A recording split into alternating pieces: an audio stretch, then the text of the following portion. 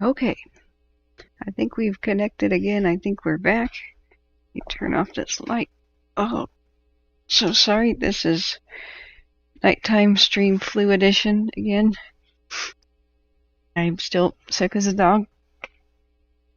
And I'm feeling a little bit better after sleeping.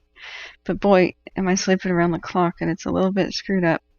I just decided, you know what? When body needs rest, let's just go give it. I was trying real hard to keep myself awake and be on that good sleep schedule, but I just was floored, absolutely floored, and needed it. So, hi, Urban Interface, welcome back. So we're going to try to find out what I missed today with the K&P and the Windy and the other fires. We've got some spooky time lapses, and we've got this is Tobias Peak. Looking at the Windy, it's actively chugging around and burning through the night right now. The Sequoia and Sierra National Forest and Kings Canyon Broadcastify is either offline or something. I'm refreshing it. This is our current view of the Windy from the south at Tobias Peak. I'm going to do a 6-hour time lapse there. So I'm trying to reconnect. CAL FIRE Tulare unit is on. Yeah, I can hear there's a little bit of a hum. And hopefully that's not super loud. And, okay, we have a connection of sorts to Sequoia and Sierra National Forest Kings Canyon channel, but it's showing no volume whatsoever. So whether or not it's actually online is a guess. But the Tulare, CAL FIRE Tulare unit is online. We can see if we have any aircraft scouting the area. I don't think we do. Sometime around midnight, I heard chatter about a pilot doing something. I was really hoping we'd have nighttime bucket drops like we had with the other fires, but just doesn't seem like we're going to have that. I wonder what happened. We used to have the National Guard out there, working the Caldor and such. I was really hoping that would continue. So, hey guys, welcome back. Let me turn on the toggle timestamps here. And, I'm still having trouble looking at bright screens. But we'll get through this. Anything that goes darker is better. So you know what? There we go. I don't know why the flu sometimes does that, but I get pretty light sensitive with that. So Tracy says we've had a couple of hot days again in the UK. Oh wow. Oh hey John, how are you? Hi. So yeah, let's look at the K&P complex. Hey Fast and Furious, hello, how are you? Hey Wine Country, how are you? So what did I miss? Let's look at the K&P complex InstaWeb. And you know what I can do is I can make my screen a bit more yellow. That'll help my head. That's ooh, that's okay. That's a little bit super yellow. All right, that'll work. Okay. And nighttime vision here. The current view. Let's do the current view of King George Ridge. This is also the Windy.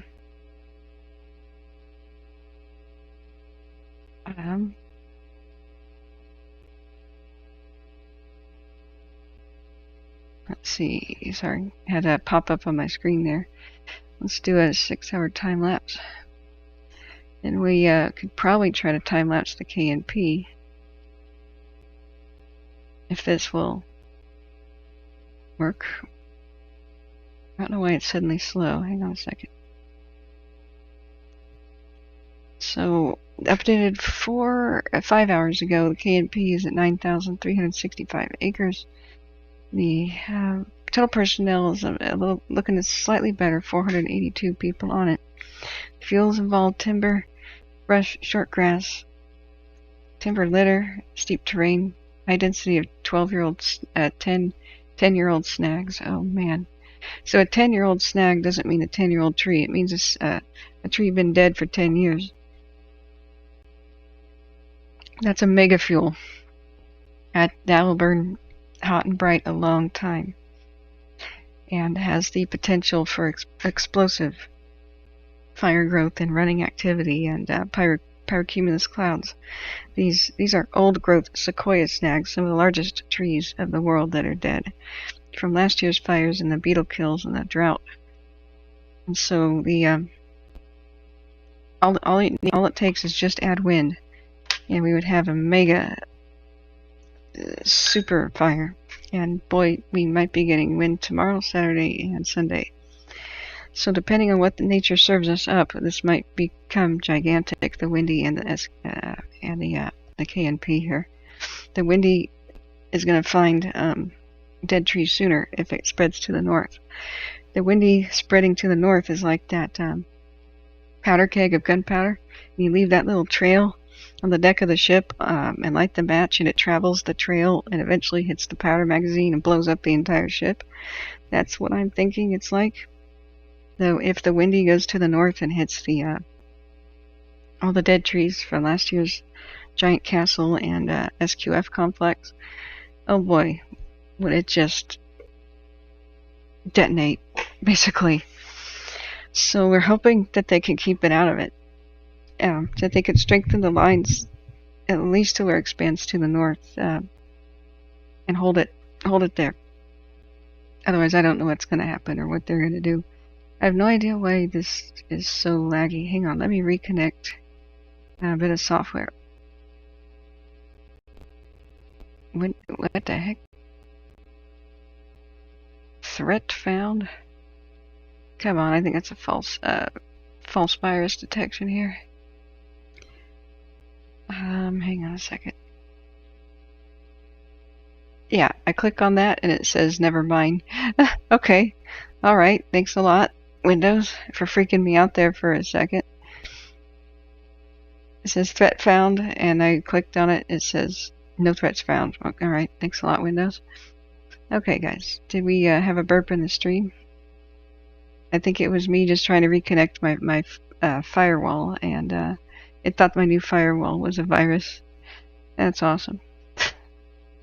High quality Windows Defender right there. Okay, so let's try this again. Let's try this time lapse again. It was a little troubled.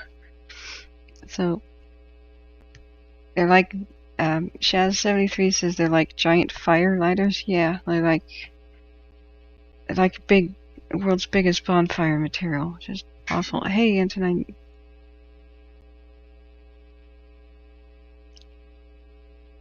Okay, how is there a dislike already? I just figured they're all in Australia because everything's upside down, and that's an Australian who is very, very enthusiastic about me. Yeah, oh yes, if you can hit the like button, that helps anybody searching for the topic of these somewhat obscure fires, get the headlines, that the Dixie and Caldor and others get. I mean, this is very concerning, but you know what the worldwide media is going to do? They're just going to say, oh, the poor trees, and go on to the next story. That's it. That's what kind of irritates me about the media, is people live here. There's tribal land, there's people's land here, there's people's lives, there's history here, there's a whole lot that will affect them. If they lose their tourist draws, then they have a poor economic outlook for the near future, or even the long-term future. And this is so much more than a tree story. But it won't make the international news like the tree story will. So we try to we try to cover the fires too that the rest of the world forgets, and the human impact, So the looking up these fires is going to get tons and tons of videos about people crying about trees. But if somebody needs real-time life-saving information about evacuation, about being connected with resources, that's what we're trying to do here. So hitting the like button helps me have a trending video, which even if somebody types in Windy Fire info evacuation, they won't see that unless they scroll through like 50 videos. If I have fewer likes on mine, it just sucks. But I do appreciate you guys with that help. So no puns on a tree story. Yeah, Urban, I like you. So let's look at the current heat signatures. 8:50 UTC is. I want to make sure it's up to date. 8:50 UTC is what time in Pacific time? 1:50 in the morning. Okay, so those are recent images. You have to check on that every once in a while. Whatever time is shown there is when the satellite did a last passover, and it usually does it every 20 minutes. The GOES 17 satellite kind of hovers perpetually over California, but every so often we have a day where it just decides not to update itself for 5 hours, and I don't know if it's maintenance or some other thing, but it's always good to double check, because a red heat detection means there's been a significant flare-up of heat big enough to hit the threshold for triggering. I mean, these satellites could detect very, very small vehicle fires if they wanted to, but they're calibrated for the bigger ones so that they find wildfires. Every once in a while, they're still fooled by a steel mill or something like that, where they're smelting aluminum, and that can have an extremely hot cloud column. But for the most part, it's got to be significant, usually 1 to 4 acres in size at least, some sort of a new flare-up of a wildfire. So when you see the reds, that isn't really a fire detector. These color codes are when was the last time there was a big flare-up, and red is within the last 10 minutes of whenever this time is. So red was within the last 10 minutes of 6 minutes ago, so 16 to 22 minutes ago. We have reds, and at night, that means a fire's really going. Usually fires, if the night's calm, start to lose their red detections. I mean, that's typical during the day. They tend to fade out and only have the occasional red because humidity increases at night. There's less heat from the sun, and there's less wind in general at night, and all these things can mean that there's less activity. But boy, do we not have less activity. We've got crazy amounts of activity, just like we've seen night after night after night, where it's chugging away, even though there's almost no wind. So what's going to happen when these fires get wind, such as tomorrow, the next day, Sunday? Well, today is Friday, actually. Friday, Saturday, Sunday, Monday. We might see these finally roar to life. This is without too much wind. This is just finding fuels and running up and down hills. That's it. That's going to be nuts when wind hits it. So, Desiree says, other people like Seth Meyers and Stephen Colbert made comments about Newsom winning the recall election. Oh, okay. Well, yeah.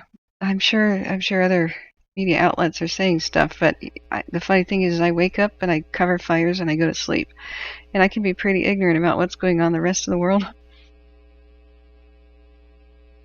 Like, I totally forgot there was an Olympics. I was getting ready for them, and then, somebody's on the radio.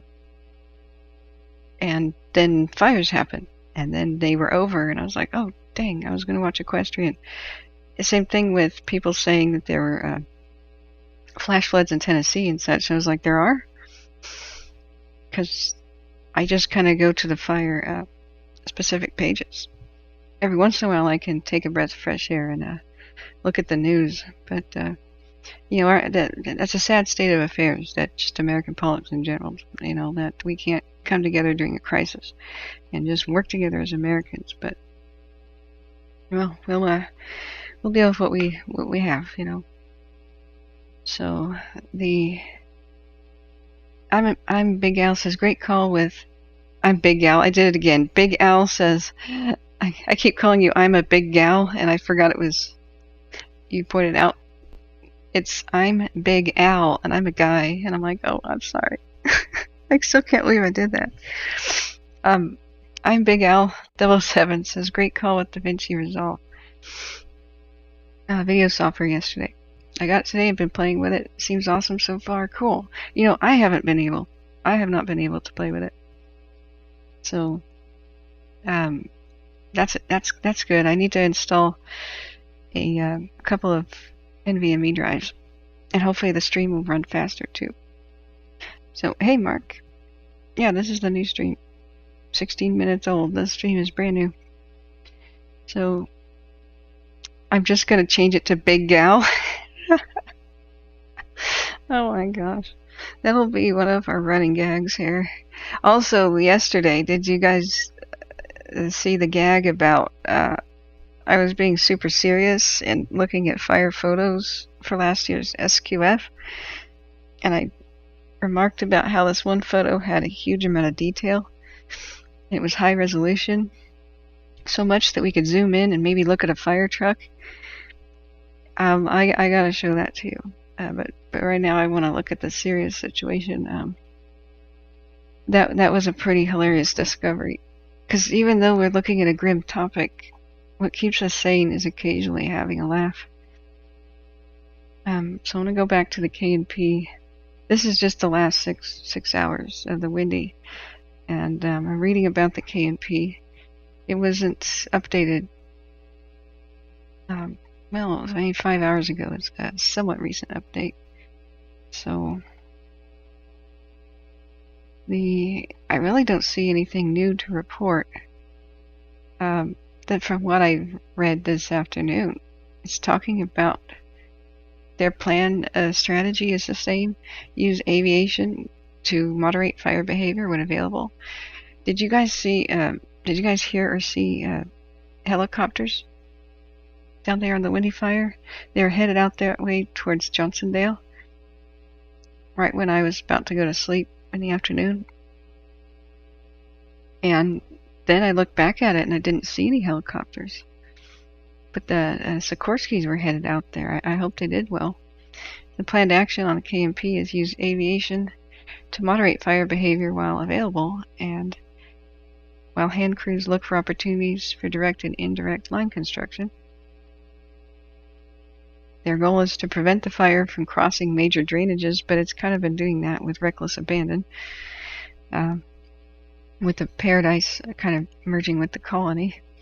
Prepare infrastructure for the arrival of fire, meaning wrap it up and wet it down.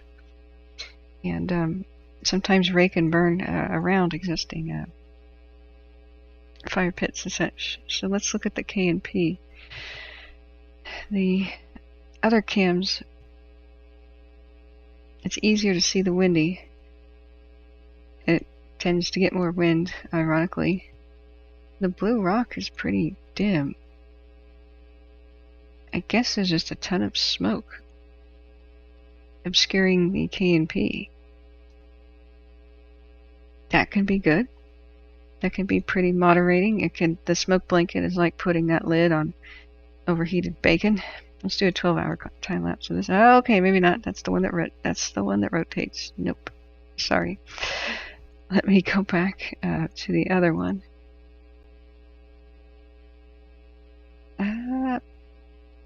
Yeah, Colville Mountain 1 doesn't rotate, but it has the prison bars in the way with bird blessings all over it. We could try Buck Rock 1 and 2. Well, number 1 is facing the wrong direction. This is a bit, well, Yeah, there's too much smoke to really see anything.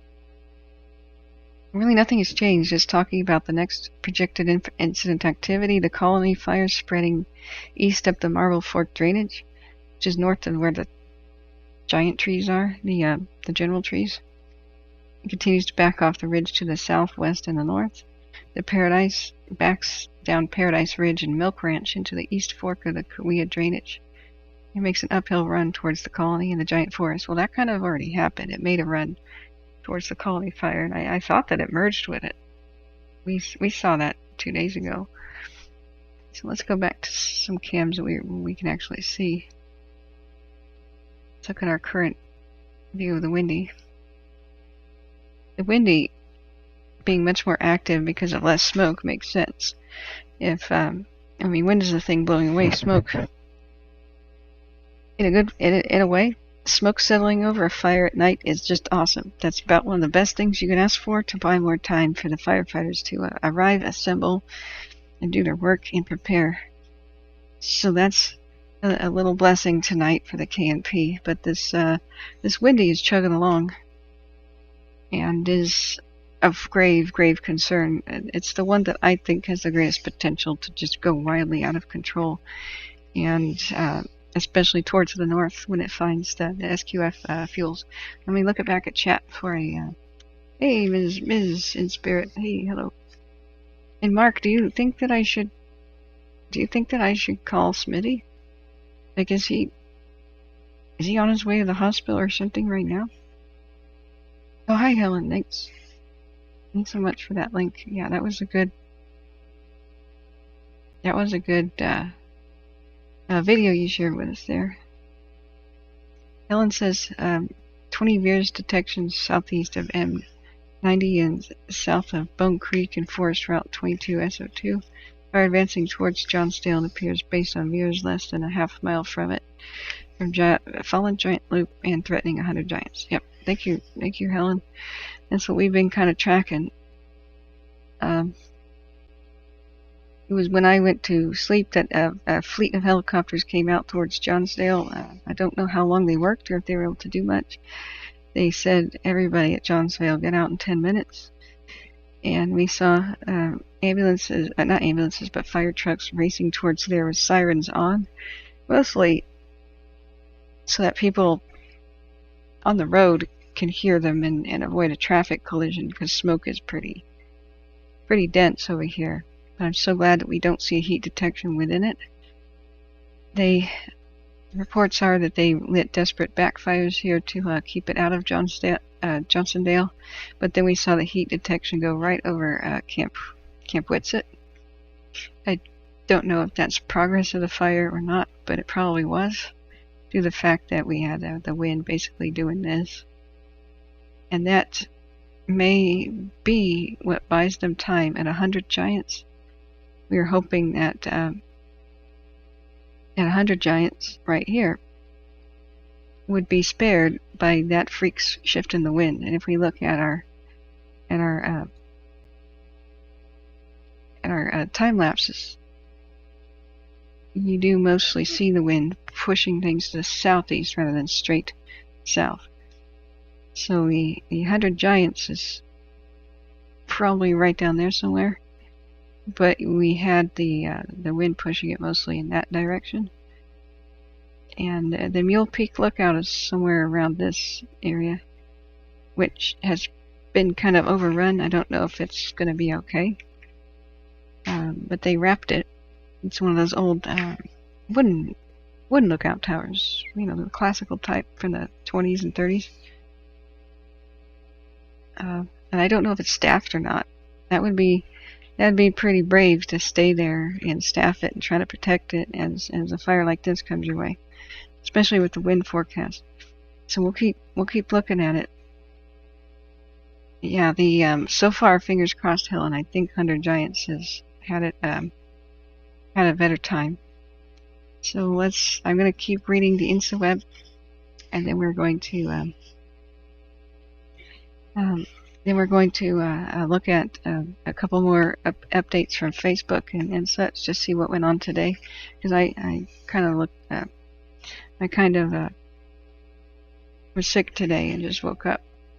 So Mark says anytime someone runs a fever soon after surgery, there's cause for concern. No, it's true. It's true. I know it. If somebody has a fever after surgery, usually they should go right to the ER or something. It says, Ms. Wait, did I miss something? The top. Hey, I'm glad you found us again, Gail. Let's see. Oh, I may have missed a lot of chat. I didn't think too much went by. Yeah, that's what I'm thinking, Desiree. I don't think too many people are even aware of what happened with the corruption and the PG&E thing, and unfortunately, that just didn't make mainstream news. The thing about leadership is, no matter where corruption is, we have to root it out and get it out, no matter whose party name tag it has, because it's a bad thing. So let's going back to other chat.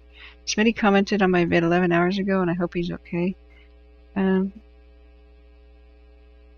guess I could just text him. It's the middle of the night. But what I wanted to know is, did he just leave like recently to go to the hospital or something? Is that what you guys were talking about?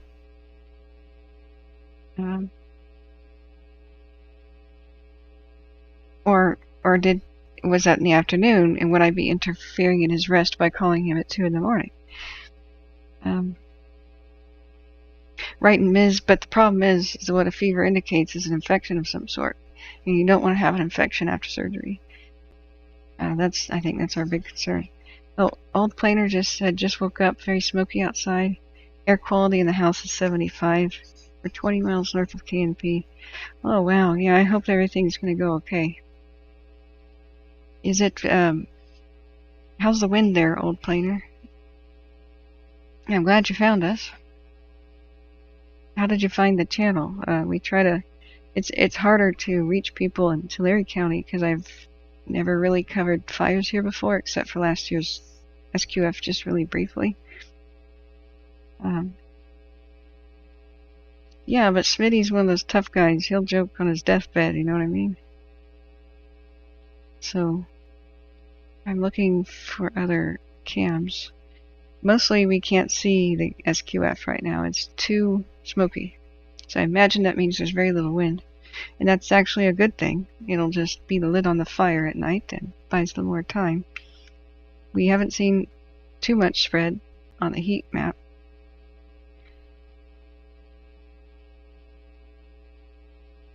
It's good that we don't see it at this ridge yet. So we know they're doing structure protection all along this road here, Mineral King, and there's Silver City and Cove and Orchard Grove. Excuse me. I don't want to screw this up. Oak Grove and Cove. Cable Cove. Jeez. Yeah, I'll get this right one day. So that's a lot of history and tourist attraction and structures there. Nicole says Holt didn't do an update tonight, and it's odd. Yeah, it is. Oh, hey, Morris. But remember, he's in school getting some sort of a master's or doctorate degree in meteorology. Plus, he just got a job at a local weather station.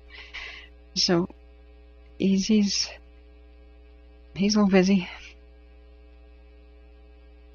Yeah, he's post-surgical, Ms. That's why I was telling people not to take.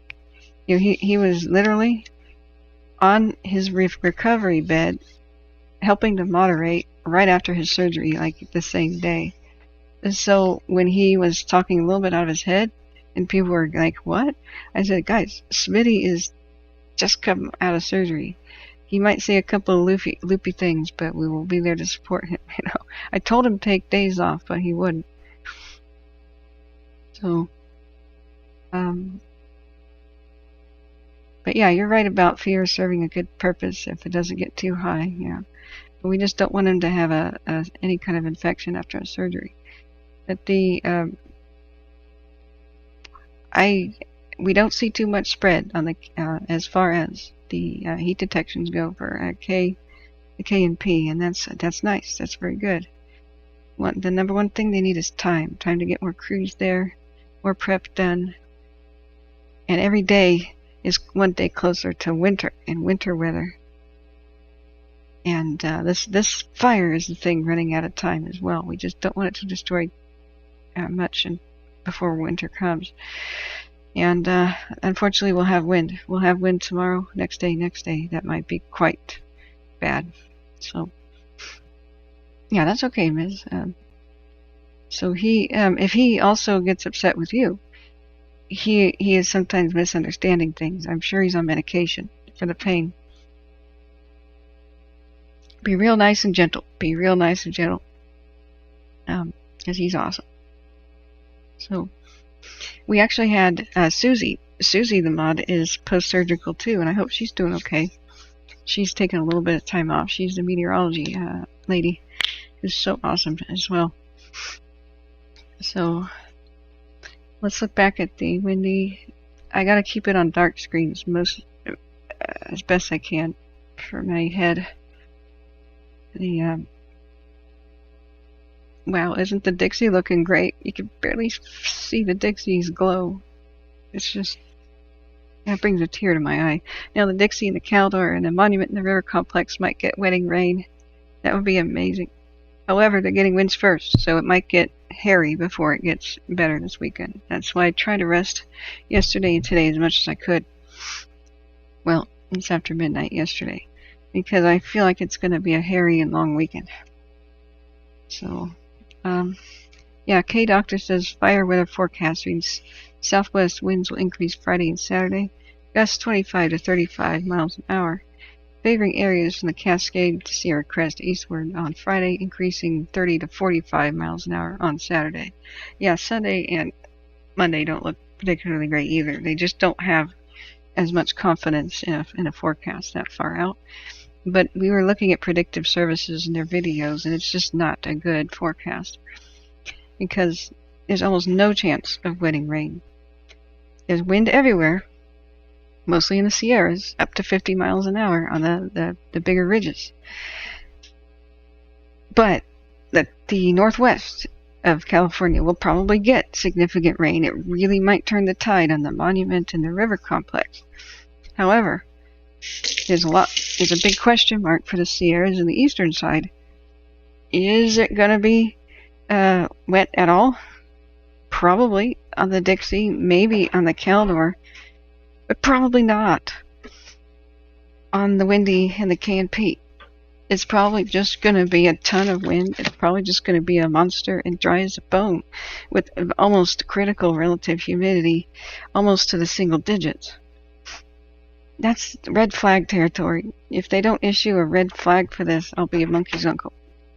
Like, that's all the makings of what red flag is. Low humidity, high winds, dry fuels. Boom. Red flag. Sorry, I have to go to the kitchen here and get some blood sugar adjusted, so I'm going to put my last slice of pizza in the microwave. And we'll look more at our videos. I'm sure there was some video updates today about what happened when I was asleep. I'm just happy to have woken up and not seen the fire move too much. And you know the Windy is super active right now. But it also hasn't moved as much as I thought. So we know they're doing things. It's just that's the big unknown. How can we predict how much the fire expands? Well, most of it's weather, but what we can't see is their awesome work. You know, their awesome work to prevent fire, like the backfirings and the dozer construction and things on the ground we can't see, like their last year's work, unless we were there and we're very familiar with things. So we don't have a lot of locals with too much knowledge about how they prepared the landscape for fire last year here. And we can have a lot more pleasant surprises if they have more work done than we thought. So sorry, I'm still in the kitchen. Gotta get some sort of a glass. Okay.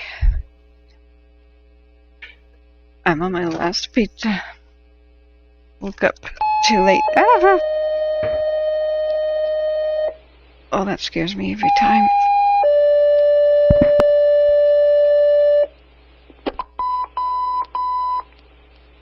Engine 82, Company 71, Bethel between South and Manning. Seizures 8471 South Bethel, timeout 0218. Oh, I forgot that was on. Does that scare anybody else? So, yeah. We can't deny reality, though, that that's not a good weather forecast. It's not the worst one in the universe, but it's pretty close. I mean, it could be wild, sustained winds, plus extreme gusts, but the thing is it could be better or worse than predicted. The last time we celebrated a lot more wetting rain than we thought. And that really helped turn the tide on the Caldor and the Dixie, and assuming the tide is still turned. Knock on wood. But we had to temper our expectations, because what I assumed would happen did. I said we'd get new fires.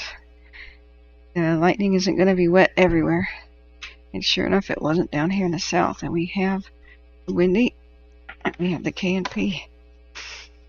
So, the same thing might be a repeat of, well, good rain for the north and nothing for the south. It's always a race against time. Firefighting is what can you get done before the next wind event. That's when everything just blows up and gets out of control. We could have a totally different story. These two fires, they could all have been out by now. Probably if they had more personnel, or maybe better fire access roads, or some other means of dropping off hot shots, like maybe helipads up on the peaks, or just some way of accessing the fire better. And of course they would have had the personnel, and they would have had to acted immediately. They would have had to have a lot more planes. The good thing I want to tell people about is these don't have to happen. Many of them can be avoided in the future if we get more personnel, invest in more apparatus, and improve response time. Even in a mega drought, these lightning strike fires mostly didn't do anything for days. They didn't, and that's typical after a storm. If there's a lull in the wind, and you got some days, you got some time. And putting them out when they're first discovered is the best thing. And that's not the same argument as a lot of people will get enraged. No, you should let some fires burn. Yes, of course. However, not now. Not now. We have so much fuel load all over the landscape. You can't just randomly let lightning strike hit an area and ignore it for a bit. That has been an extremely bad idea. We should carefully take the landscape back to the way it was. And when I say carefully, get a lot of personnel on the landscape. There's such a huge fuel load. And when it's wet times of the year, when it's moist, when it's not windy, when there's a lot of crews out, you can start the process of making beneficial fire on the land again to reduce these fuel loads. But that's going to be with, you would have to have helicopters standing by, thousands of engines, hundreds of engines, thousands of people, in some cases, to do it safely around this time of year. It's just not something we can randomly do. It would take a lot of care. So let's look back at our things. Okay, we still don't have a good view on the K&P. So let's do a King George 6-hour time lapse. So what's with wrapping things in tinfoil? That's a fire protection wrap. And I don't know exactly what it's made of. It seems to be a lot better than a space blanket. But it's to keep embers from lighting the building on fire. When embers swirl, it's like a blizzard. The embers are real small. And they get pushed up like snowflakes up underneath the roof eaves, and they go in the in between the siding. They get stuck in the little cracks, and they go in the soffit vents, especially if the screen isn't good.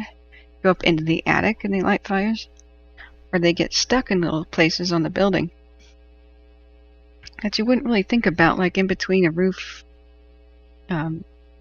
gutter and the roof itself.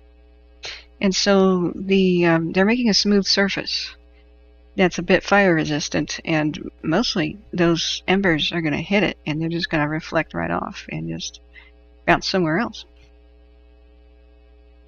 The actual flames, like approaching, I don't think it does too much to protect the structure, but a lot of structures are lit on fire by the little swirling embers and little bits of burning branch that might, land on the roof gutter and get stuck there. So it really does help, but they kind of have to be around to babysit the structure too. I'd like to know more about it, because it's a relatively new thing. And I'm learning now that little things can really matter to protect your property. Like one house burns to the ground, the next one next to it is fine.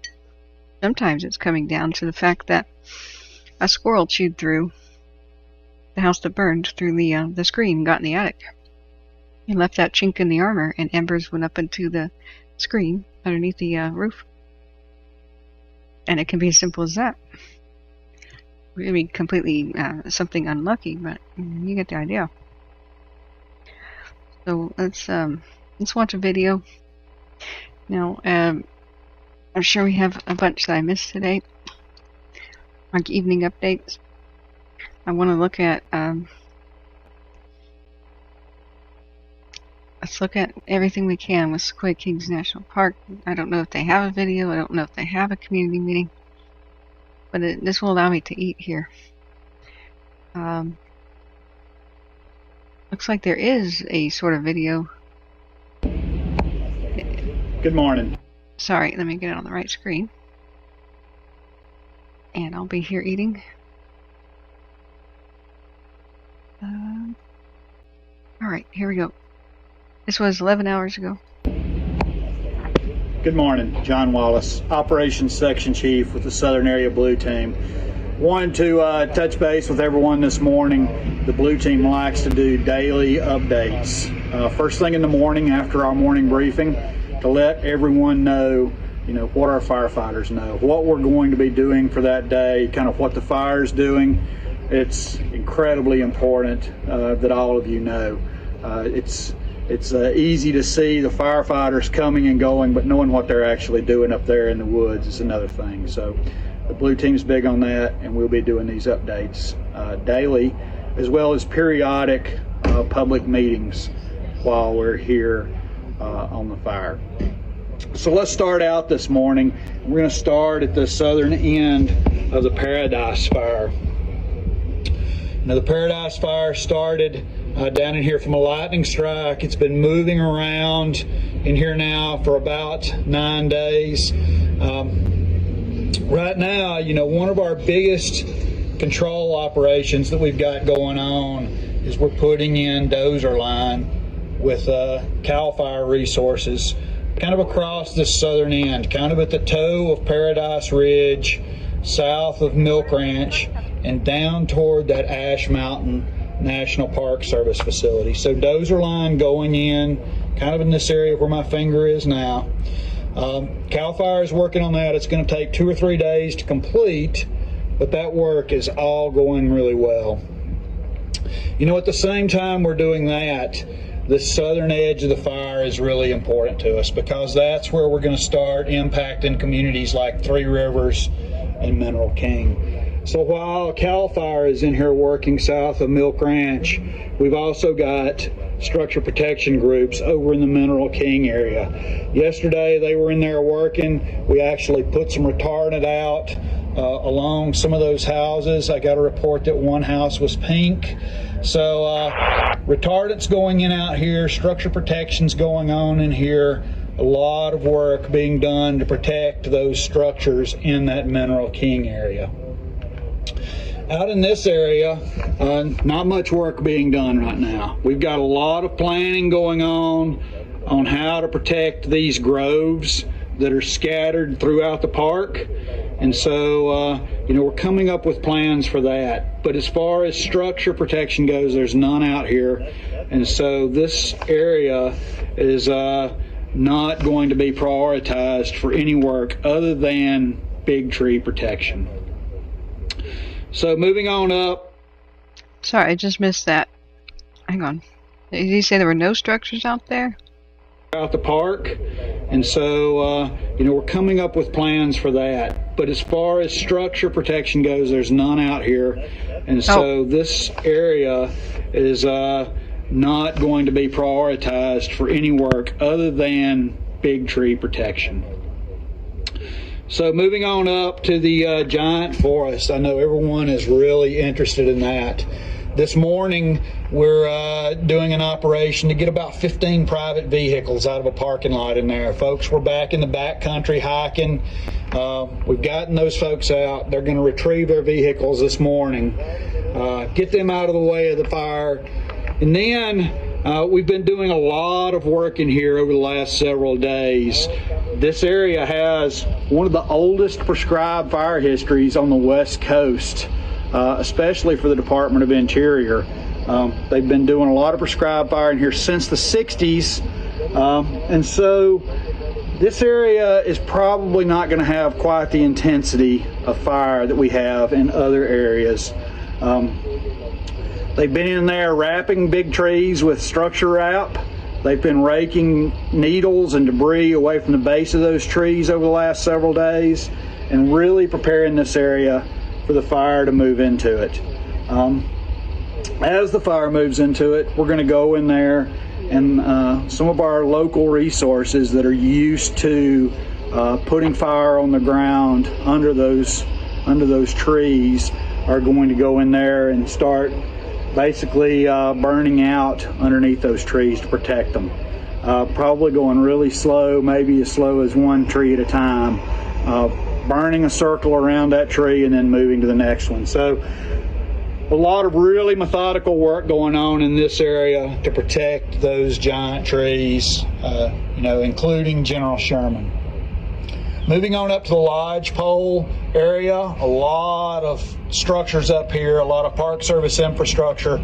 We've got a lot of people up in here doing structure protection on this and making sure all of that remains safe as really the colony fire starts moving up into this area over the next several days. We've got division supervisors out, kind of fire line supervision out today, scouting some additional lines out here and looking for opportunities to stop fire spread to the north. That work's going to be going on over the next several days. As we get in more resources, as we feel better about the protection in the giant forest, the protection of Mineral King, the protection of Three Rivers, we're going to start focusing more on these areas.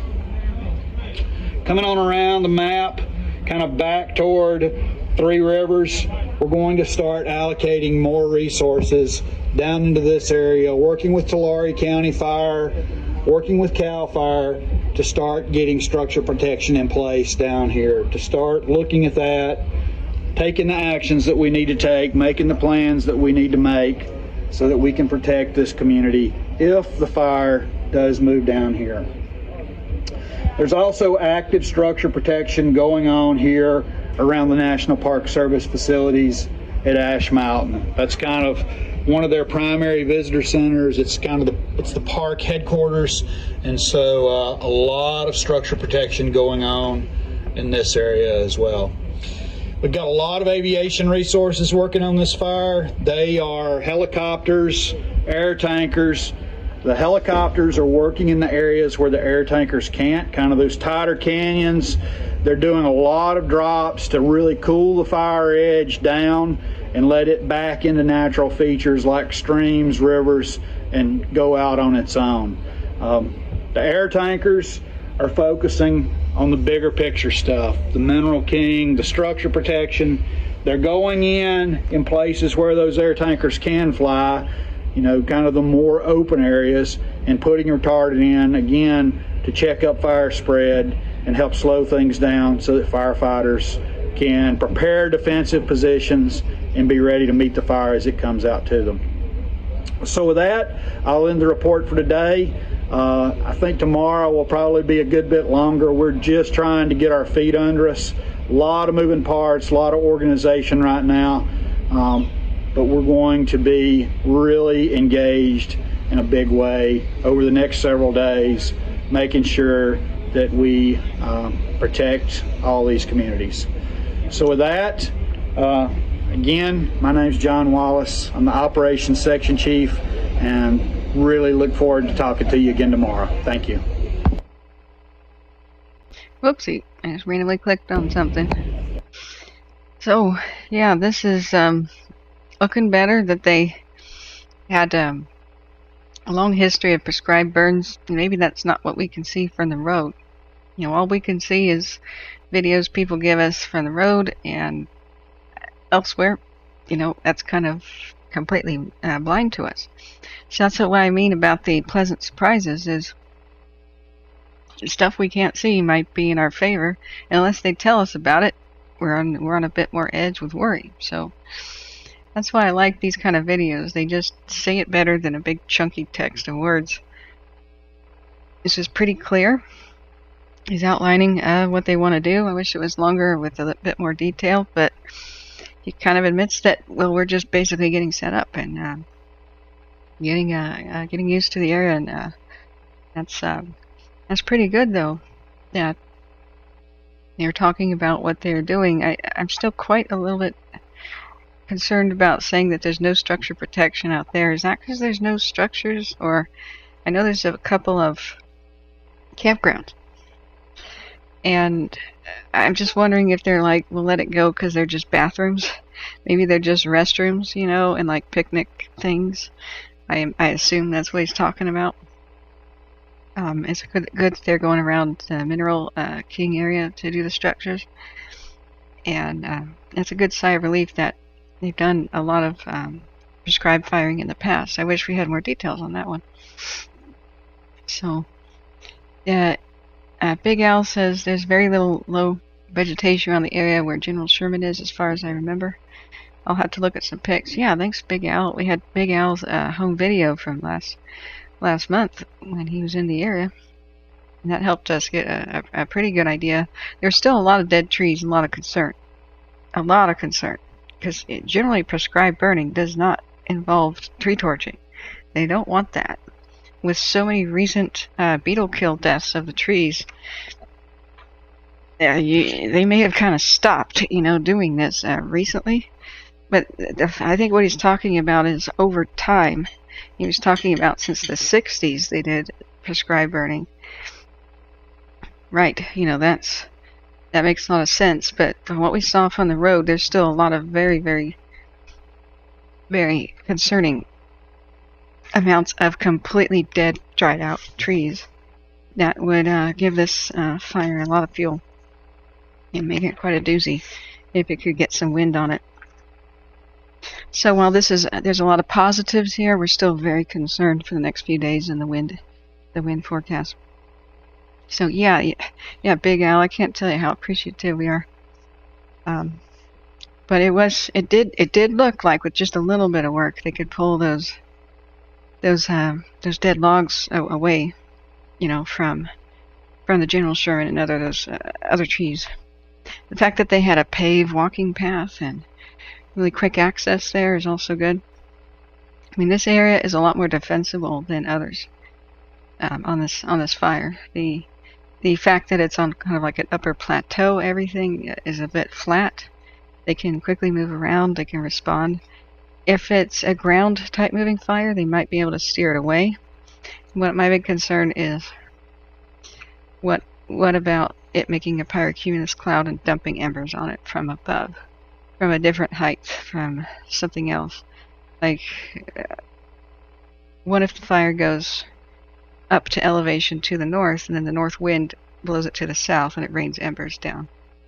And we have other concerns, but it's good to see a video and see what their strategy is. So we've got the General Sherman wrapped in its diaper, and that does help. It is missing bark at the base. The bark's pretty fireproof, but the chunks where it's missing, that's its grave weak spot.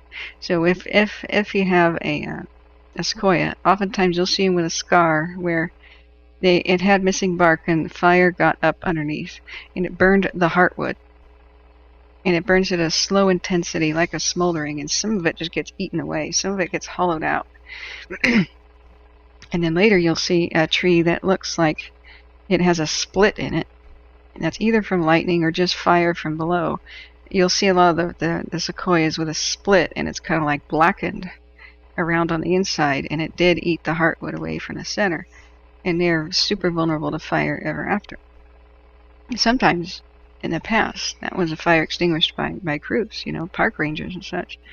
But you'll see a lot of drive-through trees, and a lot of people who care about trees are really concerned because they just literally took a chunk out like this, and you could drive a car right through them. That doesn't hurt the tree. That usually was, they had found one that was injured like that and missing all that wood, and they were like, okay, we're just going to add a little bit more to it, and that's what they did. They can sustain that kind of thing. They're pretty sturdy. Their roots are super deep, and their bark is really thick, and everything holding them together is pretty good. So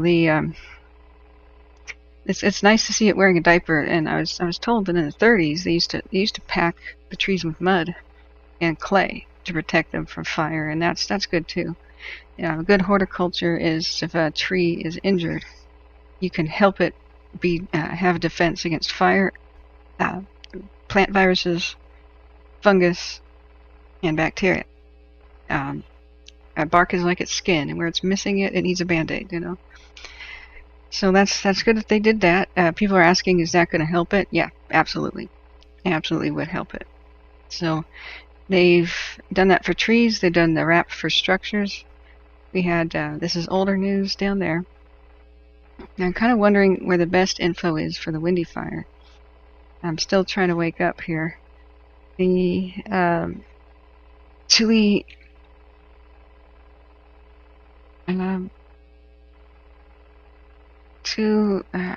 Tulare County Sheriff's Office will tell us if there's any.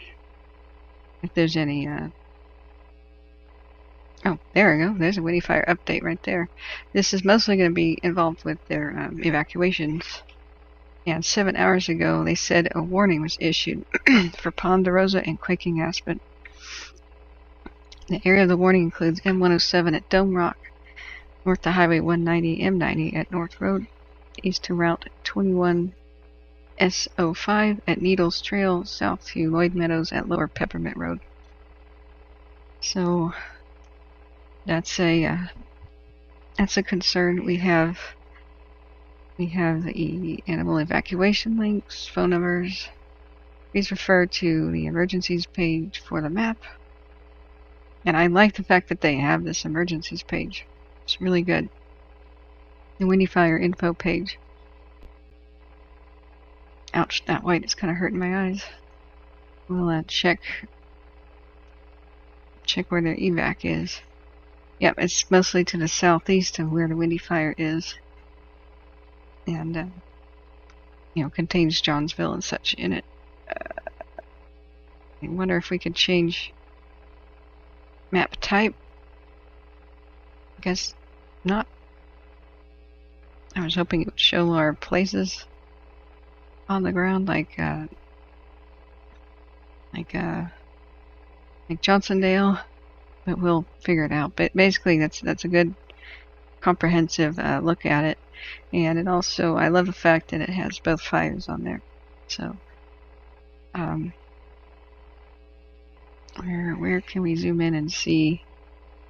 I was hoping we could see community names, but this is a lot better than some counties that just have a PDF that's not interactable. That's harder to deal with. So it explains evacuation orders versus warnings. Nice and clear, concise, one-stop shopping for most of the info.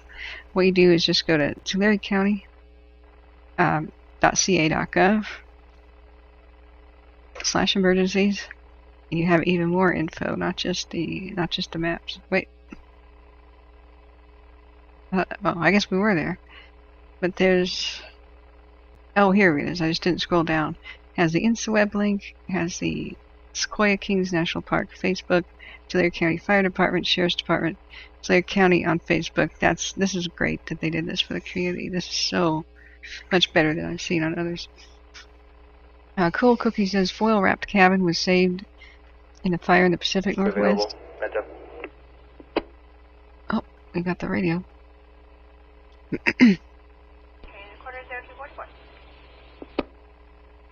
Yeah, every once in a while we find out the radio's alive. So we can go to Tulare County Fire Department. That was where I was going to check next. See if we got more info. Do you remember which cabin that might have been, Cool Cookie?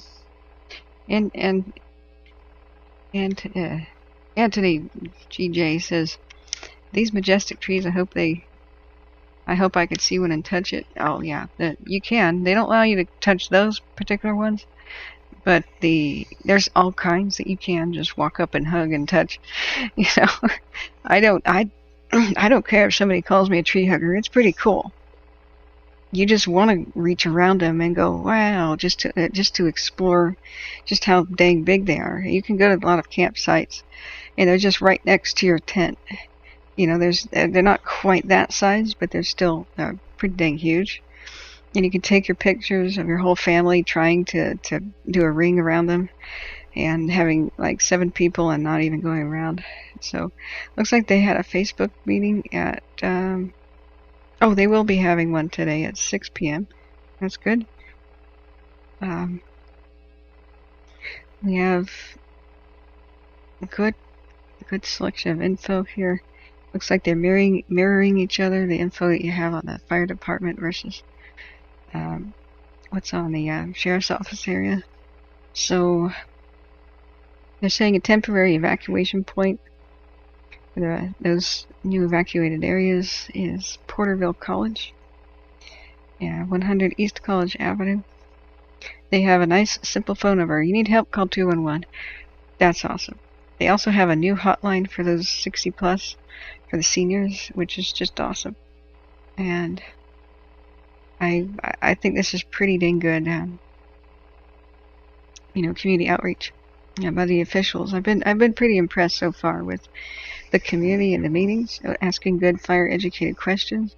The fire volunteer service the community has, the frank talk that the officials are giving the community as well, that they're answering questions, that they let they have 45-minute long and hour-long community meetings. That's just amazing. They answer questions people have. That's it's been quite impressive so far. I just wish we had cams and other things to monitor it better. So here's our current Tobias Peak. Let's do a time lapse, because this thing's chugging away. It's going to spread a little bit tonight, and then when the wind starts hitting it throughout the weekend, who knows what's going to do. We can look at some models again. And so, yeah, Morris says we could let the Indians manage the forest. Yeah, that's the Tule Reservation there. It's time for us to shut up and listen and say, so how did you guys do it? To anybody with the knowledge still, and then formulate a plan based on tried and true methods. if something works for a few thousand years, it's probably going to keep working for a few thousand years. So, and then we can add new technology to it and have the perfect mix. So, let's see. Hey, Chris Jones, hey, welcome. Middle Fork, Kauai is a very beautiful river. A great kayak run, but it's illegal to run inside the park. What? Why in the world is that? And Anthony says this is the real fight Mr. John Wallace is talking about. I don't know who that is. Chris says, a friend of mine drove around Butt Lake the other day, and good seeing you again, by the way, and said that both campgrounds are okay, and the fire did not burn as much timber around the lake as a perimeter map indicated. Well, that's good. Yeah, one of the things we heard about was they were really battling to save the Butt Lake campground and structures, and they reported good success. Remember, around Butt Lake, what they did was they did the backfiring. Now, that was that night that Matthew Henderson drove there, and he reported that the fire had reached Butt Lake and was near Lake Almanor, because he unfortunately arrived just as fire crews were leaving to go around the corner. And they had just lit the backfiring around Butt Lake and around the west shore of Almanor by the highway. And it was all under control. It was nighttime. It was just pine needles burning off the ground and little baby trees. But if he had arrived about, 2 minutes earlier, he would have said hi, and they would have said, oh, we're doing control burning. And so that was one of the good things that saved that region. And people were very concerned about it, and I was able to calm people down. There were literally people crying, and not just in my channel, but in his live broadcast. And I just tried my best to tell people that's a control burn. It's okay. It's doing fine. It'll help protect everything. And I was able to reach some people, but that's the nature of live reporting. If you miss one little memo, like he did about the notification of live burning, and he missed the opportunity to talk to them, he didn't know what was going on. And I knew that it would help. So also was a lot of luck when the Dixie exploded that night. The wind pushed it right in between Almanor West and the Prattville, the Almanor area, like right in between them, right through the campgrounds, in between the buildings. It was just unbelievable. If the wind had shifted a little bit, there would be nothing anybody could have done. But that's the luck of the draw. Canyon Dam gets destroyed, Lake Almanor West gets damaged, but the fire mainly goes one little straight shot finger in between. Like, that was incredible luck, path of least destruction. Just like at Tahoe. The fire that shot out deep into the community goes right in between most of the structures. Just that's the thing about fire. What survives is oftentimes just total luck. Now this is so active. This is just concerning. That thing is chugging away. This is the Windy fire. So let's see here. I'll go back at the chat.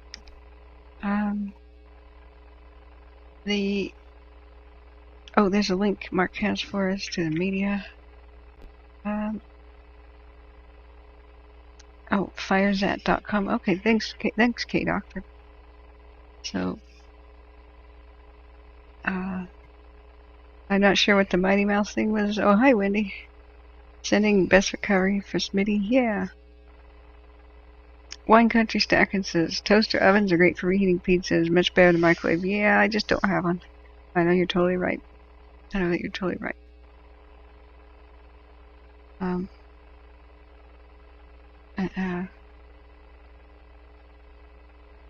Yeah, Mark's big hugs, big hugs. Let's see. Alright, I think I'm caught up in chat. The thing that Mark was saying is, he was kind of saying, I wouldn't mind losing my house if it meant saving one of the ancient trees, like the Bronze Age trees. And I wonder how the community feels like that. Because on one hand, you have these ancient trees that are not replaceable, and they're the tourist draw. Jeez. vehicle accident, engine 96 with Merced engine requested. I-5 cross of knees, motor vehicle accident, I-5 cross of knees, timeout 0253. Yikes, motor vehicle accident. I hope that person's okay. On the one hand, you can rebuild structures. If you're given enough time to evacuate, you can get all the irreplaceable stuff out. A community has to have a tourist draw to exist, otherwise they don't rebuild if there's no economy. However, the amount of difficulty somebody has in California right now getting fire insurance, maintaining it, getting everything replaced is really difficult. There's probably a lot of people that just can't get any right now, or their property was deemed uninsurable and they're still working through the process of making it insurable. There's a huge problem like that in California.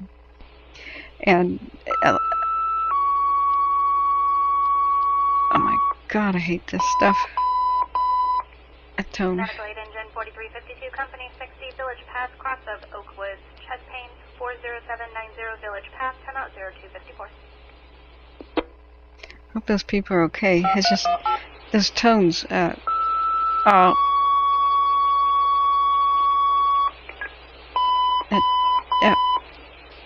On tone 4, medical aid engine 4352, company 60, Village Path, cross of Oakwoods, chest pain 40790. Okay, I'm just going to mute that for you guys. I'll take one for the team. I'll keep listening to it. But the point is that even if you have insurance, on the time you're not going to get your stuff replaced. It's not going to pay out as much. There's shenanigans. You'll have a very difficult time reestablishing your life. And so it's there's a lot of these trees. Losing each one is a hard blow, something we can't get back. But a lot of them do survive fire pretty well. So I think a lot of the community would be pretty upset, and rightfully so, if they didn't prioritize the structures. If they were like, see ya guys, we're off to save the trees. It's kind of like, what? I'd be of the mind, I think, if I lived there, why don't you prepare the trees every summer for fire, and then when a fire actually hits, then you help us, because the trees are already prepped. The big ones, the super ones. It's one of those issues where they need to prioritize both. They need to protect people's property in their town, and safety, of course, is the number one concern. But they also do need to protect trees as well. Otherwise, the community won't exist if there's no tourism. So we need, what I think going forward is they should just have a lot of preventative maintenance so that they can do both. And if we just had more staff, if there were more people, more firefighters in the country, they would never have had this problem, because these fires wouldn't get that big. Very few of them would, if they could pounce on them, respond real quick, and get them out, and then go back to doing prescribed burning with it's better to put fire on the landscape that you decide when to do it than when Mother Nature decides to do it. Because she'll decide to do it when it's in the middle of summer in a drought, So I'd be quite upset if I were a person told that a tree was a priority. I wouldn't be like, it's me or the tree. I'd be like, we should be doing both. So let's see. Anthony says big trees have foil socks. Maybe small trees should have foil hats. That's an awesome idea. The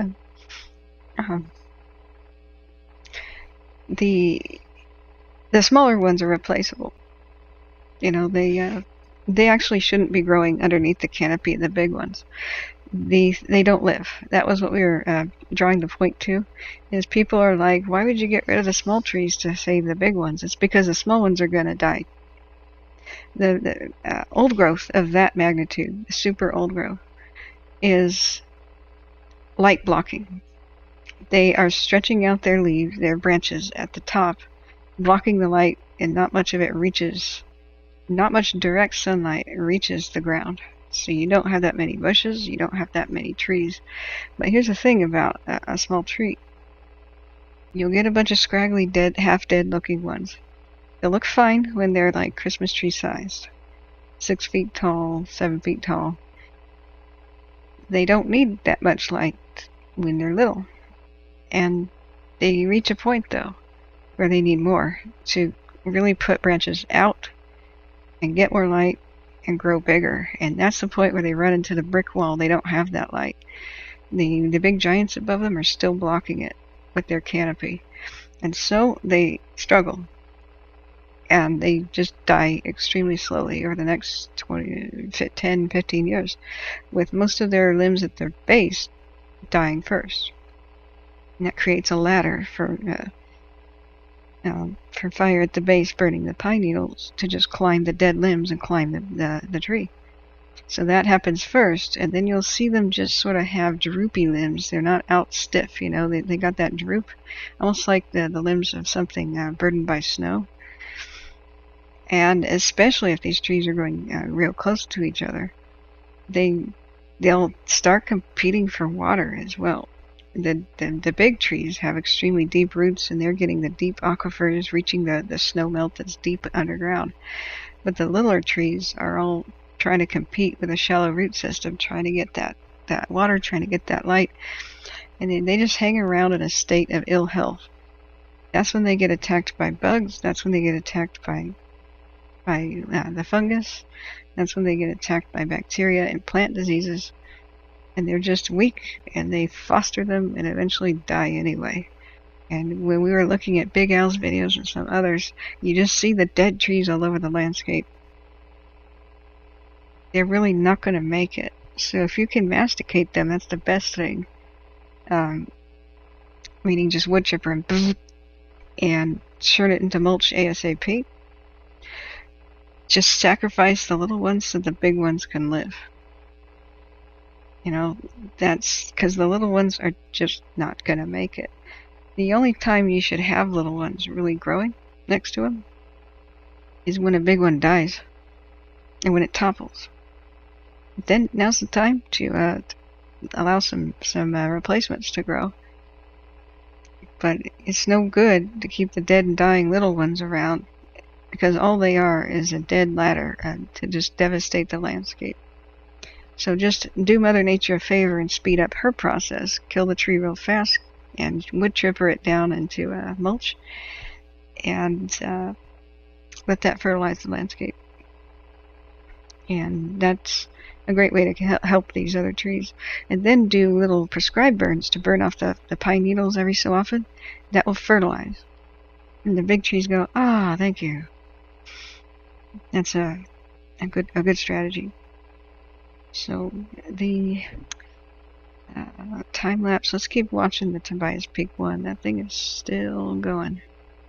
We'll look back at cams in a second. We probably have a couple Dixie fire updates to watch. Cool Cookie says we're N95, we're walking outside. Works wonderful to walk outside the complex if air quality is poor. Yes, the N95 is what you need during smoke. Every day, all the time, even indoors if you can stand it. The fine particulates in mega wildfire smoke, as well as pollution in the city, has been linked to increase in heart attacks and strokes. The entire country is having them, even in New York City, at an increased rate right now because of the fine particulates. That's the extremely fine stuff you can't see. A bandana doesn't do it. Your regular cloth mask doesn't do it. It's the N95. And that's the go-to that these wildland firefighters want to protect themselves when they're out there working. And the next thing that they've been finding out is dementia is being linked to these fine particulates more and more. So if you don't want to get dementia when there's smoke, put on the N95 or try to get to better quality. It's quite bad. So let's look at the very last image of the Windy fire. At this point in time, I recommend everybody get an air cleaner. It's wonderful. And then when you have smoke in your house, it's going to fall down as soot and toxic dust, and be stirred up again and again and again. Constantly dust with like a wet kind of a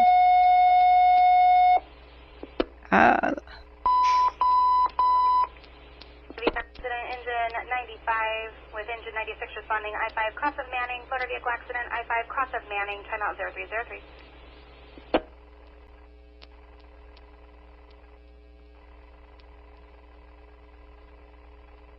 Anyway, you want to constantly dust to get that toxic stuff out of the air. Otherwise, you'll keep breathing in that stuff. If you ever look at a firefighter's hands, how dirty they get, a lot of it's that fine stuff getting up underneath their fingernails.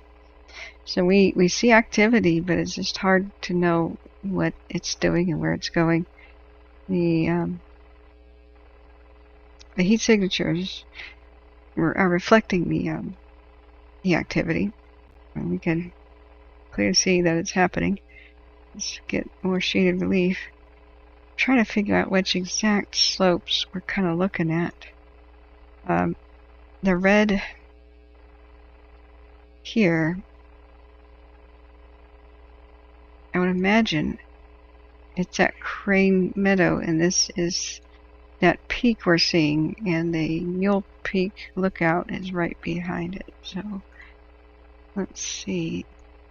Yeah, this would be, in my opinion, I think that is that slope. Sorry, let me get the different pen color. That's probably an unnamed. Is that right? It's called T7828/T. I don't know how to read that.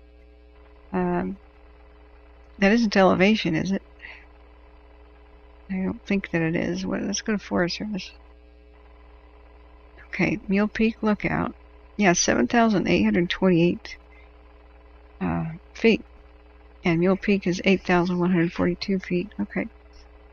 So, if I had to guess, the fire...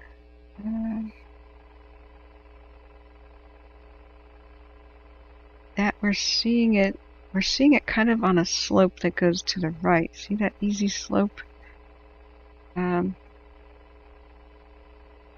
See how, excuse me.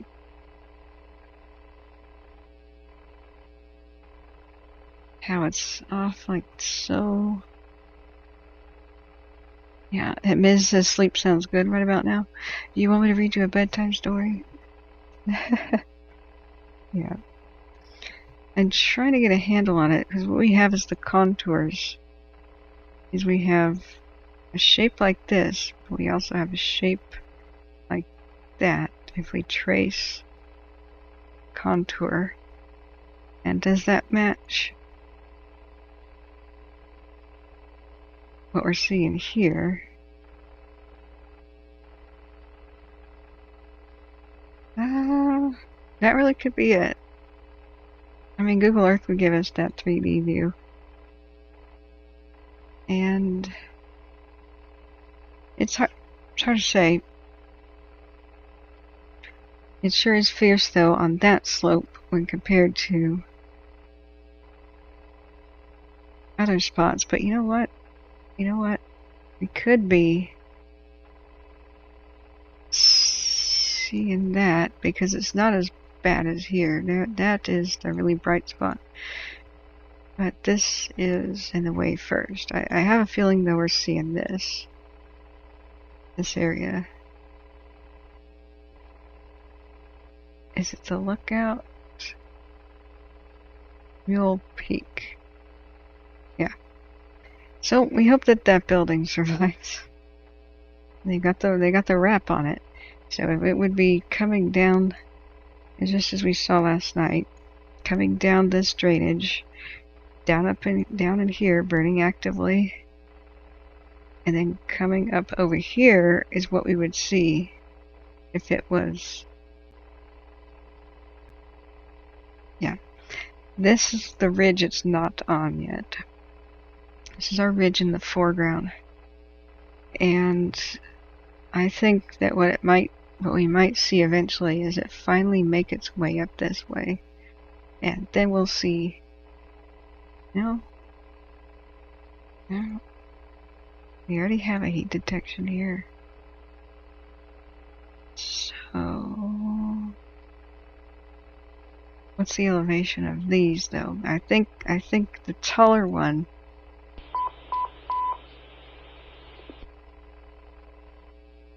I can't figure out. For medical aid 12756, first drive, apartment 8.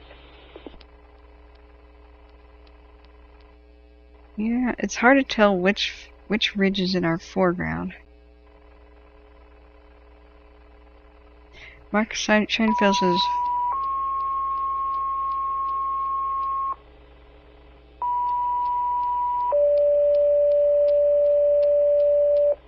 oh man.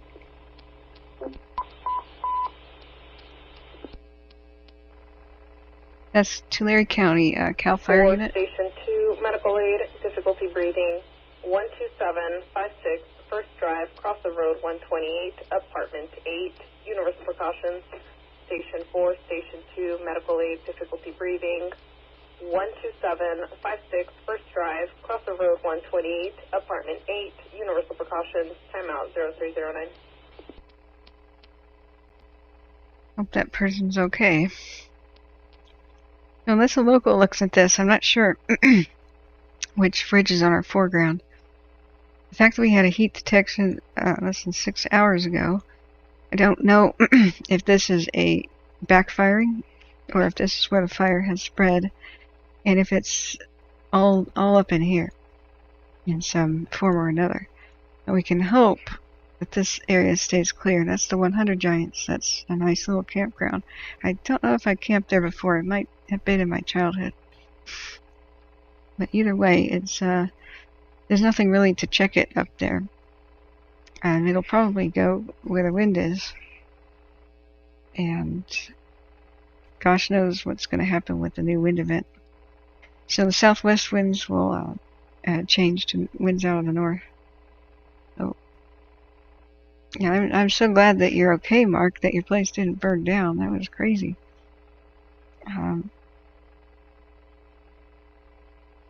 And the fact that he ran back and forth to the kitchen with water instead of right past the fire extinguisher. Did you use the fire extinguisher?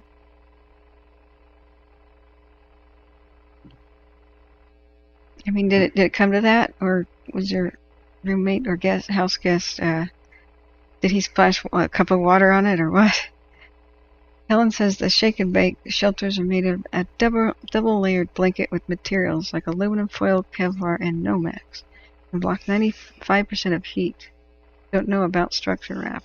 Yeah, I'm curious, Helen, to know if structure wrap is very similar to it or whatnot. Can you use a shake and bake just once? That's what I heard. And so that's why training courses can be a little bit expensive. Fire survival training courses. I was looking into them. They're held all the time. A lot of them are for the media and contractors who want to work behind fire lines. They need to have their shake and bake, and they need to know how to use it. And to pass the course, you have to get in less than 60 seconds, I hear. So you whip that out, and you literally shake it like you shake a blanket. And it unfolds, and you zip yourself up into it, and close yourself up into it as fast as you can. 20311. That's why you call it shake in it, and then you bake in it. It's dark humor. 1 second, I gotta sneeze.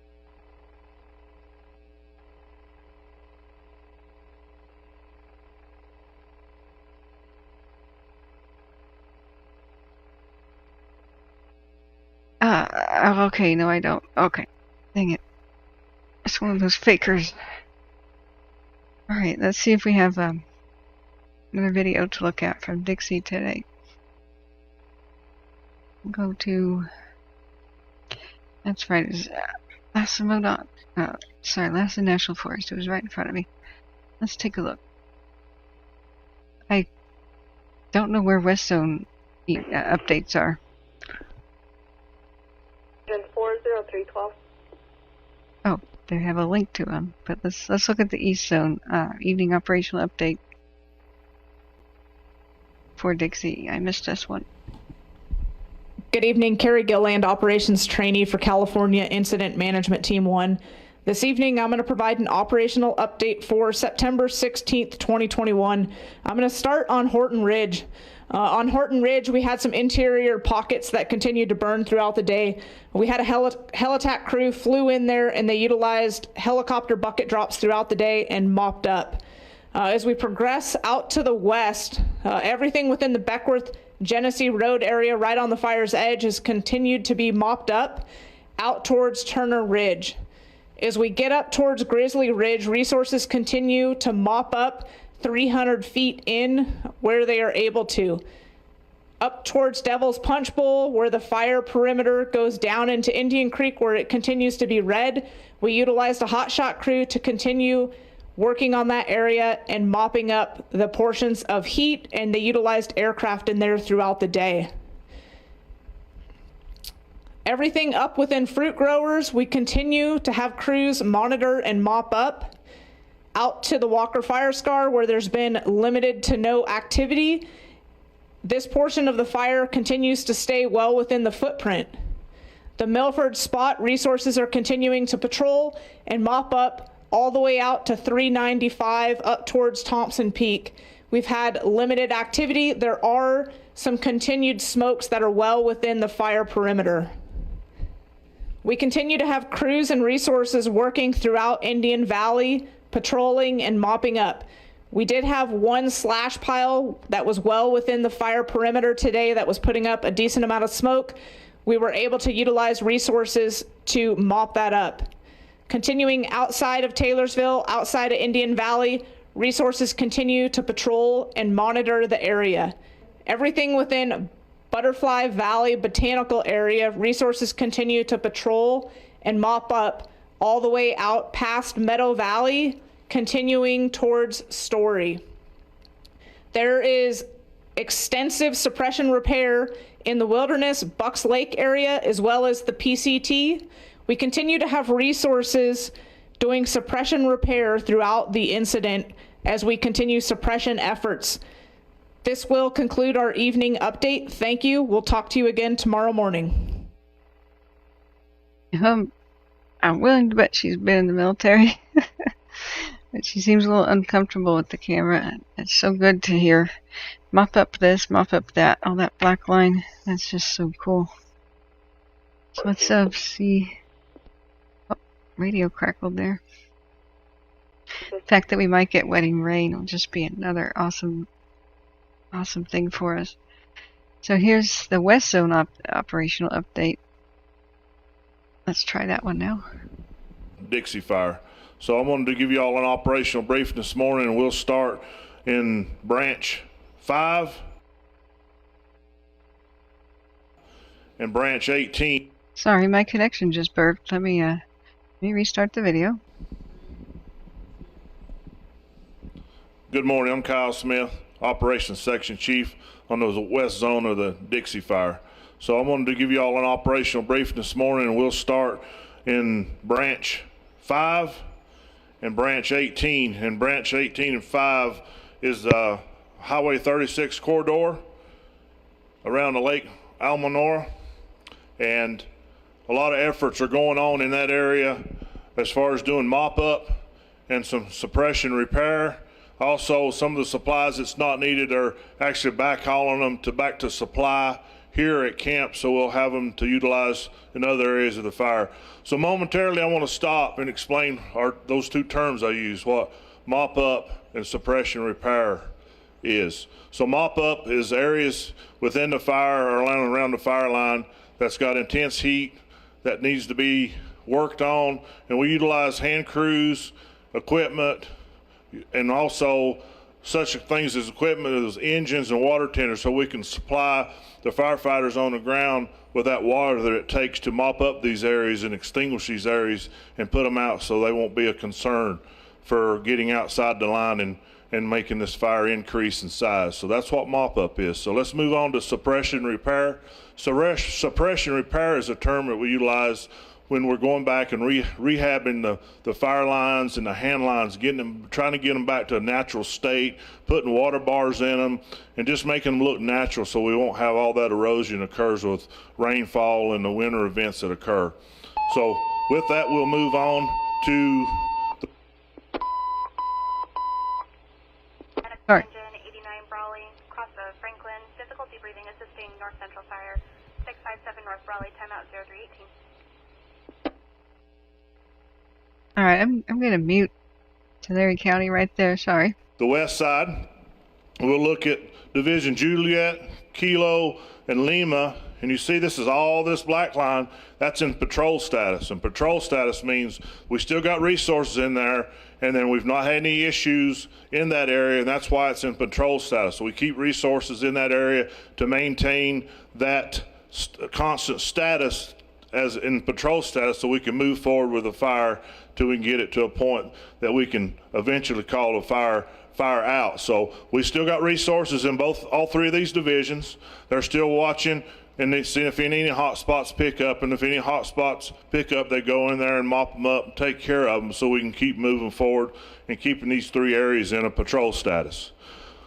Moving on up in here into November and Oscar within the national park. November's looking real good. There's a little area of handline that they're working around some steep rocky country, and not only are they putting that handline in, but they're also mopping up that area as they go and making it safe.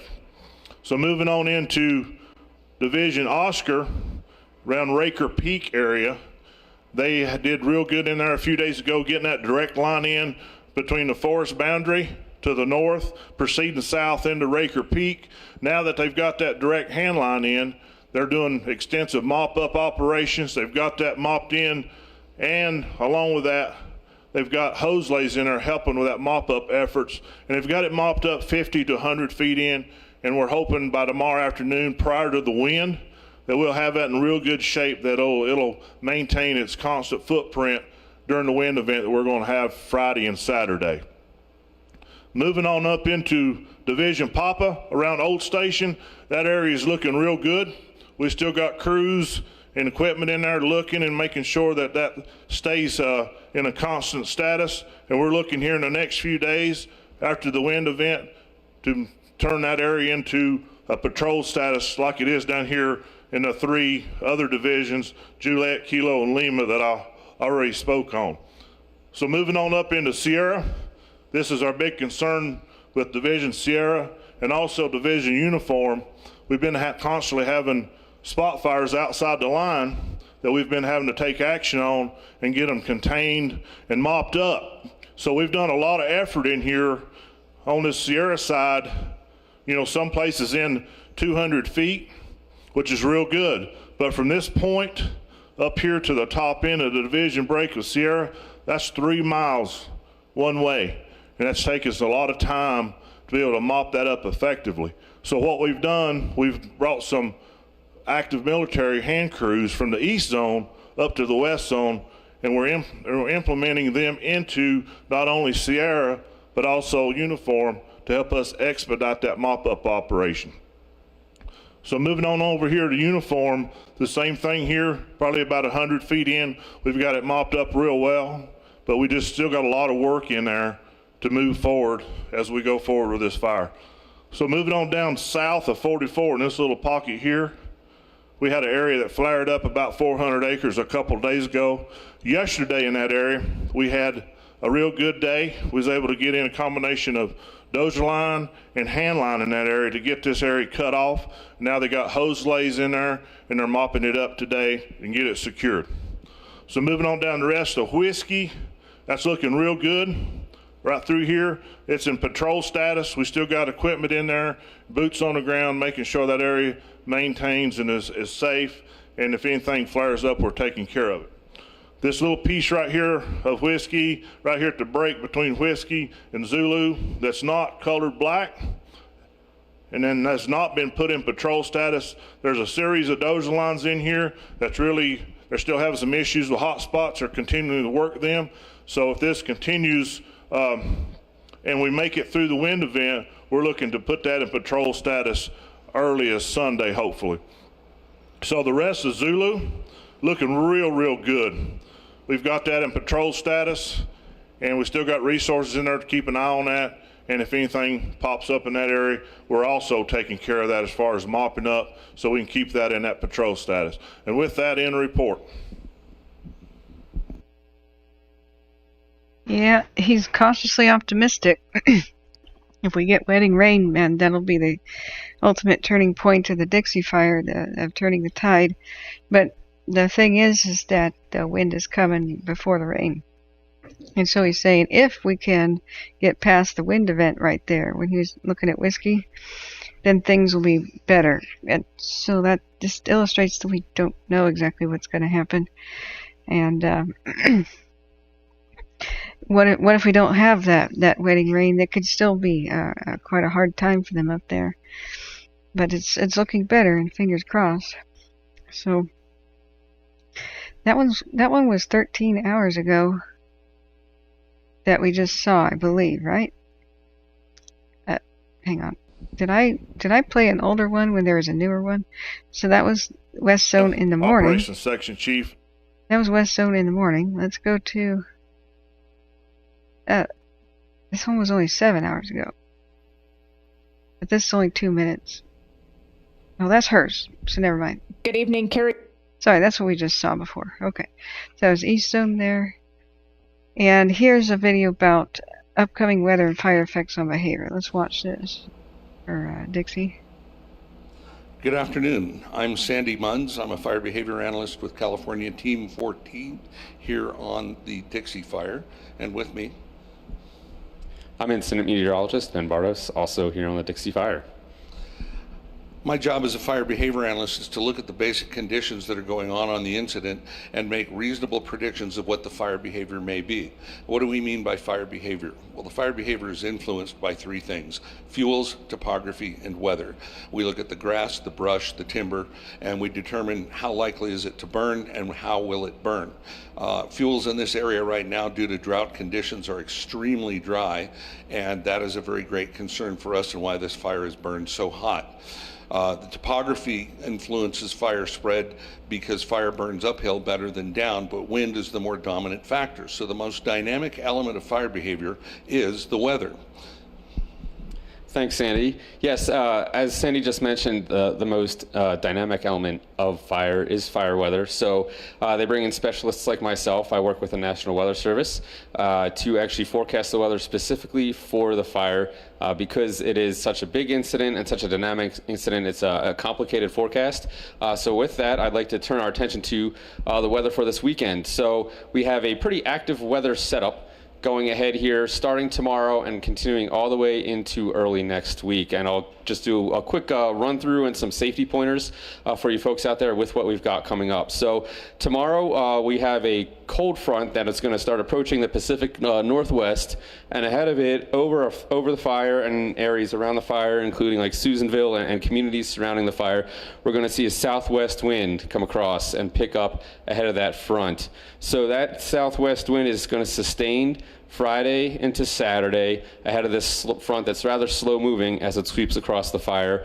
We're looking at winds 25 gusting 35 miles per hour both Friday and Saturday with that system. So for me as a meteorologist on a fire, what I look for is, okay, it's going to be windy. Is it going to be hot? Is it going to be dry? And the answer is it's going to be dry, and we are going to have some cooler temperatures, but it's still going to be warm. So we're looking for warm, dry conditions with strong winds ahead of this front that moves through this weekend. So I'm going to have my eyes out on the fire, seeing how those conditions play out. And then moving Saturday into Sunday, we actually are going to have this front itself pass through the fire, and we're actually going to get some rain out of it. So that's going to help us. The question is how much rain. We're dialing that in now. I will say that it looks like we'll get what's called a wetting rain, and as a meteorologist, a fire weather meteorologist, what a wetting rain is that we look for is at least 1/10 of an inch of rain. And what that means is that that's a rain that can actually soak into the ground and actually make a difference in how the fire could behave. So that's the threshold that we use, is 1/10 of an inch in 12 hours if we're getting technical about it. So we have a good shot at getting that.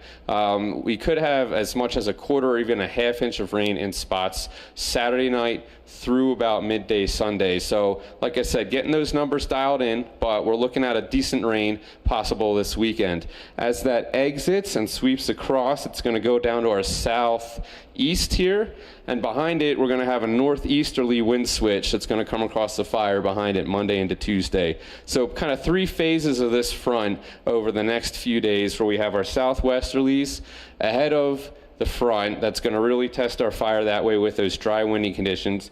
Catch a break maybe with some rain over the weekends as this front pushes through, and then into next week we're going to have these northeasterlies behind it that'll test us again with some more windy conditions, maybe 12 gust 20 miles an hour. So some safety watch outs, as we call them, for you with the weather. When it gets windy, you know, you want to tie anything down that could be blowing around, because it is going to get gusty. Just note that because it is windy, that ups our fire concerns. So anything you're having to do that could spark a flame or something like that, please be cognizant of that. And when it does get wet, especially since we have a lot of burned areas and whatnot, that means muddy, yucky roads, things like that. So the long and the short of it is, if you're going to be out doing something this weekend, be very cautious while you're doing it, and it might be a good weekend to just kind of stay indoors and hunker down. That's what I've got for the weather piece. I'm back to Sandy. Thank you. So how is this going to affect the fire here that we are currently working with? The last time we had, up until the last time we had rain, we had conditions that provided for extreme fire behavior. Extreme fire behavior includes when the fire moves from the surface fuels up into the crown of the trees and consumes the foliage of the trees. It moves at a much higher rate of spread and pretty well destroys portions of the forest wherever it burns through the crown. We had that through significant portions of this fire repeatedly for many periods of time. Once we got the rain, it took a lot of the heat and the energy out of the fire, which decreased the intensity. That gave us the opportunity to get in there and do a more aggressive attack on the fire and gain greater control and containment. Fire's currently at roughly 86% containment.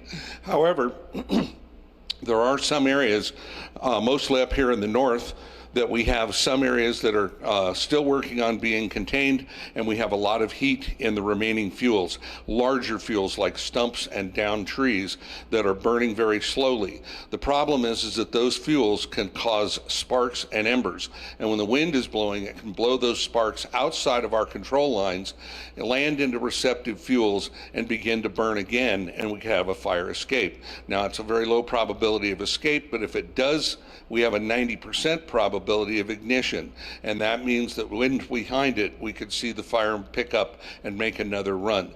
At this point, the fire is winding down, but the weather is winding up, so we're building in contingency plans based on the fire behavior that could happen to see where this fire might go. So the southwest winds that Ben was describing would push out of this area right in here and up along this point where we have the greatest amount of heat.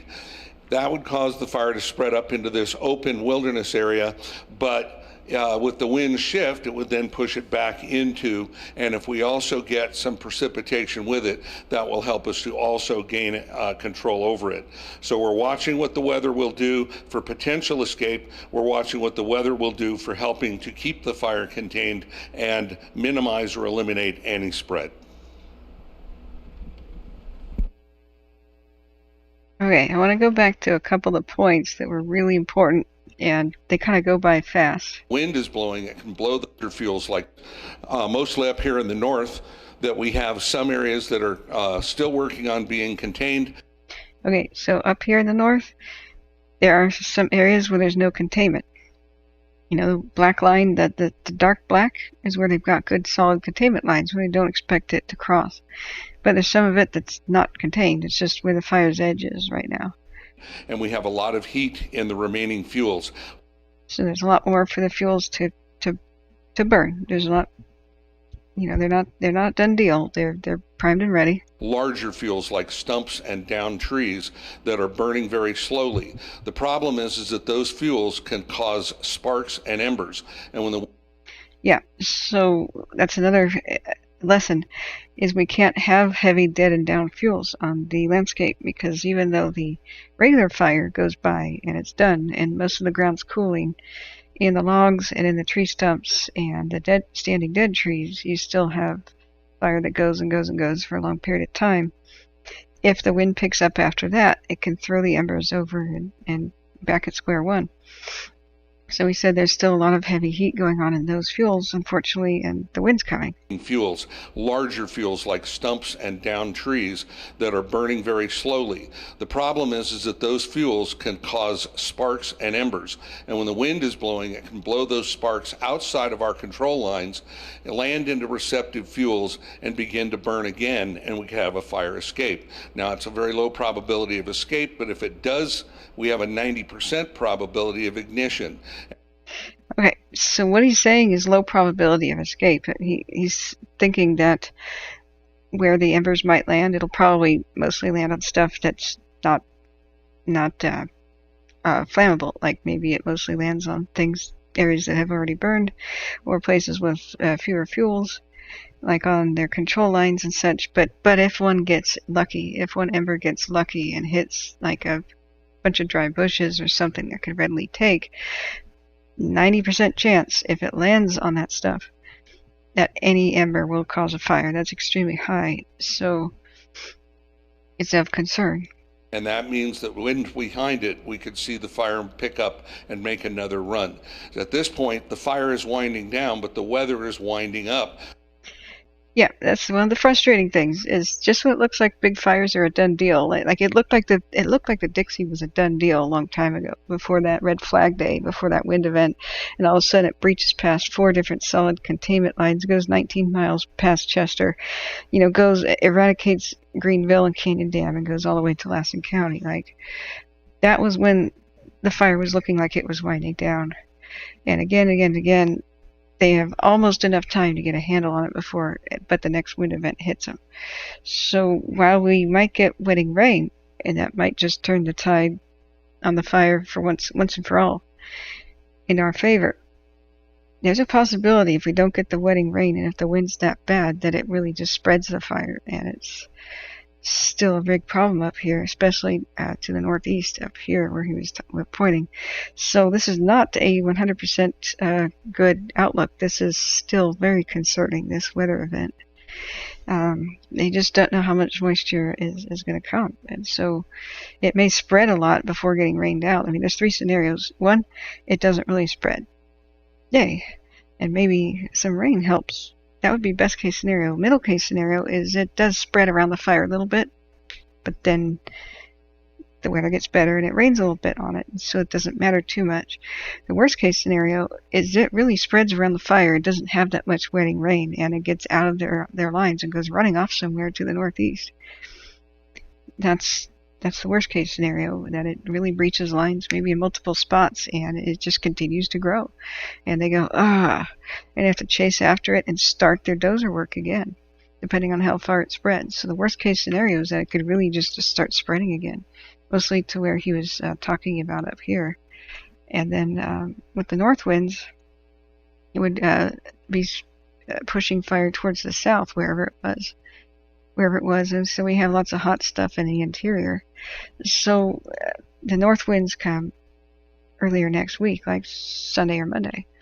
So for the most part, the initial winds are like so, southwest winds blowing the fire to the northeast. So this is not a cakewalk. They're taking the time to explain this to the public, and I love how they're doing it. This is awesome info.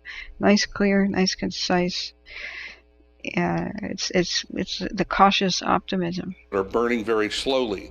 The problem is that those fuels can cause sparks and embers, and when the wind is blowing, it can blow those sparks outside of our control lines, land into receptive fuels, and begin to burn again, and we can have a fire escape. Now, it's a very low probability of escape, but if it does, we have a 90% probability of ignition, and that means that wind behind it, we could see the fire pick up and make another run. At this point, the fire is winding down, but the weather is winding up. So we're building in contingency plans based on the fire behavior that could happen to see where this fire might go. So the southwest winds that Ben was describing would push out of this area right in here and up along this point where we have the greatest amount of heat. That would cause the fire to spread up into this open wilderness area, but With the wind shift, it would then push it back into, and if we also get some precipitation with it, that will help us to also gain control over it. So we're watching what the weather will do for potential escape. We're watching what the weather will do for helping to keep the fire contained and minimize or eliminate any spread. Okay, so that's probably good. A good summary right there that of what it will likely do is that it might kind of get a little bit over the lines a bit, but then when the wind changes direction, it'll blow it back the way it came from and minimizing its spread, and eventually we'll get moisture. So in a nutshell, I kind of agree if he's saying that that's the most likely scenario, that it will probably expand a little bit and maybe look a bit scary, and then the wind will blow it back the other way, minimizing its spread, and hopefully moisture will come and ultimately be very beneficial. So it might be a one step back and 2 steps forward. That would be the best case scenario here. So this is really good communication. I like this. This meeting is perfect. So this is straight dope, really clear. I like that. That was an awesome video. So let's see what else we have. I want to look at the monument and such too. Wow. Learn about Dixie Fire West Zone hazards and burned areas. Wow, that might be a good thing to watch. I don't know how long that is. That's 4 minutes. But I want to look at the monument. Go back. We're constantly monitoring, of course, the Windy, which is chugging away. Let's do a time lapse of the last hour of the Windy. It's trying its best to make a pyrocumulus cloud at night. That's just been concerning. It's like a dog in a cage, like a rabid dog that's constantly gnawing at the bars, looking for some place of weakness. It's very determined to do something, and it just needs wind to really do it. So you see a little bit more smoke just kind of building up over the area. I don't know why this is animating shooting slowly. Maybe it's just my connection right now. I didn't restart the computer for a while. And it's extremely bright, meaning a lot of hot smoke. It's mostly heat that we're seeing right now. And we're seeing a lot of the smoke is going to the west-southwest, but then there's a hazy, some of it kind of moving towards the east at different elevation. I think it's that smoke's kind of filling up the valleys, filling the low elevations right now. It's hard to know what it's exactly doing. It's eerie all the same. Look at the smoke curling right there, looking like a wave for a surfer.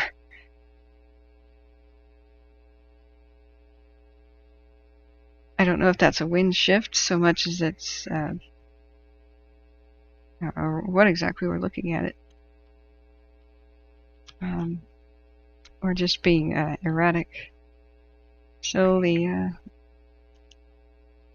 still quite active down there at the Windy. We have a different zoomed out view at like King George Ridge.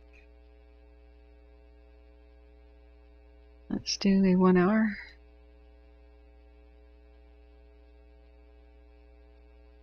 My computer's getting a little laggy. It could do with a restart, I think. Maybe I should have done that when I restarted the stream. But how are you guys doing? You guys are quiet in chat. You guys are still awake? Smitty says the eagle... Smitty said, what should we ask Moira, which is the tame eagle that comes and visits him. And I said, why don't we ask the eagle what she thinks? And he says, that's easy. She thinks she wants either smoked Vienna sausages, canned mackerel, or both. Well, I think you should give her both. Maybe we could play eagle bingo. She likes to throw around rotten food, right? Well, maybe we could have a game. Put bingo on the ground with some draw a line in the sand, so to speak, and see where she throws her food. And we could play a bingo game. It's like mackerel on 3A. Bingo! Vanessa says, I'm just listening and catching up on my phone games. Haha, yeah. Morris Saltkoff says, pressure holding it down. Yeah, we need to find out when exactly the wind will probably arrive. Now that it is Friday early morning, there should be a lot more accurate news forecast. I'm wondering which news station would be best down here by Tulare County. I mean, KCRA is Sacramento. Oh, I know, and Anthony. However I say your name, it has been looking like a volcano. Like here it was before the earlier time lapse before nighttime. Check out how it looked today. It's looked like a volcanic eruption for such a long time. So, Smitty says it's lost intensity at 7:30 or 8 p.m. Someone commented, and I looked at the CAN. It was about 75% intensity as from what it was at, say, 4 p.m.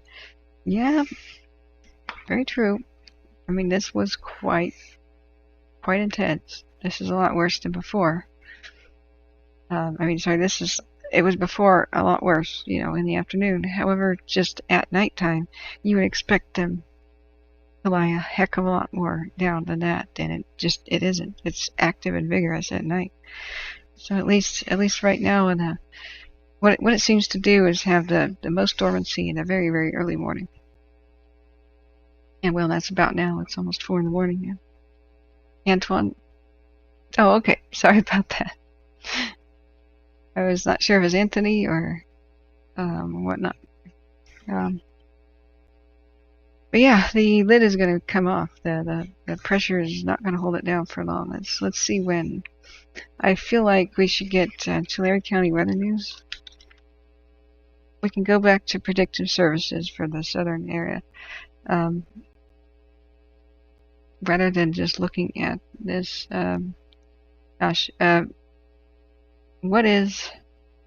I want to see like a news media thing, like a weather person talk about it.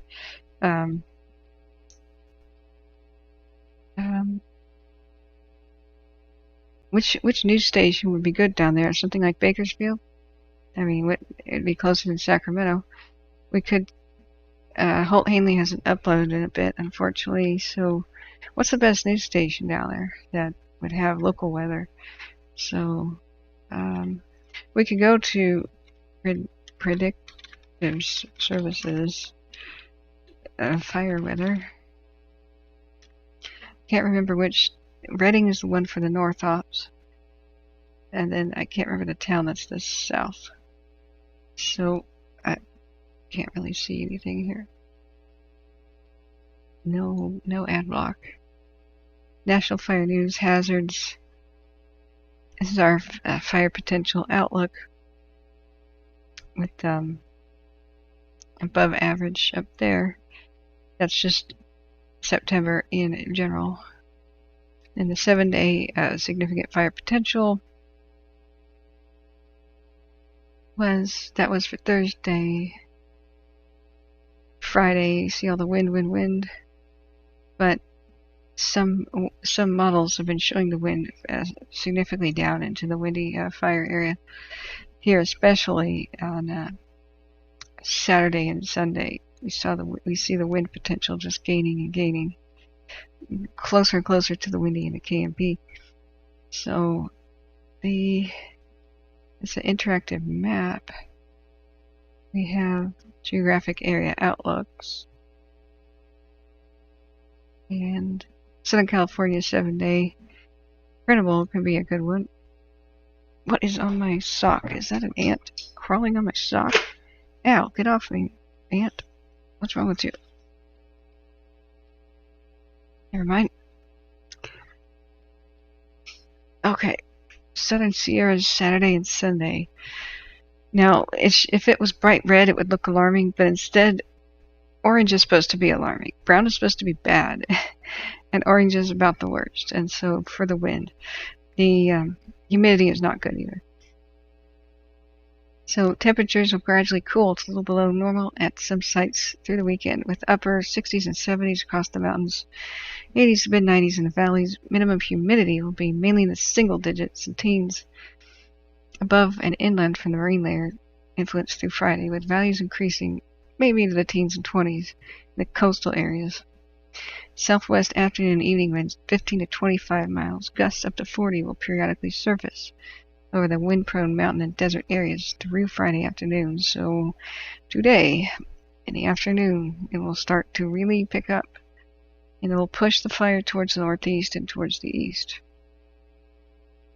The wind-driven portion of it.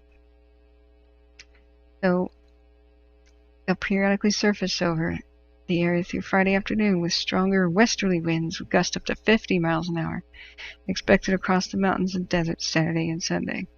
So the places northeast and due east of the fires have the most risk immediately. But then we have that wind reversal, and the wind will come out of the opposite direction, the north and the northeast, pushing it to the south and southwest towards communities like Three Rivers coming Sunday and Monday. So isolated showers and thunderstorms will be possible across Yosemite on portions of the Sierras Sunday and Monday, which will probably be dry thunderstorms. Period of north to east winds with local gusts up to 25 miles an hour can be expected across the mountains. Central and Southern California Monday morning to Tuesday morning, with on-show floor returning by Tuesday. So hold on to your butts all weekend until Tuesday. To quote Jurassic Park, what is the humidity? Is it going to stay below 20%? That's really bad. So, for current red flag fire warnings and weather watches, go to California Fire Weather page. Really? That's not a clickable link? Really? Am I supposed to just write that down with pen and paper? NOAA.gov FireWX CAFW/index.php. Really? Okay. Fire fuels and discussion. Even though the large fire threat will moderate a bit across lower elevations, because temperatures are getting cooler and humidity is getting higher through Monday, there will continue to be an elevated threat for the fires across the mountains, with periods of stronger winds.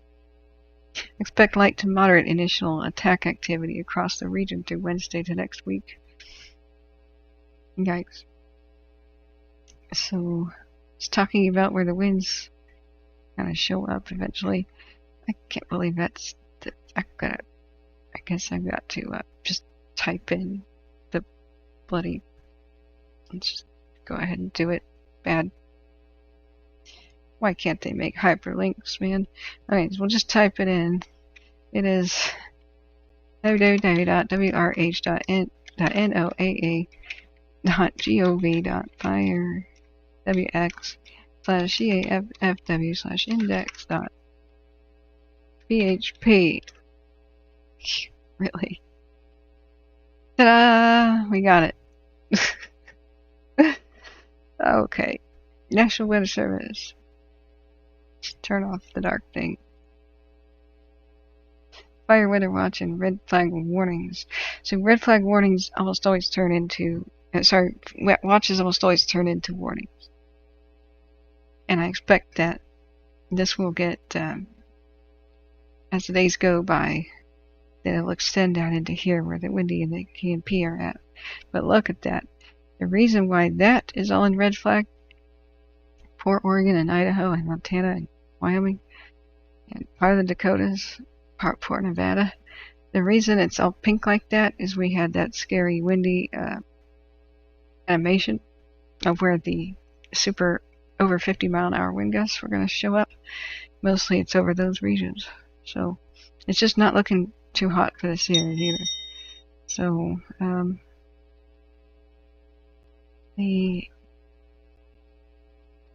to Windy.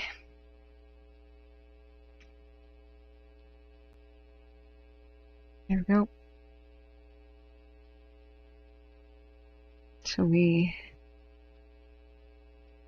do this, put our stick just east of Porterville. That's about where the Windy is at.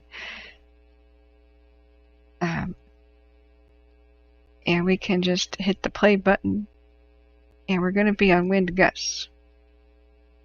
That's regular wind. Wind gusts tell a story. That's what's most important. Remember, inside of the pink is winds higher than 50 miles an hour, going up towards 70. Don't ask me why.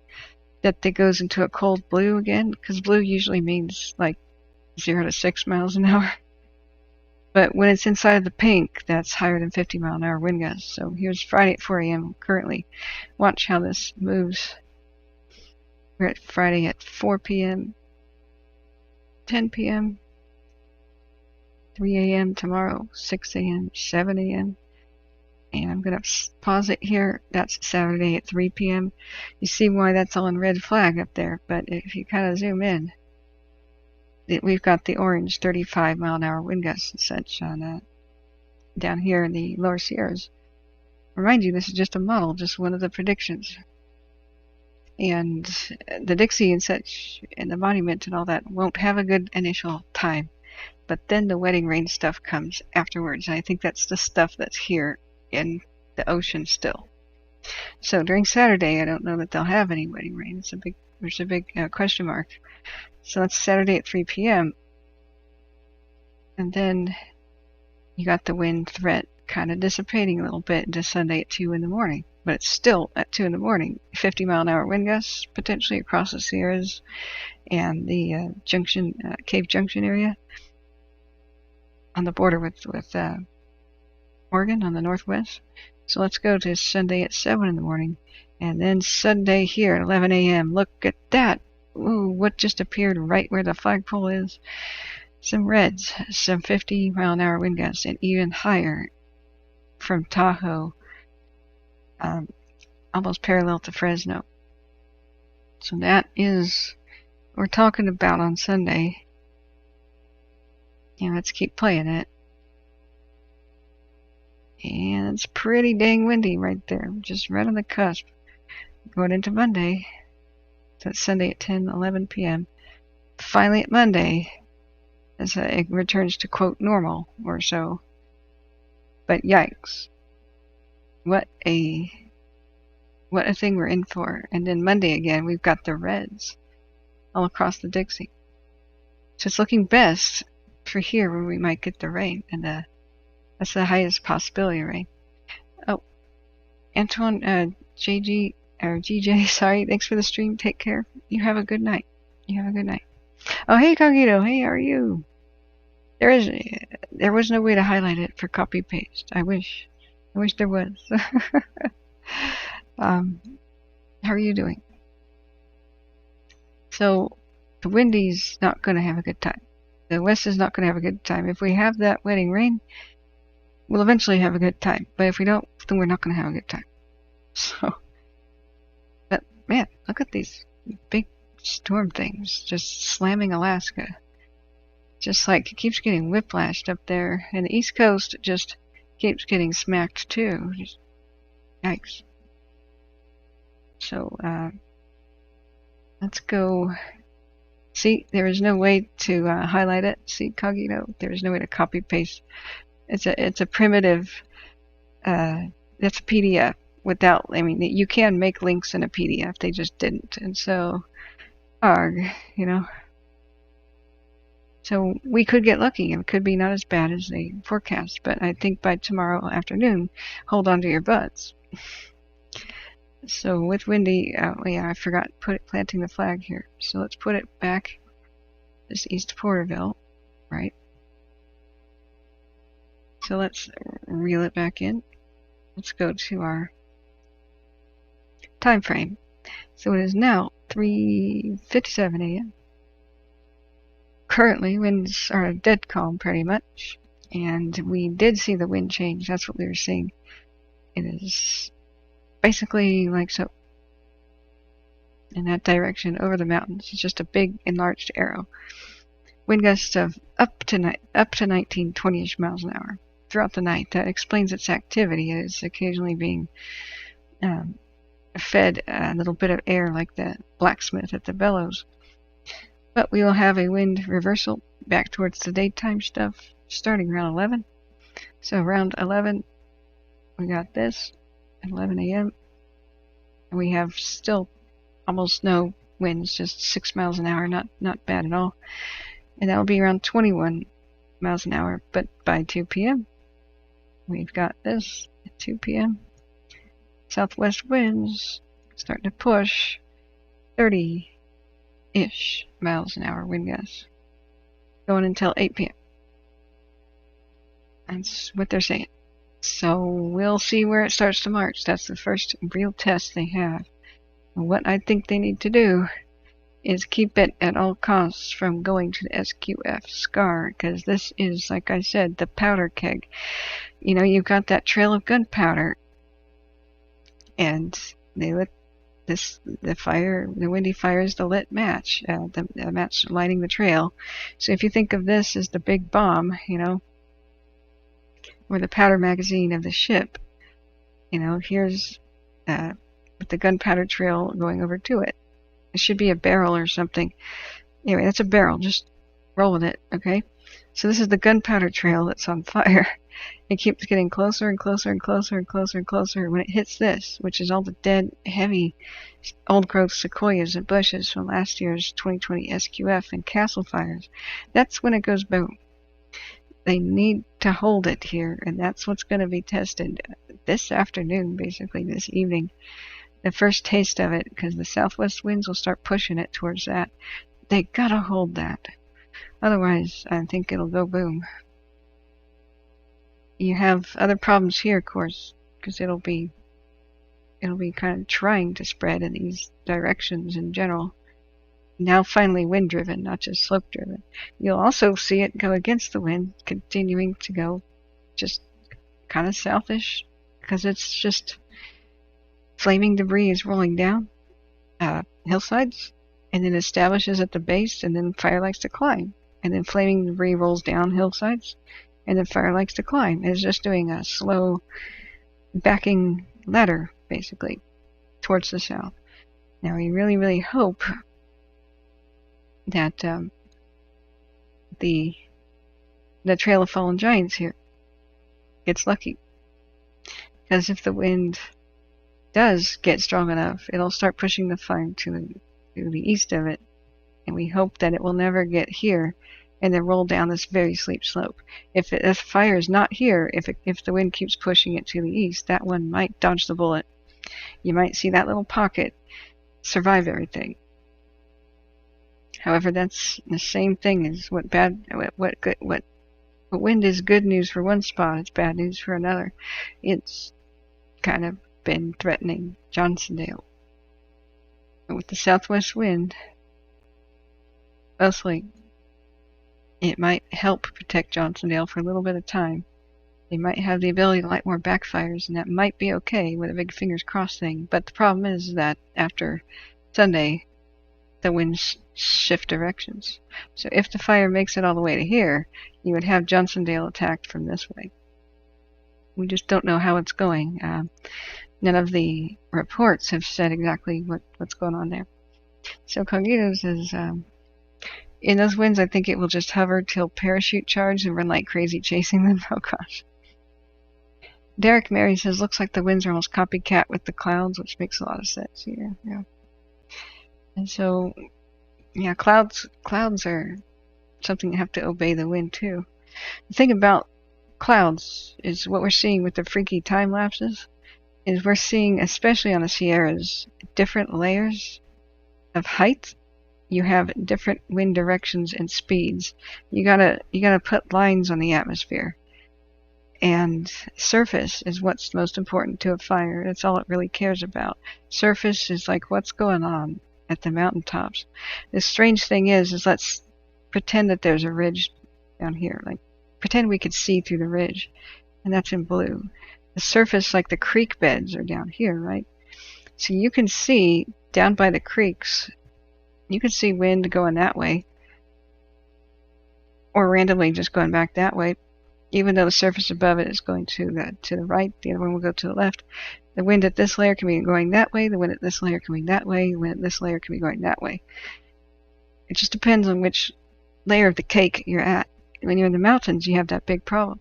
We saw that on the Caldor, people were saying in things like YouTube videos, they were saying that there's got to be a foul hand at work here because the fire is spreading to the west, the Caldor, and we all know that the wind is going almost to the north, so something is doing something. Somebody's doing something. And I try to calmly explain each one of these drainages, which is a canyon, is a microclimate. So when the wind did come up from the south, which is almost every day, when the Caldor first started, some of the wind falls into the pit, so to speak. It goes down the mountain, and it doesn't really get out of the pit. It finds it's easier to go to the west. And so even though the prevailing winds, the winds at higher altitudes, were in general going towards the north like so, in the drainages, you had it just follow the canyons. And that's why we had sometimes pollock pines in danger. And then, even though it was still going to the north, we saw it spread to the east because Highway 50 became, in general, a wind tunnel pointing that direction. Most of the time, at least during the day, the hot air rising from the valley going higher up into the mountains usually pushes winds, to the east. However, it just was kind of a weird thing that these winds got stuck and then started doing that. It can really vary. It's hard to predict. So that's why they had such a problem over here. So many different nights in a row trying to get the Caldor to play nice and stay out of there. And you can see the crab claw thing. It's characteristic spread of a fire. Wind pushes fire ahead of itself. So this was the main fist of the fire, and we have two fingers. Guess where the fingers are? They're through the canyons. Fire spreads quicker the way the wind is going, and canyons are a funnel. It's like sticking your finger in the garden hose. They accelerate the winds. So just because those two canyons go like that, that's why the fire's stretched out in fingers like that. And that was a bit an unexpected thing for me because I always assumed that the wind would go upslope like that. But meteorologists and such come in here and they say, look, each one of these little bitty canyons is a microclimate. It can be switching wind directions multiple times a day. It really depends on what's influencing it. At the same time, is there anything coming out of Nevada? Putting pressure on it to go down that way? Is there anything coming out of the desert southwest that would mean it, put pressure on it to flow that way? That's why the weather prediction is hard. So, what we don't know about winds on different areas, it's very difficult to see. It's very difficult to see on something like windy because that's mostly just going to show you prevailing winds. It can have a prediction for surface winds and this and that elevation, but nothing tells a story quite like just watching the time lapses. Just watch where the smoke is going, especially down at the ridges, the ridge line, the surface. That's what we got to know. And so we do see at different layers the wind going in different directions. See this one here making its way off that way. See this layer a little bit higher making its way off that way. It's kind of odd. And the difference is just a little bit of elevation, maybe 1,000 feet here. And then you see it turn, and now it's almost doing a rotate. Now it's almost doing a rotate at the very end. Just watch it. Remember when fires get kind of big, they can start creating their own weather. They can start changing winds around them. Because as heat rises, they're going to suck in cold air from the base of themselves, from the ground. And that will switch wind directions. And sometimes that even saves towns. Like, for example, I'm just going to make a random drawing. If there's a town X here, and here's the fire, we've had wind mostly going towards towns before. But when this fire found enough fuel and got really, really cooking, we've seen winds turn around, especially at the surface level and down in drainages, and feed the fire because the heat rises, creating a bit of a vacuum, and so the other surface winds will just go up underneath it. And that has saved towns where it goes blazing and blazing and blazing here with the big pyrocumulus mushroom style cloud, and all of a sudden is other towns are spared. Is it just the wind gets sucked in that way, or at least other parts of the landscape? So that's incredibly hard to predict. The bigger the fire is, the worse it is to try to predict what it's going to do. So Cogito says the whole playa is under a restriction for the heavier rockets. Are you speaking team? Smitty says, Cogito, 30 miles an hour may be too high, depends on the rocket, which you can angle, launch, wire, stake, and wind up to 15 degrees. What are you guys talking about, launching mortars? Drink lots of water? Okay, fine. So good to have you here, Cogito. What you been up to?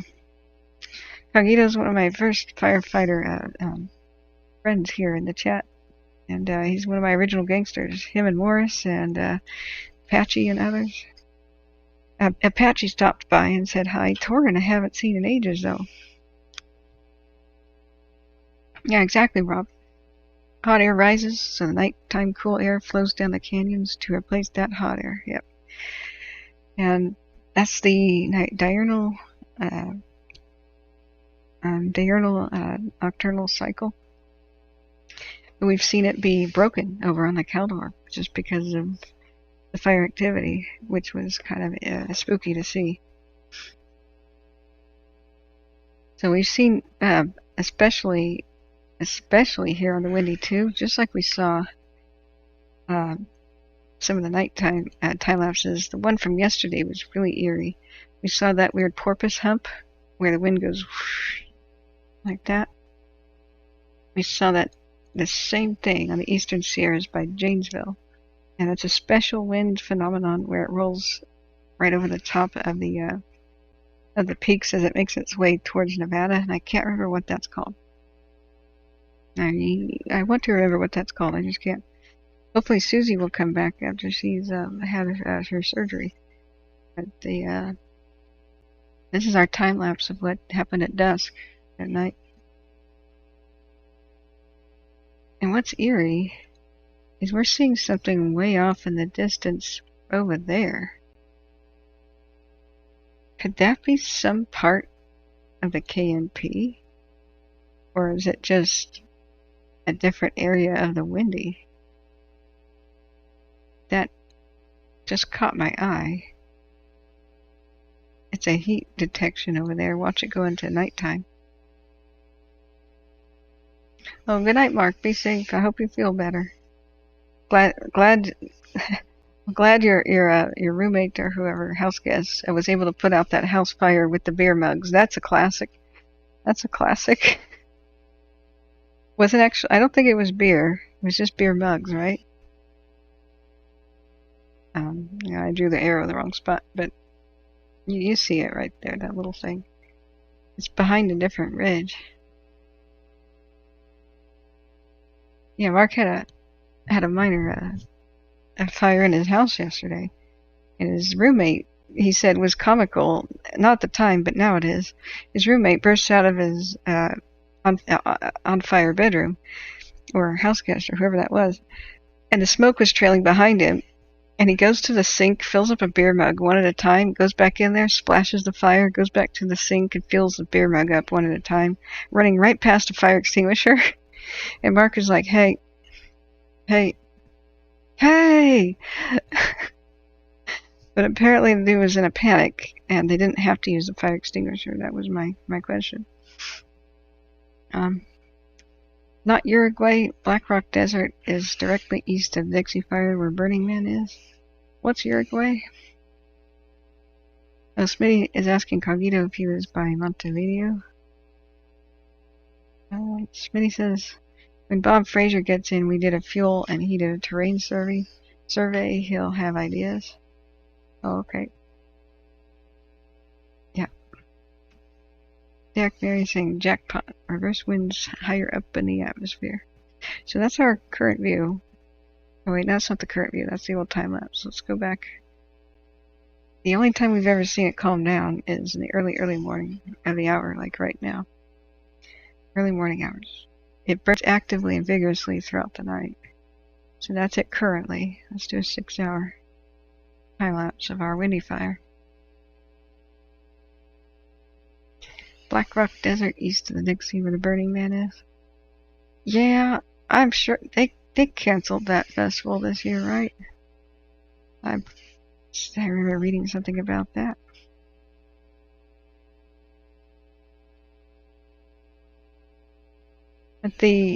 Were you here when we were looking at the weather forecast for Dixie? They were doing a good job explaining to the public what to expect of this wind event. It's just not going to be very good at all for the Windy and the K&P, I don't think. I mean, we can pray that we get more wetting rain and such, but it just doesn't look like it's going to happen. So let's check out our, yeah, we still got red here. I was happy to wake up and see throughout the day the fire didn't move much, but then again, it didn't have much wind today. We're going to see it take off like a rocket today.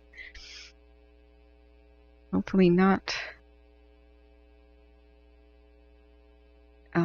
Ponderosa Lodge. That's where I thought they filmed some of Bonanza. I've been here before. Ponderosa.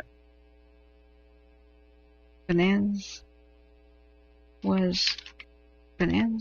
filmed at Ponderosa.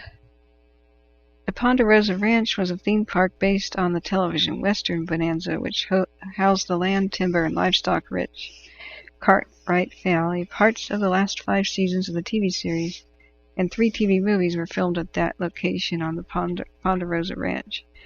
Oh wait, it's not in Ponderosa, California. It's over by Tahoe.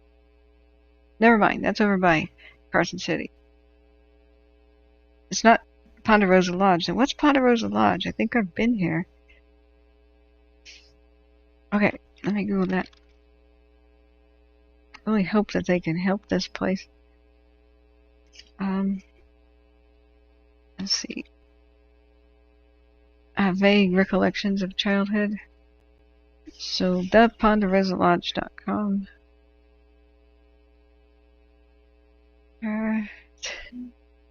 The Windy would head right for it. Welcome to the Pondo. I remember it being some 1800s-esque or turn of the century type thing. Is this the right thing? Yeah, that just seems like somebody's Airbnb. Springville? Yeah, that's not it. There's a menu. Yeah, I don't think that's I don't think that's in Ponderosa. Oh, okay, that's very unfire safe. Stacking all the firewood underneath the yeah, that should have an outbuilding for itself. Oh, general store. Maybe this is by Ponderosa. Maybe not. Let's Ponderosa, California. About Ponderosa. Census designated place. Population 64. Near Ghost Town. Ponderosa is located in the central High Sierras east of Porterville in the California San Joaquin Valley at 7,200 feet, situated near the summit of Upper Tule River and the Sequoia National Forest, bordering on the eastern side of the Great Western Divide Highway. Finds one of the most beautiful, well-planned mountain home subdivisions in the High Sierra. The area is well studded with all varieties of fir and pine trees, especially the Ponderosa pine, which is named. Interspersed are groves of quaking aspen. The subdivision is part of the Kramer Meadow property and has been owned by 3 generations of the family for 100 years. Okay. So, I'm trying to see if I remember this place. Cogito says canceled, yep, but 10,000 people did a side event apparently this year unsanctioned. That's not cool. If it was canceled for fire reasons, then that's not cool.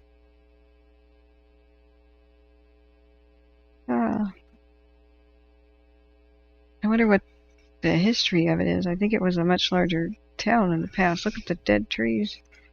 Yikes.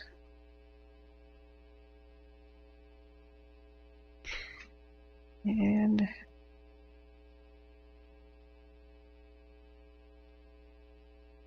yeah, I was hoping that we'd see more buildings so I could understand if I've been here. Wow, that tree.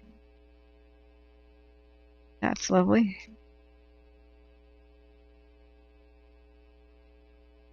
That's very thick.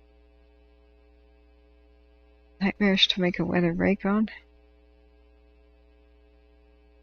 So the fire's approaching this area now. And it'll take direct aim for it this afternoon.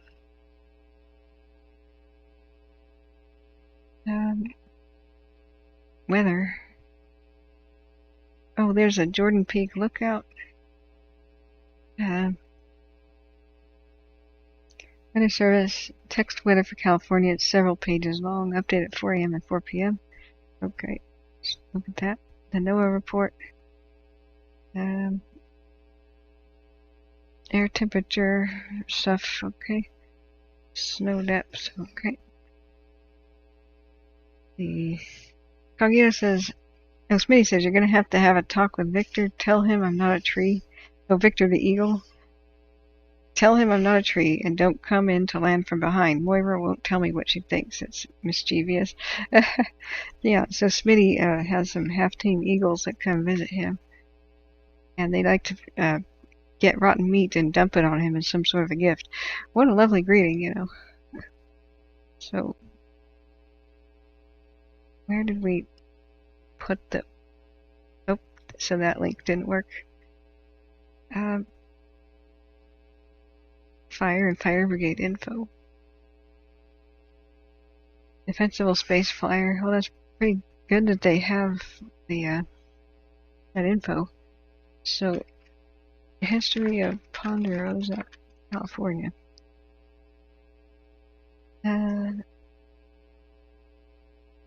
That's Plano, Texas. Why in the world would that be the top result?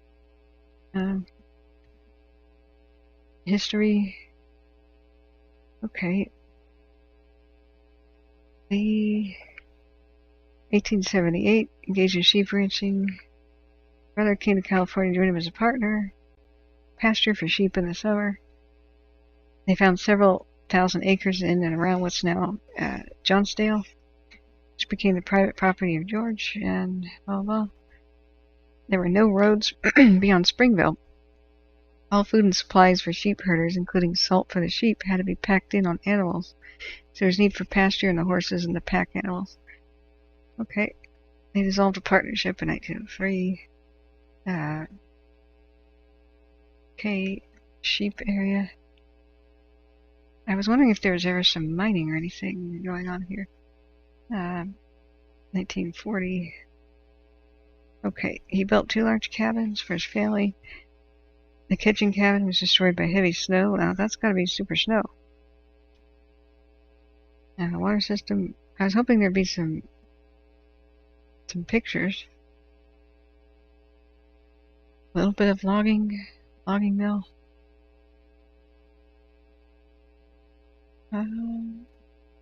Haunted places. Oh geez. I was hoping we'd get some pictures.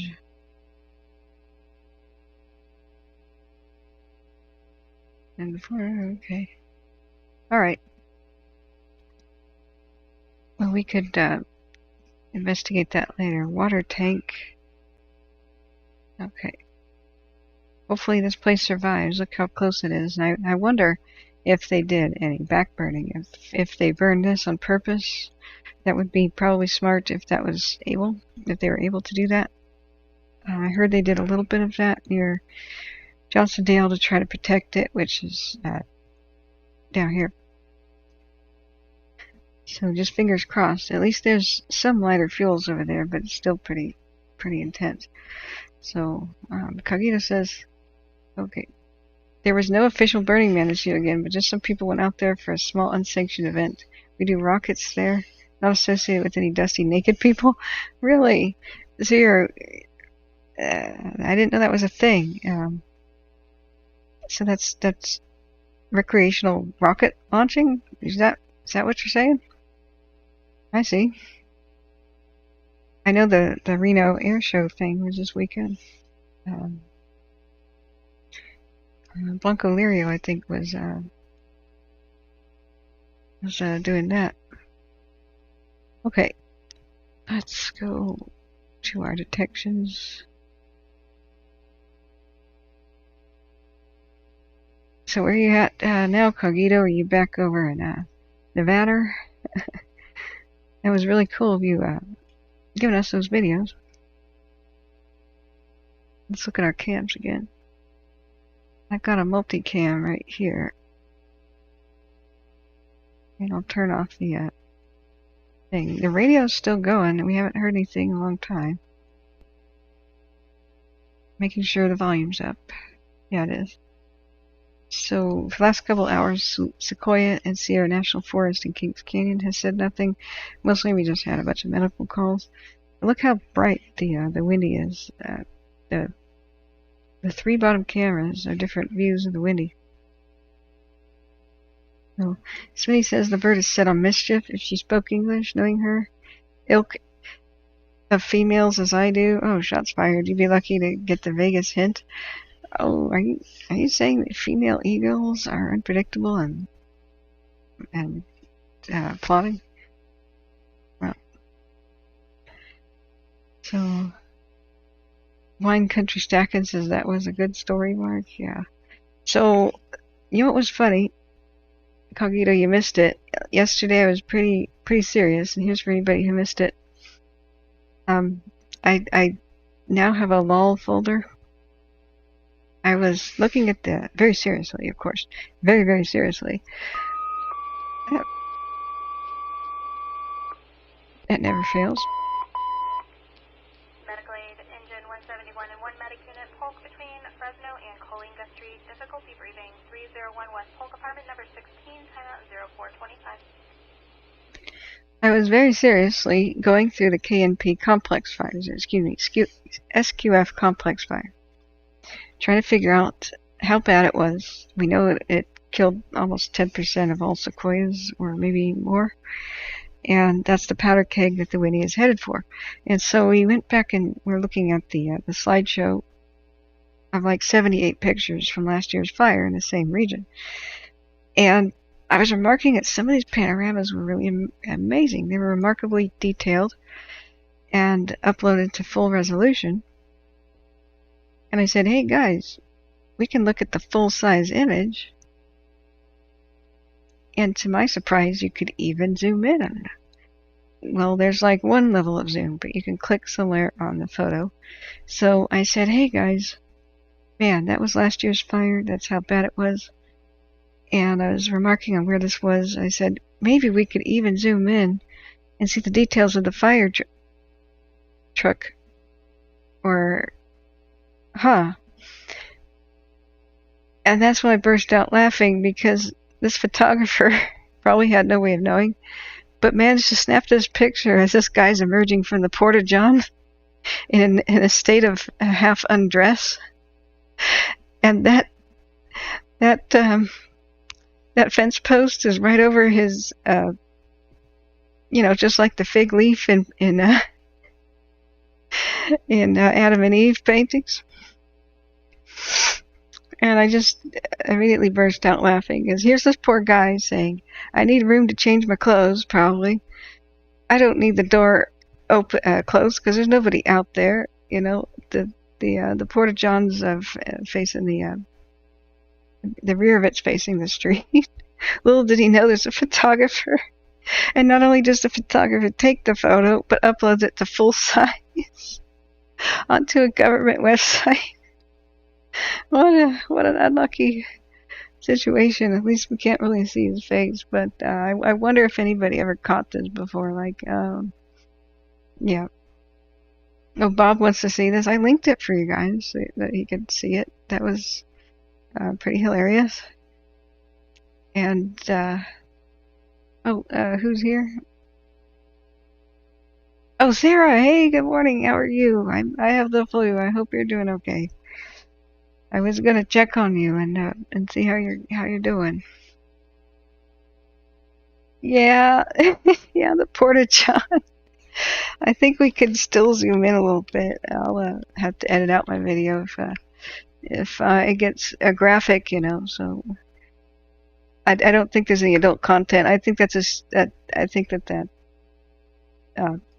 Yep, it's right in the right spot, but he's definitely not fully clothed. So, oh man, at least he's wearing a hat and stuff, and you can't really tell who it is. But he's got some preference for briefs. It looks like over boxers. Have you ever taken a photo like that and looked at it later and went, "Oh my, risque," or had something you didn't expect, But a fence post as the MVP here. Yeah. So we were just speculating on the danger to Ponderosa, California. I can't find any recent maps or anything of it. It's quiet right now, but around 11 to 2, that's when this thing's gonna take off and finally unleash the beast. It's been like some sort of a rabid dog chewing its way out of a wicker cage. It will finally break free, perhaps around 2-ish in the afternoon. But we will see. But the biggest threat with the winds is Sunday, with the north winds, really. But we're gonna get some tomorrow afternoon. We'll just see what happens. Sarah says hi. Oh, Mom, she never makes for an easy anything. Aw. Well, I'm hoping that everything will be okay. I had to have my evacuated mom living with me a little bit, and I know how stressful that can be. There's, but we. Engine 4183 in route to 3 hours. Iron things out eventually. Flight take off, engine 4183 in route 3 hours 0430.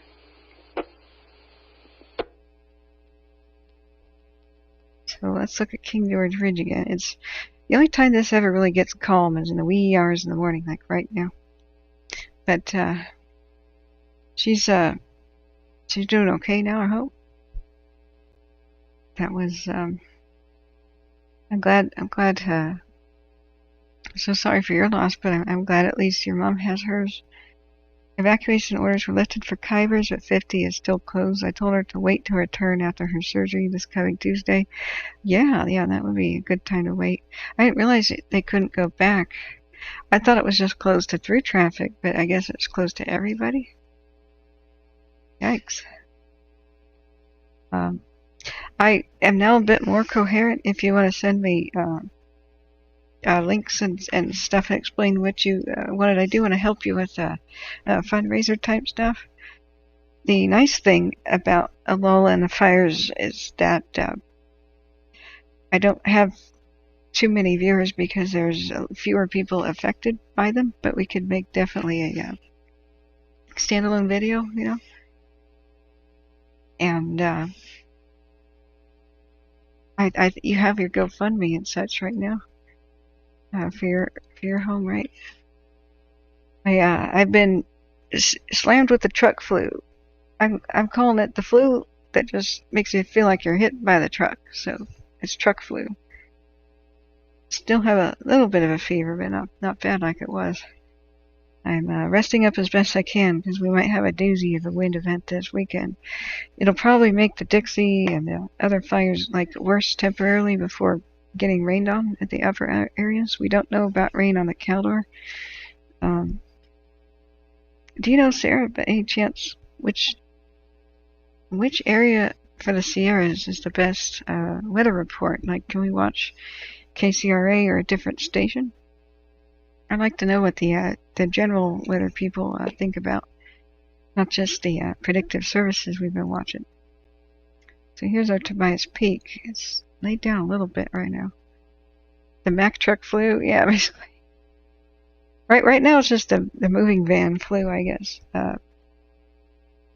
Yeah, it's somewhat mild compared to say stomach flu. Now that's bad. You go by Weather Underground. I was hoping to get like a person explaining things, like meteorologists with their experience can bring something to the table. And I think KCRA had a couple times some really awesome explanations of like smoke forecasts and such. Yeah, I'd like the NOAA weather app. And I could actually go to my app on the phone and look and see if there's a special weather statement for NOAA. For Ponderosa, that's what I should say, not Three Rivers, but I should look up Ponderosa. There's a special weather statement for Seattle I was looking at. So it should be issued for most of the West. This thing is going to affect most of the West. I was showing people the windy, on the wind, if you put it on wind gusts, and we stick our flag just east of Porterville, which is basically where the Windy Fire is, just up in here, to see whether or not the wind gusts would affect this specific area. But look at the huge changes. So here's currently, and watch it approach the trough, and then the we're in winds, so that the pink is up to 50 miles an hour, and the blue inside of the pink is slightly higher than that.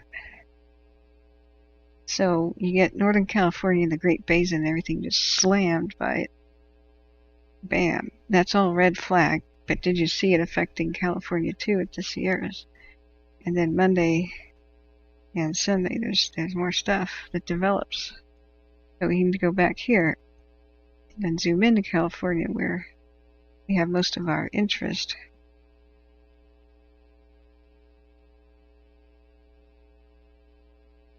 Yeah. In fact, I moved the flag in the wrong spot. So this is Saturday now. Saturday, and we get more of it developing. Bam. Look at Saturday night. Yikes. But hopefully the rain follows it quickly. This is more like where the Windy Fire is at. And east of Fresno-ish is where the K&P is at. So we have a hard weekend. Look at that. Look at all that crazy wind and such that can show up from Susanville to Mammoth Lakes. 50-mile-an-hour wind gusts. I wonder what would happen on Echo Summit. So it's remember, this is just one model. They're saying 45-mile-an-hour wind gusts for the Southern Sierras. And this is all just speculation. So that's Sunday night. And into Monday and Tuesday, there's that north wind that will blow fires back on itself, which is almost straight to the south. And then at Sunday night, see how we get the reds all the way around. Sunday afternoon. So Sunday at 9 p.m. Monday, 5 in the morning. Just lots of winds. Look up there east of Chico again. Oh, well, hey, Alan T. Thank you so much for the kind donation. You'll keep me going here for the foreseeable future. And thank you so much. It's good to see you again. Exactly. So while the north is getting slammed with the winds, they might get slammed with the moisture. Anywhere south of Tahoe is unlikely to get much, if any. And if it is dry, they could have quite a handful up here. This is either going to be extremely good or extremely bad for the fires north of San Francisco. Hopefully a turning point for good for the Monument, McFarland, and Rivers over there. The Dixie is questionable. It probably will expand quite a bit in the wind and then get rained on. But they have some lines that it can really leap northeast of Old Station that are not tied in yet. South Tahoe, we might get a couple little mini heart attacks from the wind, but then again, hopefully there's some chance of the rain and the moisture. But down here, it's just dry and windy. And a big question mark is how windy and when and how, is it going to be wind gusts that are constantly going, or is it like the occasional wind gust? All that is under a huge question mark. So today at 2 p.m., well, what's going on at the Buckrock camp? The K&P is starting to stir. If that's our latest image. Thank you so much, Alan. Thank you. I will get some good, nutritious, and healthy food delivered with your kind donations here. Now let's go to the Buckrock cam. That's concerning. Buckrock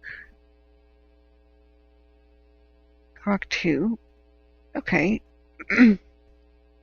Let's time-lapse that. 3 hours. We weren't seeing much of anything due to the smoke. Excuse me. Yeah, it just, look at it. Look at it go. That's the K&P. I'm not talking to your phone. Excuse me. That's the K&P. Whoa. What just happened? Like just now. Did you see that? So you got the activity and you got the light. I'm hoping they just lit a back burn. But what looked like is that the wind just kind of moved the smoke away. Maybe it's been going like that and we just couldn't see it. But all of a sudden, poof. Whoosh. Bang. It's like a little firecracker went off.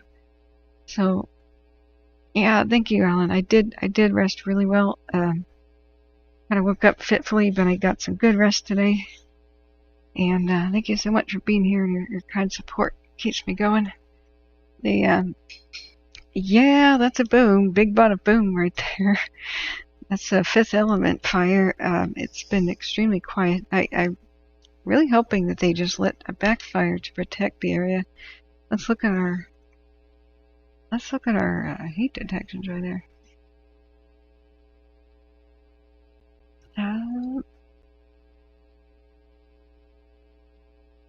Yeah. So it's slated to have expanded throughout the Marble Fork. The Marble Fork is right here. That's its outlook, the poor, 72-hour outlook that we had. So it could have just decided to rapidly climb, or they maybe just decided, hey, let's do a back burn. Let's do firing. We're listening. There's no chatter on Cal Fire Tulare County. I wish we could hear that. It could be wind gusts. It could be the fact that it's the quiet of the morning and better time to do firing, because even the windy is laying down right now. But then again, what we see is the wind move away, or the clouds move away. Let's get more other cam eyes on this. That was Buckrock 2. We've struggled to see the K&P as well as the windy. Rocky Hill 2, Rocky Hill 1, facing different directions. The only other cam we've got is Blue Ridge 1. So let's do a quick 1 hour time lapse of Blue Ridge 1. Sarah says people keep saying they're way in the interior areas, no threat. Bull crap, I know that these interiors like that. Big gusts take an amber up and we got treetop hopscotch, and then there we go again. Yeah. Propane tank horse is wondering. That's the wilderness. That's the wilderness there. That's by Crystal Cave. And we could take a look at satellite views and see what kind of stuff is over there. Remember how we say you can't turn your back on these fires? Just when you think they're slowed down, you check that other cam, you go, what the?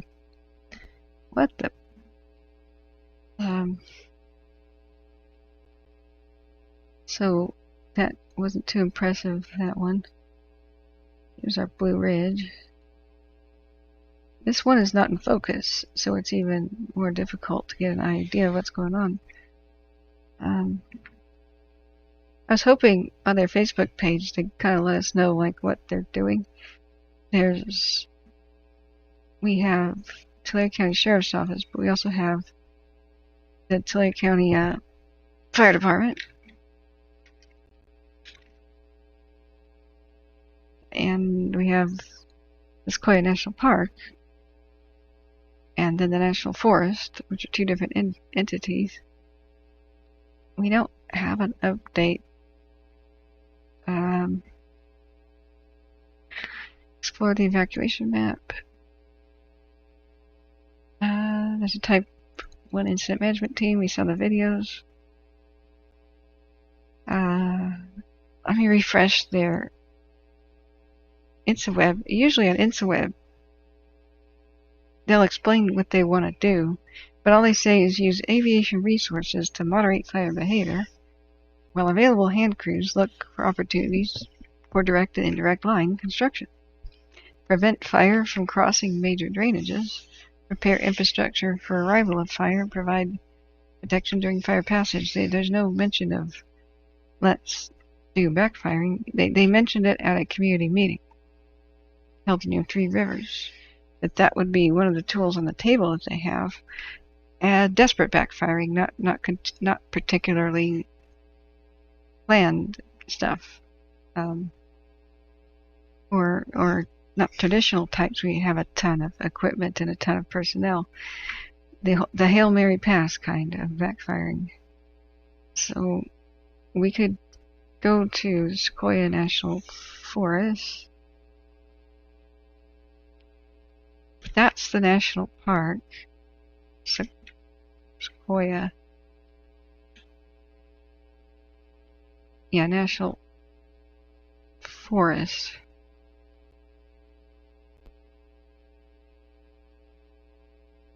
U.S. Forest Service, Sequoia. Maybe they'll provide us. Yeah, there's a Windy Fire meeting tonight.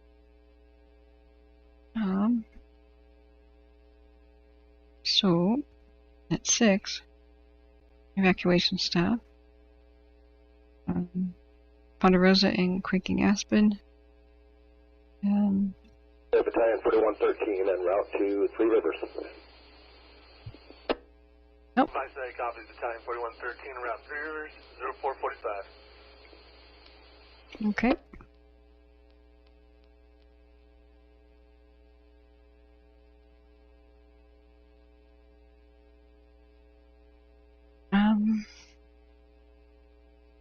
So let's time lapse this again.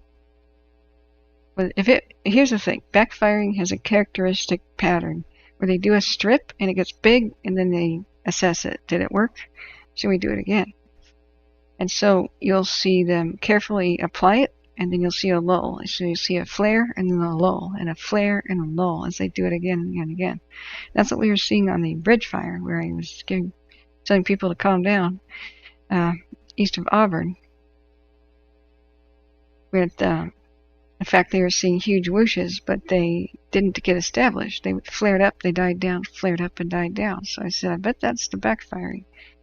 That's when we couldn't hear what they were doing. So what's the other cam again? It was Rocky Point, wasn't it?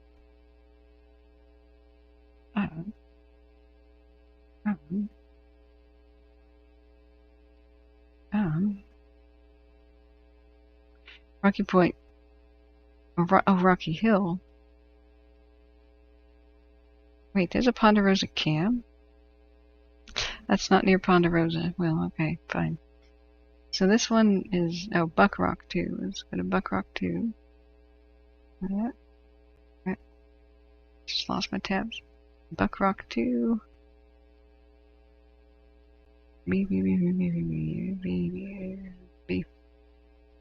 Alright.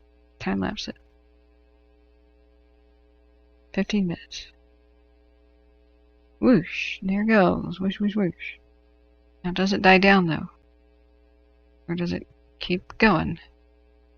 Might remain to be seen. Rob says, is there a giant forest fire radio or Sequoia National Park radio? Well, I have that going. It's called Sequoia and Sierra National Forest in Kings Canyon. That's going. It has been on most of my streams last 5 days, but it almost never says anything. They lost all their comms because the fire chewed through their radio tower a couple days ago. So they said they would have a system of repeaters, but nobody in ham radio has made like a Southern California major incident or anything. Northern California major incident was online today, and it's offline. So it's real. Yeah, sure. I'll be happy to explain. So lighting a backfire is, I don't know why they call it back, because it's kind of in front. Maybe it would have been a less confusing word if it was called a front fire or something of that nature, right? So when you have really limited options, especially time, most firefighting is done where they see where a fire is and they back away from it and they calculate, okay, if the fire is going that way, let's see, would probably move at the calculate rate of spread. They look at the weather, they look at the fuel dryness, then they go far away from it and they say, okay, we have time enough to build a dozer line over here. And then if it got past the dozer line, we'd build another one way over here on the landscape, right? And they do these calculations. Well, here they don't have the luxury of that because the lightning strikes right next to the town, right next, you have 3 rivers in these communities, and right next to the Avenue of the Giants here. It was stuck up on the hills. And so we don't have that luxury, and there's just not enough time to either hit it with aircraft and get it out or make dozer lines in a certain area. You've kind of got one option, or just two. One of which, just wrap up the buildings you can and sit there and defend them as the fire passes. Or wrap them and leave if the fire is going to be too intense. That's one thing you can do. Second thing you can do, if you want to save something like big chunks of the landscape or trees, or just stop at the fire's progress, or really slow it down to buy yourself more time, there's really only one thing to do. And that's to light a fire in front of the fire at a time when it's going to be a lot less intense. And you mainly just want to burn the understory, meaning the leaf litter and the pine cones and the pine needles on the ground. Because that's typically the way fire wants to spread, is if you have fire, it'll just throw burning embers. And mostly they catch that flammable stuff on the ground. Pine cones, sticks, leaves, etc. And the dead trees and brush on the ground, right? So what you should do is you should, it's called a backfire because it burns back to the fire. Okay, that's a good explanation. But it's still not the clearest thing to just look at, without an explanation, you know what I'm saying? So, the idea of the best example I can give you is how they saved Taylorsville. Daniel Kearns and others kind of went over it. Yeah, well, this isn't, I can't draw the perfect picture because I don't know exactly where now, but they did things. This was the best concept that I can give you. Why is this blurry? My internet's screwing up. Excuse me, guys. Oh, I hope, is it maintenance night for my internet? It could be. Hope it isn't. So here's Taylorsville. Right here, you have communities and, landscape at the base of slopes, at the base of mountains is extremely vulnerable because if fire's above it on the mountain, it'll just rain embers down, and burning logs and stuff will roll down. It's just almost impossible to really do a good defense. And if the wind drives it down, everywhere that there is a canyon or a drainage, these are wind tunnels. If the wind's going the same way, then that's basically looking down the barrel of a gun for a community. So the original Dixie fire was, here's I-70 where the wind almost goes every single day. 70 Canyon here, Feather River Canyon. Strong winds get pushed up through here like every day. Then every night, as they cool off, the wind direction reverses, right? The hot air rises from the valley and goes up the mountains. Nighttime cools off the air and it sinks, so the wind goes down, right? So when the Dixie was burning off over here, going crazy, all of a sudden the fly fire erupts. That was more PG&E power equipment leaning on the lines. And this thing takes off and it starts racing towards the community of not only Crescent Mills but Taylorsville. This was, more than a month ago. Seems like a lifetime ago.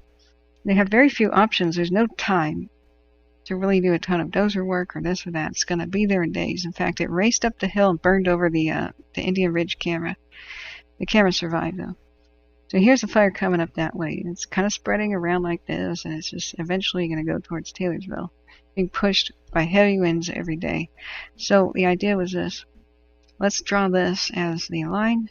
If we can keep the fire from like here, if we can keep it back here, it'll never reach here and rain down the embers, right? That's the goal. So Ridgetop, I think, became the line, and they decided to light fires in strips this way, this way, this way, this way, this way. I don't know if they started that low or if they started up here, lighting the backfires this way. And they will do it patrolled. They will have a lot of people there, a lot of apparatus in general. They will have helicopters standing by. They will have a lot of people ready generally to put things out if anything gets out of control. And so here in this case, I don't know what they did, but they did this. They made this line of scorched earth. It goes in strips, and they say, was it good? And they go, yeah, that was good. If possible, they'll take hand crews and make a little series of lines so that it stays within a lane at the bowling alley. So they will light it up and it goes up here. They say, was that one good? Yeah. And then do the next one. Was that one good? Yeah, good results. And they'll say, can we do number 3? No. It's going to be windy for the next hour. They might wait. And then an hour goes by. Can we do it again? Yep, do it. Good result? Okay, keep going. And they'll do it methodically like that. So you'll see a whoosh and then a die down, a whoosh and then a die down. Now I don't know what they were able to do here or how they did it, but it went off perfectly. They basically stopped the fire around here because when the fire came up to that line, it couldn't leap over. It may have done a few spots, but they caught it, and that's how they saved Taylorsville. And they did a lot of that over at Butt Lake Campground here. The idea is at nighttime, the wind's a different direction. It's calm, it's peaceful, and that's part of why Prattville and such are still there today. And part of here's Butt Lake. They went to the shore here, and they had a really good line, which is the highway, and so they started lighting the fires during the nighttime when there's almost no wind, burning this layer of pine needles and stuff off. And boy, the only reason anything of this survived is because they did that. Because that night that everything went wrong, the fire roared that way 19 miles past Chester, went past 4 different lines, and then the wind pushed it all the way to the lake. But the wind direction had a lot to say about it, but also when it was going this way to the lake, it was spotting out, but it was easier to deal with, to go up and down the neighborhoods, go up and down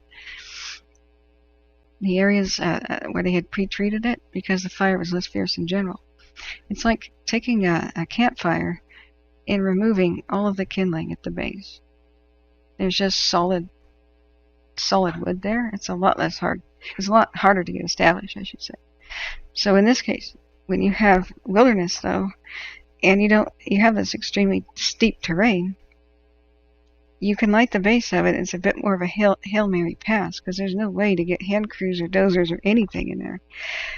At one point, you've got nothing to lose.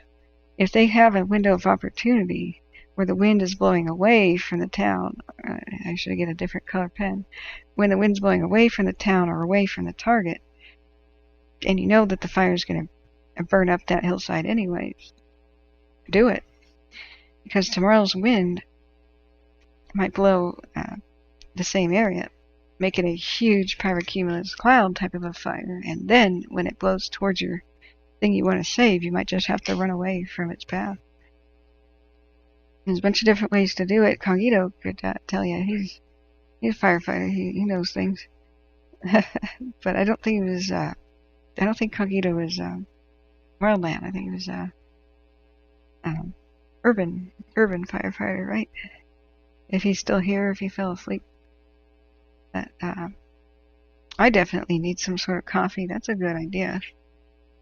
Let's look at our cams and see the new time lapse. If it died down, that might have just been a successful backburn.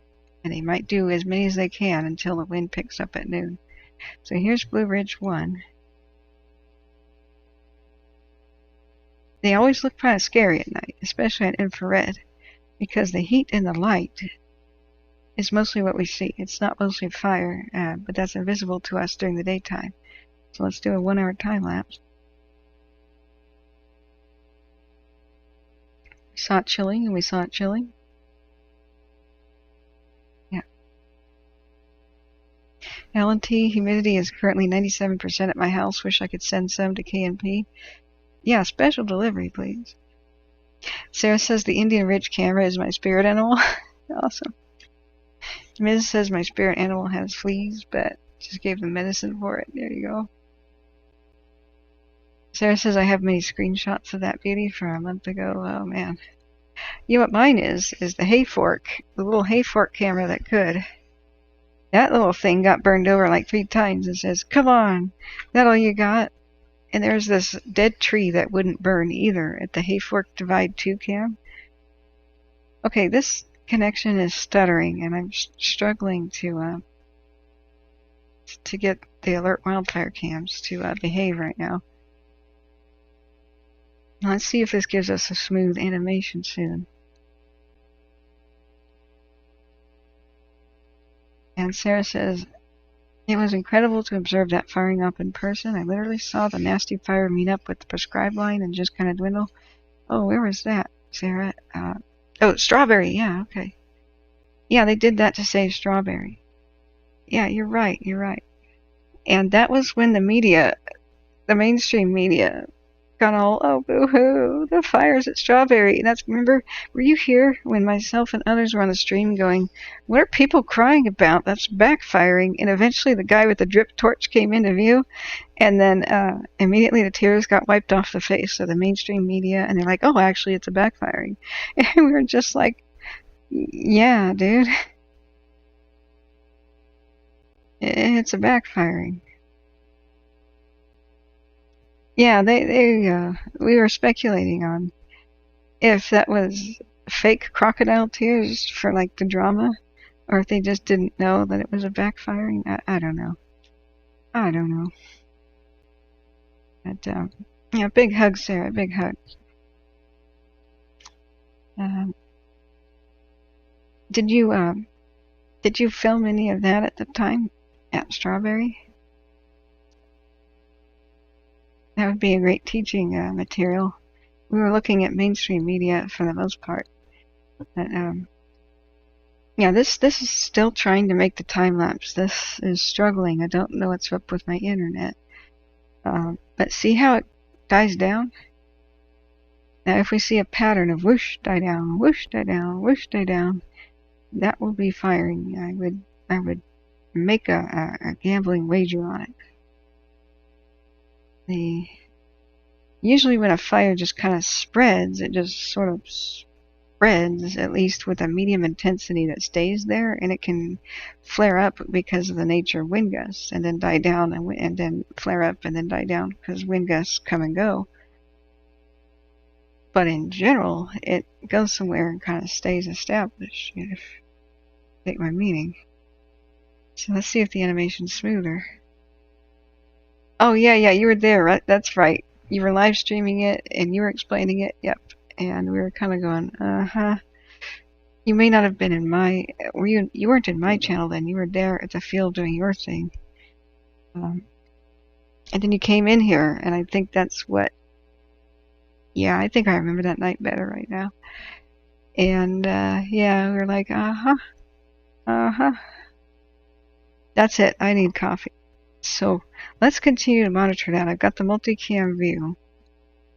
I'm going to do the thing where I babble about a random topic on my way to the kitchen, because if I don't, people show up and they think that the stream is broken. Mystery backfiring. But I had a sad time trying to explain backfiring to some people who just hate it no matter what. They say stuff like, it's not right to do this. Enough of the landscape burns. You shouldn't light more of it on fire. Really, they only do it when they're pretty dang sure fire's coming there anyway. And there's nothing to lose. Occasionally, a backburning op goes nutso and causes a bigger problem. But that's extremely rare. It's like occasionally an antibiotic gives somebody an allergic reaction, but in general that's what you want for an infection. That's really troublesome.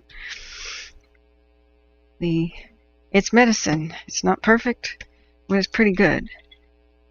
And generally where it goes wrong is there's just some freak change in the weather, just some freak accident. It's worth the risk in almost all cases. Especially now, there's no time. There is no time to build the lines like they need. They can build a few, especially around communities and existing roads. But in that steep, rugged terrain, they could look at it all they want and say, that would be nice if we put a line here. But you know what? Building a line is using a bulldozer. And some of those slopes are sheer vertical cliff faces. The type of thing where if you were driving your car or your truck and you went off the cliff, sorry, gotta tap the coffee out there. Your pickup truck would be the size of a microwave by the time it rolled all the way down to the bottom. So there's no way to put lines in there. On the steeper but not vertical slopes, you could put in a hand crew and make a hand line, which is with shovels and picks. And this basically, what they do is they rake and they scoop around and they make a little path of dirt, like a dirt trail, down to mineral soil. And people say, what's mineral soil? That's a fancy word for saying dirt. That's their firefighting term. They just make little paths of dirt and fire that's creeping along the ground, just going slowly through your pine needles and such. We'll stop at that dirt. And the other usefulness of the hand line there is it allows you to do backfiring in between those lanes, like the bowling alley lanes, like I was showing you. I wonder if that's a real firefighting term for the bowling alley lanes, where they want to keep it. If you guys know, please inform me. It does allow that. Sorry if this is out loud, the whole coffee preparation thing. I got the Q-rig. I'm gonna dump the tank, the fish tank, so to speak, here. I don't do the Q-rig pods. Those are bad for the environment. It has a lot of plastic waste. I am super green. I bought the special thing on Amazon that has, it's a special scooper, and it's a permanent plastic pod thing, reusable, with a gold filtration system. It's not gold-plated wire. That's not good enough for me and my family. I went with the gold-plated. Choose the gold foil. The gold foil filter. Why do you want to have gold? Because gold don't rust like iron does. Because I don't know about you. I'd rather have gold-flavored coffee than rust-flavored coffee. Gold tastes like lemons. 182 and off the rivers. It's true. Try it. Copy 0507. And I'm all about lemons and lemon brownies. I will consult with my mother, and I will get that lemon brownie recipe. Because I could make $1 billion, you know, with a whole new lemon brownie confectionery career. I could make this a worldwide hit. But, you know, I think that lemon brownies should belong to the people. So I will just give you guys a recipe. As, you know, I'm like that. I'm just super cool. I have gold flavored coffee and lemon brownies. I was doing it before it was cool. You know, as they sweep the nation and replace pies, cupcakes, and cookies. That was the America's dessert of choice. You know, I could picture an ephemeral 1950s classic advertisement in a magazine ad, kind of like pen and paper, pencil and pastel pencil drawing of the guy in the business suit, you know, daddy coming home, and the kids greet him, right? And the mother says, "Look what I got. I baked you an apple pie." And he puts his hand out like, "No, don't want that. Not good enough for me." He sticks his nose up, shakes his head, "No, no, no." And then there's a secondary part of the advertisement that shows Daddy being greeted coming home, right, with his briefcase in hand, a 1950s household, and the housewife comes up with her, you know, sparkling 1950s dress that she has on. You know, it's like a poodle skirt. It has not a scrap of dirt on it because somehow she cleaned the house all day, didn't get dirty. She's still got white gloves on. There's not one speck of dirt on that either. She's made a 4-course banquet, but she's also not one hair out of place. And she presents to Daddy, instead of the apple pie, it's a tray of lemon brownies. And that's when he smiles and says, "Yeah." See, that's the way we're going to advertise this and make $1 billion. That's what I thought about, but you know what? No. I think we should just give it to the people. It'll be this heroic sacrifice of mine.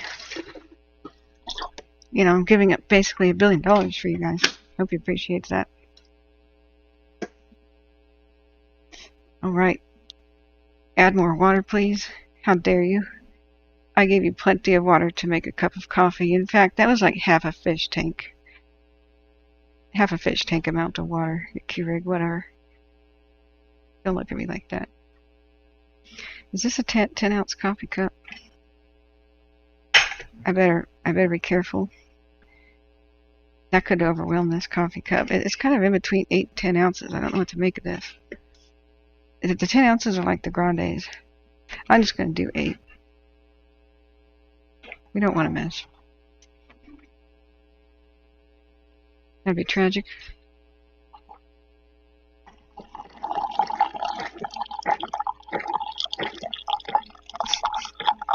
Oh, that smell of coffee. Oh, it smells good. Yeah. Alright, where's the sugar? Yeah, let's go on a hunt for the sugar. Somewhere I got some organic,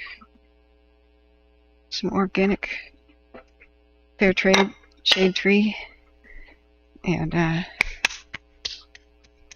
minimally processed, certified gluten-free, vegan, vegetarian, soy-free,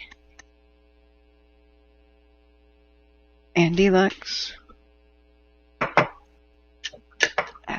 Minimally processed sugarcane.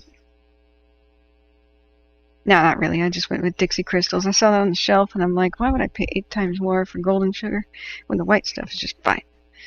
It's just fine. Anti-sugar crusade. They're wrong, clearly.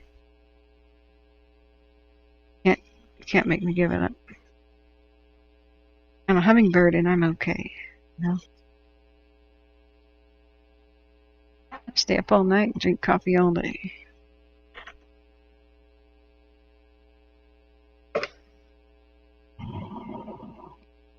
You know what? Keurig, I didn't tell you to preheat for another cup of coffee, but you can go ahead if you want to.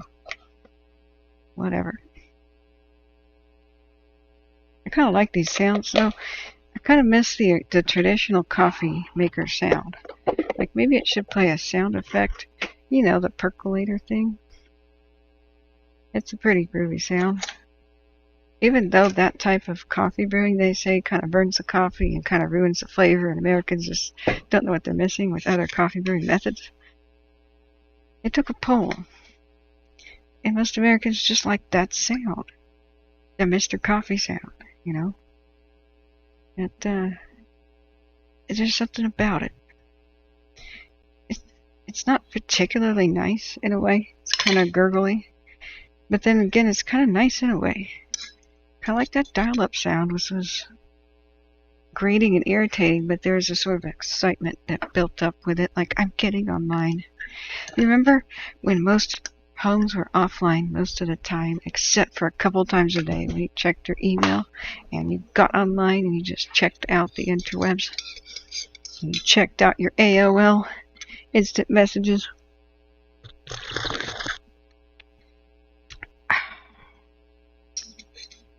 Yeah, that's good mediocre coffee. Okay. Let's come back. Okay.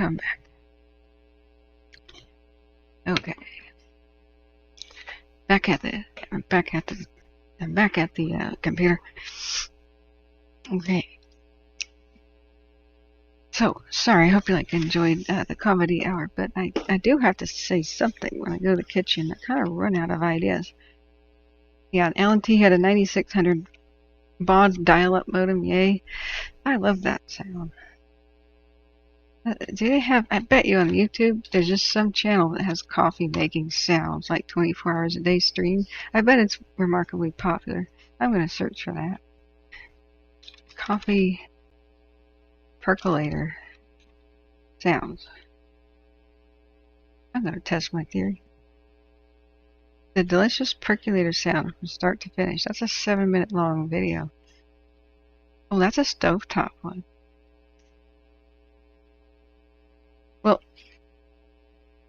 am I confused? Are the percolators the stovetop ones and the Mr. Coffees are another type? I would hate to be confused about such a terribly important topic. Okay, loading back up to the oh, you were there but didn't get to pop in your channel. Oh no. Big hugs, Sarah, big hugs. So let's see. Be right back. More coffee, Alan T says. Yeah. Yeah, Alan, provide coffee for the others. Thank you. You guys can have some from my coffee cornucopia.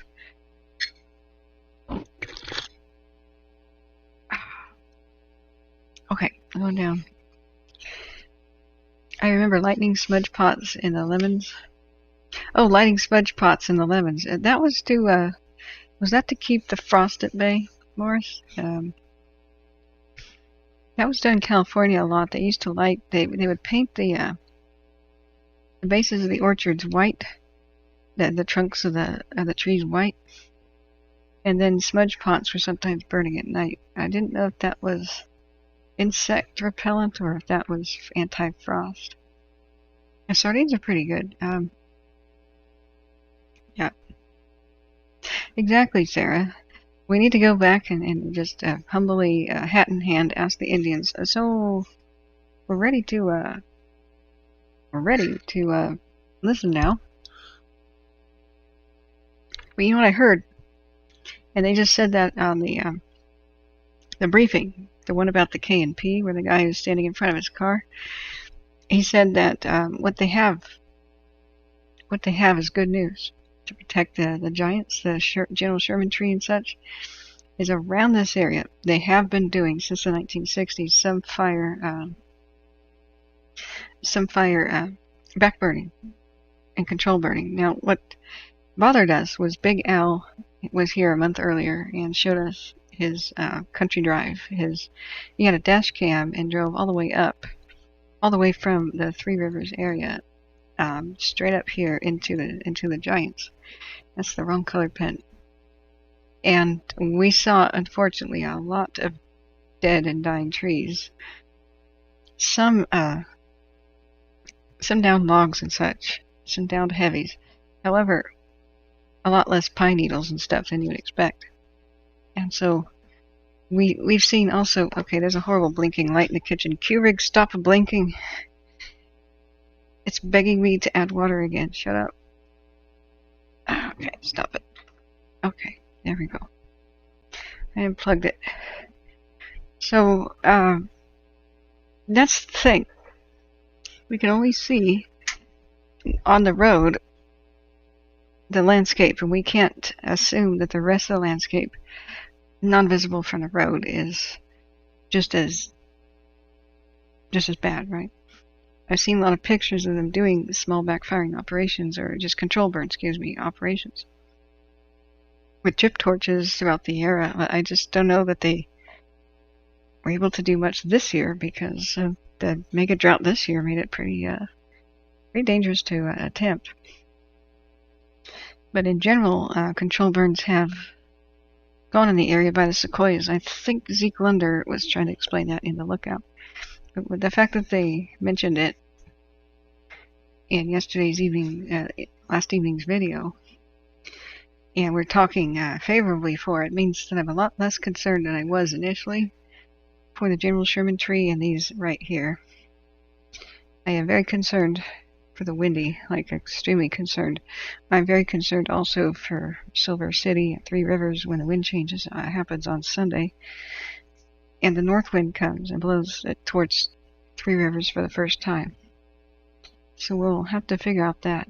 It should be a pretty dry storm. But for now, the fire should be spreading towards the northeast today, starting around 11 or 2 p.m. The Windy and the K&P, because of the southwest winds and the fierce wind gusts. Oh. You know what? Do I have any sardines? I don't have crackers. I don't have crackers. I just have sardines and no crackers. Like, you know what I have? Graham crackers. That's just not right. Ugh.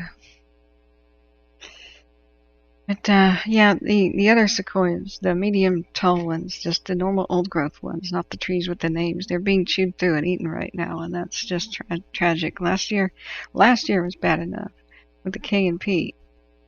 You look at the fire history, and we lost 10 to 20, somewhere between 10 and 20% of all sequoias last year with the complex fire up here, like the Castle, which became the SQF.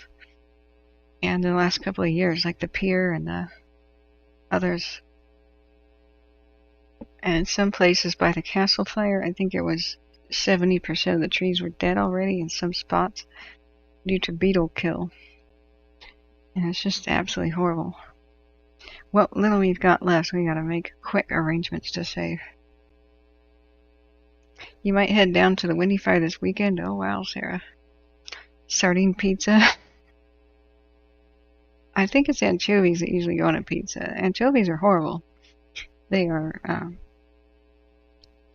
I have no idea why people like an anchovy, but sardines are nice and mild. I think you're thinking sardines. Anchovies, you know. So, 251 available, of course.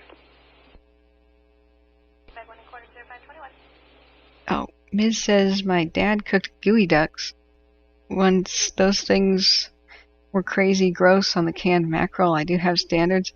Oh, have you guys seen gooey ducks? This will get my channel banned. People are going to think that it's male genitalia. Like, you can do this thing when you're in a foreign country or anyway, in inland, and say, hey, did you know that a gooey duck is a true or false? Am I making this up? It's a giant clam that looks like a male, you know, and when they let it all hang out, they let it all hang out like it's huge. And they go, no, and then you pull up the picture and it's like, oh,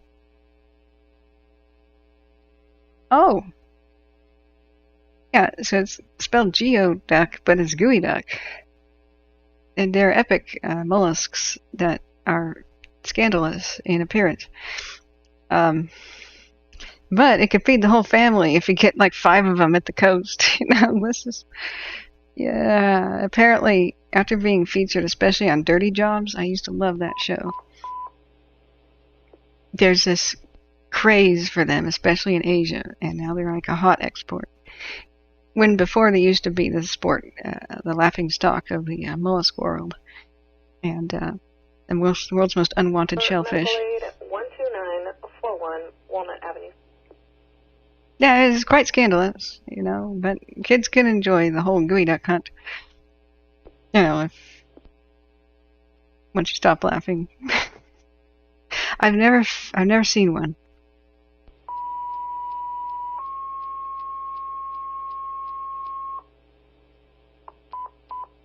People that try them think they're gross, in general.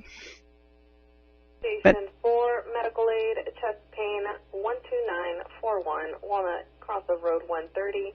Station 4, medical aid, chest pain, 12941, Walnut Avenue, cross of Road 130, timeout 0524.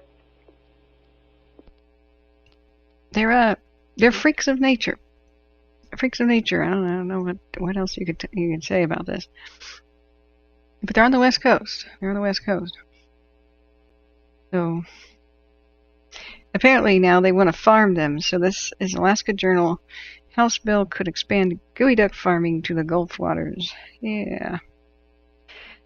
How did they get their name? I would love to know. But it's a dirty job, see, to be a gooey duck farmer. Yeah. Yeah, Sarah says, I cannot handle thinking that people eat those beep fish. Yeah, I know. Sarah says, my grandpa used to eat pickled herring with crackers and it stunk so bad. Yeah. Probably an acquired taste. But they love them in Asia. They just... What the heck? Oh, now that's a hilarious... Now that is a hilarious postcard. Gooey duck, native of the Puget Sound, reaches great size. Gooey duck hunting is a very popular sport in the neighborhood of Hood Canal, Washington. Oh man, that proved people at the turn of the century had humor. Oh man, I would frame this postcard. That's awesome. When people say there's no Photoshop back in the day, I'll spit my coffee out. Like, no, the program Photoshop was made because originally photos were edited in a Photoshop. And so, you know. Ms. says, yeah, my dad ate those alone. Nobody wanted any. He went to British Columbia when he could drive over with no passport. Smitty says in Maidu, Wowney, you can just say that Maidu Panawi. Ah, okay. What is Panawi? Ms. says, laugh my ass off, Kathryn, and they spit water out when you run by. Oh yeah, they squirt. So if you go oyster hunting, that can't be real. That's Photoshop. That can't be real. Yeah, gooey duck. See, there was a Photoshop back then. See what I mean? Oh wow, these are interesting postcards. Neat. And what else? What else is on this Flickr stream? Oh, that's cool. Pageant of the Dunes, May 30th, 1917, Chesterton, Indiana. Wow, that's cool. I wish it would name the Native Americans.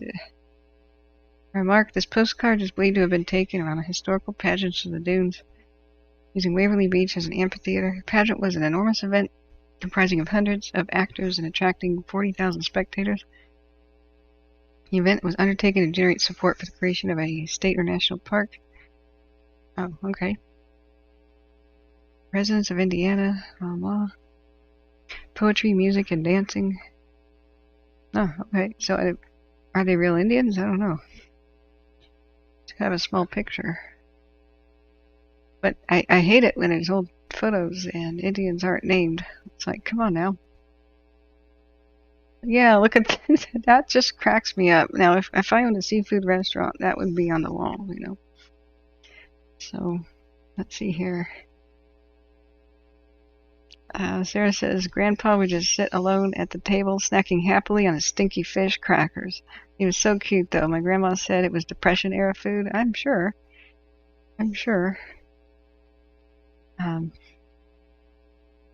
Okay, let's go take a look. Look how quiet it is. It's just not there anymore. I wonder if that was a backfiring. Because we have the whole dead calm situation. They have a community meeting at 6 for the K&P, and hopefully they'll explain what they did or what went right or what they were doing. They have red spots over there in general. Oh, it's a bad word that I just said in Native American. You're bad. You're breaking the rule. There's no adult content on the site, man. You thought this was adult? Shame on you. You dirty-minded individuals. I don't know where you could get that concept. Shame on you. This is completely clean. Completely clean. This is kid-friendly and mother-approved. In fact, this is a traditional staple of all sorts of people that have extremely weird taste in food.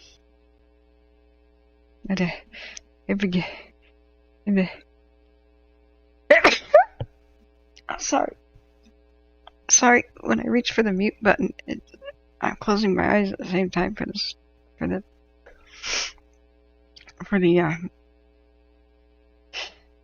and sometimes I can't see where the mute button is. My bad. It's a duck? Okay. 4183 has arrived at 9410 Charlie, rendezvous location. Okay. I wonder, what do they actually taste like? Do they taste like clams? Because that's one heck of a neck on that clam. I mean, isn't the meat of the clam what you're supposed to eat? If you do go clamming on the coast or looking, it's basically clamming, you'll see these little holes. You'll see these little holes in the sand, and every once in a while a bubble comes up, and you know that clam is there bubbling, that's its breathing. So one of the tricks is you can wait and look for a bubble and then dig as fast as you can down for the clam. I used to do that with my bare hands, and it was really fun. You just basically get on your knees and you dig like a dog fast as you can down to the sand. Like,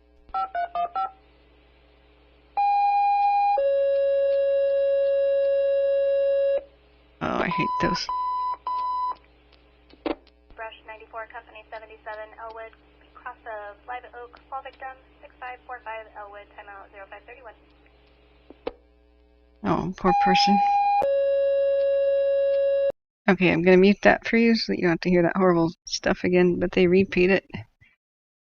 So you dig that like a dog furiously in the sand, and I didn't have gloves on because that interfered with my digging, and I was told, you really got to wear gloves, girl. Of course, I didn't, being a youngster, I did not obey, and I thought, I'm fine, I could tough it out. And so I did get the first couple of clams that way. What they're trying to do, the moment they hear or feel you walk up to it, and the moment that they feel digging above them, they bury themselves. They squirt out their neck, a big chute of water and air out the tube, and it helps them burrow.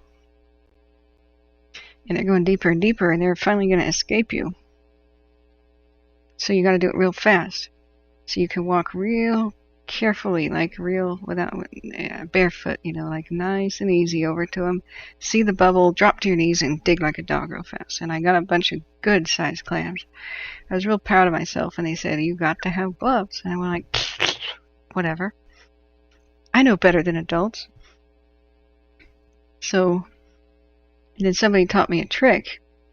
You can go over on the sand, and instead of waiting to see where there's a bubble in one of those holes, you can take both hands and slap the sand with the flat of your hands, bam, and you'll see the reaction. It startles the clams under there, and they immediately do that poof thing and start to dig down, and you know exactly where they are, because half of those little holes are where they had moved on. They breathed there for a second ago, but then they moved on throughout the soil and throughout the sand somewhere else. And so you slap and you see where instantly they react, and you start digging furiously. So I did that, and I had kind of long nails, medium long nails, not like hideously long, which is popular today. Not the hideous, bright white, 3 inches long, and for some reason square at the end nails. No, not like that. Like normal kind of fingernails. I start digging furiously, and then bam! I just felt something hit my middle finger, and then I hit the same spot with my other hand, with my index finger, my middle finger, and then my thumb. And sure enough, I had that clam all right, and I dig underneath it, and I get it out.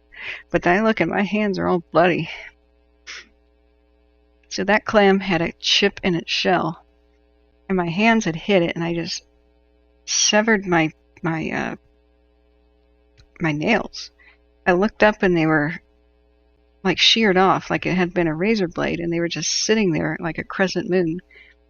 And I had a little bit of a cut on my fingertips. I couldn't feel it at all because it was broken clamshells are completely razor sharp. And so here I am just staring at my hands, and my fingernails are like kind of hanging off, it didn't hurt. The fingernails were just cut off, just like nail clippers. They kind of hanging, It was like having a paper cut on the tip of my finger. And then the elders are like, see, we told you to use gloves. 6545 Elwood on incident 14959. And now I couldn't clam anymore the rest of the day. The whole digging apparatus was out of commission, so to speak. So I'm sitting there just with my bandaged hands and watching everybody else have fun. And along walks a guy. Is this a third-party reporter or is RPVO patient?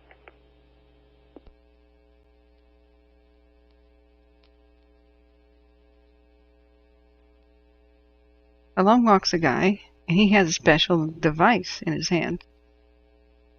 And we were kind of curious about it. We're like, what's that? And he goes, oh, well, you don't have to dig with this. And he did the trick. He slaps the ground, and he put this tube in the sand, and he sucked up a clam with a vacuum pump. Just like that tube suction sound from the Jetsons where they used to run around with the tubes, And I was like, cheater, you mean you don't have to dig at all or like get your hands dirty? Yeah, clam gun. Hey, Bob. Hey, good morning. And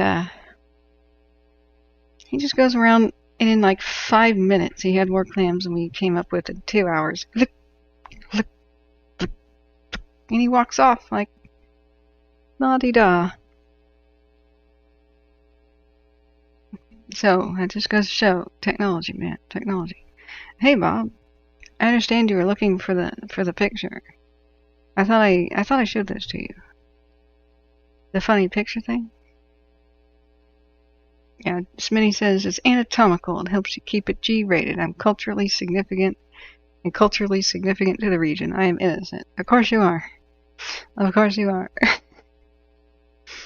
So, teaching me bad words in Indian languages. Panawi. Do you realize that the only Maidu word I know now is a bad word? You're incorrigible. Panawi. Okay, if I said that in front of like Maidu elders, would they want to smack me for my potty mouth? Oh my gosh. Yeah, I thought you were here. The outhouse picture. I thought you were here though when we were at it. I thought you were here though, and present at the time when we discovered this the funny thing about this picture. Yeah, Sarah, I like clams. I mean, clam chowder is good. I would imagine a gooey duck is just like having a big clam. Maybe. No, you haven't seen it? Okay, here, Bob. Here it is. So yesterday we were super serious, right? Looking at the last year's fire, the SQF complex. Oh, wow, Smitty. Elders wouldn't want to smack me, but the male ones would never mind. Wow. Yeah, you're so innocent. Oh my gosh. For Pretty Cat, the caller was the patient. So, we are carefully going through the devastation and the wildfire the previous year, but... Be able to recontact, I believe EMS is saying they just have an open line. Hang on.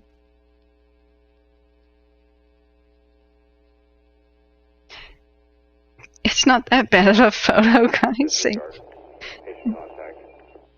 Ms. says, brace yourself, Bob. 40559. It's not that risque. It's not as risque as that. You know, not at all. Dirty-minded, gosh. Okay, so we were yesterday trying to figure out the fuel load and the damage from last year's actually pretty bad SQF complex fire. I couldn't cover it that much on the stream last year, so I got really solemn and we went through our slideshow trying to figure out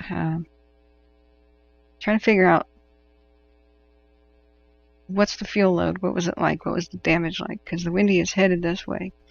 It'll explode like a powder keg if it reaches these fuels, I'm pretty sure. The really dead, heavy fuels, millions of snags and completely dry snags now that they've been dead for a year of big sequoias and big trees. And so I was remarking about how some of this photography was really dang good.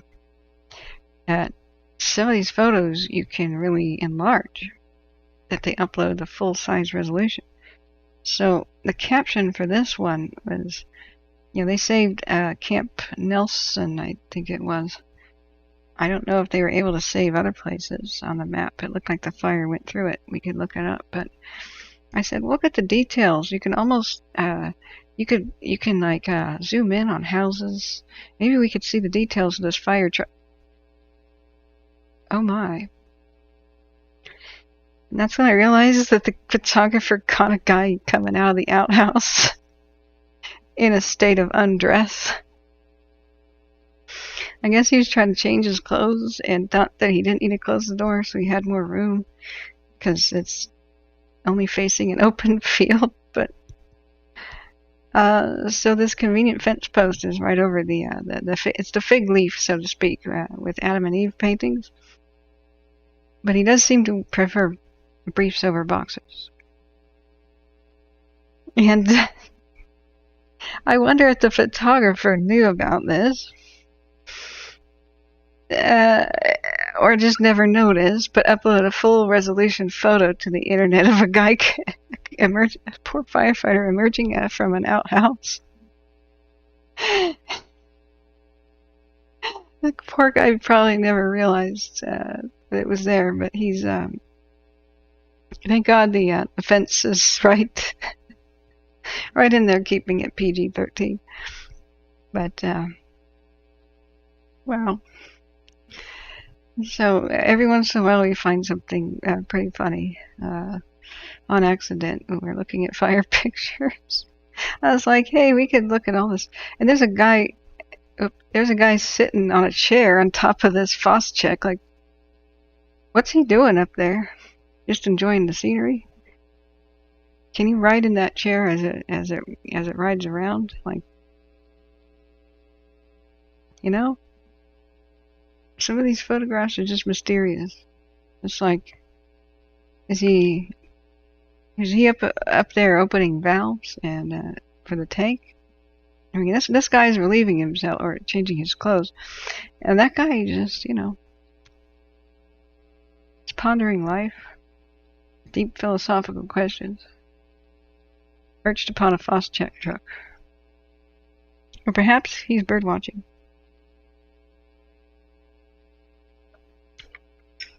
Perhaps he's cocking his head listening to the instructions of somebody nearby. Or perhaps he's just feeling that the donut he had was just awesome. You gotta savor the little things in life when disasters all around you. Say that with all seriousness.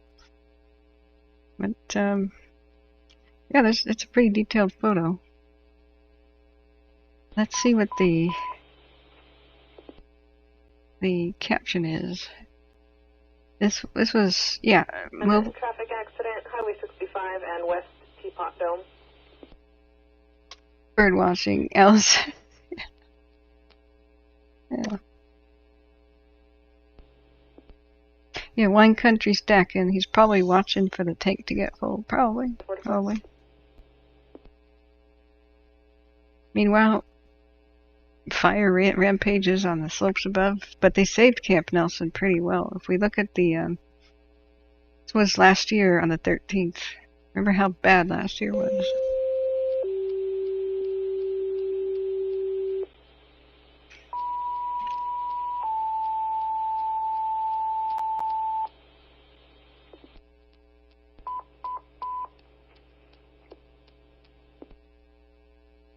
So here's Camp Nelson. 19, water tender 15, out of station 21, traffic accident, Highway 65 and West Teapot Dome, station 19, water tender 15, out of station 21, traffic accident, Highway 65 and West Teapot Dome, timeout 0544. Is that within the fire lines? Highway 16, West Teapot Dome, Tulare County. You never really know if it's...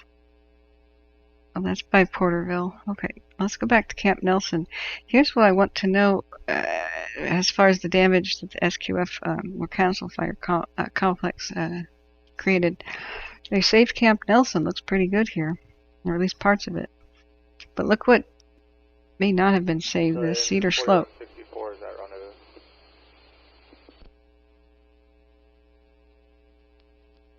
Copies in 4164, ride 0545. Wow, fish hatchery. Crash 94 at scene 0545. So that's where we don't want the fire to go. SQF Complex Fire Inspection. Maybe we can find the map of the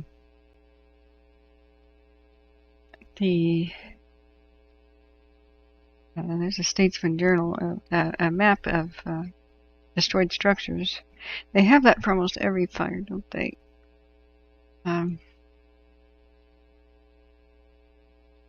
Castle Fire was basically what was called for a long period of time.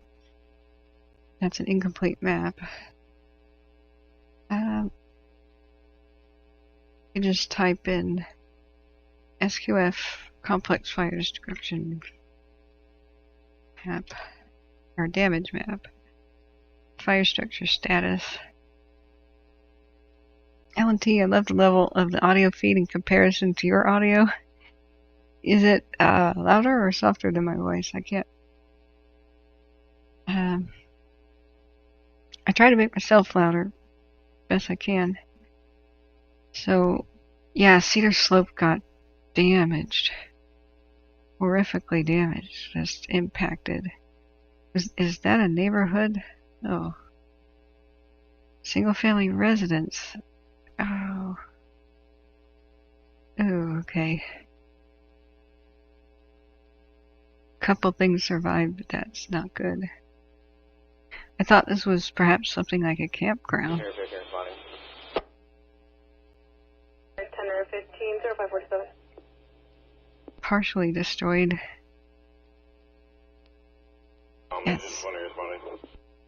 It's a neighborhood.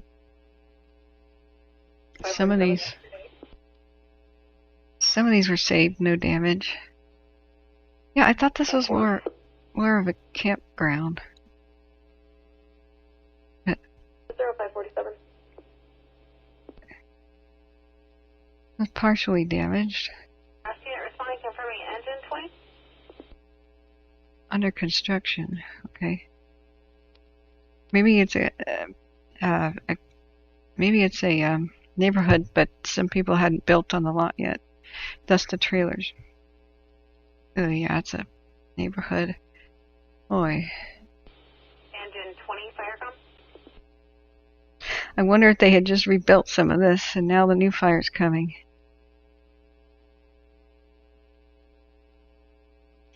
Yeah, that's a...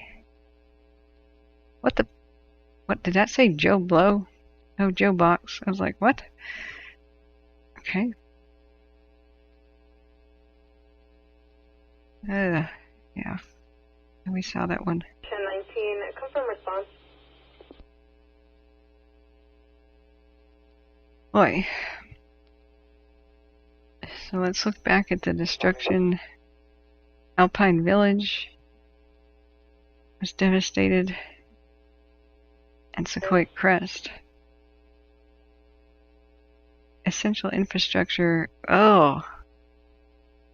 Is that a fire lookout that got destroyed? Oh. Oh no. It's not named. It just says infrastructure essential services. That looks like a fire lookout.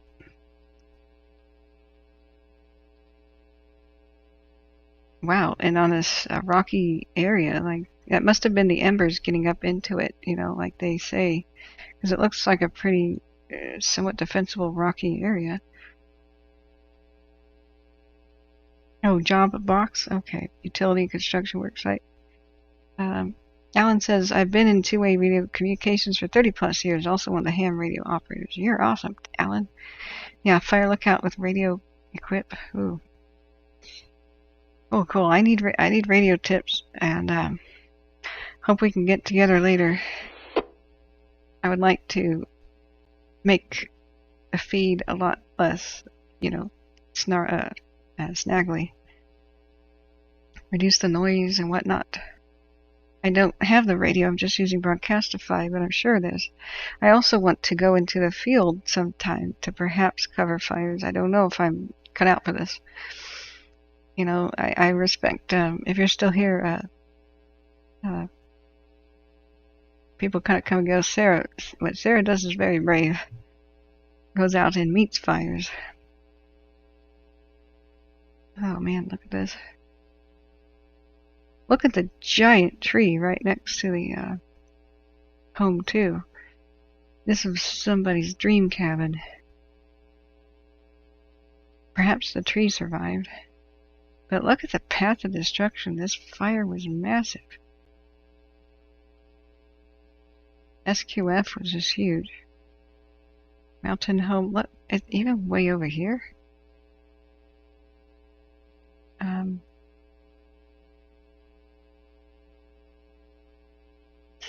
There's nothing left.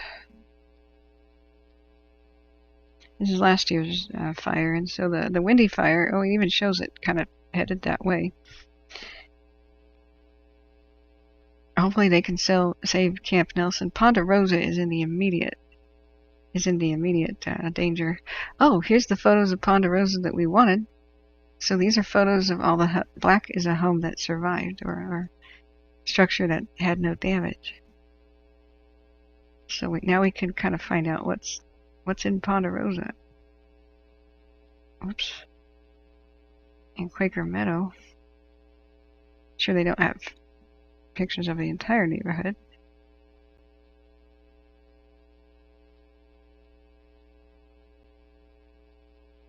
Yeah, just normal homes. I was hoping to see any historical buildings here that could be in danger. There's a bathroom. I always am very solemn and say, I hope there's no historical building in danger. There's a bathroom. Okay. Do you guys remember the funny night when I said, guys, we're now going to look at some of the Dixie Fire's destruction. Prepare yourself. Look away if you have to. Let's look at the first building. And the first building was Bucks Lake bathroom. And it had been totally destroyed, or at least 50% destroyed. That's the running gag about how I get all solemn and I look at bathrooms. Rest in peace, Bucks Lake restroom. You will be rebuilt.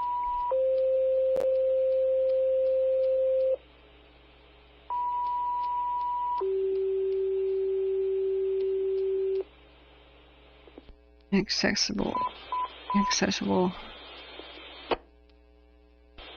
Oh. Station 9, Station 27, 1 unit from Kings County, traffic accident. Semi versus sedan head-on collision. Highway 43, south of Avenue 108. Station 9, Station 27, 1 unit from Kings County, traffic accident, head-on collision, semi versus sedan. Highway 43, south of Avenue 108. Time out 553. Marty's near 50 and 10. I have 2 vehicles in the middle of the road. CHP and intercepting. Copy, water turn 15, 554.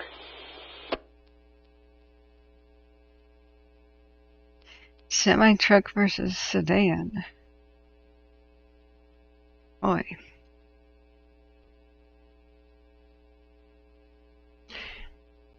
So. Oh, that's supposed to be by Windy Fire. It's supposed to have a Windy quick link. Is it under California? Did I not make a Windy folder? Windy. There we go. It's related. Yeah, that was a yurt, a Mongolian style step tent. I love those. I've stayed in those, and those are so comfortable. The reason they're round like that is Mongolia has incredible fierce winds, and any other style of building, it blows away in their blizzards. So the cool thing about that architecture is there's no roof eaves. Completely cylindrical and then conical at the top with their construction, meaning that there's nothing for the wind to grab and it just goes completely around them. You basically can't. They could take a lesson from this for hurricane areas, tornado alley. Those can.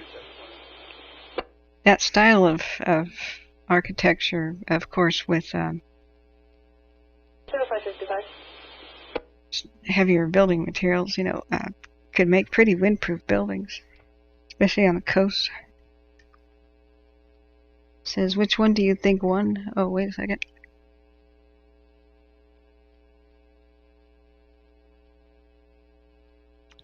Bob says, Alan, we've had no air operations in the Southern Sierras. Yeah, no radio, unfortunately. Softer? Perfect? Okay, cool. Yay! Well, the bad thing is I can't quite, Engine 19 testing. each one of the feet. 0556. Engine 20 testing.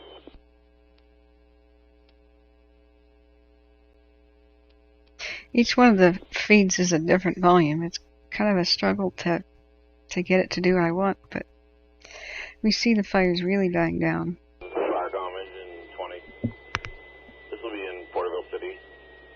Will you notify them that we can handle, and can you get an incident number?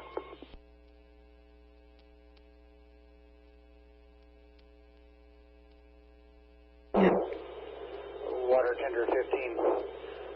One patient, minor injuries. 19 and 20 are released. Really? 557. Station 9, Kathryn, response? Semi versus sedan, one patient with minor injuries. Was he hesitant because the other one's dead? Or is that a really lucky accident? They don't usually say words like DOA over the air. They usually make a phone call. They will release other responding units. The most horrible things last year was listening to Clackamas County Fire and Rescue. It was unrelated to the fire, the river fire of Clackamas County. 9, Firecom? And it was a traffic accident. And they said it was on, the vehicle was on fire. Copy, engine 9, information. First unit at scene will be Highway ICV Fire 24 for UTAC 24. It's reported to be a semi with a trailer head-on collision.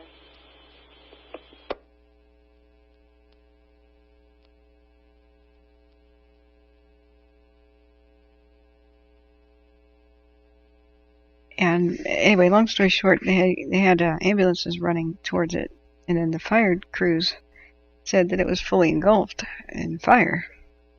So they said, ambulance, you are released. And the ambulance driver didn't hear about the fully engulfed fire.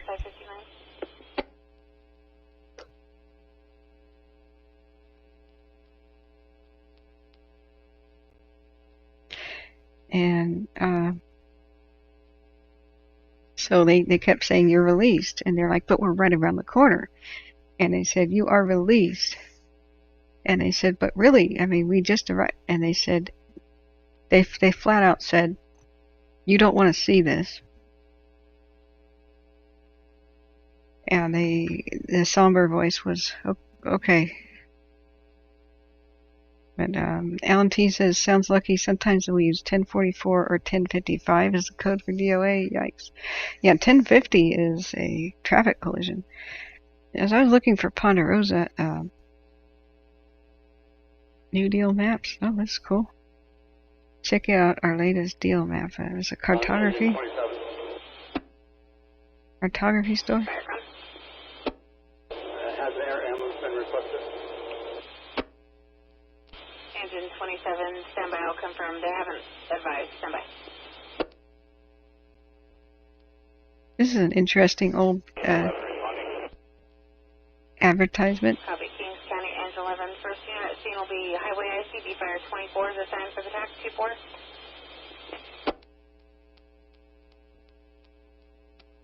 I've never heard of this.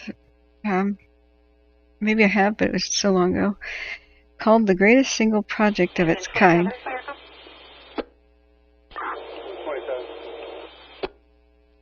Engine 27 information. Looks like TCAT has not started an air ambulance. They're inquiring if you're requesting one.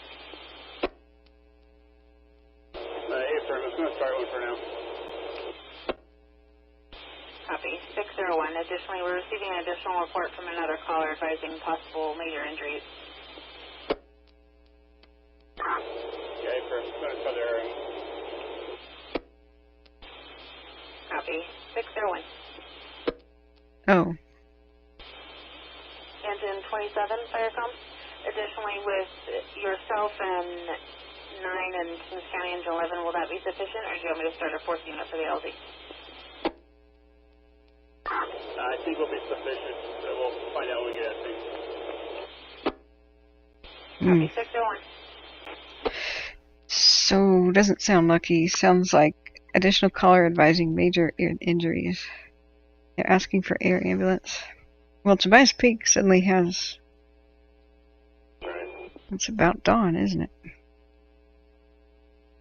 We have some clarity. So, you landed many air ambulances. Were you a pilot, or were you dispatch, or... I can't remember Alan T, sorry. Yeah, I head on with a semi-truck. When they said advising only minor, I was like, After breath 94. Mass has a less than 5 ETA. Breath 94 copies, less than 5. yeah, I bet, Alan.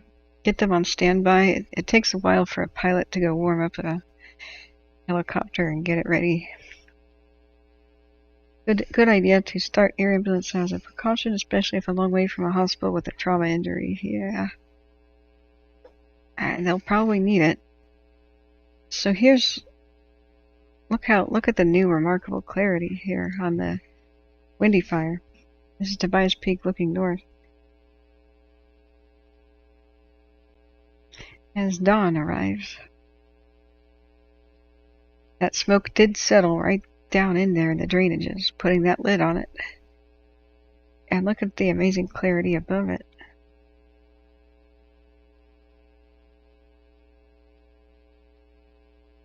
Oh, Shaz says the puppy was found. Oh, it just badly bruised. That's good. The puppy that was hit by a car. You all started a riot, Shaz. It was kind of funny.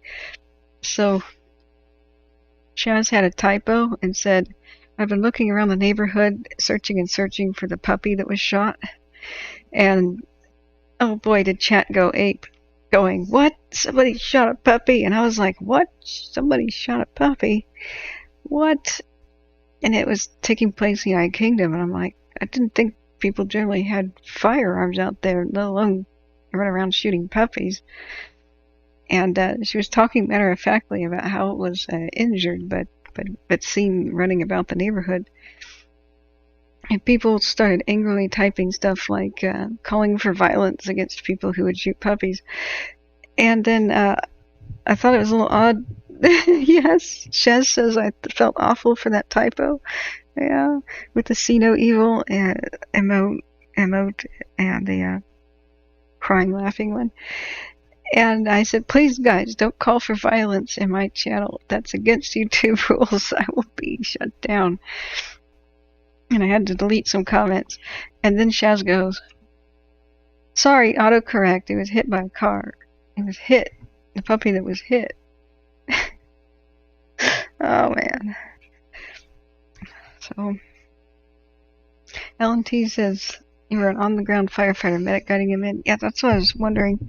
So, what do? Do you put down flares? Do you chalk line a big H on the ground or something for how do you tell them where to land with the helicopter? Because they've got to do it kind of randomly in city blocks and stuff, right? I imagine that the ground crews will prep the victim in like a gurney of some sort. The helicopter lands nearby, away from power lines and hazards, and then you roll the victim, push the victim in a carry, or push the victim over to the helicopter. Is that how it works? Chaz says, in my defense, I have arthritic thumbs, and they tend to make interesting spelling errors now and again. And I struggle hitting certain letters. That's okay. That's okay. Autocorrect is some of the funniest stuff in the universe. I can laugh hard watching a good comedy skit like George Carlin or something, right? Or In Living Color or Saturday Night Live. But I've never cried laughing as I have with a couple of party games, one of them being the old Mad Libs. And where nonsense words are put into a story.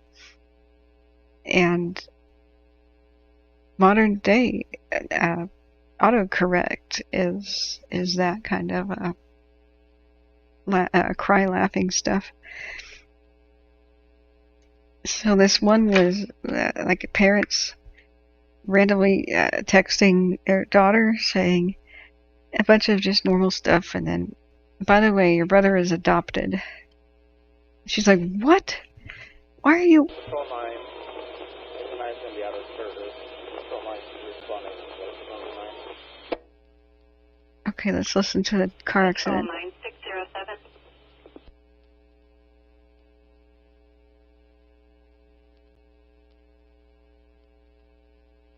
Okay, we're still waiting to hear on if they're going to life flight somebody. That was a semi-truck versus sedan. Praying for them. With the whole minor light injuries thing versus they don't know if it was severe injuries. So we just went into daytime view with the cams.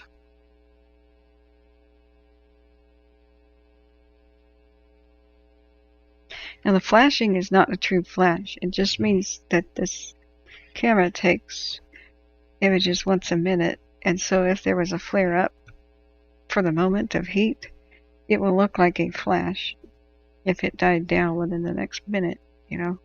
In this case, there was a flare up in the frame right before it goes to color. With that flash illusion thing. Fire com, engine 19 quarters. Engine 19608. It's typolitis, yeah. So Alan T says, sometimes light beacons are just use the radio on CalCord. Oh, we have 21 designated mapped landing zones for our rural response areas. That's cool. Sometimes do they just land as close to the accident as possible? Like, what if somebody's in super critical? I imagine they might try to get super close.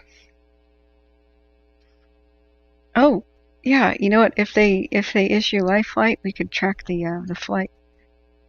If they call for air ambulance, I bet that would show up because I have a filter here for all craft flying below a certain altitude, below 18,000, I believe. Or was it? What's my filter? Below 20,000. So we have a PC-12 Pilatus. Sometimes they scout fires, and sometimes they just move fire crews and people around. I don't see any craft low over the Windy or the... actually, there is a... Oh, there's a Beach King.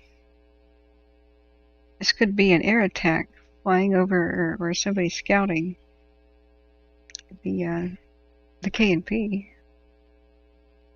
Either that or they're just going somewhere.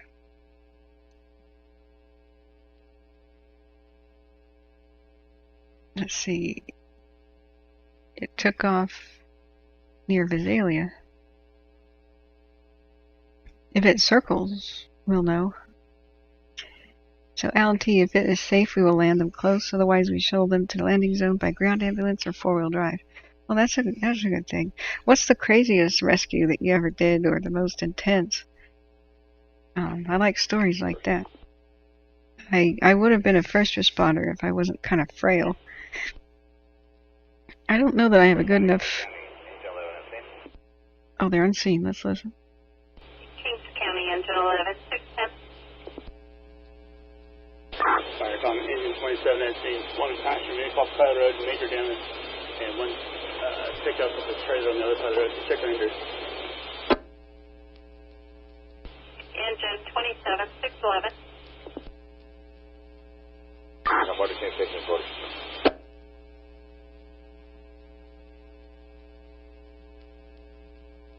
Air 15611.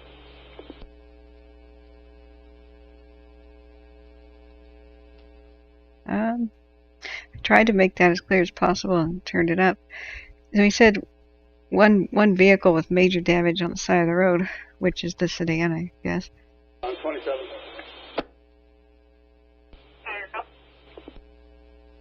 One patient, major injuries with tendon. One patient, major injury, 611.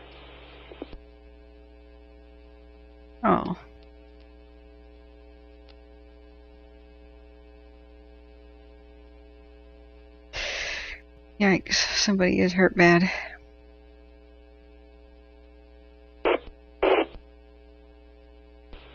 Fire, go.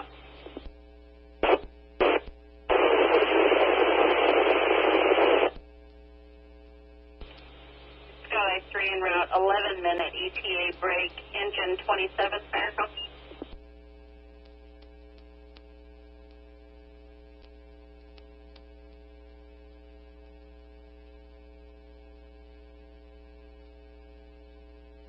Last 15 of the Windy fire.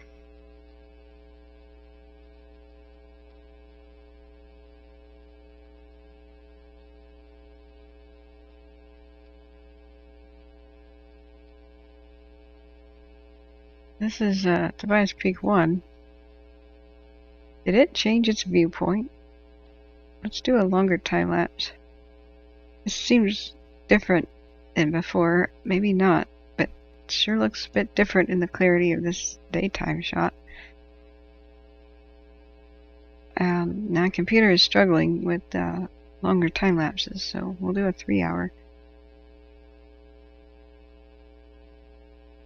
We saw the fire for the most part spreading to the southeast, east, but throughout the night the wind kind of changed it and swirled around over it, and we had more smoke columns to the left.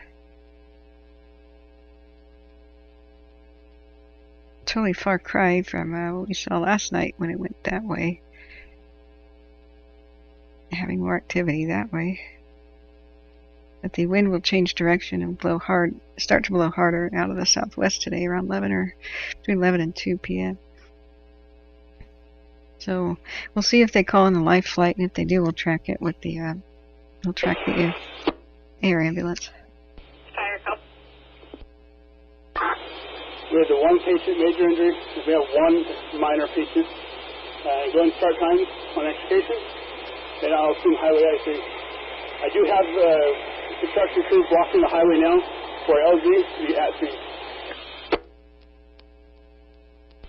Engine 27, assuming highway IC. Who is the ground contact?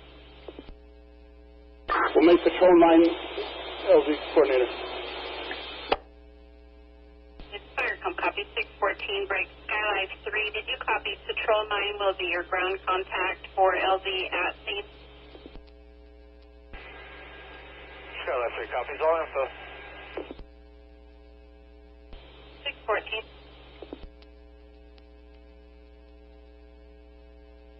I want to make sure people know what we're listening to.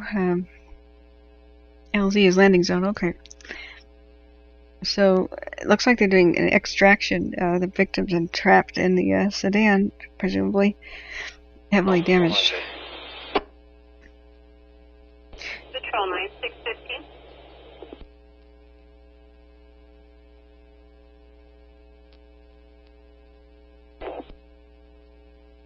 Fire, come. Kings County Fire also in route. Kings County, engine 11 is at scene. Copy. We're just trying to figure out what side of the accident scene to let other equipment come in. Probably land on the north side of it if we can, possibly. Skylight 3 will possibly land on the north side, 615.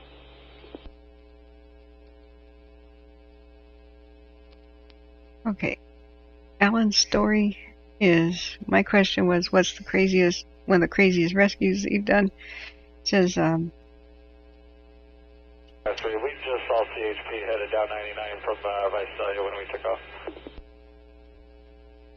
Firecom, copy 616. the 12-hour rescue of a girl that fell off a cliff, in and out of consciousness. Wow.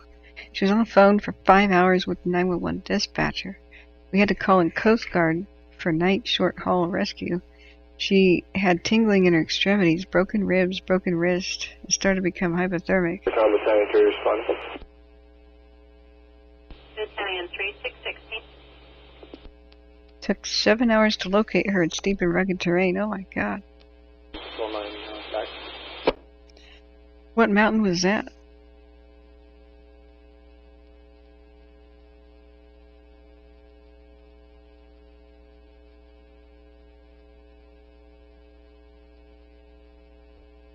I keep doing a 1 hour of the Windy fire. Kind of mesmerizing. Trying to figure out how much activity it has in the morning. We can't see the K&P right now.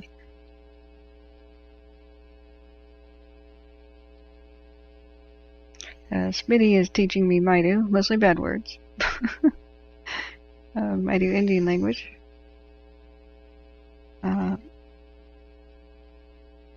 Smitty was saying, did you get today's morning Maidu insult? Wow.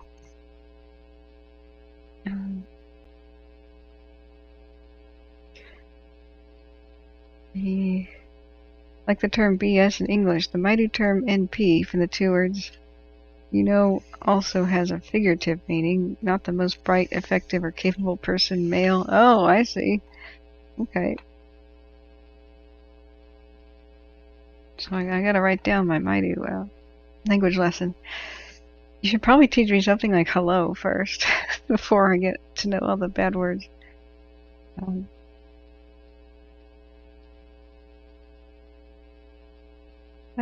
It's called Panawi. I think it's related to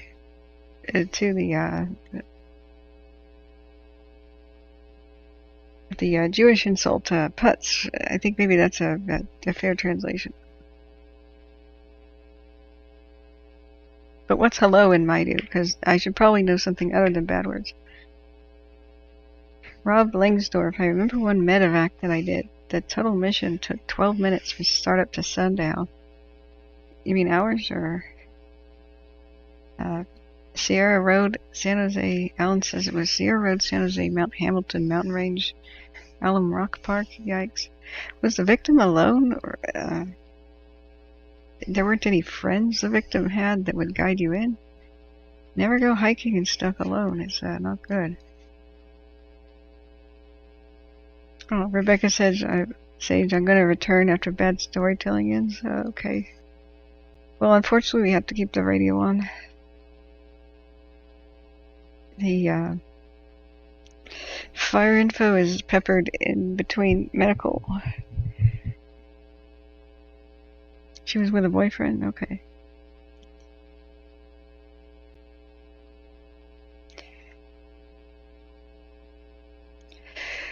Yeah, sorry about that. We'll probably be hearing for the next 20 minutes all about this life flight thing, and with fire info peppered in between. Last year when I was covering things, there was an airplane in distress that went over the radio. An airplane that needed to make an emergency landing down by the Bobcat fire.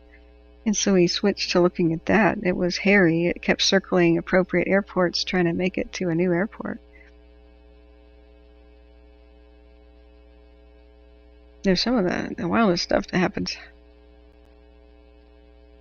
I've got a rampaging headache. It's just part of having the truck flu, I guess. Let's see, what can I eat to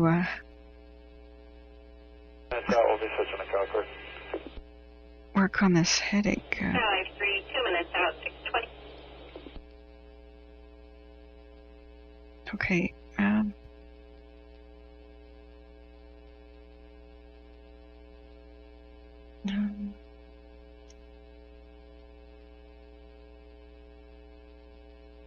Ooh, I could order a breakfast to be delivered. Yeah.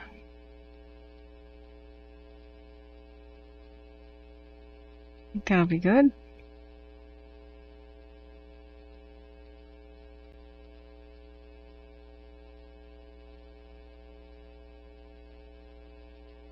Oh, I have an app for the Red Cross called Emergency ! Fire Weather Watch for Amador, California, excuse me. Boosted wind speeds for Saturday, 5:25 a.m. Time of this announcement. Affected areas: Fire Zone 270, Surprise Valley, California, 278 Eastern Lassen County, Northern Sierra Front, including Carson City, Douglas, Story, Southern Washoe, Western Line, far southern Lassen counties, Humboldt Basin, Pershing County, and Fire Zone 458, northern Washoe County. Winds southwest to west 20 to 30 miles an hour with gusts 35 to 45 miles per hour. Stronger gusts possible in wind-prone areas. Humidity 8 to 15%, except 15 to 20% closer to the Oregon border. Duration 4 to 8 hours. Impacts. The combination of gusty winds and low humidity can cause fire to rapidly grow in size and intensity before first responders can contain them. Be aware that weather conditions resulting in extreme fire behavior could exist in the next 12 to 72 hours. I love this Red Cross app. It's so concise like that. You are monitoring. Why did you get this alert? You are monitoring 25-mile radius. Report, Major Edwards. 94, return to quarters. You are monitoring a 25-mile radius near Almanor, California. And fire weather watch alerts are set to enabled in alerts configuration. That's cool. You know what? I think I'm going to configure an alert for Tulare County. And see. You know, I already have one by the French fire. I think. Did I? You can only do so many.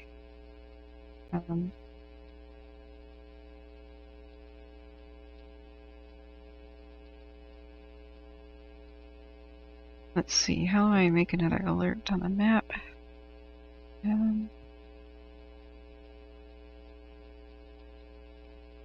Oh, add it with a plus sign. So let's go to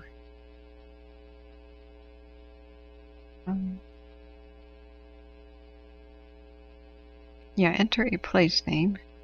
And this is the Red Cross app on Android called Emergency with an exclamation mark. So I'm going to type in, let's see, but Ponderosa, California. That should be central enough. Edit the radius. Let's enlarge it to. Yeah, we don't need a 100-mile radius. Let's do a.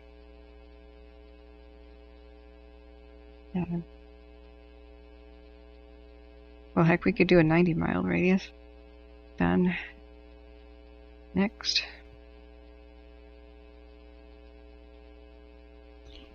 Okay. Place added. Now configure. Let's add. Oh, I think my alerts in general will now tell me about fire danger. So that's pretty good. Okay. So the nice thing about that is it pretty consistently reminds you of very specific things. Not just is it going to rain and the kind of random weather alerts that you can get from apps, but things like fire weather watch, fire weather warning, flash flood warning. And that's all it generally bothers you with is something serious going down, you know. So, yeah, Ellen says CalStar Life Flight had to locate with a spotlight at night as her cell phone went dead. Yikes. They're switching to CalCord to land their air ambulances on a semi-TC. The TC. What's the TC? Morris says I have to get up and go get my own. Okay, see you later, Morris. Hey, Volt, good morning. Rob says no, it was only 12 minutes. Oh, 12 minutes. We hopped over to the next ridge, picked up the patient, flew him back to the med site, and then parked and shut down the chopper. Oh, cool. So I forgot, Rob, you were the pilot then. I'm trying to remember who people are. I gotta switch my notebook back and make more notes. Especially when I have the flu. I'm just kind of sitting here. Oh yeah, TC traffic collision. Yeah, the head-on. Yeah.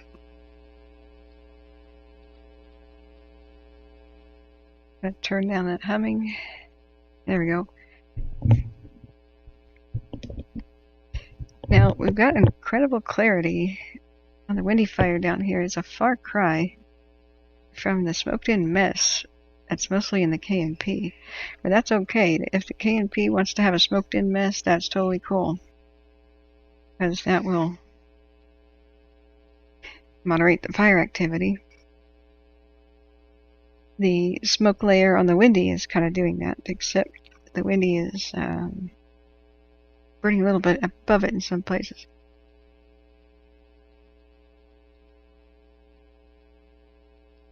But the more time they can get before the winds pick up today and start, it'll start flexing its muscles. 43, I see. Oh.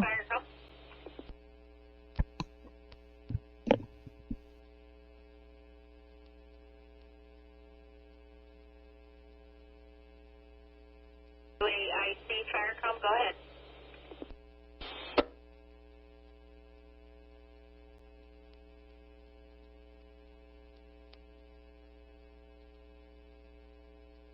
I see Firecom, go ahead. The patient has been extricated. Give me this battalion, go to. Patient extricated at 628, right, Battalion 3, did you copy? You can reduce. Battalion 3, copies traffic. 628. Yay, the patient's been extricated, but did they not call for light flight? On the ground. Patrol 9, 628. Are they calling for life flight yet? I missed it if they did. There's a beach bonanza. That's usually a fire-related type of aircraft. 60 years old. That's a classical aircraft right there. Wait, isn't that the Doctor Killer? There's a couple of planes with bad nicknames. Yeah, isn't the split-tail bonanza called the Doctor Killer? Yeah. It was designed in 1947 by Beach Aircraft in Wichita, Kansas. This is the one where the day the music died, didn't they die in this one? The Big Bopper and all them? Overloaded, the thing took off in bad weather. So, Doctor Killer means that usually the most wealthy people that would own this aircraft, it would be the starter aircraft for like somebody who's a doctor or got a high paying job and they decide to get a pilot's license and they're generally inexperienced and run around and crash these a lot.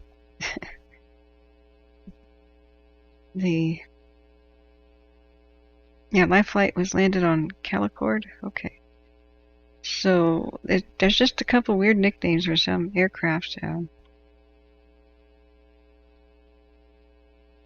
The Bonanza. Yeah, the Doctor Killer. While Beechcraft Bonanza has a loyal following, it also has an infamous moniker, the Doctor Killer.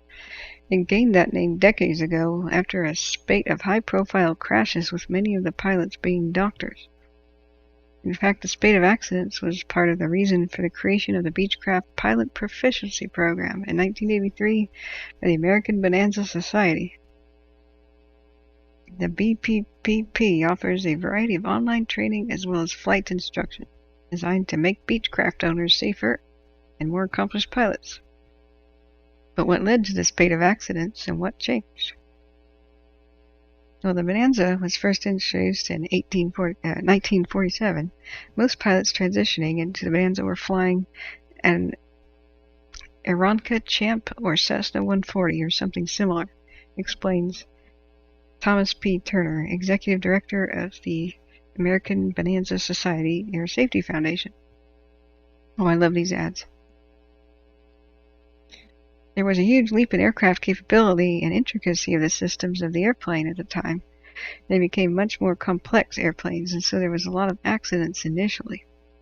Eventually, the flight instruction community learned how to teach people to fly Bonanzas, and then the accident rate dropped off. They look kind of space-age, don't they? They have a split tail. That's one of their characteristics. There's been a lot of rumors as the tail design might make them unstable or this or that. I think this is a pretty rational explanation. Exactly the same thing happened in a number of different airplanes, he continues. The Cessna 310 had a... 94 and quarters. Yeah, the butterfly tail, Smitty says. Oh, in some parts of the country they call them lawyer killers. Yeah. I think maybe their distinctive look kind of makes people remember it. So exactly the same thing actually happened in a number of different airplanes, he continues. The Cessna 310 had a very high initial accident rate. People were coming out of single-engine airplanes into something like a 310 when they were new. At the very best, they may have flown an Apache or something. And in its first years of operation, the Cessna 310 had a horrible accident rate. Eventually, the industry figured out how to teach people to fly the things. Part of the reason for the Doctor Killer name was that doctors and other pros like lawyers were able to afford the Bonanza when it was introduced. Because, you know, you have to have the coolest thing on the block, right? Especially in the 50s and 60s, the Bonanza was the pinnacle of personal airplane ownership. Yeah. It was the top of the heap as far as single-engine airplanes were concerned. And so we ended up with a lot of pros in these airplanes. Pros meaning, you know, professionals that make a lot of money, not pro pilots. And as you know, in general aviation aircraft, there are often going to be people who are flying airplanes for which they are not properly trained, or they try to fly them in an environment for which they are not certified and capable of withstanding. So we ended up with taking a class of people epitomized by physicians, putting them into high-end airplanes epitomized by the Bonanza, and every now and again, when there's a crash, there's a pretty good correlation between the two categories. The same thing that played out when the Cirrus aircraft were introduced. The Cirrus had the nickname Geek Killer. Really? I've never heard of that.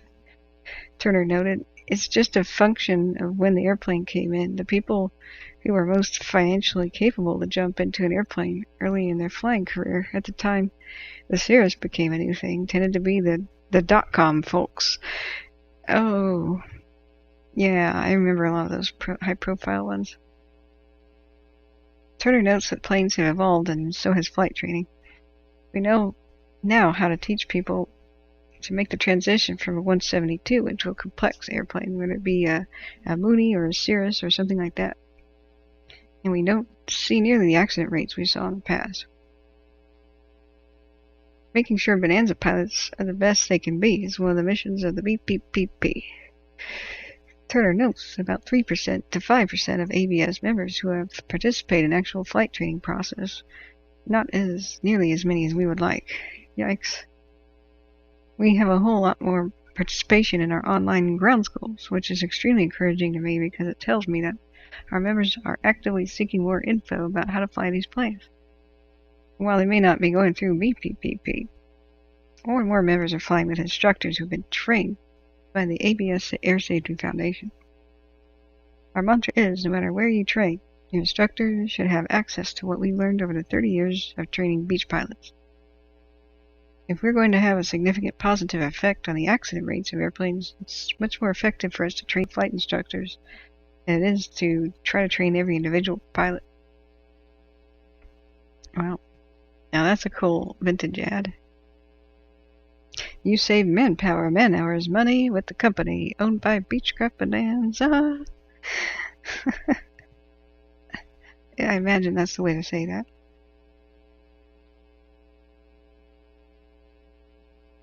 Battalion 6, Division 3. For rest and relaxation, it shows that them flying out to a ranch, a dude ranch. Oh, that's cool. You're at least going to attend briefing, get the IATs for the crews and supplies. Should be up there about 0930. Copy that. Appreciate it. And did you get my text update?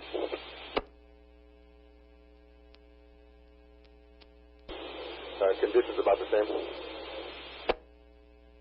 Stay firm. Fire intensity is less than about 11. And just, it'll be a prep day for our ranch. Oh?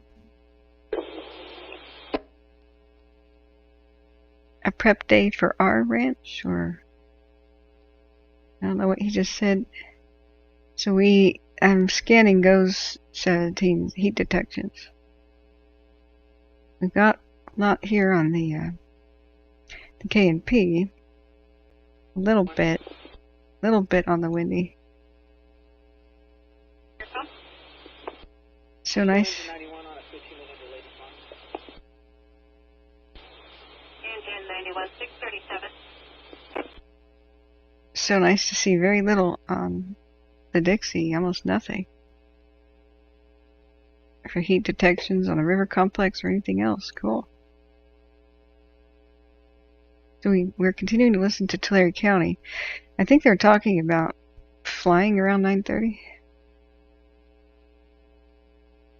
Or moving out at 9:30. I didn't quite catch that. Mostly the K&P is socked in with smoke, but we have one camera at Tobias Peak 2, which has been pretty mesmerizing. Or Tobias Peak 1.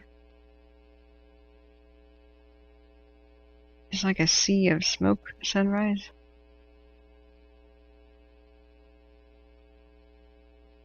L&T says the jaw of life. Oh, thank you, J Cat. Hey, good morning, by the way. Extrication just means they got the victim out of the car. When you say that, I picture Jaws, the cutter, Jaws of life. Yeah. Have you seen the very funny, kind of enthusiastic, sarcastic type humor, black humor, called the Fire Department Chronicles on YouTube? Is an over-the-top, zany, bald guy who makes short, funny videos about being a first responder. And he's getting super good at him, super fancy. He makes fun of the shows like Lone Star and green screens himself into them. And one of them was explaining how only newbies call it the Jaws of Life. But I need to watch Lone Star, whatever it is. It looks like it's hilarious.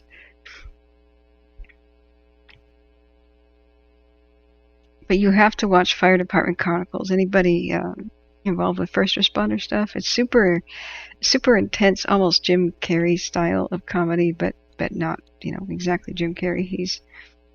He oftentimes plays all the roles of a victim in the ambulance and then two different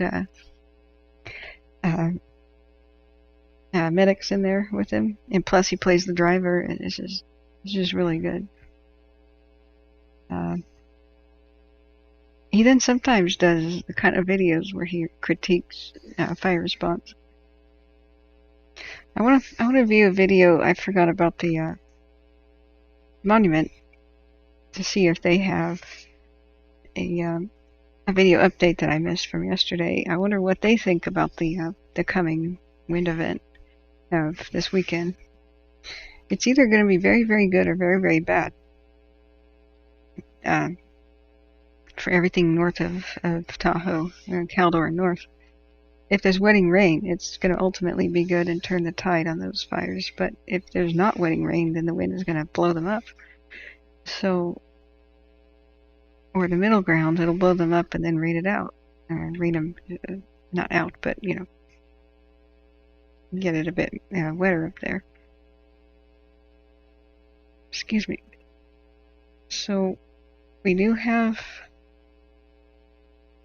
the river complex with Siskiyou County, Siskiyou National Forest, or Trinity County Sheriff's BS Forest, Rogue River, Siskiyou. I can't remember where we get those updates.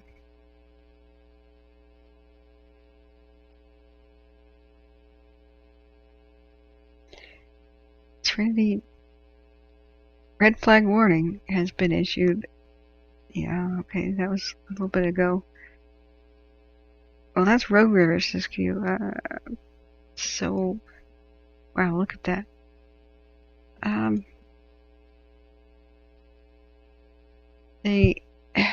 Sorry guys, I'm still sick. Trinity, heck, let me just go to the Monument Fires InstaWeb quickest way to do this. And then click on the links. And the river complex links. Just look at the monument fires at 50% containment right now. Fingers crossed. Let's look.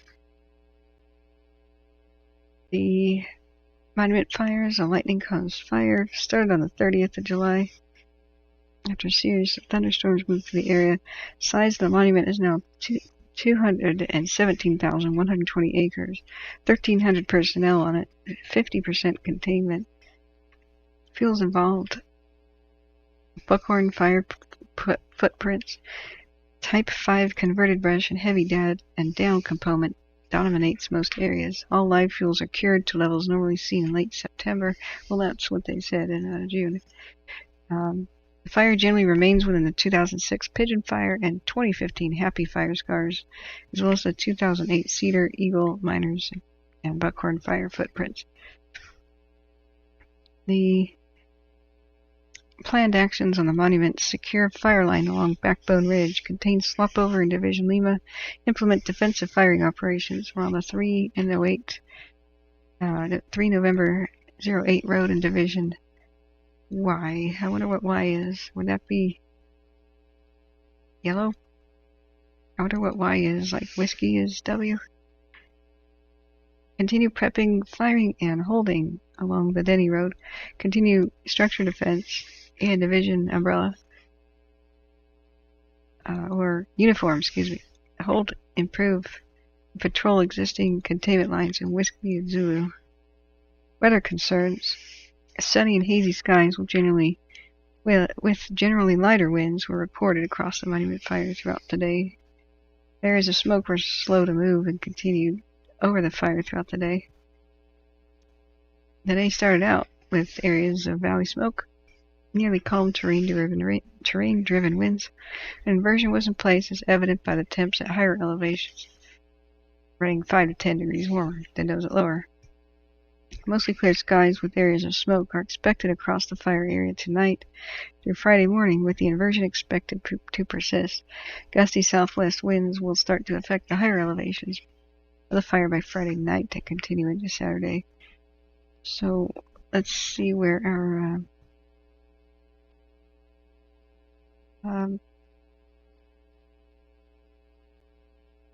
daily updates are. Let's see. There were 2 community meetings yesterday held. The Knob daily update is here. Let's just see where we got our information.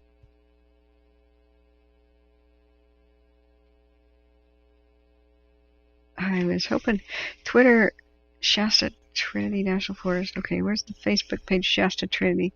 Okay. Shasta Trinity.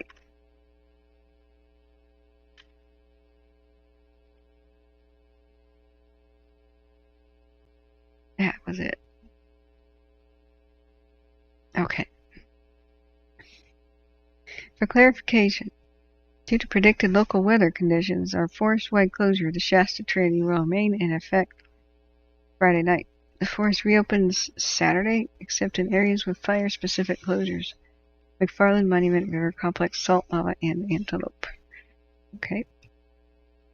So 8 hours ago, River Complex community meeting at the city park. And wow, that's a cool image. Whoa. And they're talking 11 hours ago about the monument fire being 50% contained, and the northeast portion of the fire spread in the drainage between Limestone and Backbone Ridge, but was checked in place by the north-northwest winds, but remained active throughout the day. Hyampom Road remains closed to the public due to burning debris, trees, and rocks rolling onto that roadway. The Knob fire is 2,421 acres and 100% contained, yay, with 145 resources assigned. Fire behavior today was primarily isolated low-intensity surface fire interior to the control lines. No growth was reported as the fire slowly consumed unburned fuels within the lines. Cool. Helicopter operations on the monument.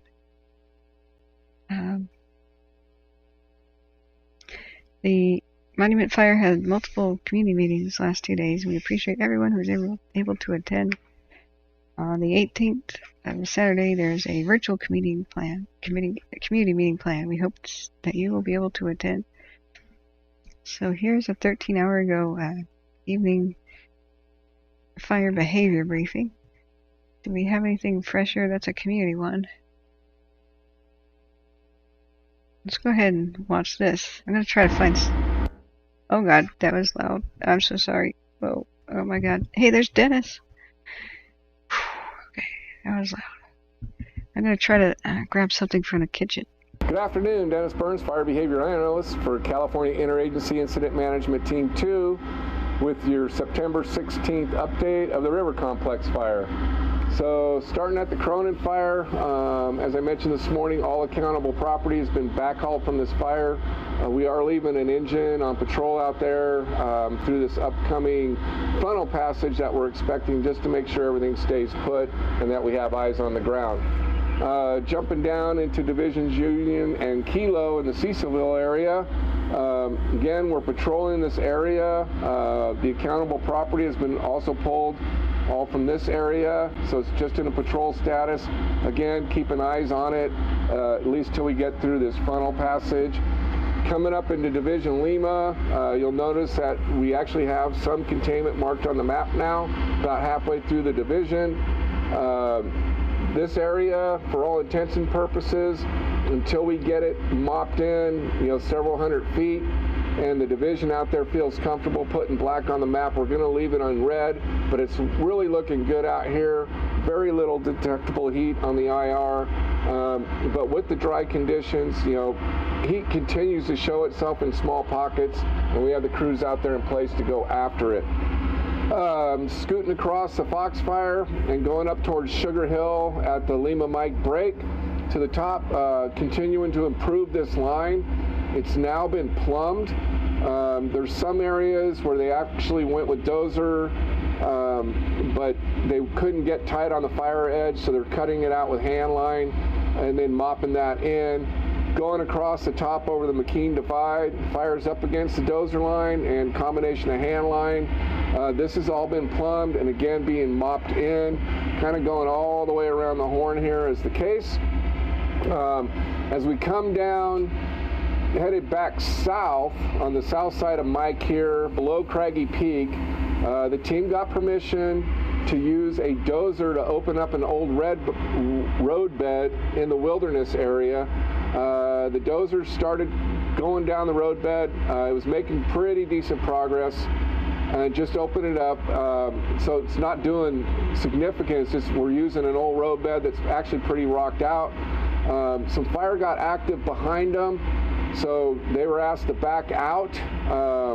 We put a hot shot crew in. They're going to pick up the edge of the fire so that the dozer can continue to take out the old road bed, so we can use that as a holding feature to hopefully keep the fire when the frontal passage comes through from impacting Highway 3 here to the north. Coming down this spot fire here, which is near Tangle Blue Lake. We're working that with aircraft right now to kind of keep it in check. There are a lot of rock out areas in there. The hope is that we'll have enough crews tomorrow to get them in there and kind of pick this up and put this one to bed. Jumping down into Division November, as I mentioned, the fire has backed into Minnehaha Creek. They're using aircraft to keep it in check. They're doing the patience game, letting this fire back down to this containment line here. So they're keeping it in check, letting it back down slowly. They'll pick it up when it hits this line.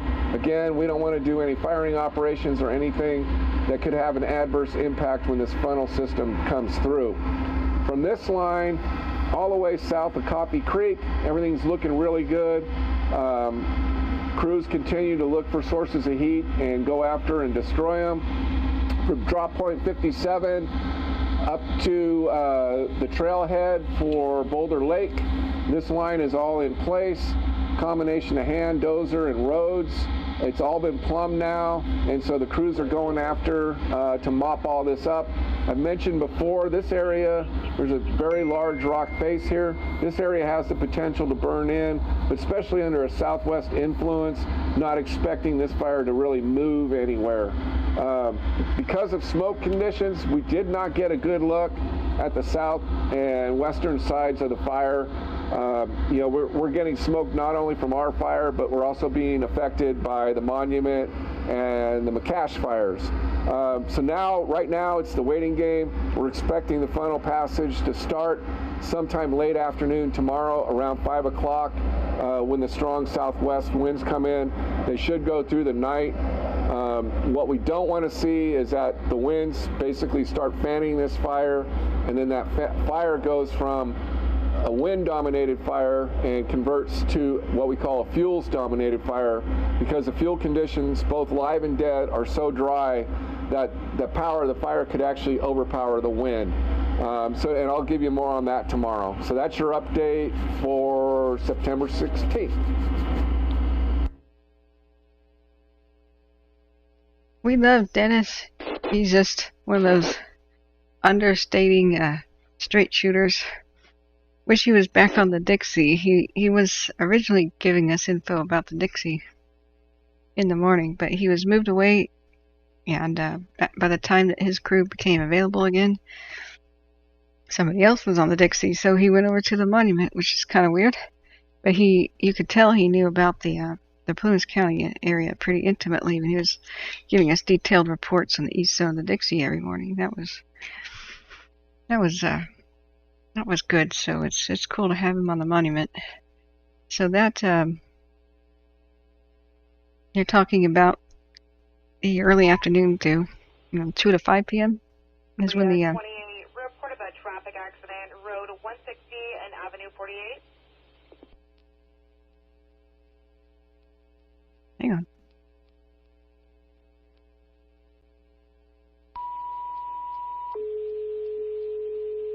We're still listening to Tulare County.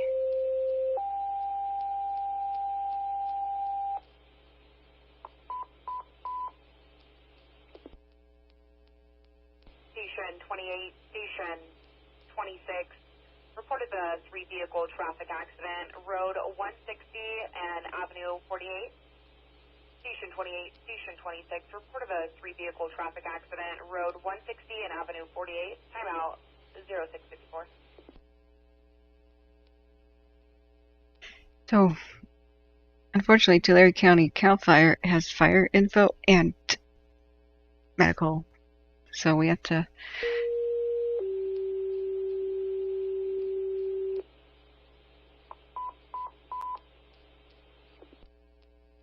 patiently talk in between them. Respond with truck 28. Traffic accident, Road 160 and Avenue 48. Station 10, respond with truck 28. For traffic accident, Road 160 and Avenue 48.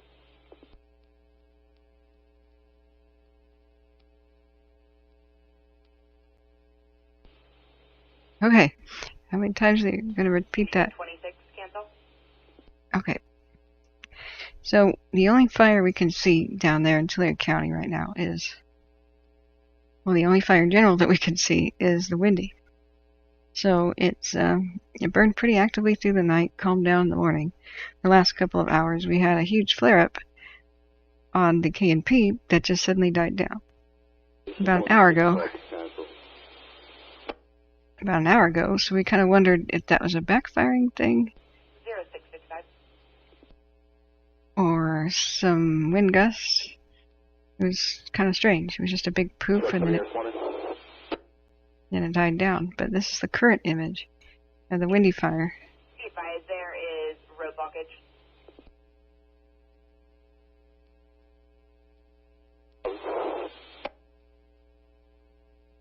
Zero 0656.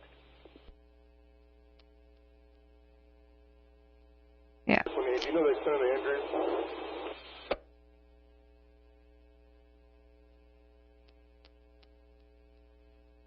Per CHP, one caller has back pain.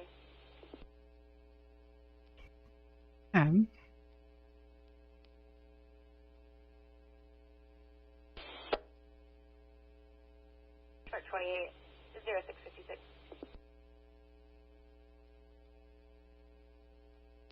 Okay. So what I was trying to say here is that the only fire we have visuals on, and pretty much did throughout the night, was the Windy, with the K&P being totally socked in with smoke until about an hour ago. It just suddenly went poof, maybe an hour and a half ago, and blew up with a little small mushroom-like cloud. With a small mushroom-like cloud, but then it died back down. It was kind of a mystery spot. So maybe they'll explain what that was later today. We should have 7 a.m. updates.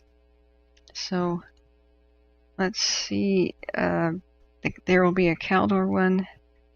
I don't know where Dixie West Zone is at 7 a.m. But the Caldor is easy to find at least. So we could watch that. They must be talking about the wind event, which is concerning for all of the fires today. It's concerning for all the fires today. 0658. It's concerning for all the fires today. I'm going to stop that radio so we can watch the video. And at any moment the Caldor fire morning briefing will start.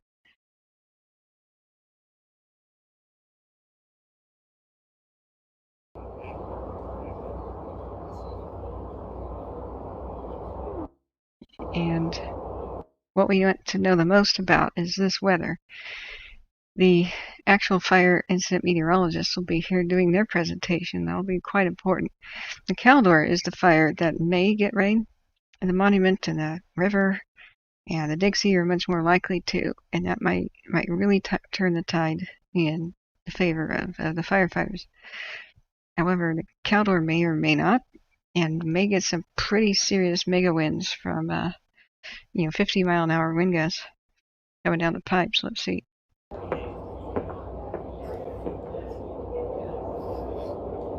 Let's see what they'll say about that.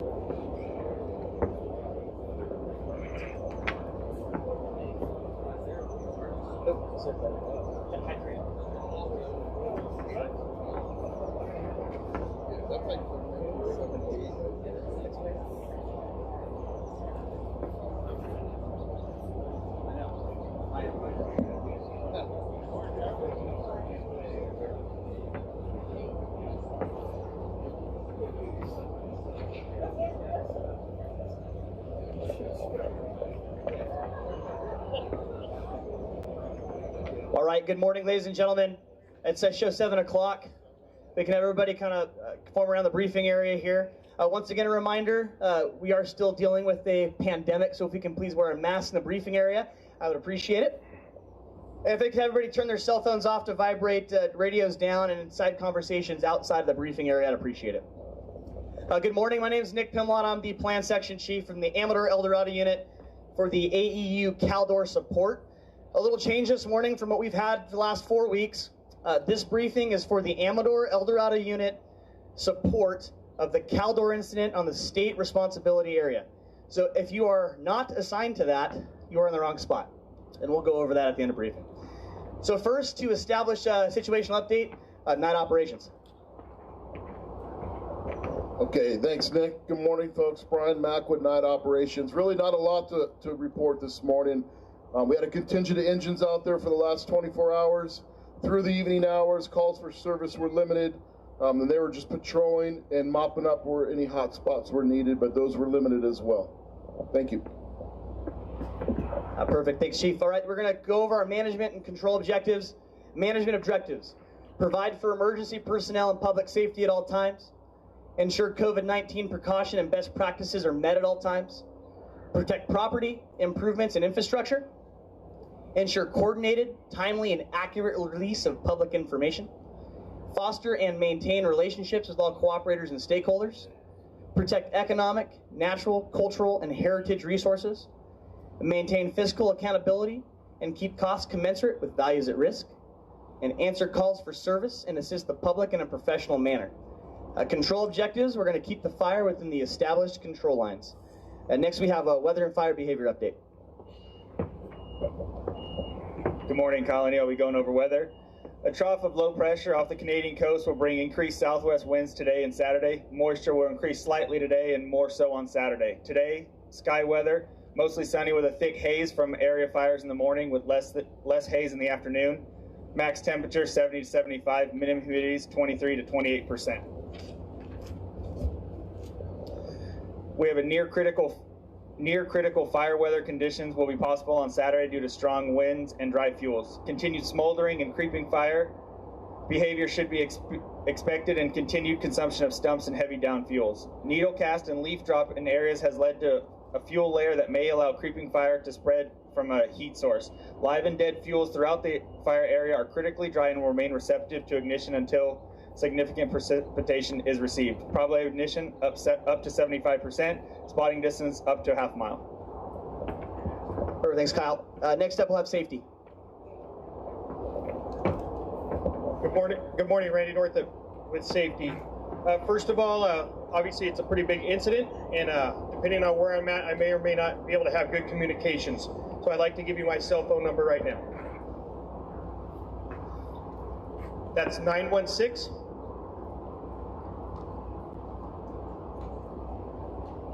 202-1608. Secondly, we can find our safety message on page 8. Remember, I've seen a lot of public out there. Obviously, we're doing a lot of driving. Remember, try to get our vehicles off the roadway. In addition, just stay safe, be aware of what's going on. And even a couple days ago, I still saw a number of snags that the fallers were taken down. So be aware of those hazard trees out there. Thank you and have a safe shift. Awesome. Next up, we'll have a division group assignments with the roll call with the operations and myself. So your line leadership today on the suppression side, on the east, joining us via YouTube is strike team leader off of 72 Charlie. On the west will be strike team leader off of 70 Charlie. He's here somewhere. Yeah, perfect. In the west, suppression repair branch to Benedict. Group 1, Smith. Group 2, McDaniel. And Group 3, Brenneman. And on the east side, joining us on YouTube, we have them checked in. And now, operations. Good morning, Josh Biggers. Be running operations for the Caldor support for the next few days. So today's priorities are going to be, the bulk of the work is going to be fire suppression repair. We do have some suppression resources that we just called out that will be assisting with that, as well as calls for service to the public. So we're going to be out in the public eye in the state DPA. We have done away with the zones. We're going to be east and west now. On the west side, our primary focus areas are going to be Oma Ranch, Slug Gulch, and then we're going to be up in the Grizzly Flats community as well. And then we're going to be working up in the Slide Park to Hazel Valley. That's going to be our primary for the west side. And then for the east, the resources out there are going to also be supporting with fire suppression repair going on in the Christmas Valley area for our state interest.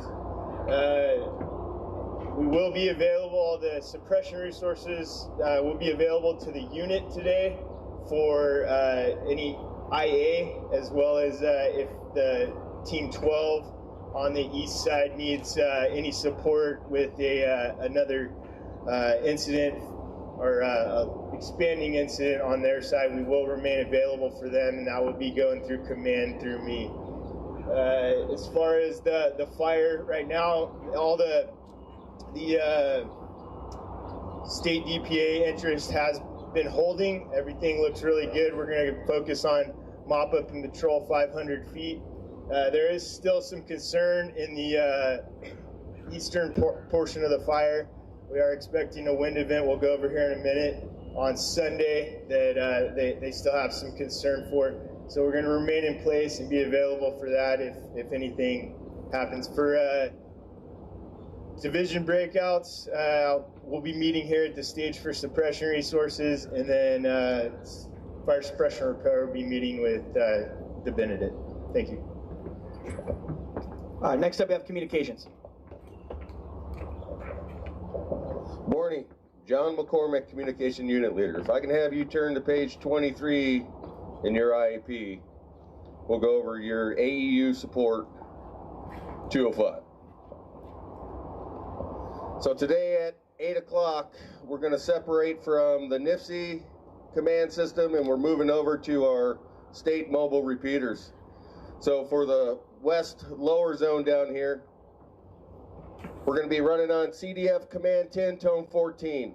That's going to be the command channel for that area. Once we get up into the Tahoe Basin area, we're going to move to the channel to CDF Command 11, Tone 14. That's for all the 12-hour resources that are going to be out on the line. For the 24-hour resources that are going to be there, they're going to switch over to the El Dorado command that's labeled on your 205 as XED command, and then it'll be Tone 14 and 11. So Tone 14 is hard-coded in your BKs or your hand mobile, and then if you're inside your engine, just switch over to your local tones 11 and 14. For the comms, we'll be taking operations from 8 to 8, so we're going to be at 12-hour operations. At night, you will go to Camino for all your needs out there for calls for service. We have limited battery supply, so if you guys need batteries, we'll get some more, but you can come see us either at the concession stand here or over in comms on what we call the main street there. Also, there is a new clone for this, so if you haven't gotten cloned this morning, please go over there to the concession stand and get yourself cloned. On page 23, 24, you can find a little message that we put in here that confirms our time being in AEU support, so we'll be answering as AEU support communications, and then at nighttime, you'll just go to them as Camino. With that, I want you guys to have a safe shift. Thanks, John. Next up, we have the medical unit. Good morning, Justin Vanderhulst, Medical Unit Leader. So if you could turn to page 21, we'll go over the 206. So for base camp, you won't have any medical support in camp. And then out on the line, it'll be a local response. So please get all your needs into the AU support so then they can get you the resources you need. You will have Guard 873 available for hoist if you guys need it. So just order the air resources you need, and then AU support will get that from Camino. If you review box 6 is your IWI. The left side is a procedure that we need to follow. The right side is what AU support needs from you to get the resources you need. And with that, have a good shift. Next up, we have logistics. Good morning, Jason Warden, AEU Caldor support. So this morning's last meal out of the MKU for offsite feeding check-in with motels when you get your slip. Ground support is moving to 5660 Motherlode Drive. There will be no off-site fueling. The fairgrounds, we're starting to condense that out of a base camp. There will be lunches, hydration, and ice, both at the Chateau on the east side and at the fairgrounds here. Thank you. Next up, we have information. Good morning, Diana Swart, Public Information Officer for the Amador El Dorado Unit, Caldor support. So the acreage was mapped at 218,857 acres. We have 2,702 personnel, and we're at 71% contained. We do still have many lost and found or lost items at our PIO trailer here at the El Dorado County Fairgrounds. If they will stay here until about noon today, and then they will be transferred over to the California Incident Management Team 12 base up in Tahoe. So if you have a chance to get over there today to find any lost items or pick up mail, do that today by noon. And the information number will remain the same. It's 530-303-2455. Thank you. All right, a couple quick notes from the finance side. If you guys do look in your IAP, there's a crosswalk effective tonight at midnight, 001. Those of you that are listed in the IAP are getting a new request number. The new incident number is listed on the cover of the IAP, and your new request number is also listed on the crosswalk in the IAP. And this is due to us going out of unified command. With that, division line supervision, make sure the shift tickets are done appropriately as we see fit with that new crosswalk system as well. And now with comments, Incident Commander. Good morning, Dusty Martin, Incident Commander. So today's another transition day as we transition from NEMO Team 2, CAL Fire Incident Management Team 2, back to the local unit. So that's always one of our situations that we look for as we have a new comm plan today. We have new line leadership out here today. So please take a moment, review the IAP, review the safety message. We need to make sure each and every resource gets cloned today so you have the proper communications. I'd like to thank Joe Reiners and NEMO Team 2 and CAL Fire Incident Management Team 2 for setting up the unit for success and being able to take it from here. Understand we do have a fair amount of folks still working between the west side and the east side. We have over 65 pieces of equipment still out doing suppression repair, along with 5 strike teams of engines and some Golfs. So please take a minute, review that IAP with your folks out on the line, make sure you understand the safety message, and if we got to take a quick second to step back, let's do that and make sure we do it safely today. Please pay attention to the upcoming weather. Look for those hazard trees that are out there with the high winds coming over the next couple of days, and start identifying those today when you're out and about. Then I ask that each and every one of you continue to be ambassadors for our communities out there. Residents are still coming in. Please be that ambassador, answer their questions, help them as needed. If they have things that you're unable to help them with, pass that back up to operations so we can get out there and continue to take care of our community. Thank you and have a great day. All right, for those breakouts, if you are on the suppression side, you'll meet with operations here at the stage. Suppression repair, you guys will meet out over there with your groups. If you are unassigned, you're going to come see the resources shop, which is me, over here on the my right-hand side afterward, and we'll make sure we get you guys put together. Thank you.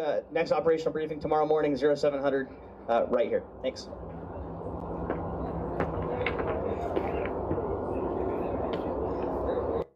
Okay, so we mentioned something about people being in the wrong place if there was a different meeting. I'm pretty confused about that. That doesn't seem like they had a very comprehensive weather briefing to me, so just sort of scratching my head. You know, we have the Dixie morning operational update, which is Dixie East Zone, which will be here on this YouTube. But that seemed a whole lot different than our usual Caldor morning update. So let's see if that is ready for us yet. Usually it's at 7 in the morning. And if you go to the channel page, it would show, you know, video in progress. Because, well, maybe we can go to Lassen. Here's the CAL FIRE Lassen MODOC unit. Yeah, we did see the evening operational updates for West Zone, but we have no idea where to get West Zone morning updates anymore. They're just not on the original YouTube pages that they were at. So we could, I guess, go to one of the Dixie ones, which is Lassen National Forest.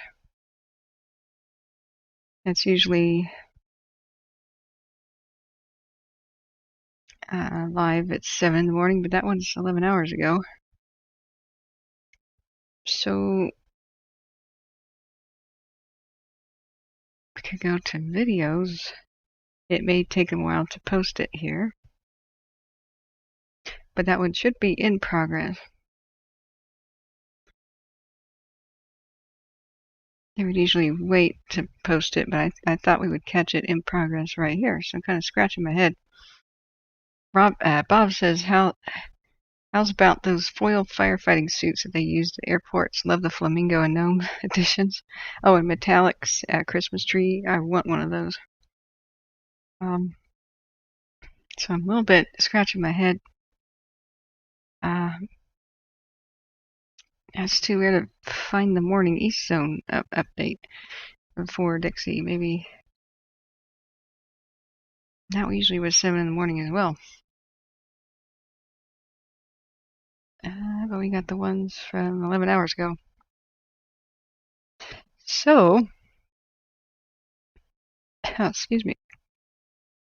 Well, we could check Monument and see if they have a 7 a.m. Update, but I don't know if they ever did. Siskiyou or Trinity.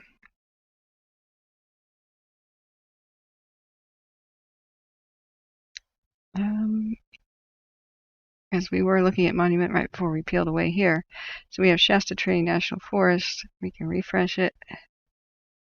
Maybe we get another morning update with Dennis. We just have a 9 hours ago update. We saw Dennis's update from yesterday. River Complex Evening Fire Behavior Briefing. And that is with Dennis, but that's last night. I was hoping he would do our morning one. They're not really expecting the wind to come in until around 2 to 5 p.m. That seems to be the general consensus that we're looking at. So if anybody else has an idea of where we could find morning videos, I'm kind of scratching my head at why they're missing. That's CAL FIRE Incident Management Team 2.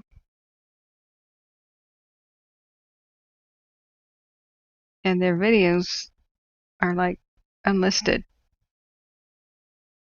It's just that one's for Caldor. And CAL FIRE Incident Management Team 1 used to be our Dixie West Zone videos. We haven't had one since the 13th, ostensibly since they changed incident management teams, but I can't figure out which incident management team they have now. I've scoured InstaWeb, and I think it's kind of weird. I might need to go to calfire.com. But the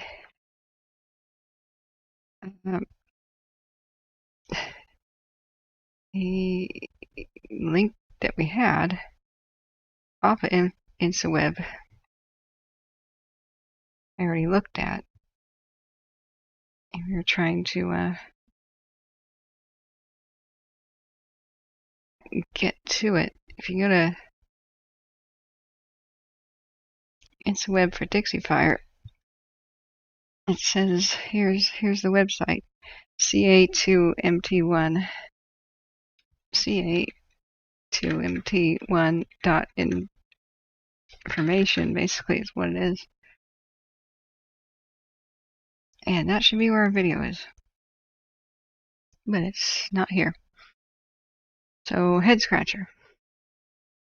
We can see if there's a antelope update. Here's Shasta Trinity Forest.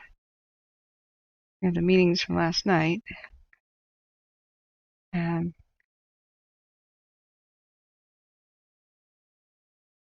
Monument Fire update, but this is getting pretty old, like 20 hours ago.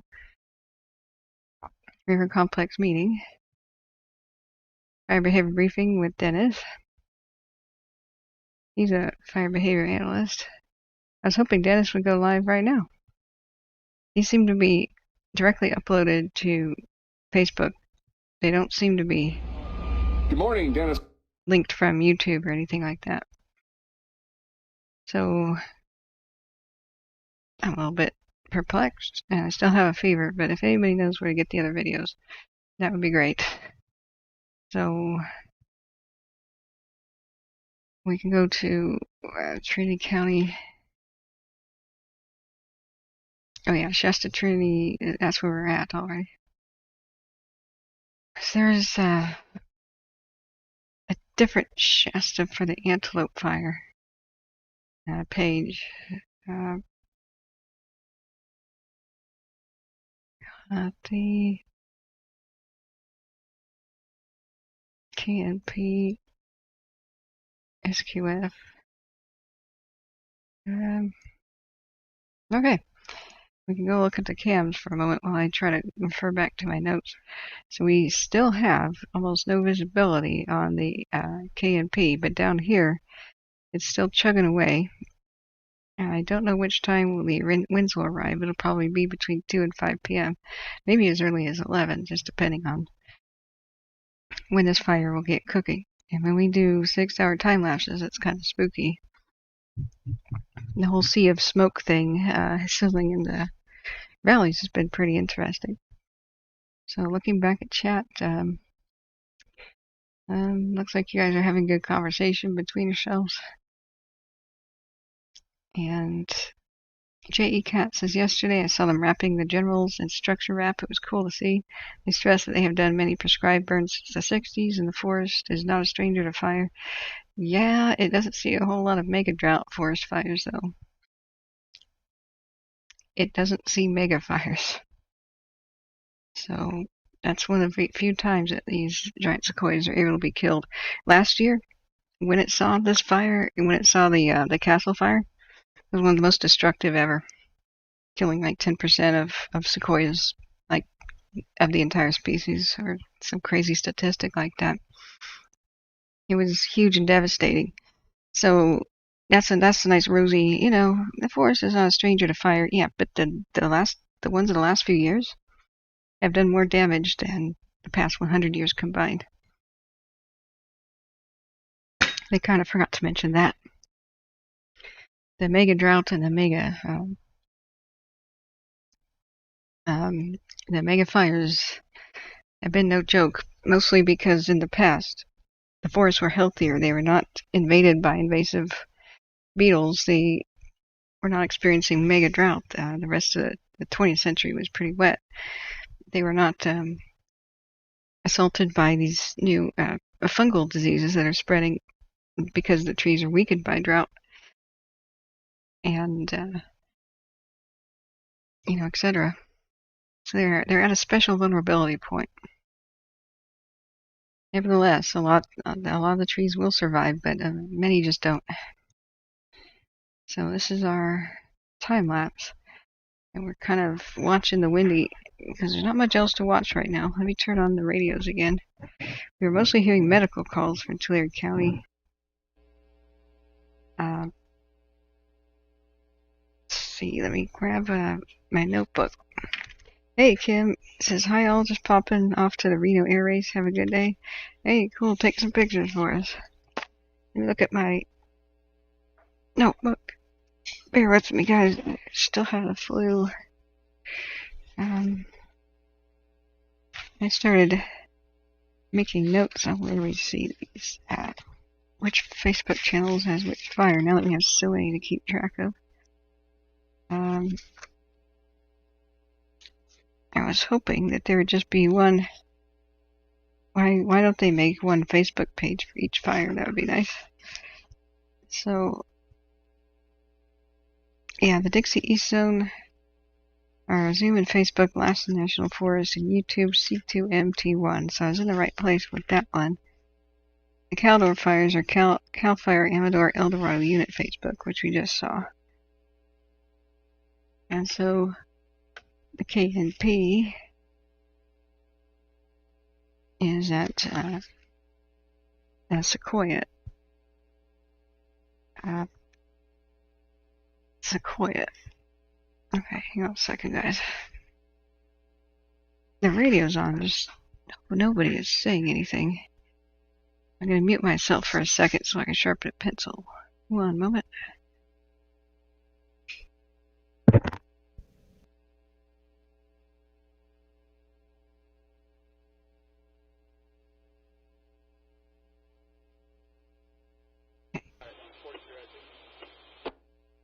Oh, the radio's saying something.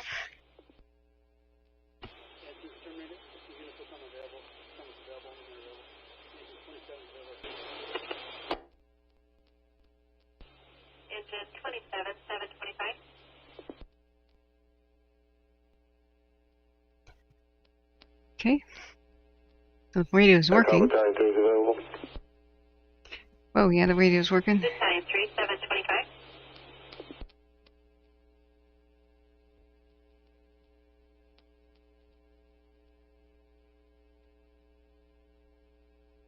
K&P. Again, check the Sequoia National Park. Well, it burned pretty actively, and then it kind of quieted down during the wee hours in the morning. That's the only time it really does. And we saw this smoke sea. The smoke sea is kind of mesmerizing. Kind of mesmerizing.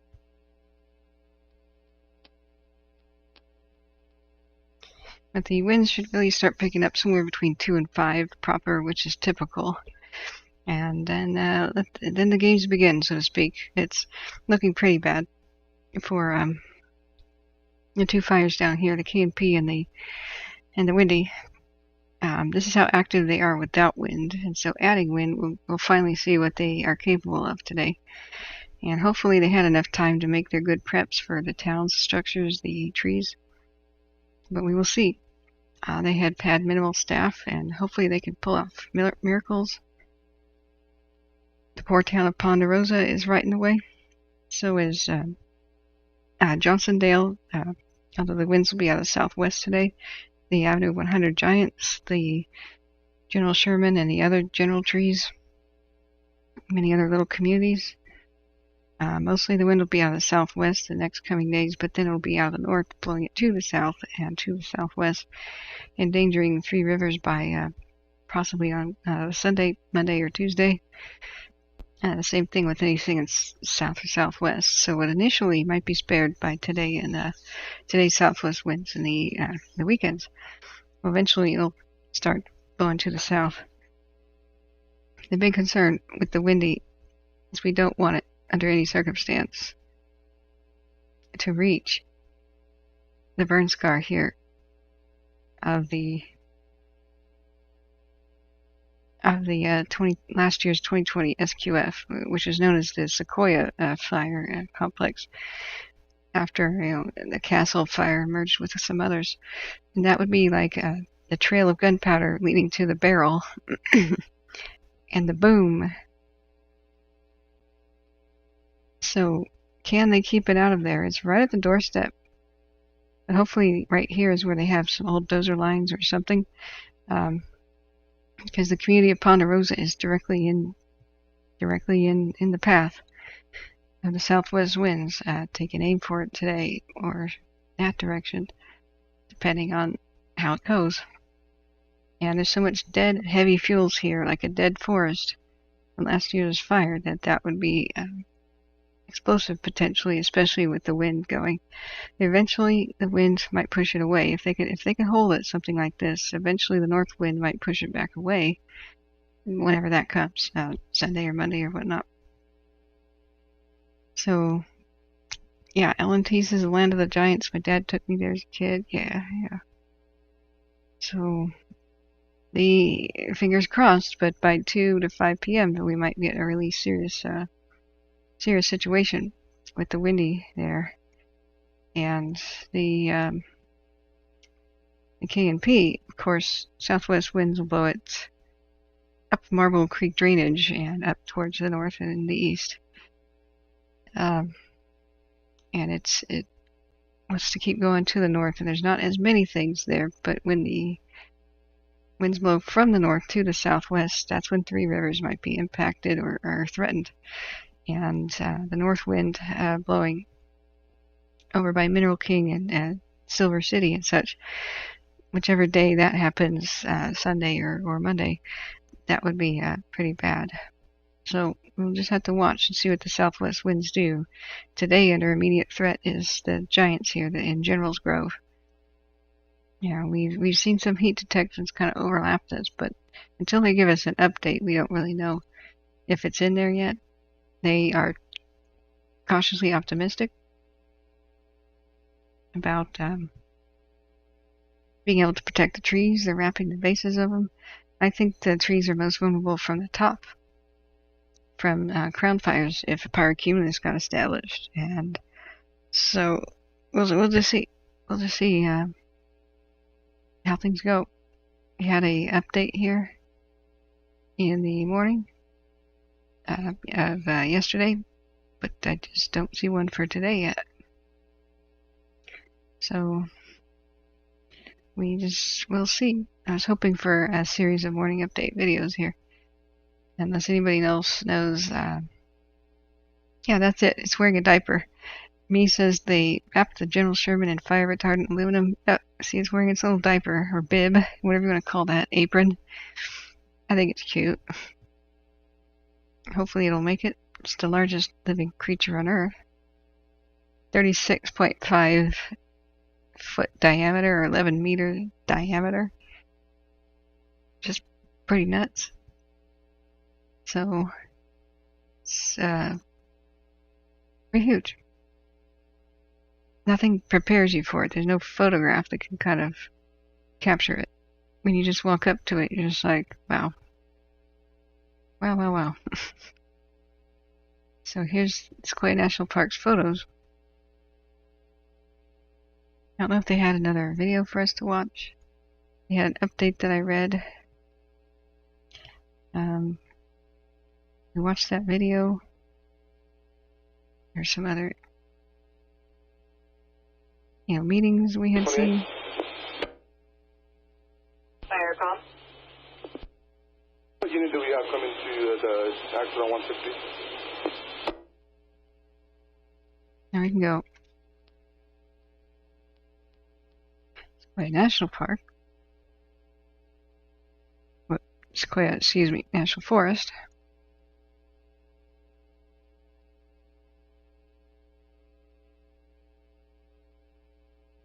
Confirming you want the second ambulance to still respond? I got seen, started a second ambulance. I just wanted the ETA and then unit responding. So at 6 p.m. there's a live Facebook meeting about the Windy. And talking about warnings and such.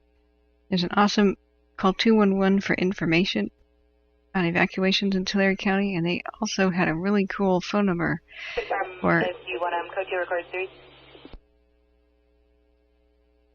the elderly only, 1-800-321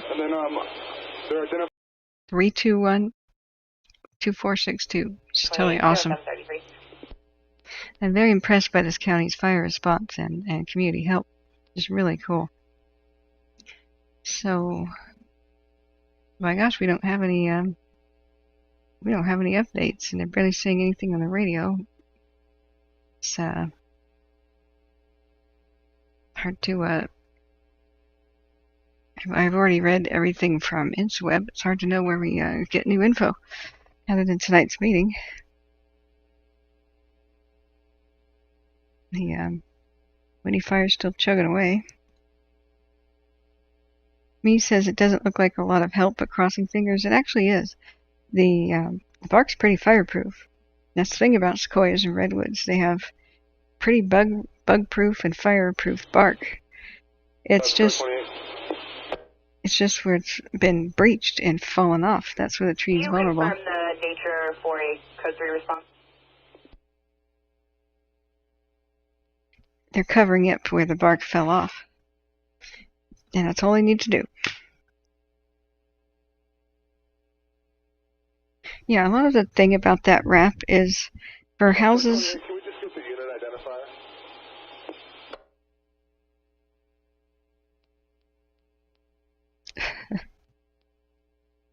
FedEx plates. We don't see any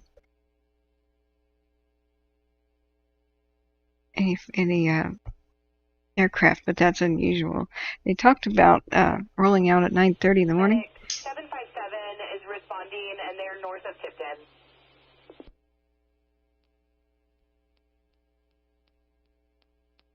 Medic 757, truck 28.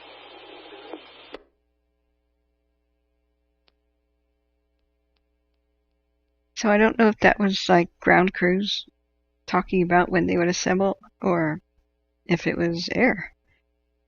But we didn't see any air attack at night, which was kind of sad. Like we saw in the Caldor, that was cool back in the day. But yeah, the reflective wrap stuff, oftentimes creating a smooth surface is the best thing to do. because a lot of embers, the way they start a fire on a structure is getting up in the little cracks, getting shoved up underneath the cracks of siding or in little gutter areas, little twigs kind of hitting cracks between gutters and roofs, getting stuck in there, or little embers flying up into the soffit vents where there's a breach in the screen. So who would have thought that just taking out a staple gun and making sure the screen is intact was one of the most important things to protect your structure or your home? Apparently that's one of the number one ways that homes burn down, is those little holes and screens underneath the roof. For attic ventilation is having an ember fly up in there, and that's pretty crazy, but that's pretty cool that the Tulare County has a fire. Gosh, what team were they calling that? It was like a prevention, fire prevention team. Excuse me, I'm pretty feverish still with the flu. And they were offering to go inspect people's homes immediately. They had 4 certified volunteers and helped them prepare their structures for the fire, and had a hotline to call, and it was really cool. I love that community response. So I'm very impressed with how they're taking care of each other there. I want to check the YouTube to see if they've uploaded a video for a morning update. We just have old ones. I wonder if I could take the title, something like that, and just do a general search and just type in 17. Do we get a result? September 7th? No, that's not right. Get other random videos, and that's not right. There's a 16. That's not right. Maybe they just haven't uploaded it yet. Wow. Is California over? Oh my gosh. Yeah, we don't need to be on general YouTube search.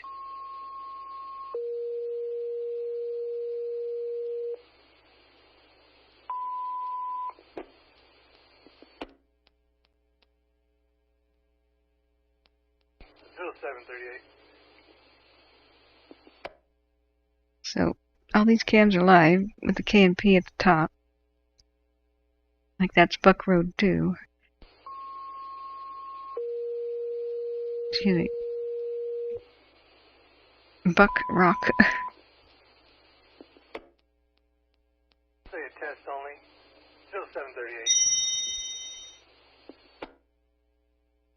It's getting quite active. Tobias Peak. It's like I'm not going to wait for noon. I'm just going to go chug it along. Look at the streamers. They've got some wind gusts already in the morning. These are around 17 miles an hour, but today, around 2 to 5, they might really pick up. With Saturday, Sunday being pretty bad, so we'll see what happens. Randy McKendrick, hey, hello, says, looks like we'll have another glorious Siskiyou summer day. Yep, with red flag-esque kind of conditions. L&T fire crews are wrapping the 10 largest sequoias in the world in aluminum insulation to protect them from burning today. The giant forests in Sequoia National Park, yep. Those have a higher prospect of surviving than some others. They're growing closer to other trees. At least they have, in that part of the park, good paved roads to quickly, rapidly respond. They've had a little bit of time to prepare. They got lucky when the Paradise went down and up, that it didn't race right directly into the sequoias and went kind of to the left, to the west. So hopefully that gave them enough time to do something.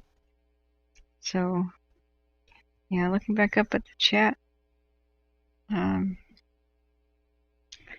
looks like you guys are just having a good time talking to each other.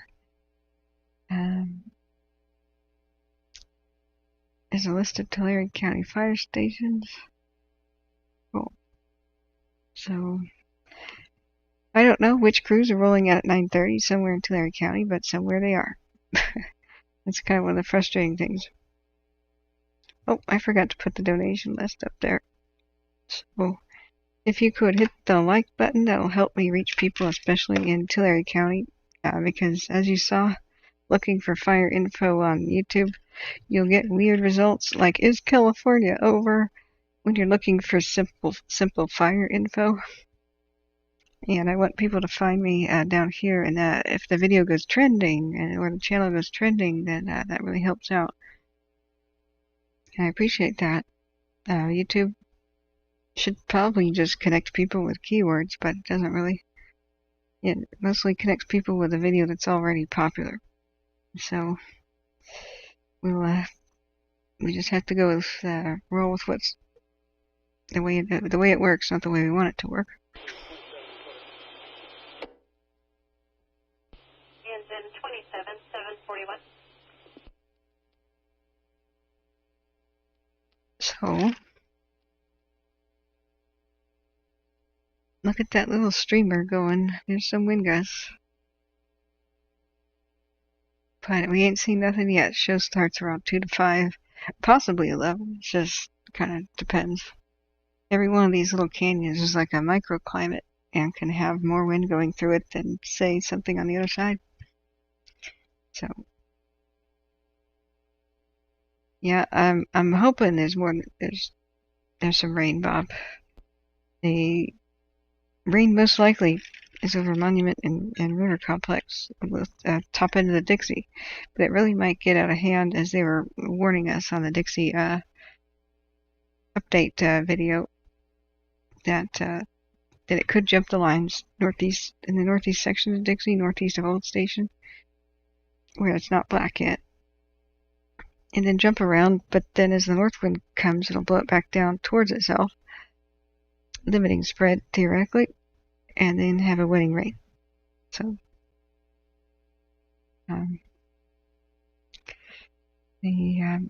what Alan's saying is, when preparing to evacuate, please consider bringing important documents, necessary meds, medication, changes of clothing and hygiene items, and definitely, and winter clothing and such. If you're able to evacuate your domestic animals, remember to bring food, leashes, and other items for their comfort. Absolutely. And even things like Tylenol, like everybody brings their prescriptions, but you might find yourself needing Tylenol or allergy meds or something,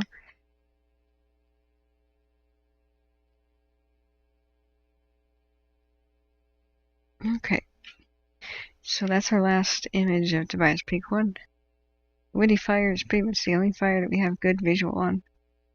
We could go around looking for other things, like sunsets and whatnot. We can't even see the Dixie, and haven't been able to in a long time. Sunrises, I mean. Some of them by Tahoe can be pretty spectacular. Like yesterday morning, ooh, like D.O. Bliss, look at that. That's currently Tahoe. Wow. So glad that this area has made it. Knock on wood. Let's do a 1 hour time lapse.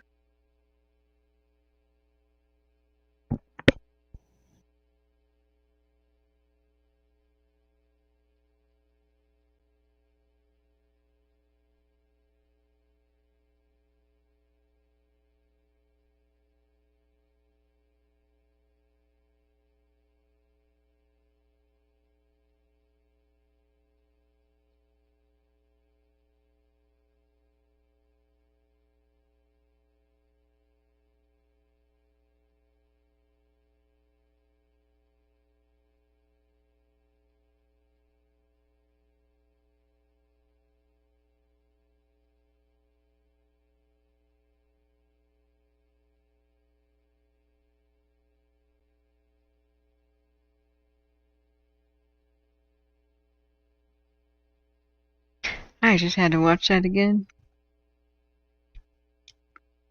I think we should play some appropriate music like Girl from Ipanema. Or something soothing.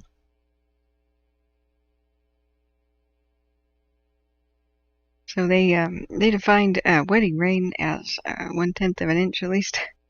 Something to get the ground actually moist. I believe that's what they called it. and they were talking about chance of wedding rain. Maybe we should watch that as we're waiting for something.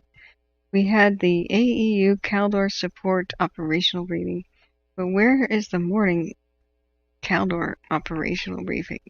Like the normal one, the one where the fire crews and such are. They even said that there were 2 briefings this morning. So where's our normal one? That was the support briefing. Where's the normal one? I don't know if they're just not broadcasting it to us anymore.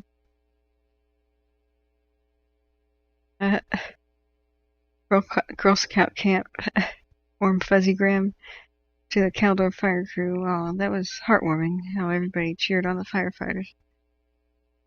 So yeah, we watched that 23 hours ago. The Antelope Fire meetings were in the Shasta Siskiyou, weren't they? Shasta Trinity? Or Shasta Forest Antelope Fire. Let's just see if we can come up with something.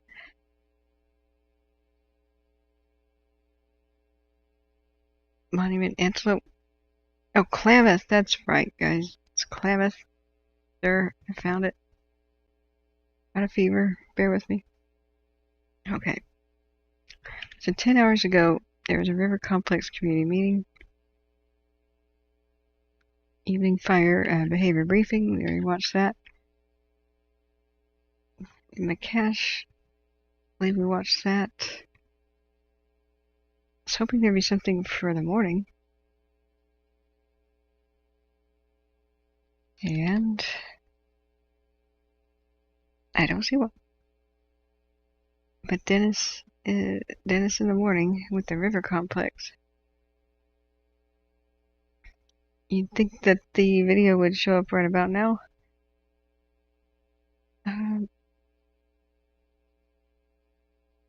Maybe they just don't have them every day. I'm kind of confused.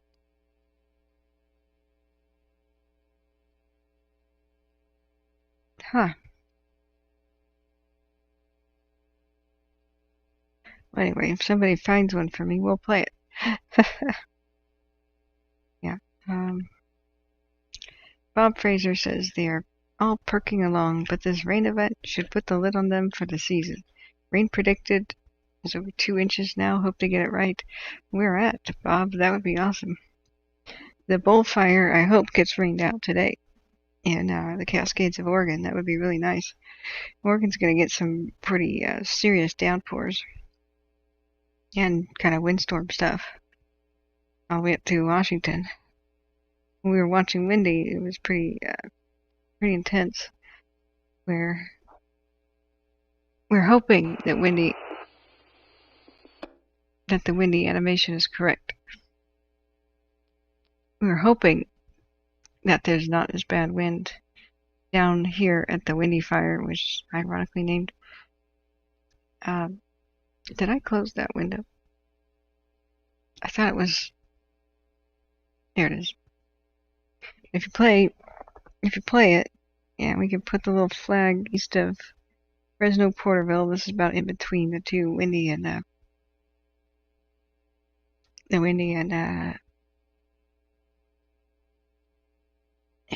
K&P fires.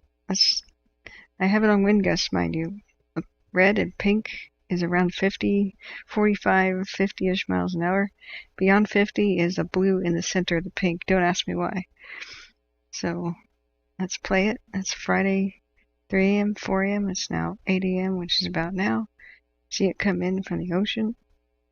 So by Friday, 8 p.m. Look at the wind slamming Puget Sound area in Seattle and coming right for Portland. But today's Friday afternoon winds, like 1, 2 p.m. You can see how there's 35, 40 mile an hour wind gusts across most of these fires. That could fan them up today. Southwest winds pushing most of the fires towards the northeast. And so we continue playing it. So Friday at 10 p.m. So it's sort of a late night storm. So let's go to Friday at 2 and 3 in the morning. Look at that intensity, like super stormy. Batten down the hatches in the Pacific Northwest. Saturday, 8 a.m., we get the Cave Junction area, and Northwest California is starting to get slammed. Presumably this is moist because it's coming in out of the ocean, right? Hopefully it's moist. Maybe that turns the tide and screeches to a halt the Monument and River complexes. We can only hope. Hopefully it really helps eventually at this point by Saturday at noon. Hopefully the rain is hitting, but there's still some insane wind gusts all over from Mammoth Lakes, basically to Crescent City, and all the way into the Great Basin. This is going to be pretty fierce. So that's Saturday at 11, and it progresses. Now they have red flag almost everywhere here. At this, because it's hot and dry, they have red flag conditions. And there's a big questionable amount of rainfall. So here's Saturday at 10 p.m. We still have 50-mile-an-hour wind gusts east of Redding, 45 to 50s. And look at the Sierras, though, after Saturday. Keep looking at the Sierras. See how that gets beyond 45 into 50-mile-an-hour wind gust territory, creeping down towards Mammoth Lakes, down towards where the fires are.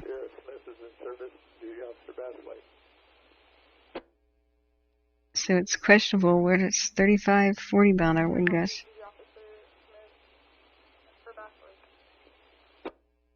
Or areas of even 50. It's a big question mark. But the likeliness of rain is almost nothing. And boom, look at Sunday at 1 o'clock on Sunday, 1 p.m. 50-mile-an-hour wind gusts or more east of Bakersfield and on the border of where the Windy Fire is. See how east of Lake Isabella, that's 50 plus, 50-ish in the areas where the Windy Fire is at, which is that general area. So it's questionable. I mean, this is by Sunday.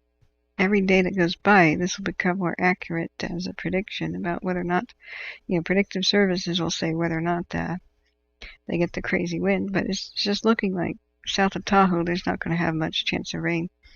So it'll either, for all the fires north of here, it'll either be very good and wet them with wetting rain, Control 9753. or it'll be very bad without it, with red flag conditions pretty much. Down here though, south of Tahoe, this is probably just going to be bad. It's probably going to be windy without wetting rain. We can only hope that the forecast is wrong and that it's not as windy and it's wetter than they think, but so far it just doesn't seem like we'll get that. Remember, this is the wind gust tab. If you go to just straight up wind speeds, it looks very mild. But remember, it's all gusts, It's all gusts. We play the same thing and it just looks like wind. Oh, it doesn't seem that bad. Here's the thing with the wind speed, like sustained winds, constant speed winds. Not too bad. Here's Saturday at 3, 4 p.m. It's gonna be gusty. So let's keep going. Sunday, 1 p.m., 4 p.m., 5 p.m., 9, 10 p.m., 1 a.m. on Monday. It's such a different story, though, with the wind gusts. Boom, boom, boom. So, there we are. Let's look back at our cam. Once again, the Windy Fire is about the only thing we got visual on. And it's alarmingly chugging away when it's supposed to be in the quiet in the morning. It's like it was alarmingly chugging away every single night since it really began. Tiernan says my mom and a Mountains Greenville girl, and she loved that song too. Oh, cool. Smitty says, like I said, Acre built Stranger by the Shore in honor of our British girls. Okay. I don't know if I can really play music if it's copyrighted. Which area, Bob, was supposed to get 2 inches? I didn't hear any of that for California. I heard that for Oregon. So, Smitty says, yes, Terry had different versions here or there in the UK, Shadows and Apache. If you want guitar instead of saxophone, good morning, sweet. Okay. So, yeah, we're doing the rain dance. We're doing the rain dance. That's what we want. Gosh, I wish we had radio comms of something. Something. Because I'm now pressured to talk like every moment. Otherwise, people think the stream's broken.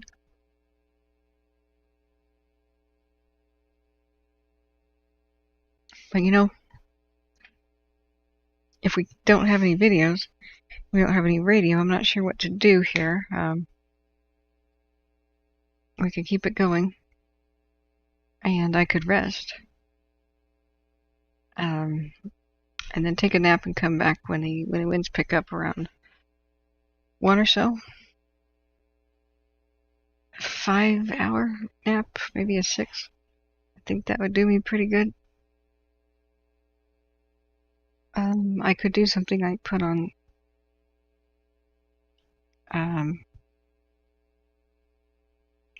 the general rain sound or something. Hey Malcolm, how are you?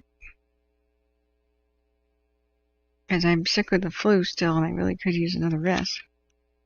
What do you guys think? I could keep up the multicam. That seemed to do well last night and keep going. The radio seemed to stay on.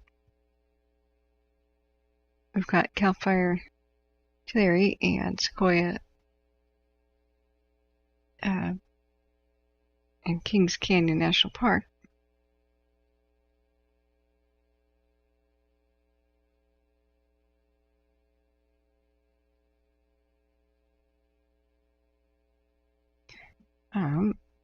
Except I just screwed something up. Oh, there we go. Okay. We're all right now. California Air Tactics Disaster Event not active. Why not? That would be cool. Northern California Major Incident. My go-to channel is also not online.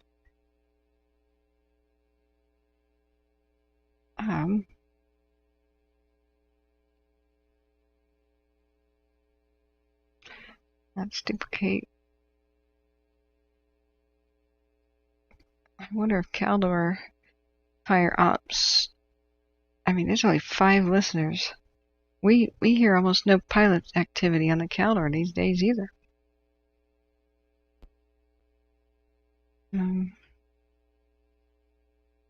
I just want something to be playing. Vintage percolator coffee sound.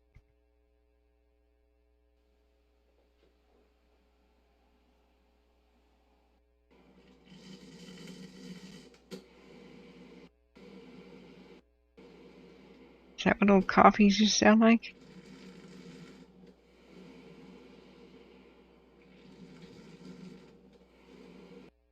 I think I prefer Mr. Coffee. 1 hour of coffee shop sounds for study and concentration? What? Oh, I hate that kind of sound. We were trying to find that earlier today, and I just looked over at YouTube. We were trying to find soothing morning sounds. And I love Mr. Coffee coffee maker sounds. I figure somebody had a live stream of constant coffee maker sounds.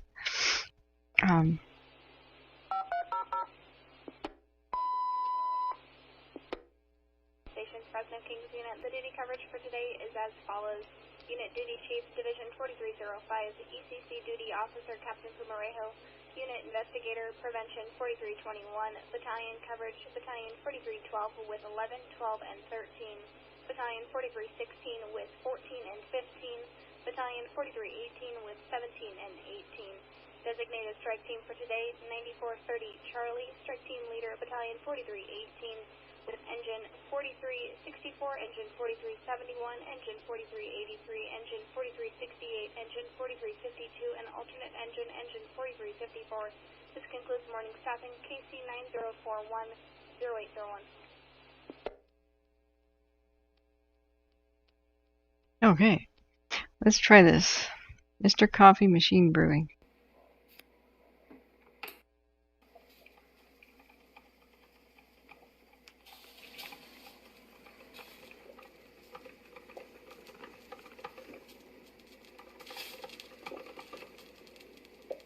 I like that sound.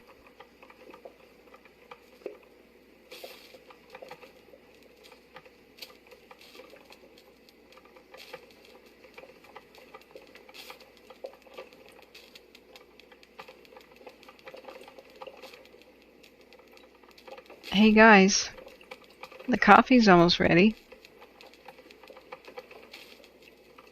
Would you like some?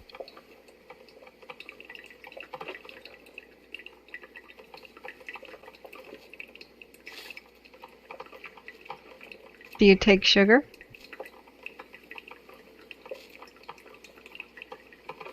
Morning.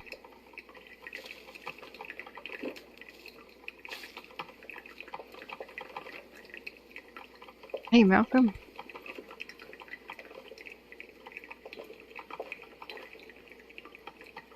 Smitty says that coffee sound is what was called a Silex machine. Oh, really? Was that like the original? What's Silex machine? Because I haven't heard that.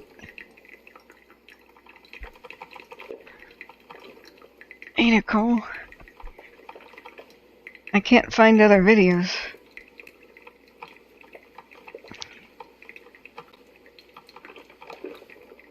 They're not uploaded yet.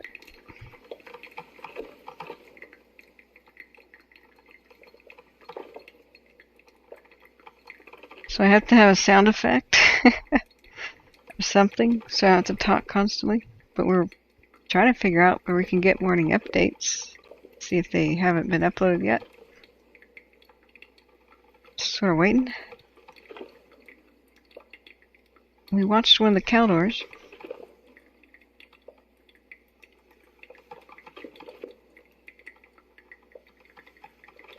Hey, John Stoker. Coffee, coffee, coffee. Yeah. Milk and sugar or a quad latte. There you go.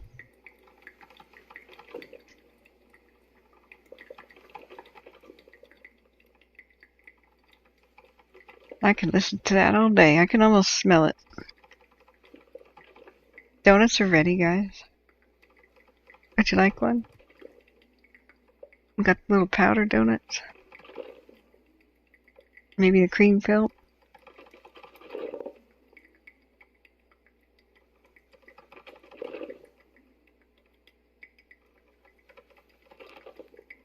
But I like the chocolate.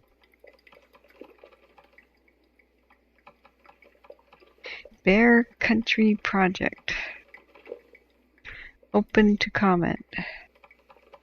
30-day public comment period on the Bear Country Project environmental assessment. Okay. Occurring while the Salmon River community was impacted by wildfire. Legal notice. If you do not need to resubmit your comments. What's it about? Bear Country Project.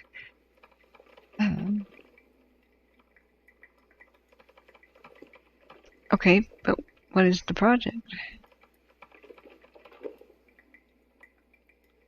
The Bear Country Project Environmental Assessment. Does it have something to do with fire? As I was reading something historically interesting as we were just clicking around, And it said the world's largest fire break. It looked like an old California history thing. The page is not working right now because it's called forestservice.fed.us, where don't ask me what that is. We were looking up gooey ducks. Just don't ask. It gets crazy in the night shift. And this was continuing source of hilarity. This fire picture. But here it is. Biggest fire break 800 miles long. It's some vintage page of some book.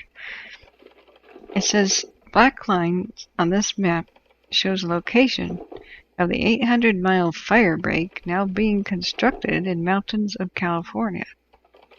Called the greatest single project of its kind ever attempted, a monster fire break.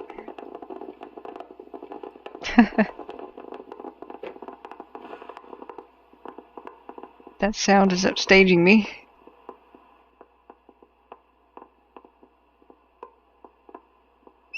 Gonna start it again. Okay.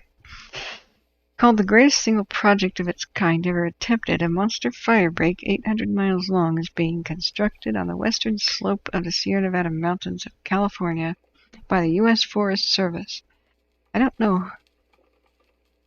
Oh, this is a 1934 Popular Science magazine. When completed, it will check forest fires that start in the valleys and foothills from sweeping eastward up the mountains and laying waste to huge areas of standing timber. To create the man-made barrier, which will be known as the Ponderosa Way, 16,000 members of the Civilian Conservation Corps are clearing all the flammable brush from about 2/3 of a billion square feet of virgin forest land and cutting away the lower limbs of standing dead trees. Or standing timber, excuse me.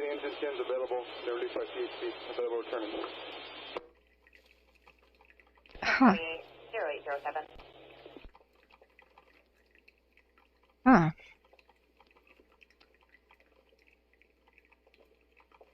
It's pretty vintage. Ah! Arc. Station 84, place a call to the command center. Station 84, place a call to the command center. 0808. This is fascinating. And this article is talking about, it's dated November 27th, 2018, which is just a few weeks after the campfire started. It was still burning at the time. In the wake of the most catastrophic wildfires in California's history, the president at the time accused state officials of shoddy forest management and recommended the state's dying forests should be raked.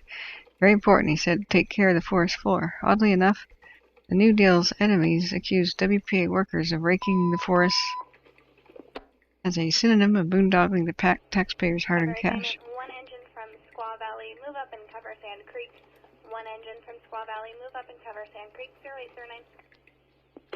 Hey, finally firefight traffic on the radio. FDR knew a good deal more about forestry. He described himself as a grower of trees. Blah, blah, blah, blah, blah.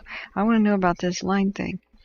He created Civilian Conservation Corps in 1933, and in 1934, the workers began to cut a north-south fire break and access road, by some accounts up to 800 miles long, through the rugged foothills of California's Sierra Nevada.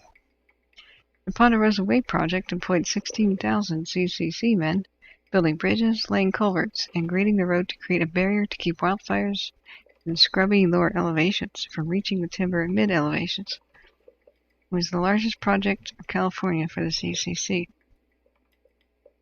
FDR regretfully ended the CCC's immense labor force in 1942 during the mobilization of World War II, because remember December 7th, the date which will live in infamy, was Pearl Harbor was 1941. So I wonder how much got completed. The decline of the Great California Fire Break began almost immediately. In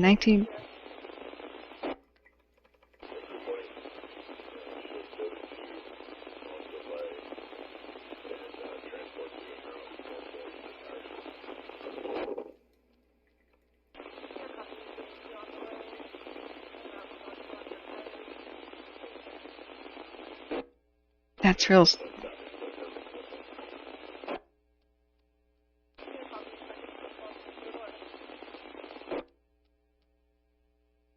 I turned the volume up in that, but you can't make out what they're saying anyway. That's a distant radio. Area 7, Kings County assist for a traffic accident, 1st Avenue, south of Highway 198.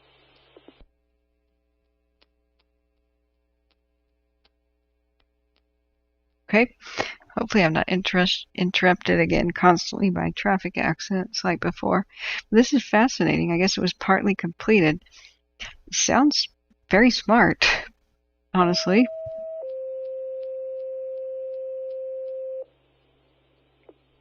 But Engine 207, Kings County assist for a traffic accident, tractor versus a pole with power lines down. Engine 207, Kings County assist for a traffic accident, tractor versus a pole with power lines down. I'm out is 0812. yikes. Okay. So, I just don't know if this was a good place to put it. I don't know how at threat the mountains are from fires in the valley anymore. But it's a fascinating concept. I do agree, Malcolm, we need CCC camps again to help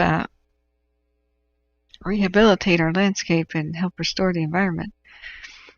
Okay, so FDR regretfully ended the CCC's immense labor force in 1942 during the mobilization for World War II. The decline of the Great California Fire Break began almost immediately. In 1949, the federal government turned it over to California Department of Forestry, which showed scant interest in maintaining it. At one point, the Ponderosa Way partially reverted back to federal jurisdiction, but no public agency really wanted the orphaned fire break or remembered the purpose for which it had been so painstakingly built. It became discontinued and, in many places, disappeared. In 2007, the Bureau of Land Management attempted to get other agency... Oh my God, that scared me. Engine 207, be advised, Kings County said that there are power lines down and they are on fire. Oh God. South of Highway 198. Oh God.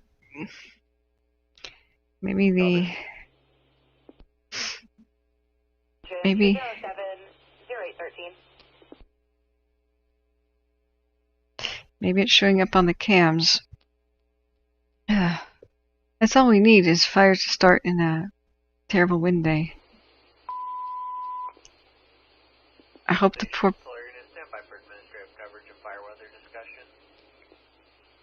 I hope the poor person got away from the fire.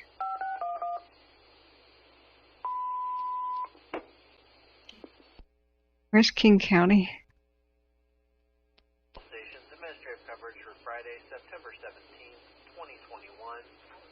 Chief 4100 on, Division 4101 on, committed to the K&P Complex, Division 4102 on, committed to the K&P Complex, Division 4103 on, committed to the K&P Complex, Division 4104 on with duty coverage, Division 4105 on, Battalion 4109 on, covering Battalions 11 and 12, Battalion 4011 on, committed to the K&P Complex, Battalion 4012 on, committed to the K&P Complex, Battalion 4013 on, committed to the K&P Complex, Battalion 4014 on, covering Battalions 13 and 14, Prevention 4021 on with prevention coverage, Prevention 4024 on duty at Portville Air Attack Base, Air Attack 410 available, Tanker 76, Tanker 78 committed to the Windy incident, cutoff is 1828. The pre-designated engine, Strike Team 9411 Charlie is as follows. Strike Team Leader Battalion 4014 with engine 4062, engine 4063, engine 4061, engine 4074, engine 4073, and alternate engine 4171. The pre-designated dozer for Strike Team 9417 Lima is Transport Dozer 4141, ECC Duty Officer Fire Captain Idiart, Correction Fire Captain Chris, negative burn day, dispatch level medium, ignition component 8, strike component 10, burning index 17. Stand by for weather discussion. Break. Yay. They need to tell us about the weather.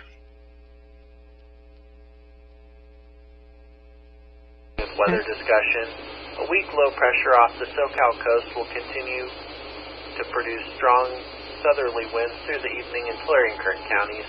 This will result in elevated fire weather concerns today and again on Saturday in those aforementioned areas. On Sunday, a weather system will move through northern California. This will bring an increase in winds as well as elevated fire weather concerns throughout the Sierra and Kern County mountains. Some clouds and a small chance of light precipitation are also possible in the Yosemite Park area. Temperatures will trend down to below seasonal readings through the start of next week, along with higher relative humidities. Today, sky weather sunny, haze and areas of smoke. Max temperature 83 to 88, 24-hour trend little change. Minimum humidity 19 to 23%, 24-hour trend little change. Wind slopes up, slope up valley 6 miles per hour in the early morning. Then westerly 3 to 6 miles per hour by afternoon. Ridges northwest 5 miles per hour in the early morning, shifting to the east 3 to 6 miles per hour by afternoon. LAL1. Tonight, sky weather mostly clear, haze and areas of smoke. Minimum temperature 59 to 64, 24-hour trend little change. Max humidity 46 to 56%, 24-hour trend up 3 to 5%. Wind slopes up, slope up valley 6 miles per hour in the early evening, then westerly. Ridges northwest 6 miles per hour in the early evening, shifting to the southeast 5 miles per hour. LAL1. This concludes morning report, KXA 35-0817.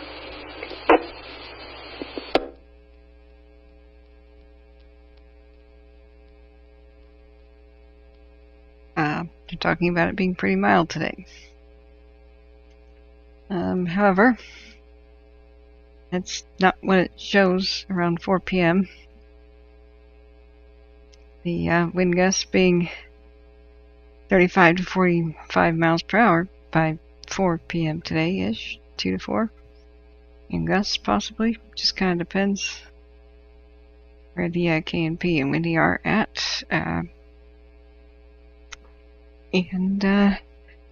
It's looking worse though for something like Sunday, so we'll see what happens. Ah! Oh my gosh.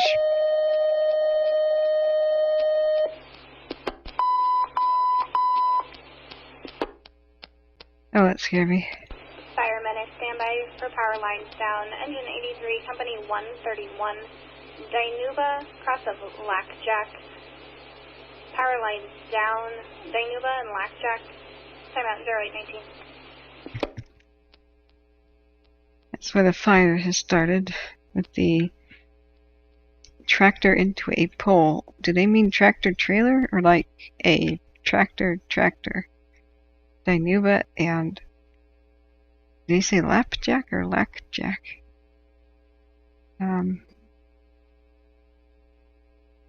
It'd be easier to find with Google Maps. I'll just type in Lapjack. I have no idea. If that's in the middle of the town, they would have a much easier time getting to it. Let me look it up. Fire com engine 2, Mary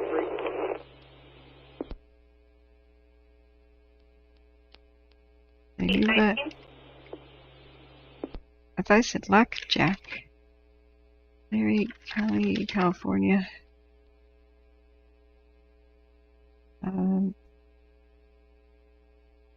I can't find those cross streets.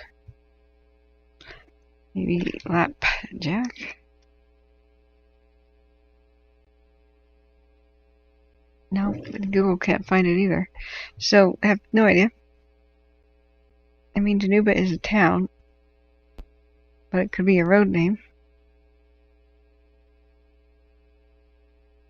So, we could keep checking the cams to see if there's a new fire start detected.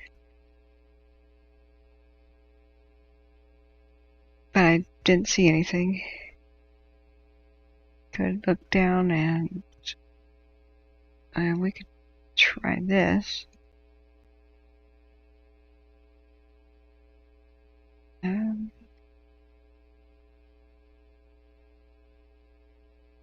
It's just so smoky we may not just see anything.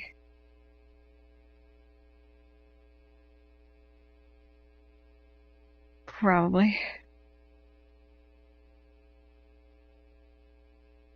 Well, the only thing chugging away is the Windy. I guess I could read the rest of this article if I'm not interrupted. So many places this grand fire break project called the 800-mile long thing that was incomplete, interrupted by World War II, called Ponderosa Way, was kind of abandoned. Oh my gosh, that's loud. Kind of abandoned in 2007. Oh, okay. Fire Control 16, you're out station 21. Patrol 16-822.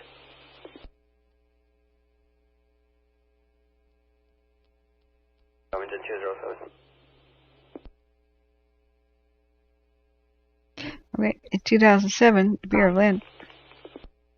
207, we're by Kings County. This is going to be in our county. We're going to run around TLC 1. Got one power pole shared. Kings County Engine 4 and myself are at state. Stand by for a full number. And I believe Kings County Communications notified us. That's right, I put the wrong county. 207-0822.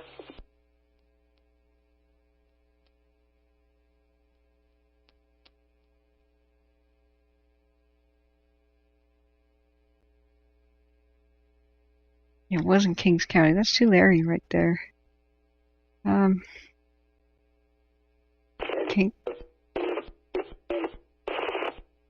Kings County's to the west.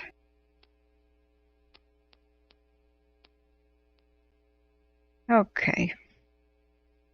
Let's see if I can finish reading something. There's power lines down because a tractor severed a pole.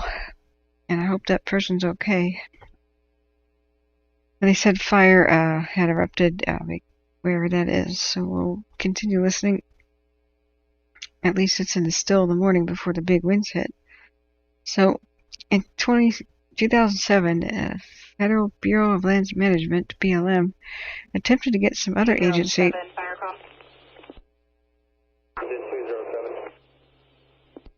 207, Kings County advised the power company has been contacted. They have a 15-minute ETA. Oh boy. I can't de-energize. 207-0824.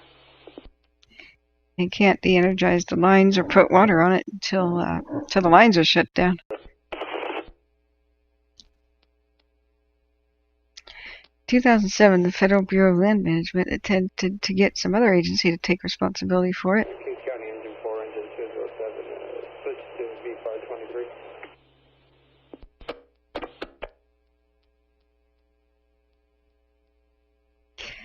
The CDF in Butte County told the BLM that what remained of the road might be useful for public access, but did not consider it vital for fire protection. In 2007? Wow. Butte County. Wow. Yeah. Goodness gracious. I wonder where it ran through Butte County. Local resident Richard Faulkner, who was at the time living in the woods outside town, told a local newspaper, "For years now there hasn't been any maintenance on this road of any kind. I want them to fix the road and maintain the bridge. It's very important from a fire standpoint." When the Camp Fire, considered the worst wildfire in California in more than a century, virtually erased the town of Paradise last month. Engine 10-0825. Few knew that the lengthy CCC fire break transected the town. Like so many other public works bequeathed to us by the New Deal, it is a relic of a lost civilization that we neglect at our own peril. Rather than Ponderosa Way could have saved the town 207-0825. or offered an evacuation route may never be known. Well, we could find that out actually pretty easily. Where did it run through the town? That's interesting news to me. It goes also across places that were just affected by fire. North Fork of the Mokelumne, or whatever it is, which is where the Caldor is. Look how washed out it is. Yeah, that really could have helped in the Caldor fire, I bet. Ah. Butte County Board of... Oh, why did I just accidentally close? Well. We should have listened to the foresight of our ancestors there. I keep telling people there's a lot of stuff is preventable. Just maintain pre-arranged fire breaks. Looks like there was a lot of foresight. The fact that this was done in 1934 is no accident, because 1933 was the Great Tillamook Burn, which opened America's eyes to the threat of megafire. It was the first one filmed in color. It inspired the Bambi fire scene, people say. And California knew it was just as vulnerable to something like that, if not more so. So imagine an area where the president and local officials, an era where the back East Washington and local officials worked together to prevent megafires. What an amazing time it was. An amazing time of cooperation and same kind of can-do attitude that got us through the war. I really wish we had that now. Hopefully we can drum that up. It's the whiny, blame each other attitude, get nothing done, which is the main problem right now. The Ponderosa Way Bridge crossing the North Fork of the American River at Placer County. Wow, that looks like it's still in use. Neat. Okay. Where'd the article go?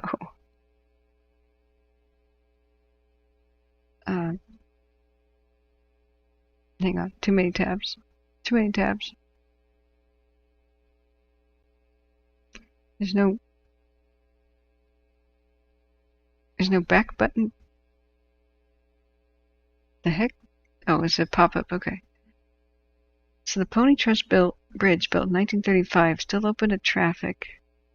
Craig Philpott, Craig Philpott, he's the one running around taking awesome videos of where the fire is and isn't for the Dixie and the Caldor. Wow. Did he write the article? No. Gray Bretchen. A Small World. This was published just after the campfire.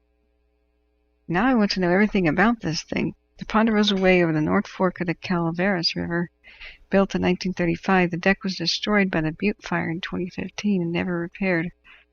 Really? This is another one of Craig Philpott's photos. Why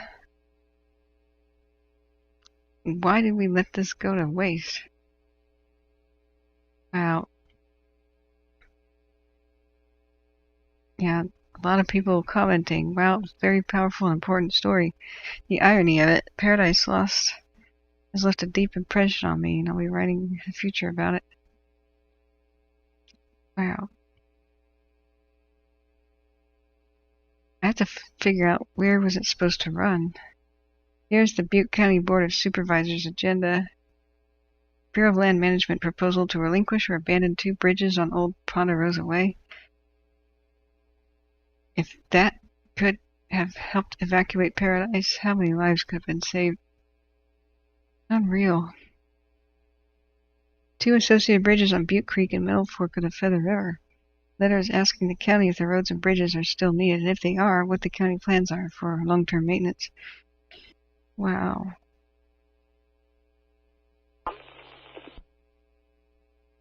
Proposal to...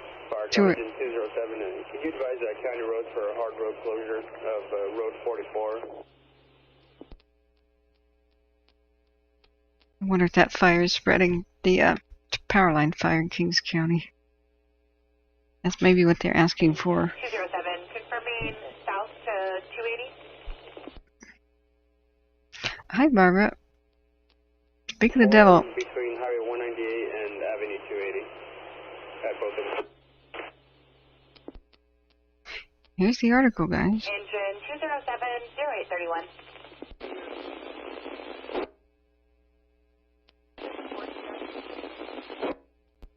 207-0831. Barbara.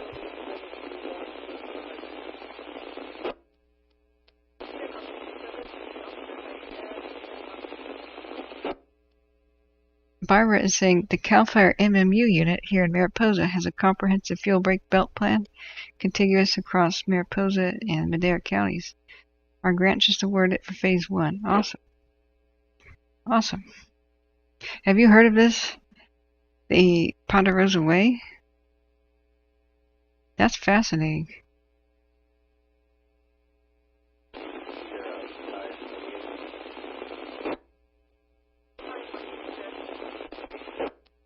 That's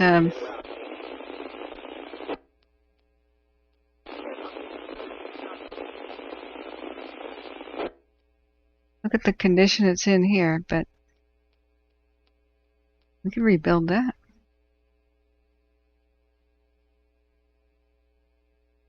Oops, I just closed it again. Thinking I was just closing a photo.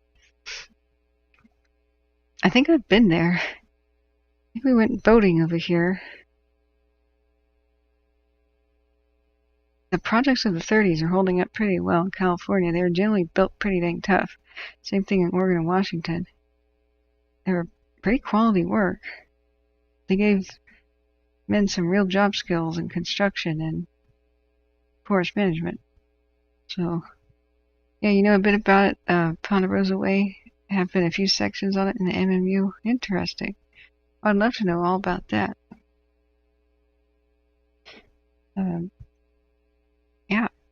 Yeah, keep posting on it. Yeah, I'm very happy for that. Congrats on that funding. Cool, cool, cool. Lost New Deal paintings found at Beaver Dam Middle School in Wisconsin. Okay, I love history stuff. Read about that later. But now the only visible fire on the cams continues to be the Windy, with that eerie smoke, sea of smoke, time lapse sort of thing that happens around dawn.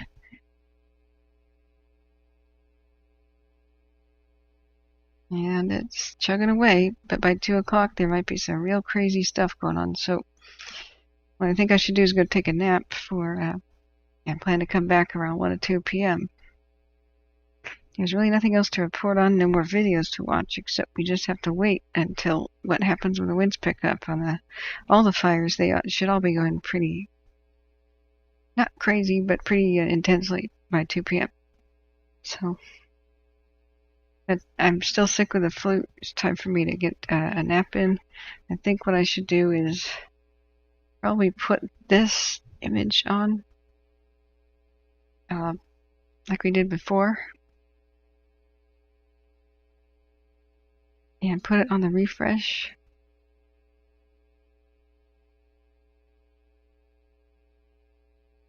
Auto refresh mode so I can be here when it's important. Let's see, let's do a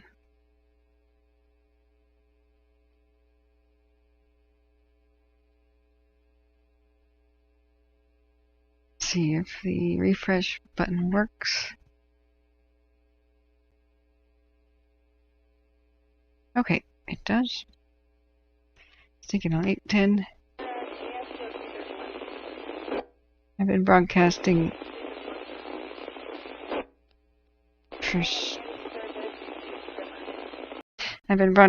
for about 8 or 9 hours, so it's time for me to take a break. I'll check in with you guys about 2 or 3 in the afternoon. You guys feel like you can hold down the fort, mods? Because I really gotta sleep. I can turn chat off if you need to take a break. It's all up to you. And we can flip the switch and turn it back on. Now, flu, rest time. See you in afternoon when winds pick up.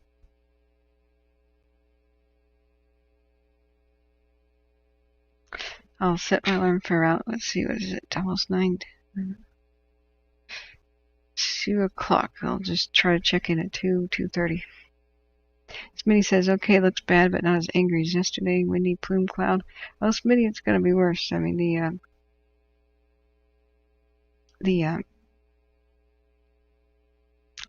all the different fires are going to be blasted by wind today. At least the ones in the north might eventually be rained out, but a storm front is a-coming. It'll be arriving, so you guys feel okay with holding down the fort? Or do you want me to turn off chat? Either way.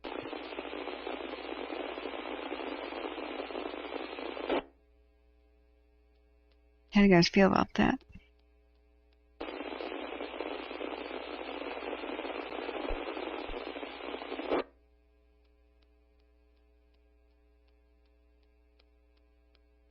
You guys there? Do you need more coffee?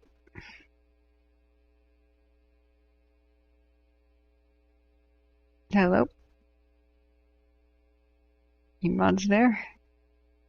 Oh, thanks for the link. That's really cool, Barbara. Nice. You know, the Tulare County Fire Safe Council has super impressed me. They set up a hotline for the elderly. You can call 211 to contact them.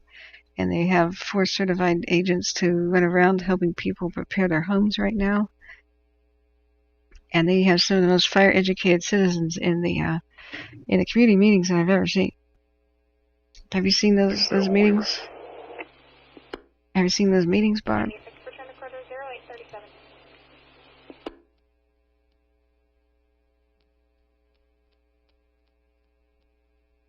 It's been pretty astonishing. Somebody says, got enough of us for now, go to sleep. Okay. Yeah, no worries, Barb. I just, it's okay. And Smitty, you're recovering from surgery. If you need to take a rest, you go take a rest. The world won't end if bots take over chat for a couple hours, you know what I mean? Yeah, they've got a great thing in Tulare County, and I've been really impressed with the community education and the highly educated questions they've asked at the meetings. What you do is go to their Facebook page, the Sequoia National Forest in Kings Park. So yeah, I'm gonna go take a nap, guys, because I got the flu, and I'll check back in you with when the wind event starts, or at least check on it. And if it's bad, then I'll be here. So see you guys soon, and good luck, and stay safe.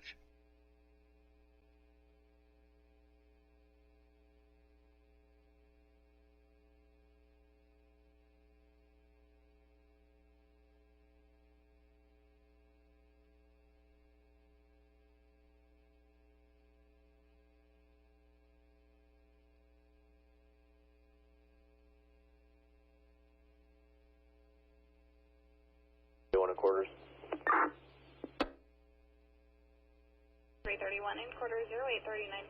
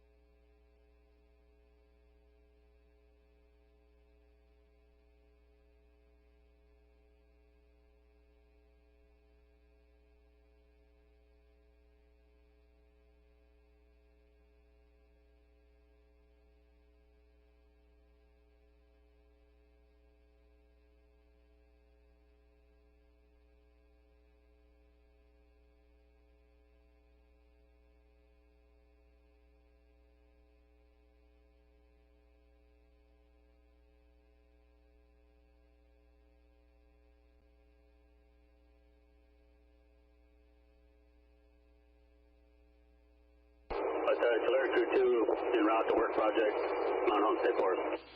Vicelli copy. Caldor Crew 2 en route work project 0841.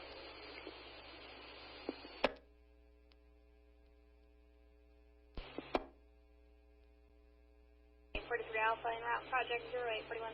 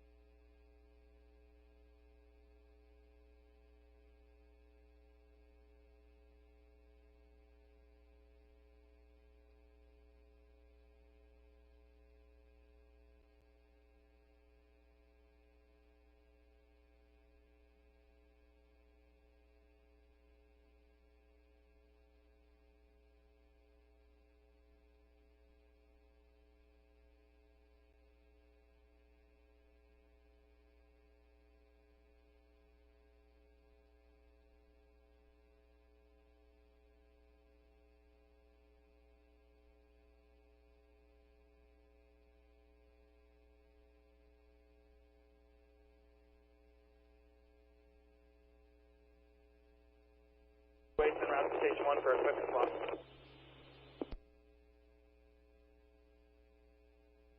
208-842.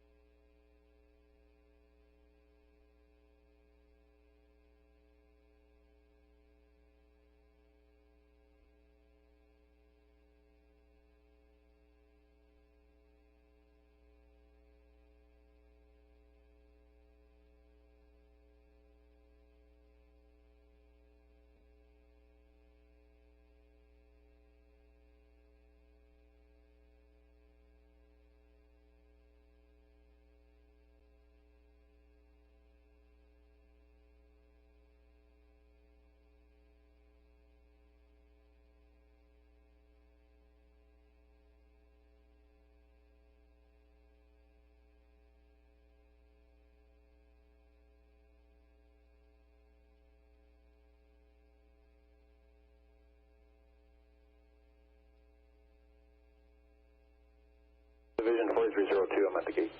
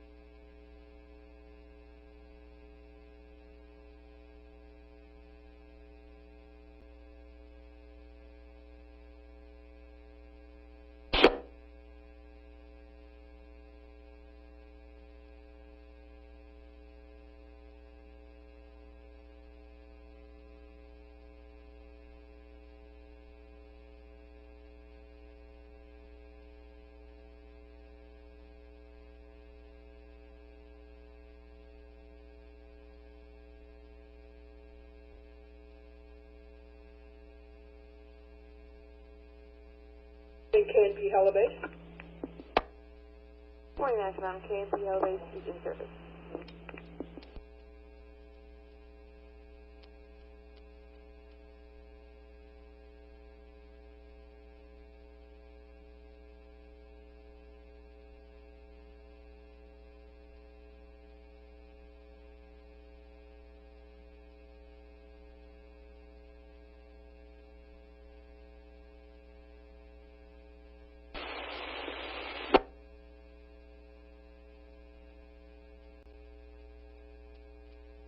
Sierra, Fresno 4. Fresno 4, Sierra.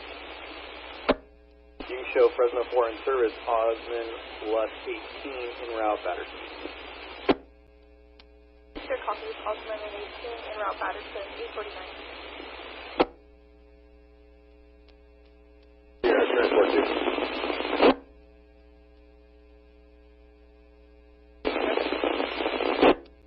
Show us around North Fork and on the way for the tires. Sure, copy, North Fork, still on the way, 849.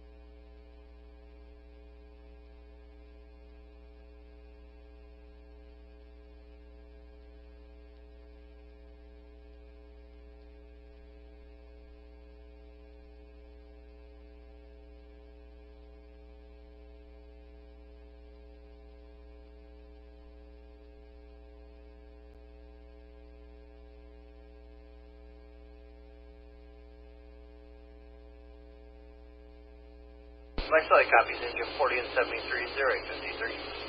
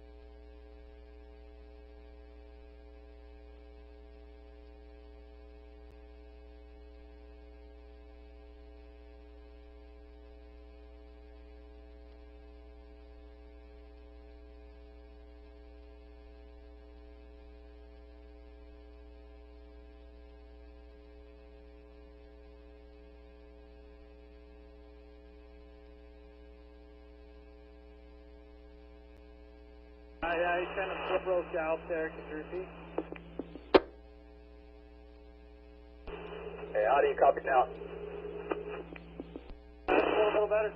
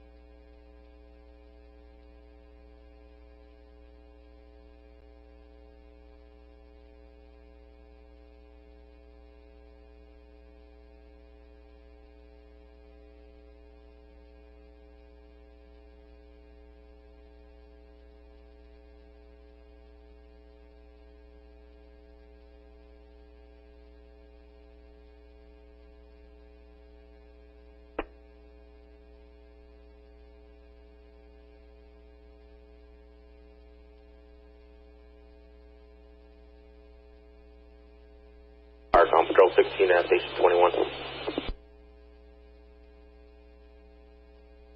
16-0858.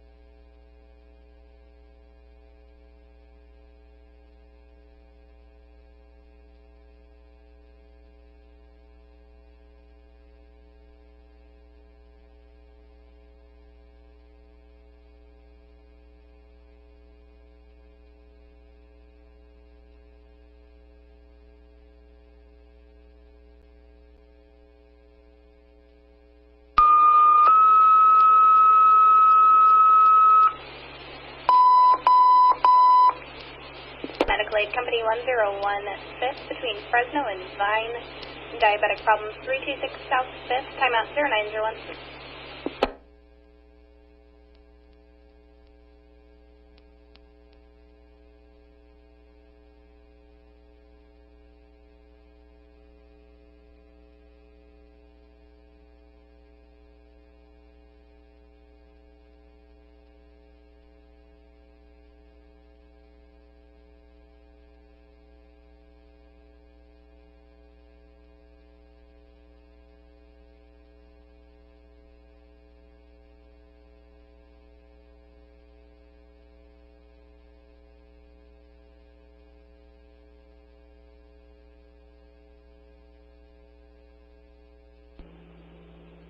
Dispatch 413.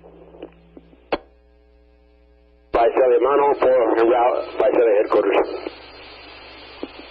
Vicelli, copy. Sono Crew 4 out, Vicelli headquarters 0902. Oh, 4.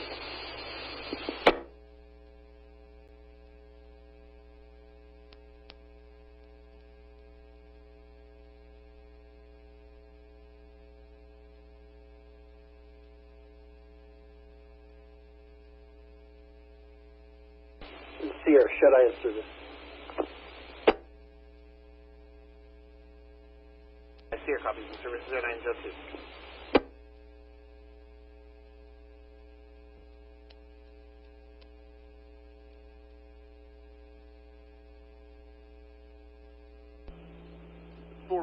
Good morning, in service, Grand Grove.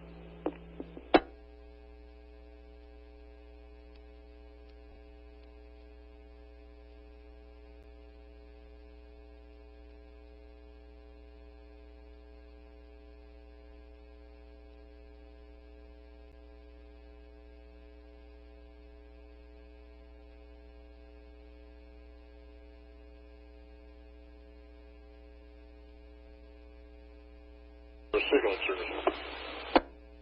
Signal clear, copy, full service.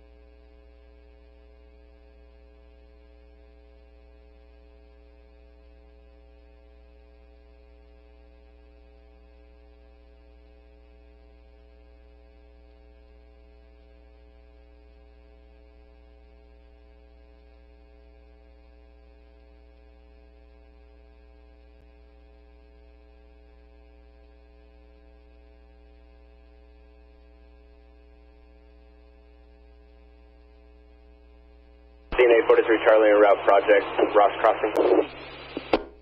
43 Charlie en route to project 0904.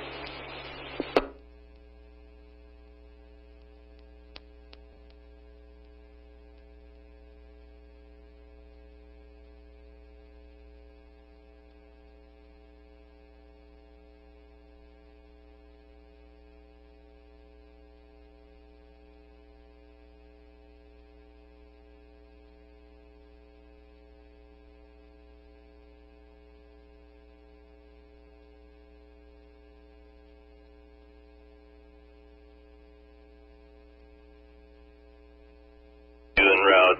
Roger, you're for training. For 2 en route for training 0905.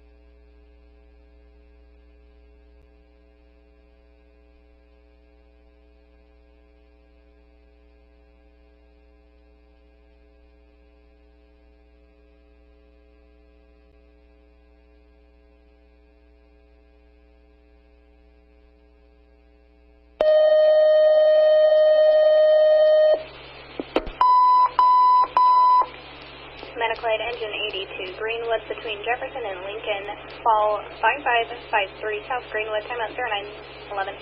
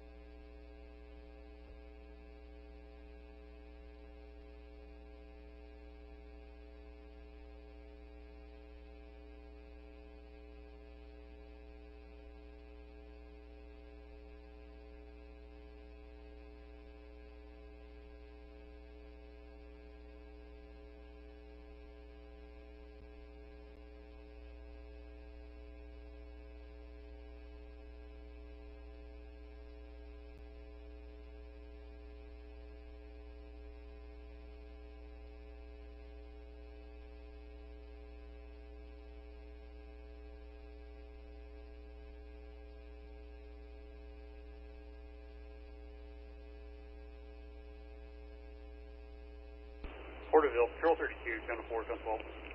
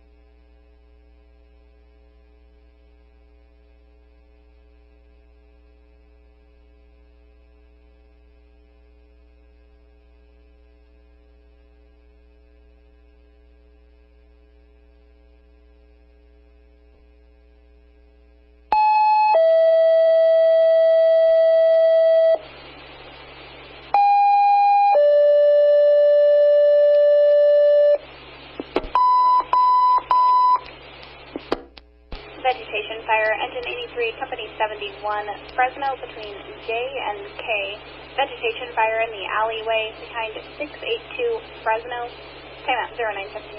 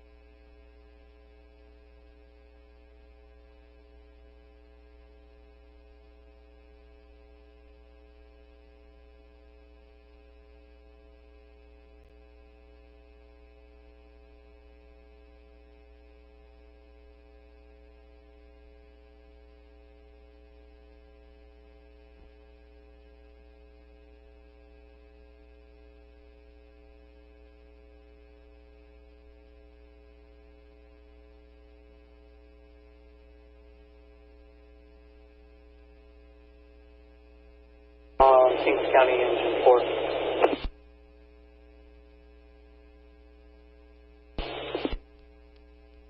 We've been released. We'll be finished with assignment. Do you have an incident number?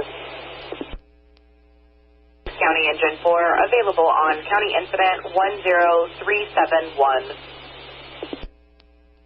Copy. 0920.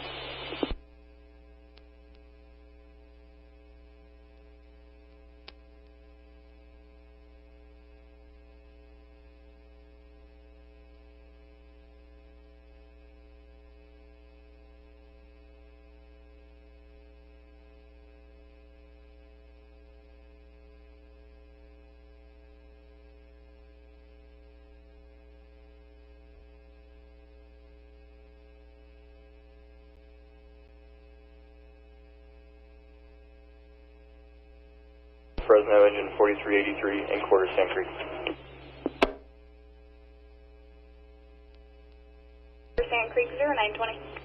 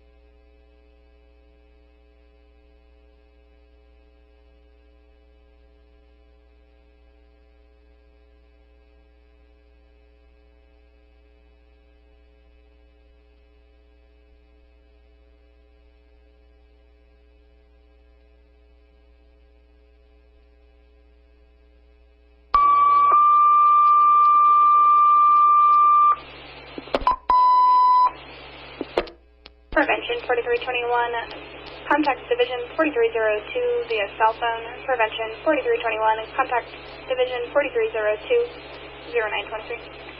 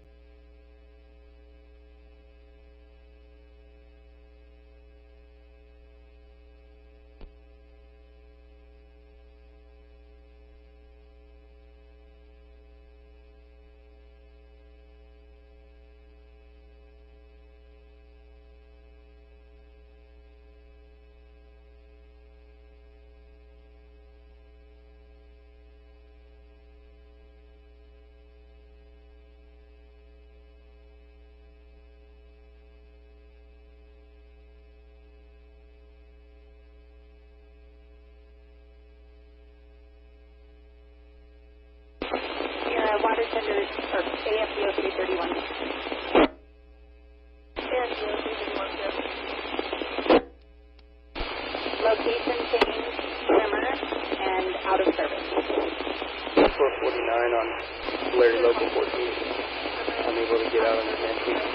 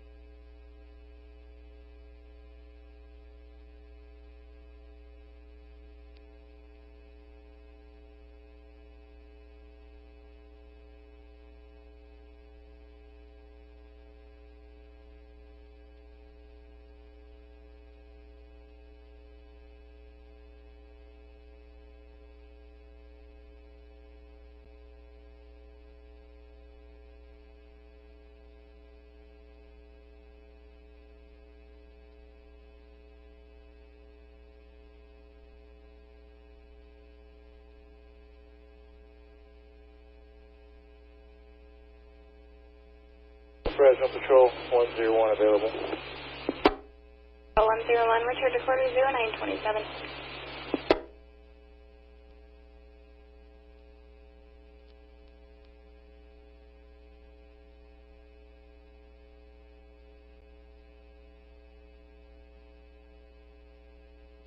Negative, I don't have service here in Forest Land. Break. So these are two Stony Creek employees who say that Stony Creek is operational, providing food to firefighters, and they're there to run that and do some other closing operations.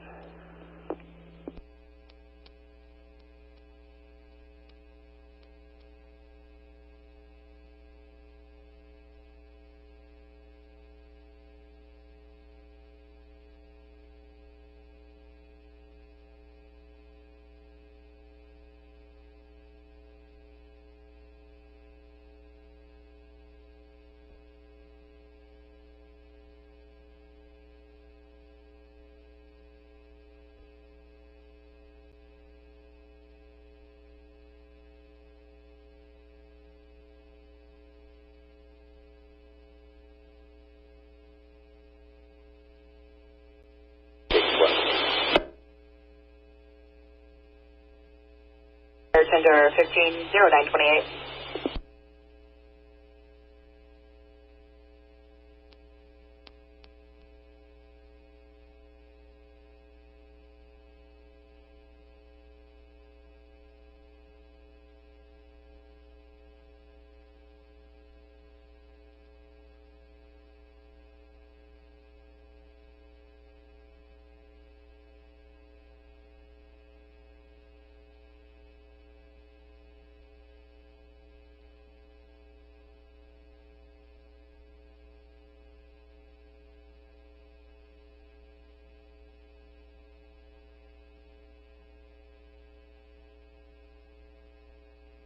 Control 101 and quarters. 01 and quarters, 0929.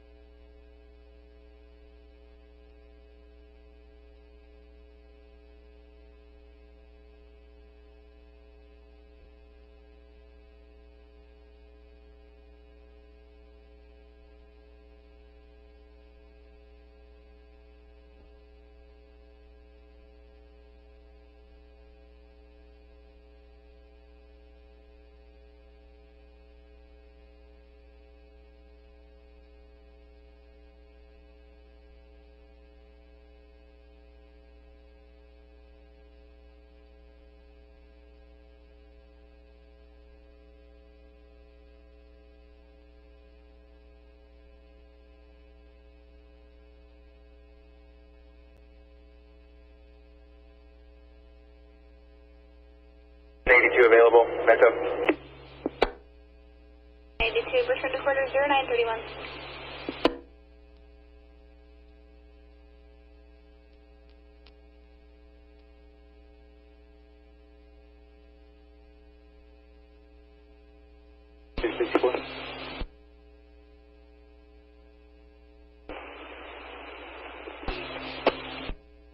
Fresno, engine 4364, engine 4354 will be en route.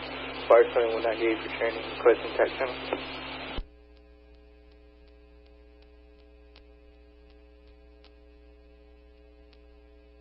For utilize CDF TAC 6, can you confirm the location you'll be headed to?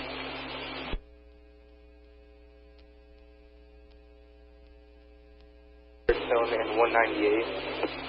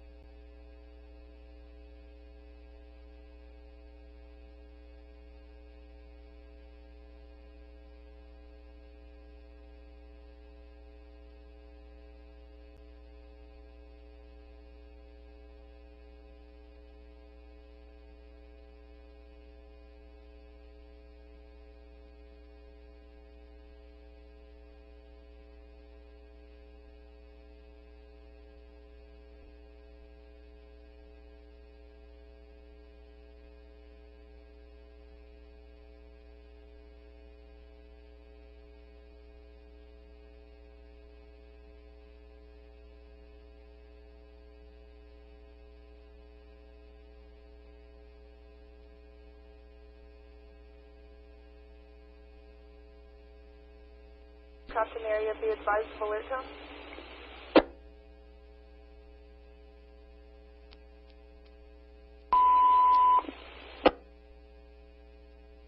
All units here with morning staffing.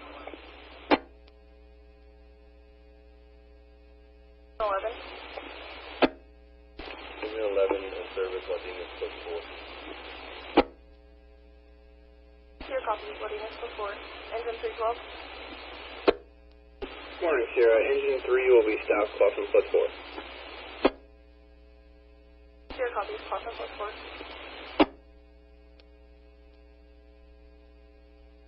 Service 21. Morning, Sierra. Water Tanner 21's in service, stopping Kenyon plus 1. Kenyon plus 1.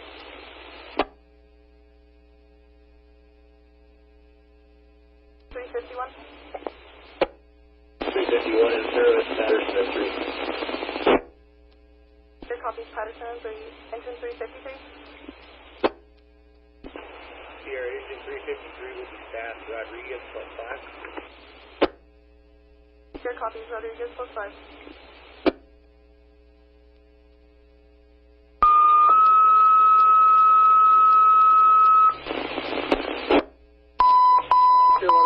Is in service, copy, Caballero. Unknown type fire, company 101, one engine out of Selma on order. Bergan, cross of Parlor, correction Parlier, unknown fire in an orchard, Bergan, cross of Parlier, timeout 0936. Sierra, engine 32 in service, stable plus 4.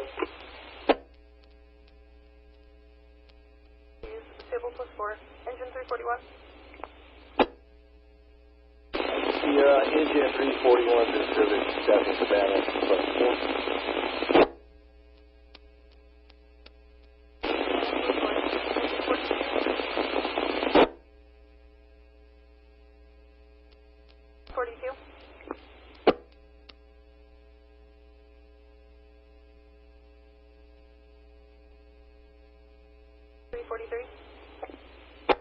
Engine 343 will be out of service for the day.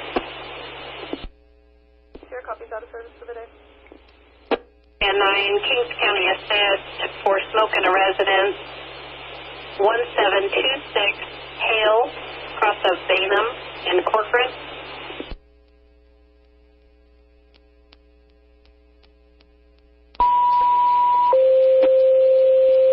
OUR 8160 is in service, Mayor plus 1.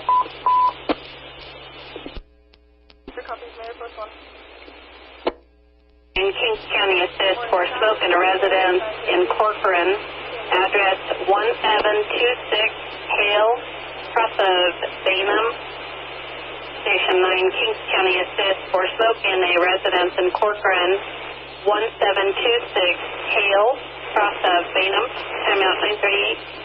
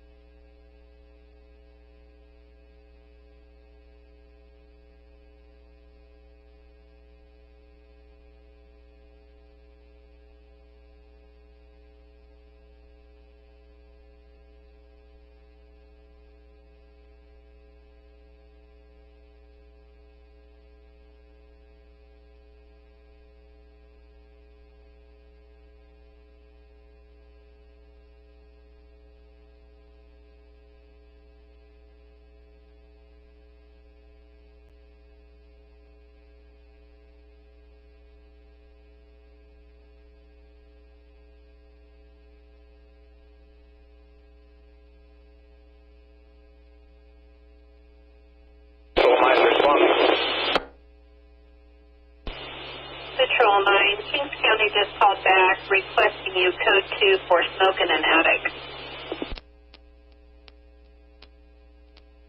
Sierra Patrol 14. Patrol 9 copies.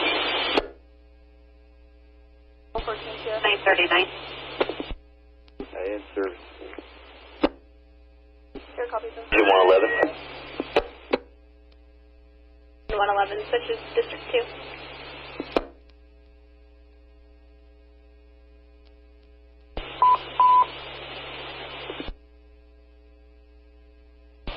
Patrol 9, Perkins County, you can cancel. Patrol 9. Patrol 9, copy, cancel available. 940.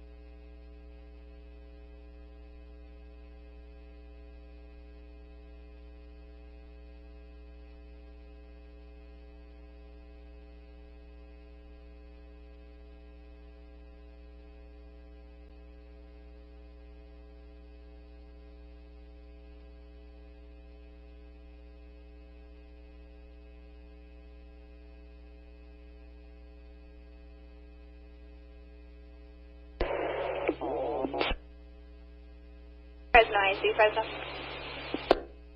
Fresno IC incident terminated, 8371 available.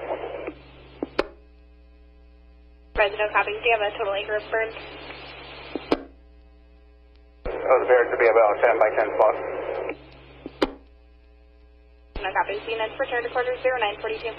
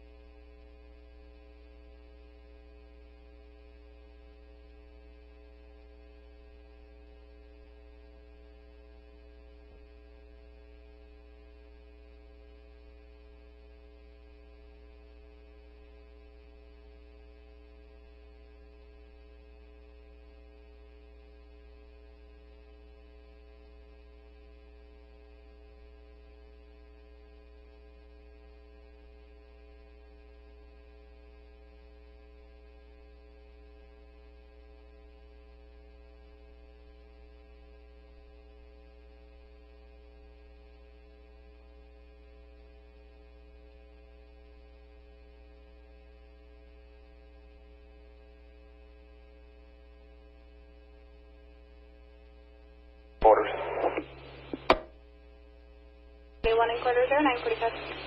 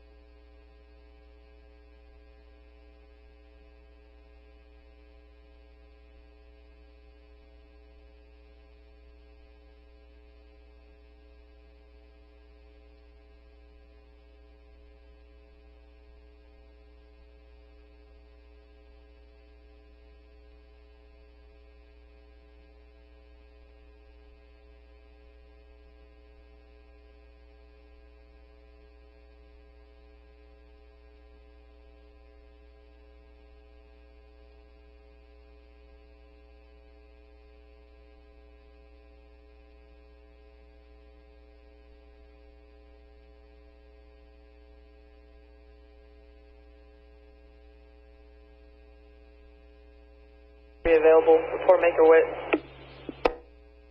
83, return to quarter 0947.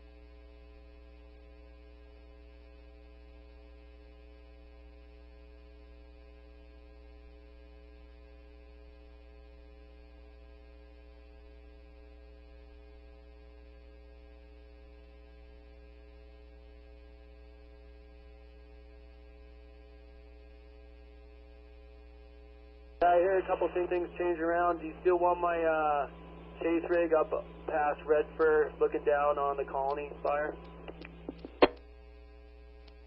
Hey, Kern. Copy that. They're going to be headed up there shortly, and they'll be communicating with you on command too. Okay, I copy. What was the contact? 6331 Bravo. 6331 Bravo.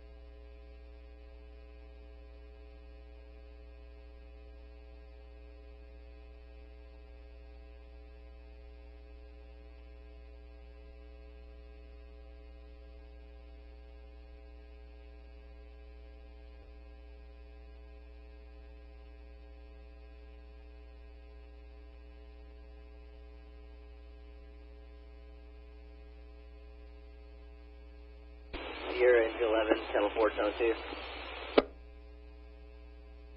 11 here. 11 in service to Oakhurst. Move up location Batterson. Copy, Central 11 in service to Oakhurst. Move up Batterson 956.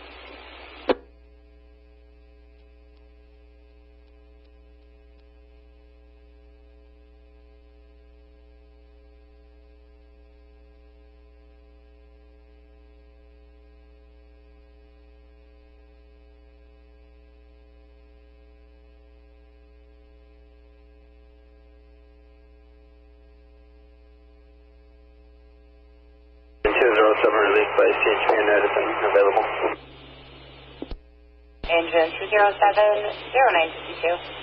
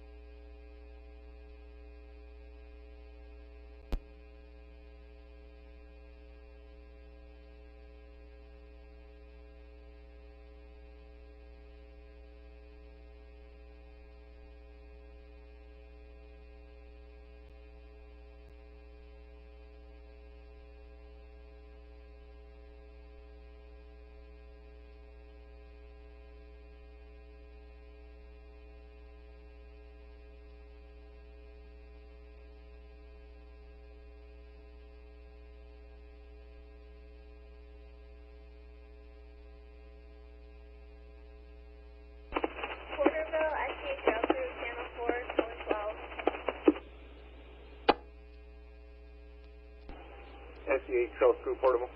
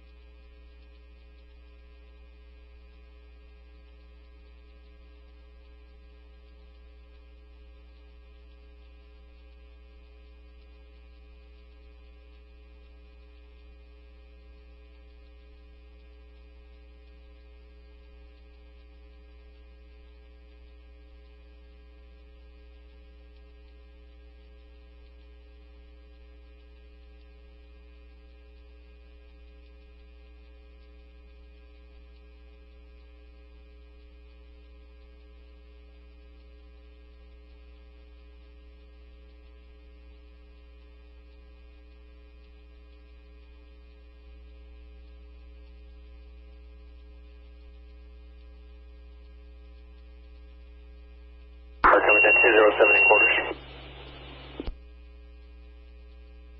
Engine 207, 1002.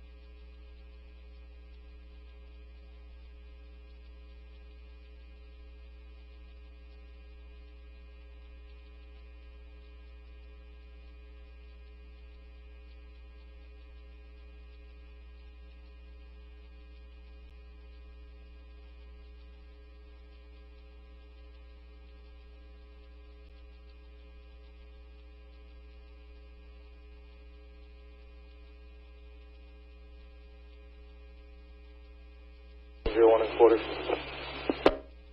101 and quarters, 1003.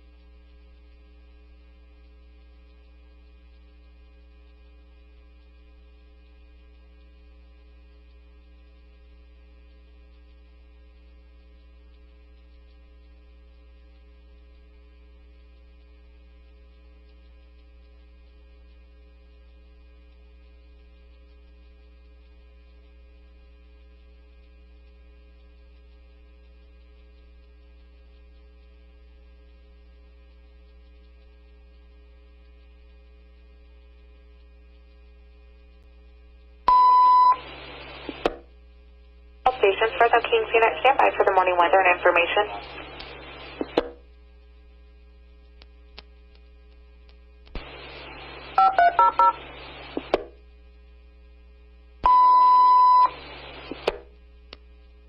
Mobile aircraft at Fresno Air Base, Air Attack 430, Tanker 160 at Paso Air Base, Air Attack 340, Tanker 74, Tanker 75, Tanker 02, Helitanker 2, Charlie Hotel at Porterville Air Base, Air Attack 410, Air Attack 163, Tanker 76, Tanker 78 at Hollister Air Base, Air Attack 460, Tanker 79, Tanker 80 at Sanger, Copter 3, Hotel Lima at Bear Valley, Copter 406, break.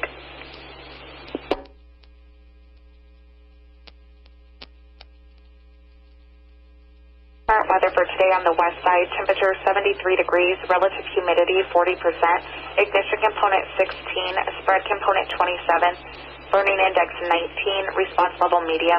For the east side, temperature 74 degrees, relative humidity 34%, ignition component 24, spread component 9, burning index 55, response level medium. For the Shaver area, temperature 53 degrees, relative humidity 50%, ignition component 12, spread component 3, burning index 36, response level high, break.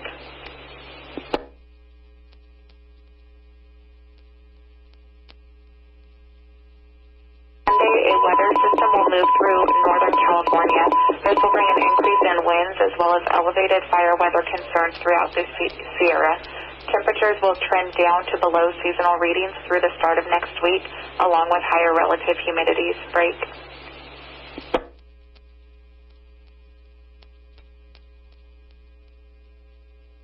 Continuing for the west side, today weather will be sunny, maximum temperature 83 to 88 degrees with little change. Minimum humidity 27 to 37%, trending up 2 to 4%. 20-foot winds southeast 6 miles per hour in the early morning, increasing to west 3 to 14 miles per hour by afternoon. Tonight, weather will be mostly clear. Minimum temperature 56 to 61 degrees, trending down 2 to 4 degrees. Maximum humidity 66 to 76%, trending up 4 to 10%. 20-foot winds west 3 to 15 miles per hour. Break.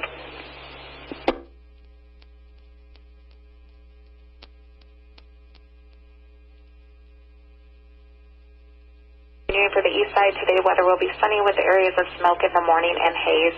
Maximum temperature 82 to 87 degrees with little change. Minimum humidity 17 to 27% with little change. Wind slopes upslope up valley 6 miles per hour in the early morning, then westerly 3 to 7 miles per hour by afternoon. Ridges south 6 miles per hour in the early morning, shifting to the southwest 3 to 8 miles per hour by afternoon. Tonight, weather will be mostly clear. Minimum temperature 56 to 61 degrees, trending down 1 to 3 degrees. Maximum humidity 52 to 62% with little change. Wind slopes downslope 6 miles per hour. Ridges northwest 5 miles per hour in the early evening, shifting to the east. Break.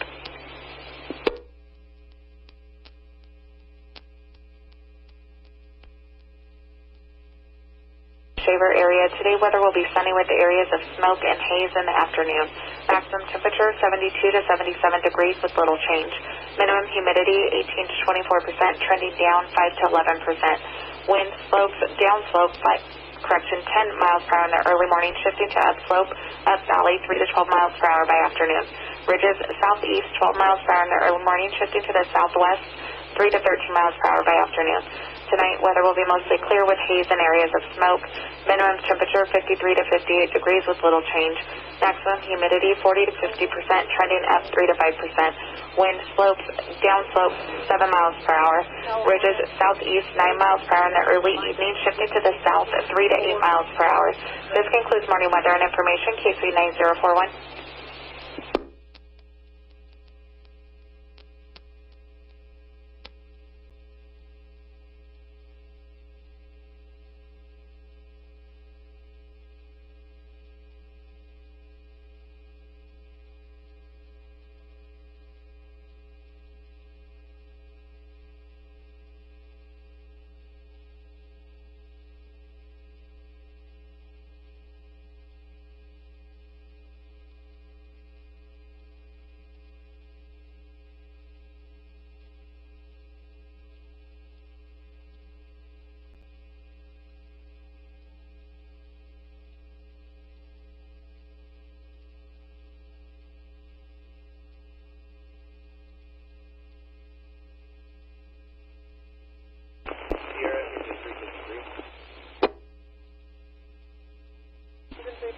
Sierra.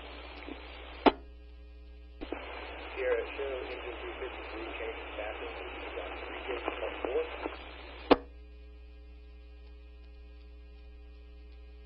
Copies Rodriguez, look forward, 1010.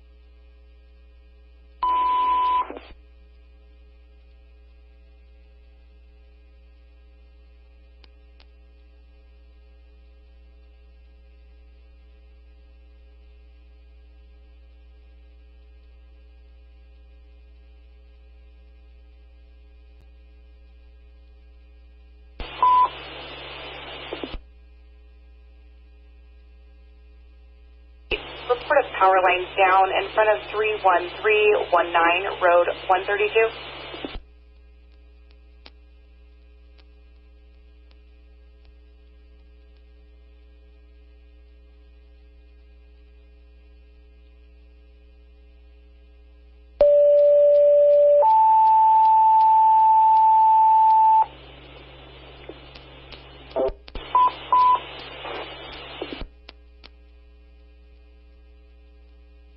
Report of power lines down in front of 31319 Road 132, cross of St. John's Parkway.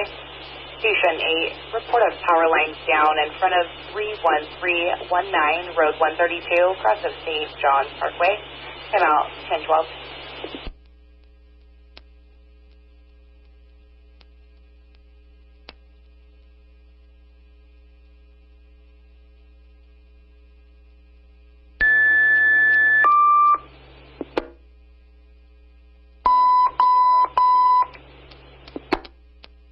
Medical aid, Company 66H between 12th and Anchor. Difficulty breathing, utilize universal precautions. 1249H, timeout 1030, correction 1013.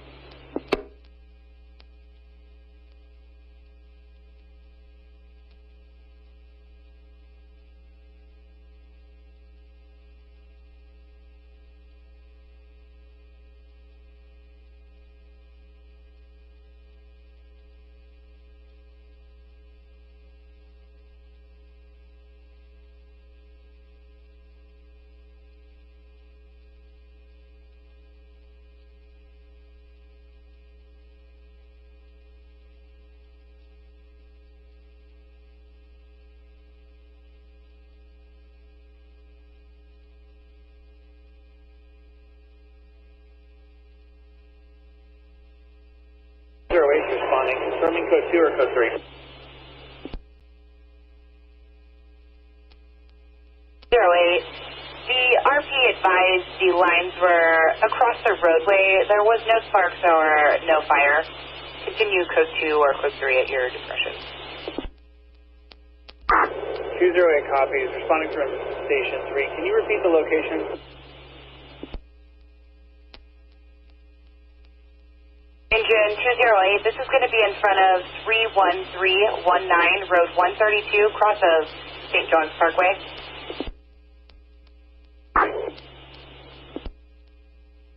Working.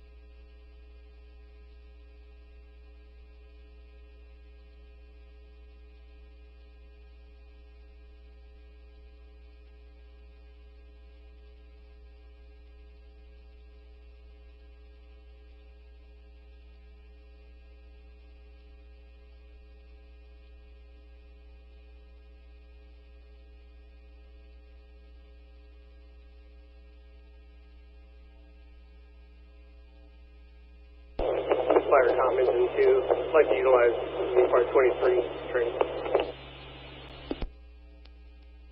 Engine 28 from Fire 23.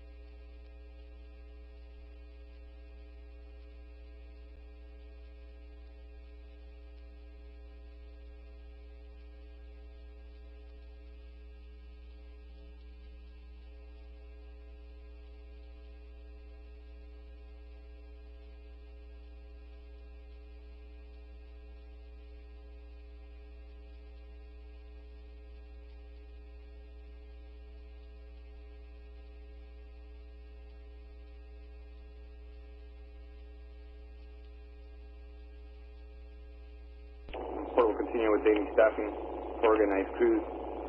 Scorpions 4 at Hume Lake, Cobra 6 at Hume Lake, Cobras 5 at Kern River, Black Eagle 6 at Western Divide, Chief 2 with the duty. Strike Team, engine rotation, DOI, Kern River, Western Divide, Hume Lake, Kern River. Strike Team leader, Kern River. Break.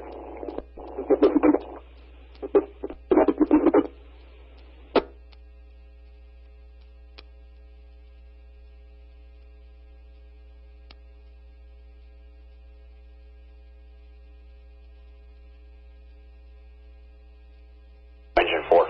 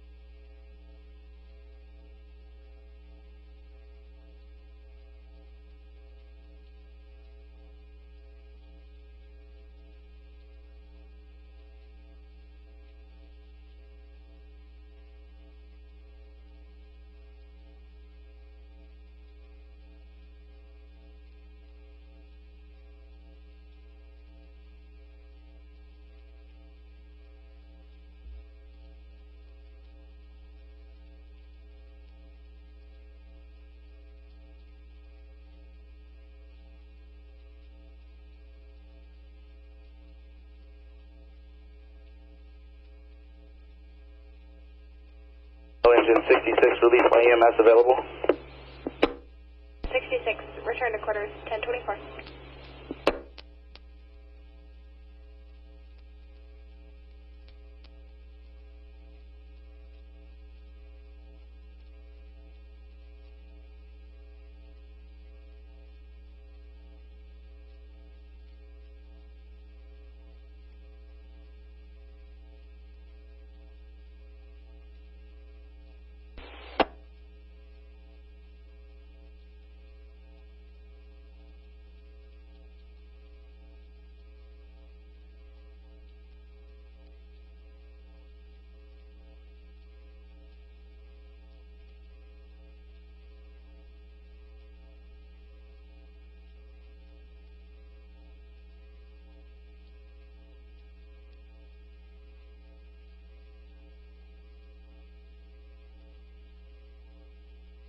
Unit calling Task Force West, current command to you.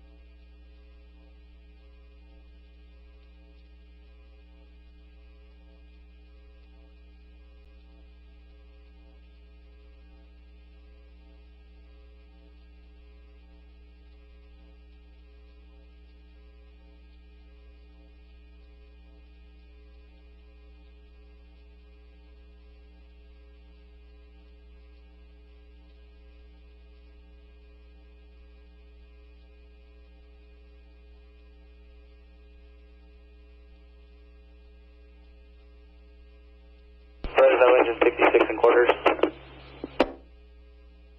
66 and quarters, 1026.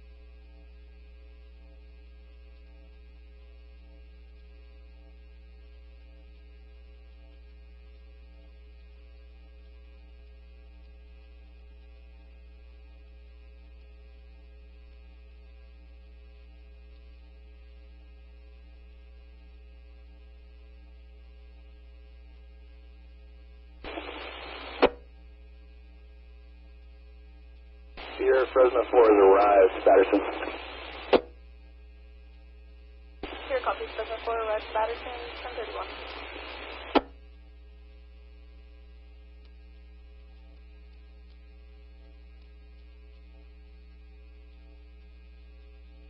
Copies, engine 40 and 73 in quarters, Bear Creek, 1032.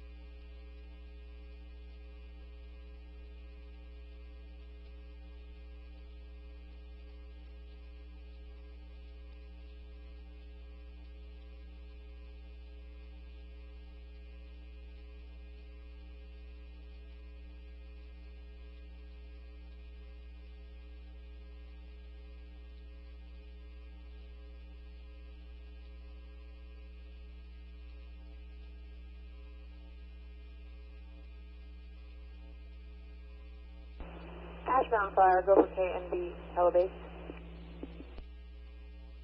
411 relayed to me that H40 will be coming to get the Little Five Lakes patient, ETA of around 11:30.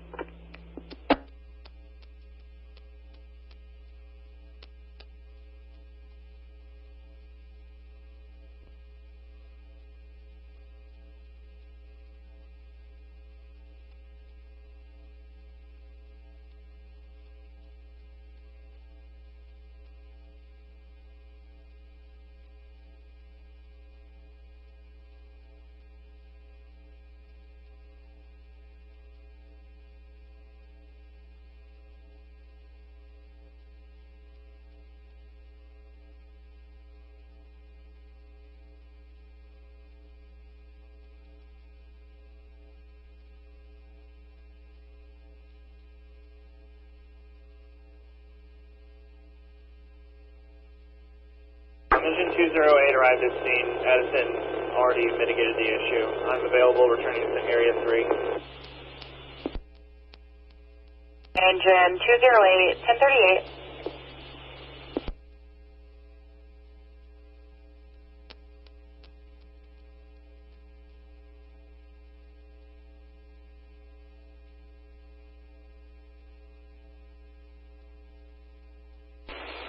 Control 14, Captain 353.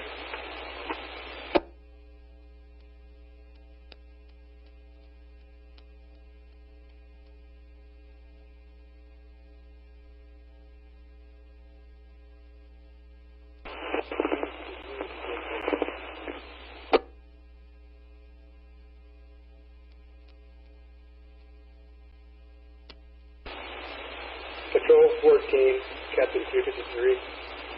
How do you copy?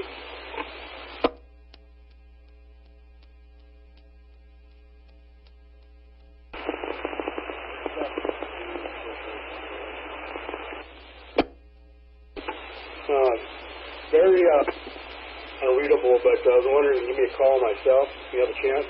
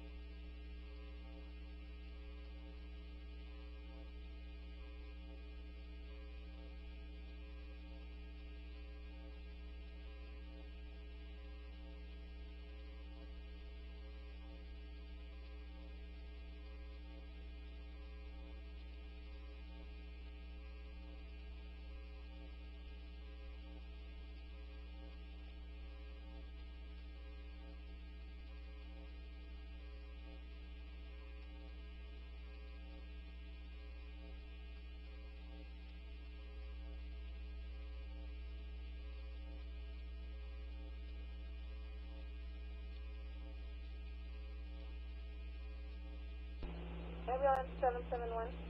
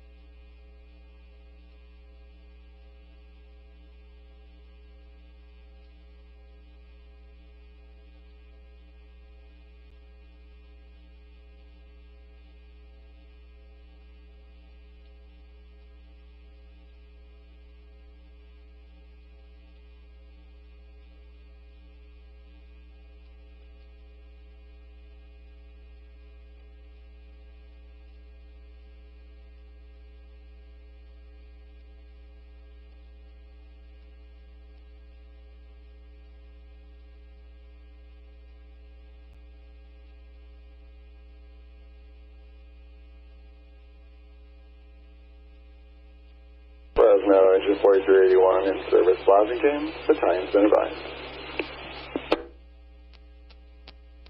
4381 en route, blasting game 1052.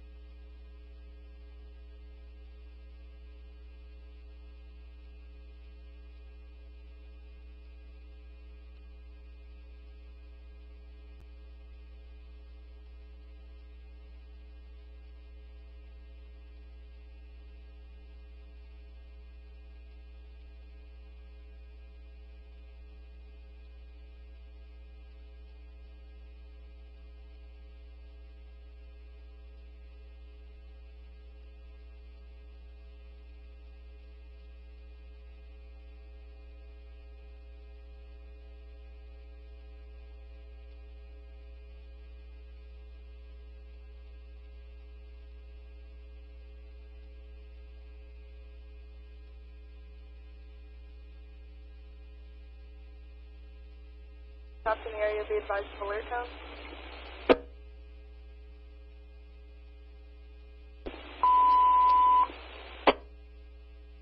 All units here with the morning report, lookout, check-in, and weather forecast. Lookout, check-in. Delilah.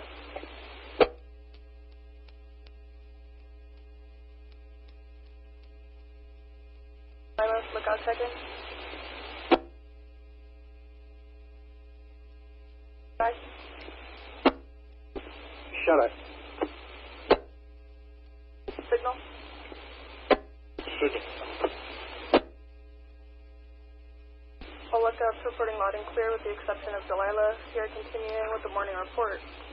Equipment on and available. Engine 11, water tender 21, engine 351, engine 353, water tender 23, engine 32, engine 341, engine 3, LUR engine 8160, dozer 2, crews on and available, Fresno 4, Fast Lake District Resources, duty officer is Duty Officer Smith with Patrol 14 and Battalion 58 on and available, High Sierra District Resources, Duty Officer Division 4, Forest Duty Officer Chief 2, aircraft on and available, Tanker 160, no designated strike team, teams on 2-hour call, California Type 2, Team 15, preparedness levels, National Preparedness Level 5, GAC Preparedness Level 4, Forest Staffing Level 5, dispatch levels, Zone 1 moderate, Zone 2 high, break.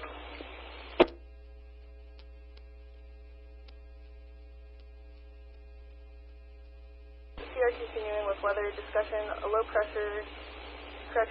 low pressure off the SoCal coast will produce strong southerly winds through the evening in Tulare and Kern counties. This will result in elevated fire weather concerns today and again on Saturday in those aforementioned areas. On Sunday, a weather system will move through northern California. This will bring an increase in winds as well as elevated fire weather concerns throughout the Sierra and Kern County. Some clouds and small change of light precipitation are also possible in the Yosemite Park area. Temperatures will trend down to below seasonal readings through the start of next week, along with higher relative humidity. Area 590, Central Sierra Foothills. Today, sky weather is sunny. Areas of smoke in the morning, haze. Temperature 82 to 87, 24-hour trend, little change. Minimum humidity 17 to 27%, 24-hour trend, little change. Wind 20 foot 10 minute average. Slopes, upslope, up valley in the early morning, then westerly 3 to 7 miles an hour by afternoon. Ridges south 6 miles an hour in the early morning, shifting to the southwest 3 to 8 miles an hour by afternoon, LAL of 1. Tonight, sky weather mostly clear. Minimum temperature 56 to 61. 24-hour trend, down 1 to 3 degrees. Max humidity 52 to 62%. 24-hour trend, little change. Wind 20 foot 10 minute average. Slopes, downslope 6 miles an hour. Ridges northwest 5 miles an hour in the early evening, shifting to the east, LAL of 1, break.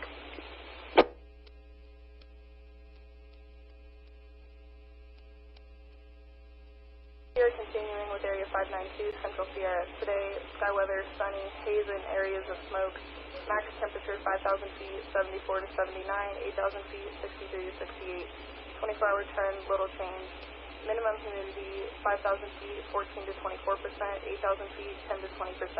24-hour trend, down 3 to 9%. Wind 20 foot 10 minute average. Slopes, downslope 10 miles an hour in the early morning, increasing to upslope, up valley 3 to 13 by afternoon. Ridges southeast 3 to 13 miles an hour in the early morning, shifting to the southwest 5 to 16 miles an hour by afternoon, LAL of 1.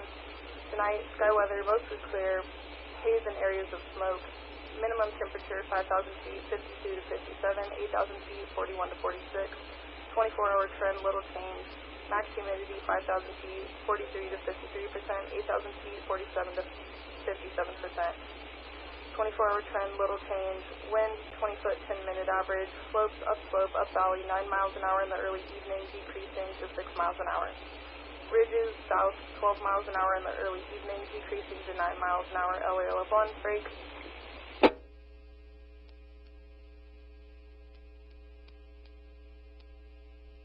We are continuing with Area 593, North Kings River. Today, sky weather is sunny, areas of smoke, haze in the afternoon. Max temperature 5,000 feet, 72 to 77, 8,000 feet, 63 to 68. 24-hour trend, little change. Minimum humidity 5,000 feet, 18 to 24%, 8,000 feet, 11 to 21%. 24-hour trend, down 5 to 11%. Wind 20-foot 10-minute average. Slopes, downslope 10 miles an hour in the early morning, shifting to upslope, up valley 3 to 12 miles an hour by afternoon. Ridges southeast 12 miles an hour in the early morning, shifting to the southwest 3 to 13 miles an hour by afternoon, LA Lebanon. Tonight, sky weather mostly clear, haze and areas of smoke. Minimum temperature 5,000 feet, 53 to 58, 8,000 feet, 41 to 46. 24-hour trend, little change. Max humidity 5,000 feet, 40 to 50%, 8,000 feet, 50 to 60%. 24-hour trend, up 3 to 5%. Wind 20-foot 10-minute average. Slopes, downslope 7 miles an hour. Ridges southeast 9 miles an hour in the early evening, shifting to the south 3 to 8 miles an hour, LA Lebanon. This concludes the morning report. Time check 11:05, KME 26.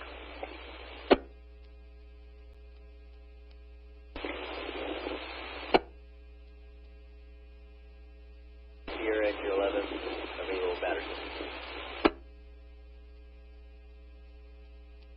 Sierra copy, Signal 11, available Batterson 1106.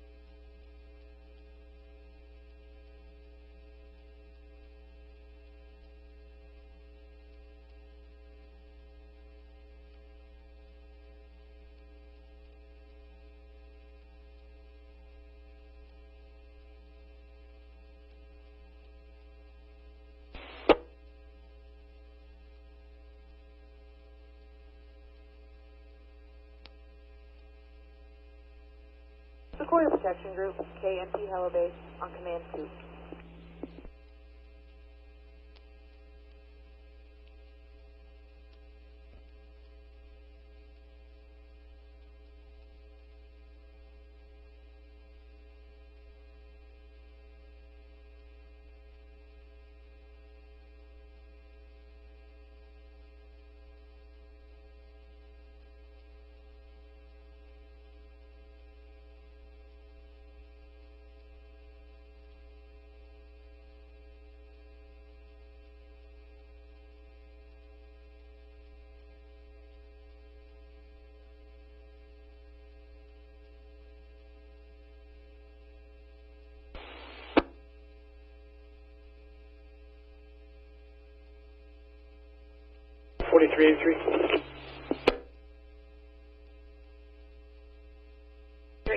Present.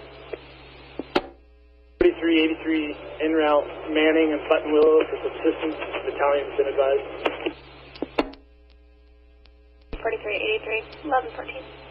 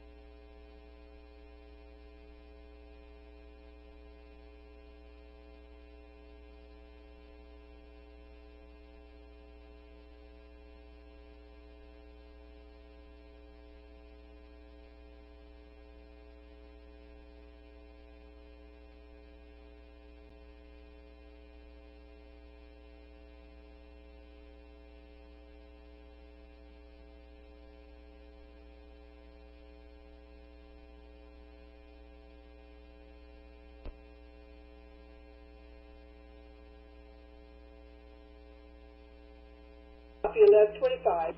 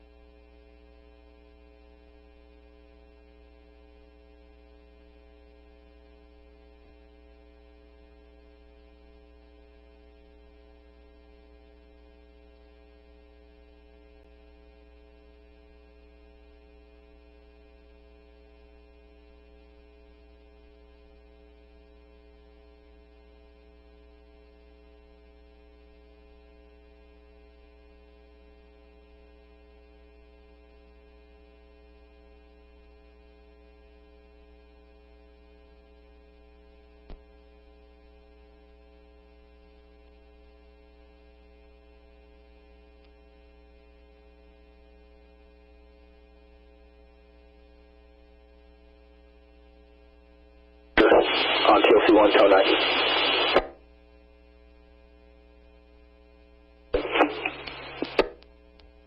4381, returning reporters 1126.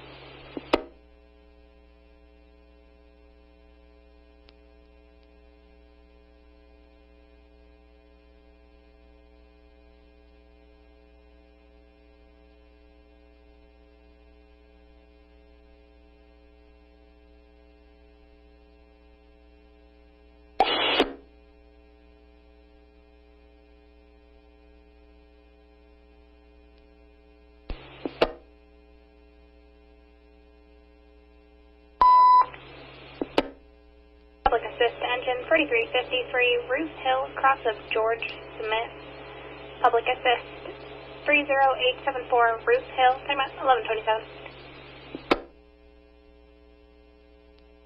I have a need for Oak Valley crew rate at the Johnsondale on ranch. This is 70 for 1127.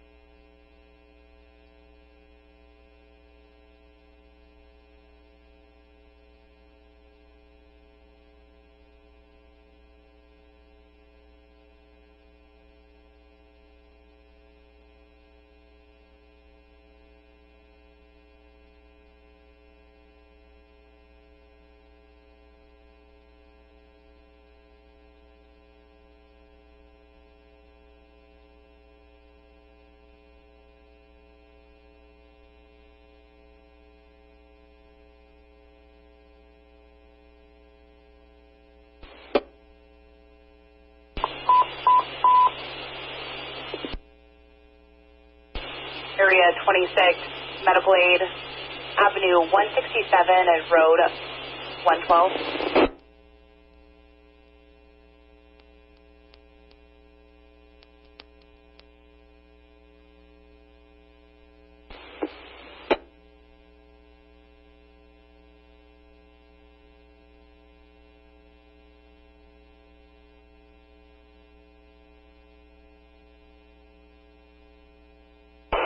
Fresno engine 4353 responding.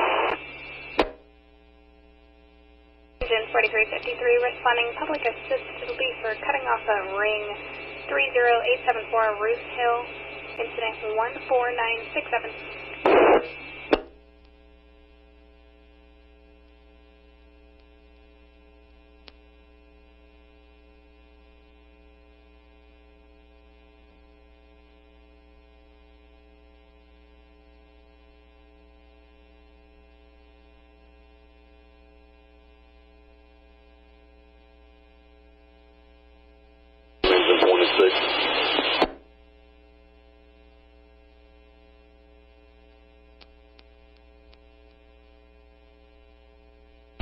Eastern 26, standby.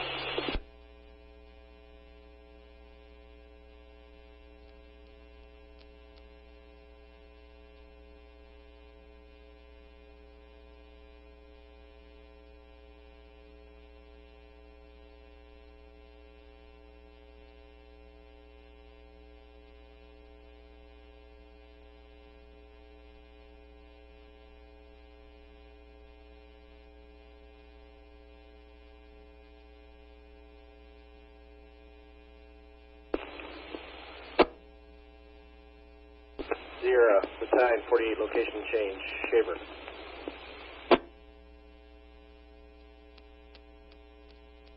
Sierra copies, Battalion 48, change your location, Shaver, 1130.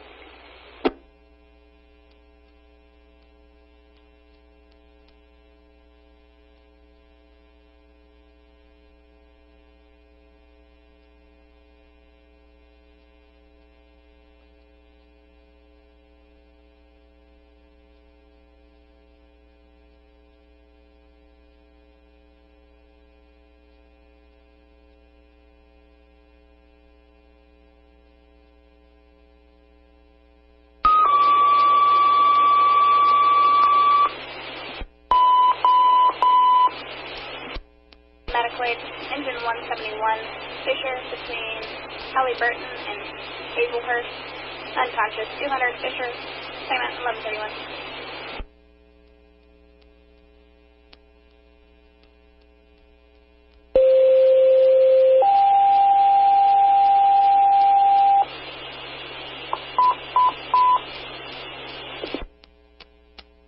Station 26, medical aid for a fall with head injury. Highway 99 and Avenue 184 at the Philip Rain Rest Area.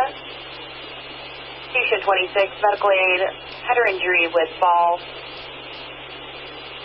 Northbound Highway 99 at Avenue 184 at the Philip Rain Rest Area. Timeout 1132.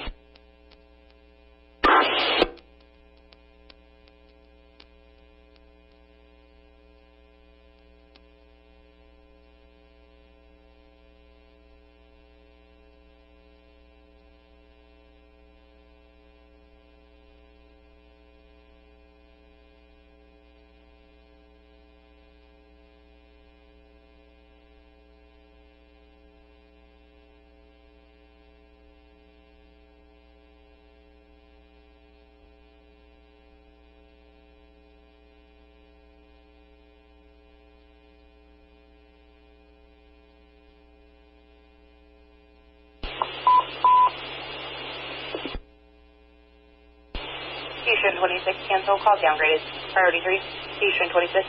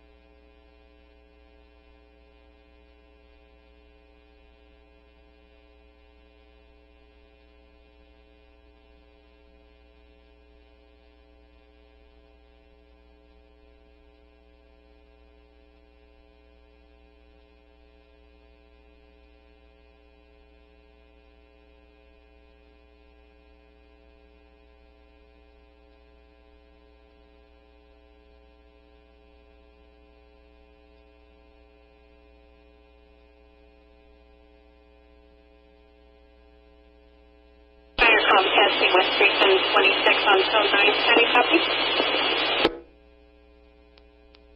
Alright, I'm engine 26, copies loud and clear, TLC 1, zone 9, available in quarters. 1134.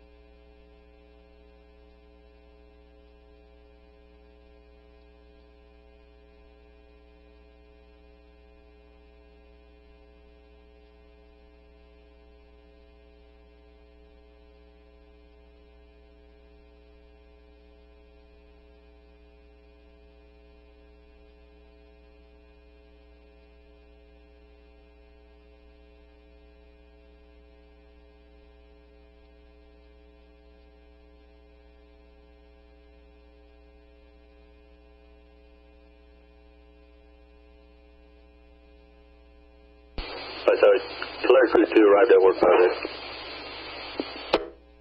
Flare Crew 2 arrived at work project 1136.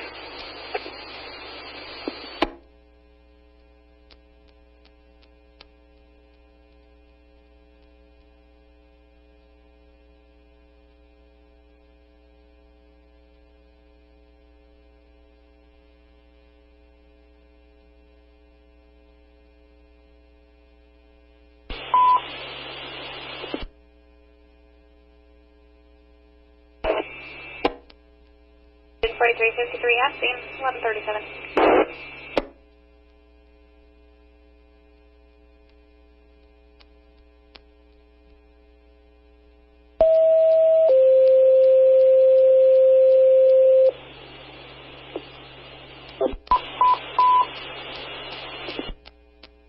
Station 7, medical aid for a single episode, 5693 Avenue 304, Crossroads Road, 56. Station 7, medical aid for a syncopal episode, 5693 Avenue 304, Crossroads Road, 56. Timeout, 1137. Sierra, water tender 21's on the delay.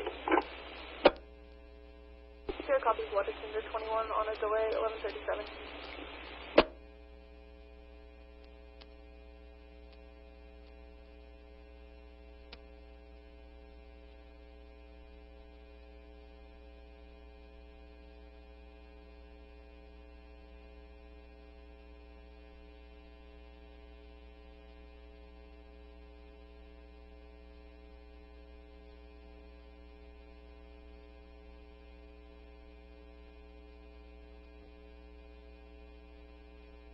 West Mountain, Verde Valley. Verde Valley. Fresno, San Francisco, 4373 back in service. Be using 4 porta potties for the dozer equipment, using that for travel. 373 back in service, Sand Creek, 1138. We all relayed this to K&P expanded. Blade 40478, Road 128. There is in Tango. Request is being sent in to K&P for you.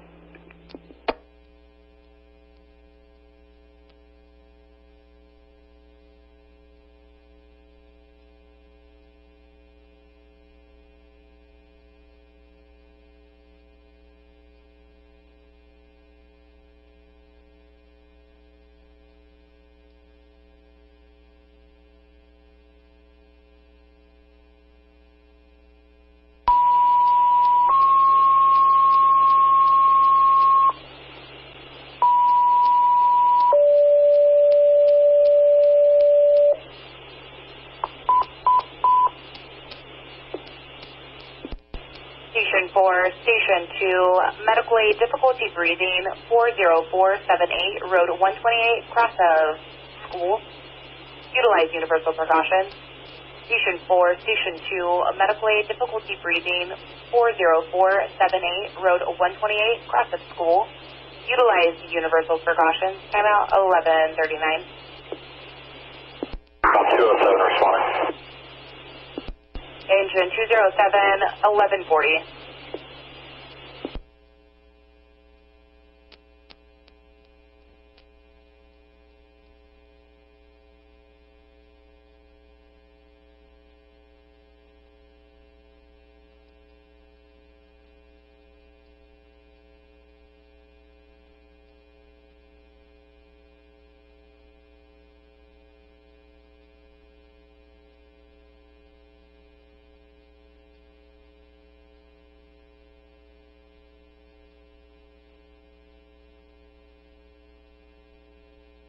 Firecom Engine 2, Patrol 8 will be responding.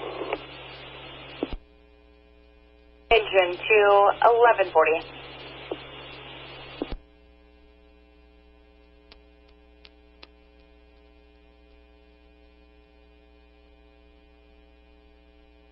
Firecom Engine 2, can you send that information to Patrol 8 back up to 911?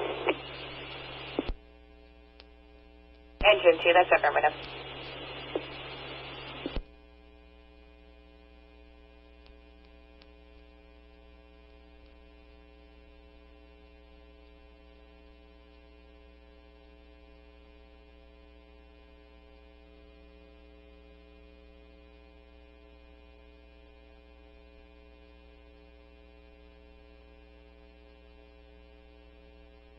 12.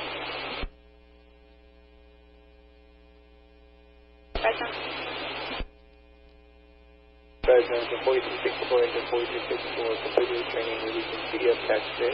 Will be available in Oklahoma City.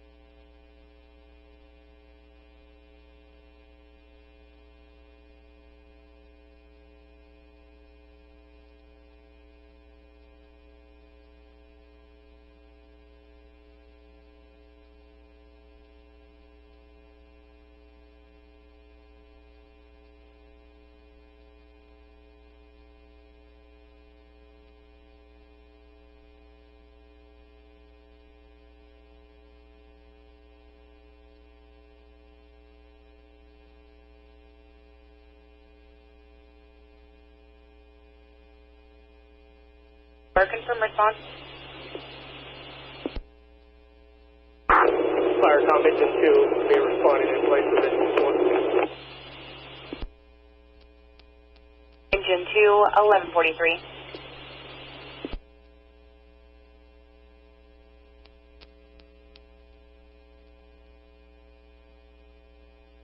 Engine 2, additionally I'll be covering area 2, 3, and 4 from area 3.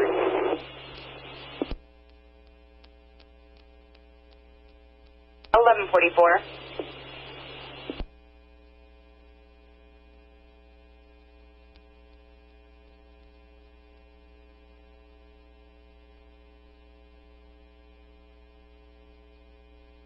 The 20706. 207, 1144.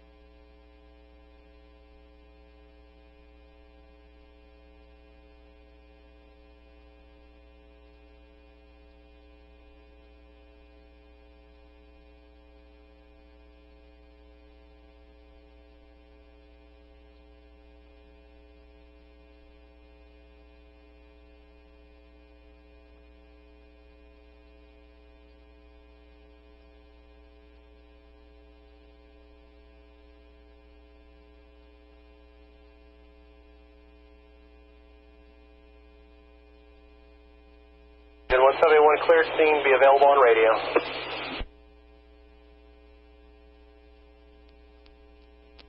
Copies, engine 171 available over radio, 1147.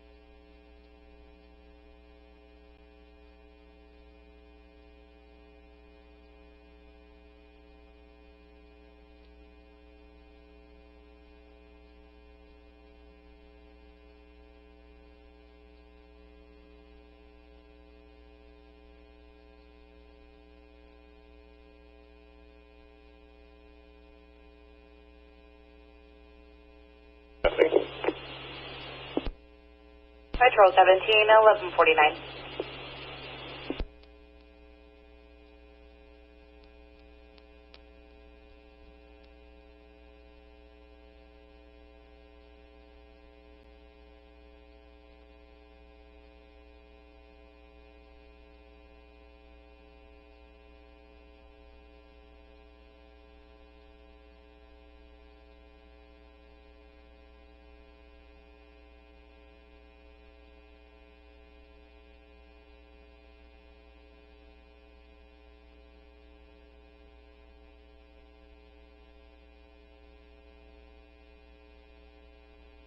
Engine 2 that scene, I'm available.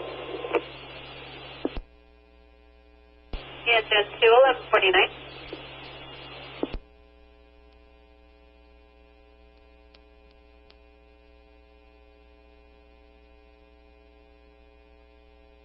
And 1 fire com.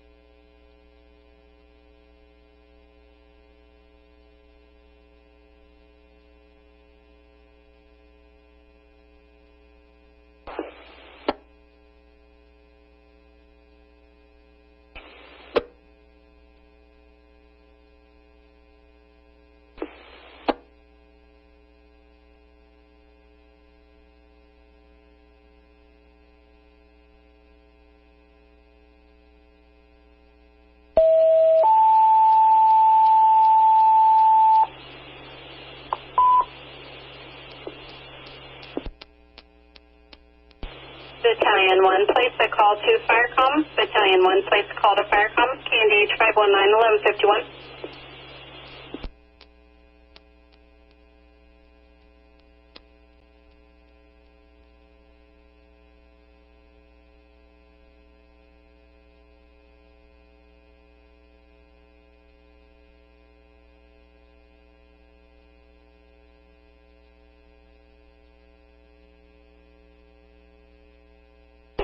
Released by EMS available. Gen 207, 1151.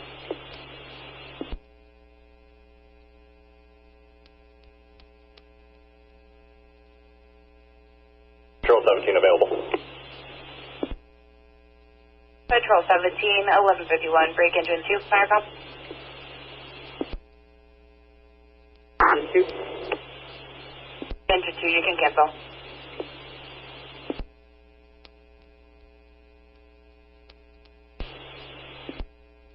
engine 2, 1152.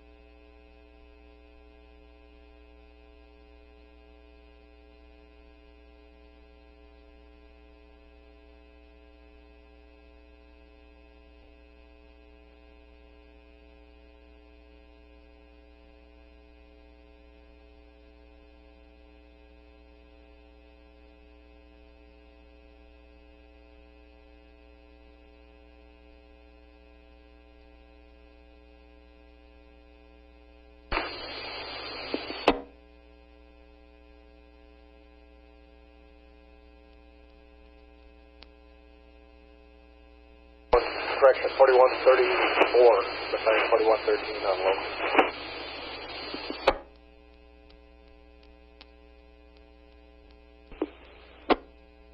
Battalion 4113, utility 4134. 40 out. Come around Lake Kuya.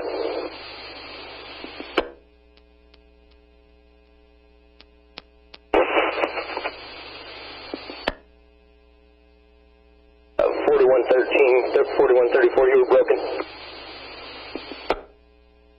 Make you at 3R.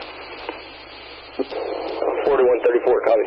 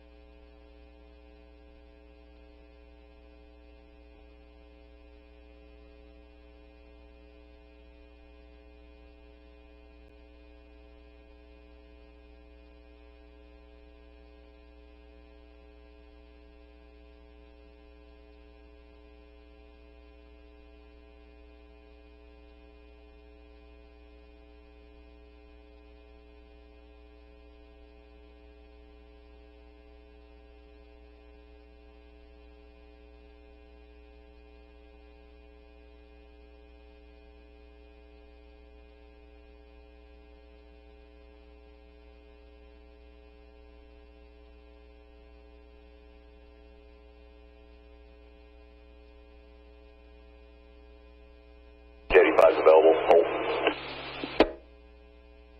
85, return to quarters, 1159.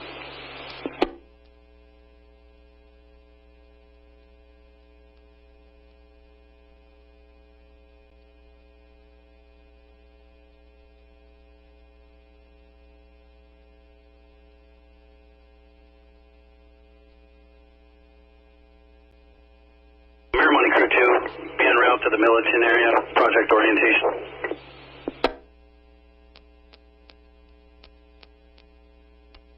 Crew 2 en route, project location 1200.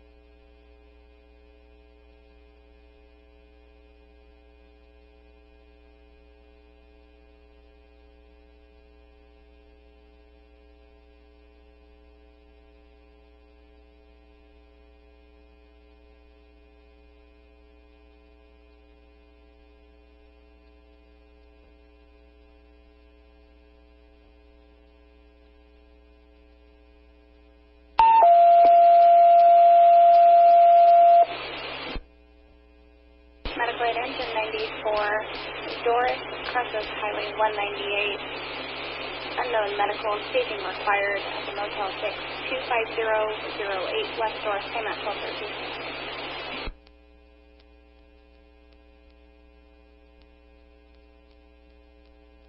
Switching.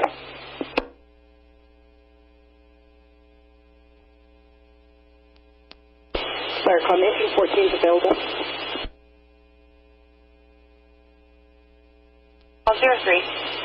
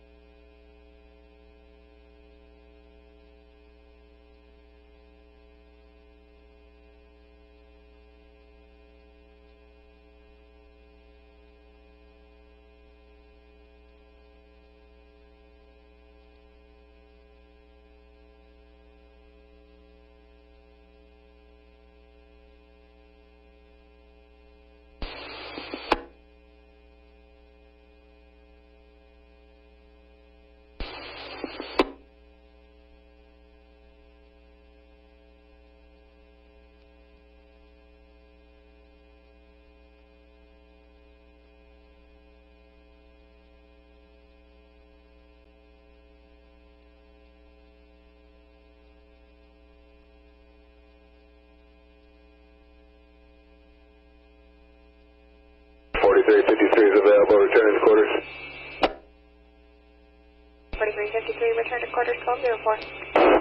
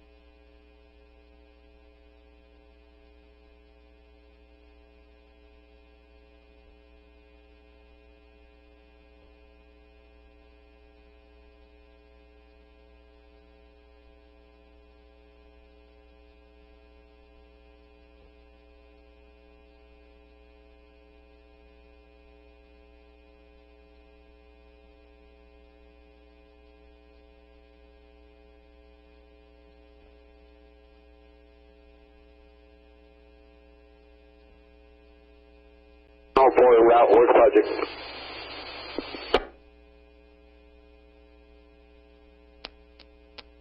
Crew 4 and route work project 1206.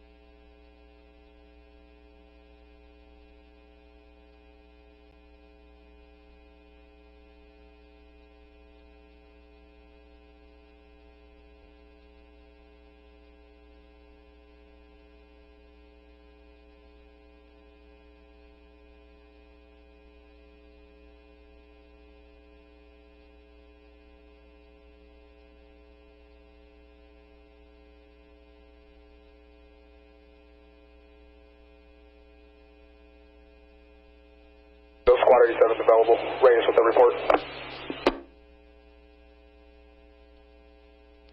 1209.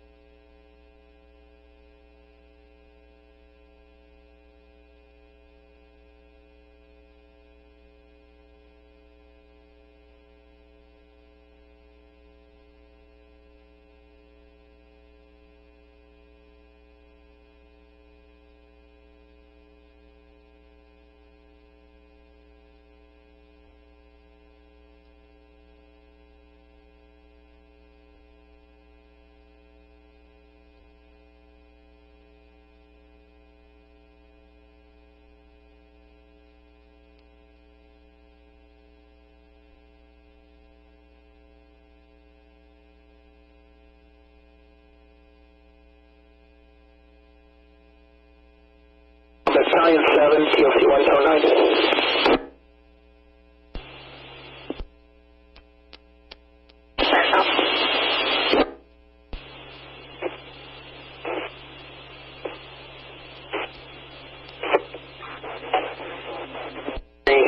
Received that request and was able to run that through Windy Communications for that cell from Crew 8.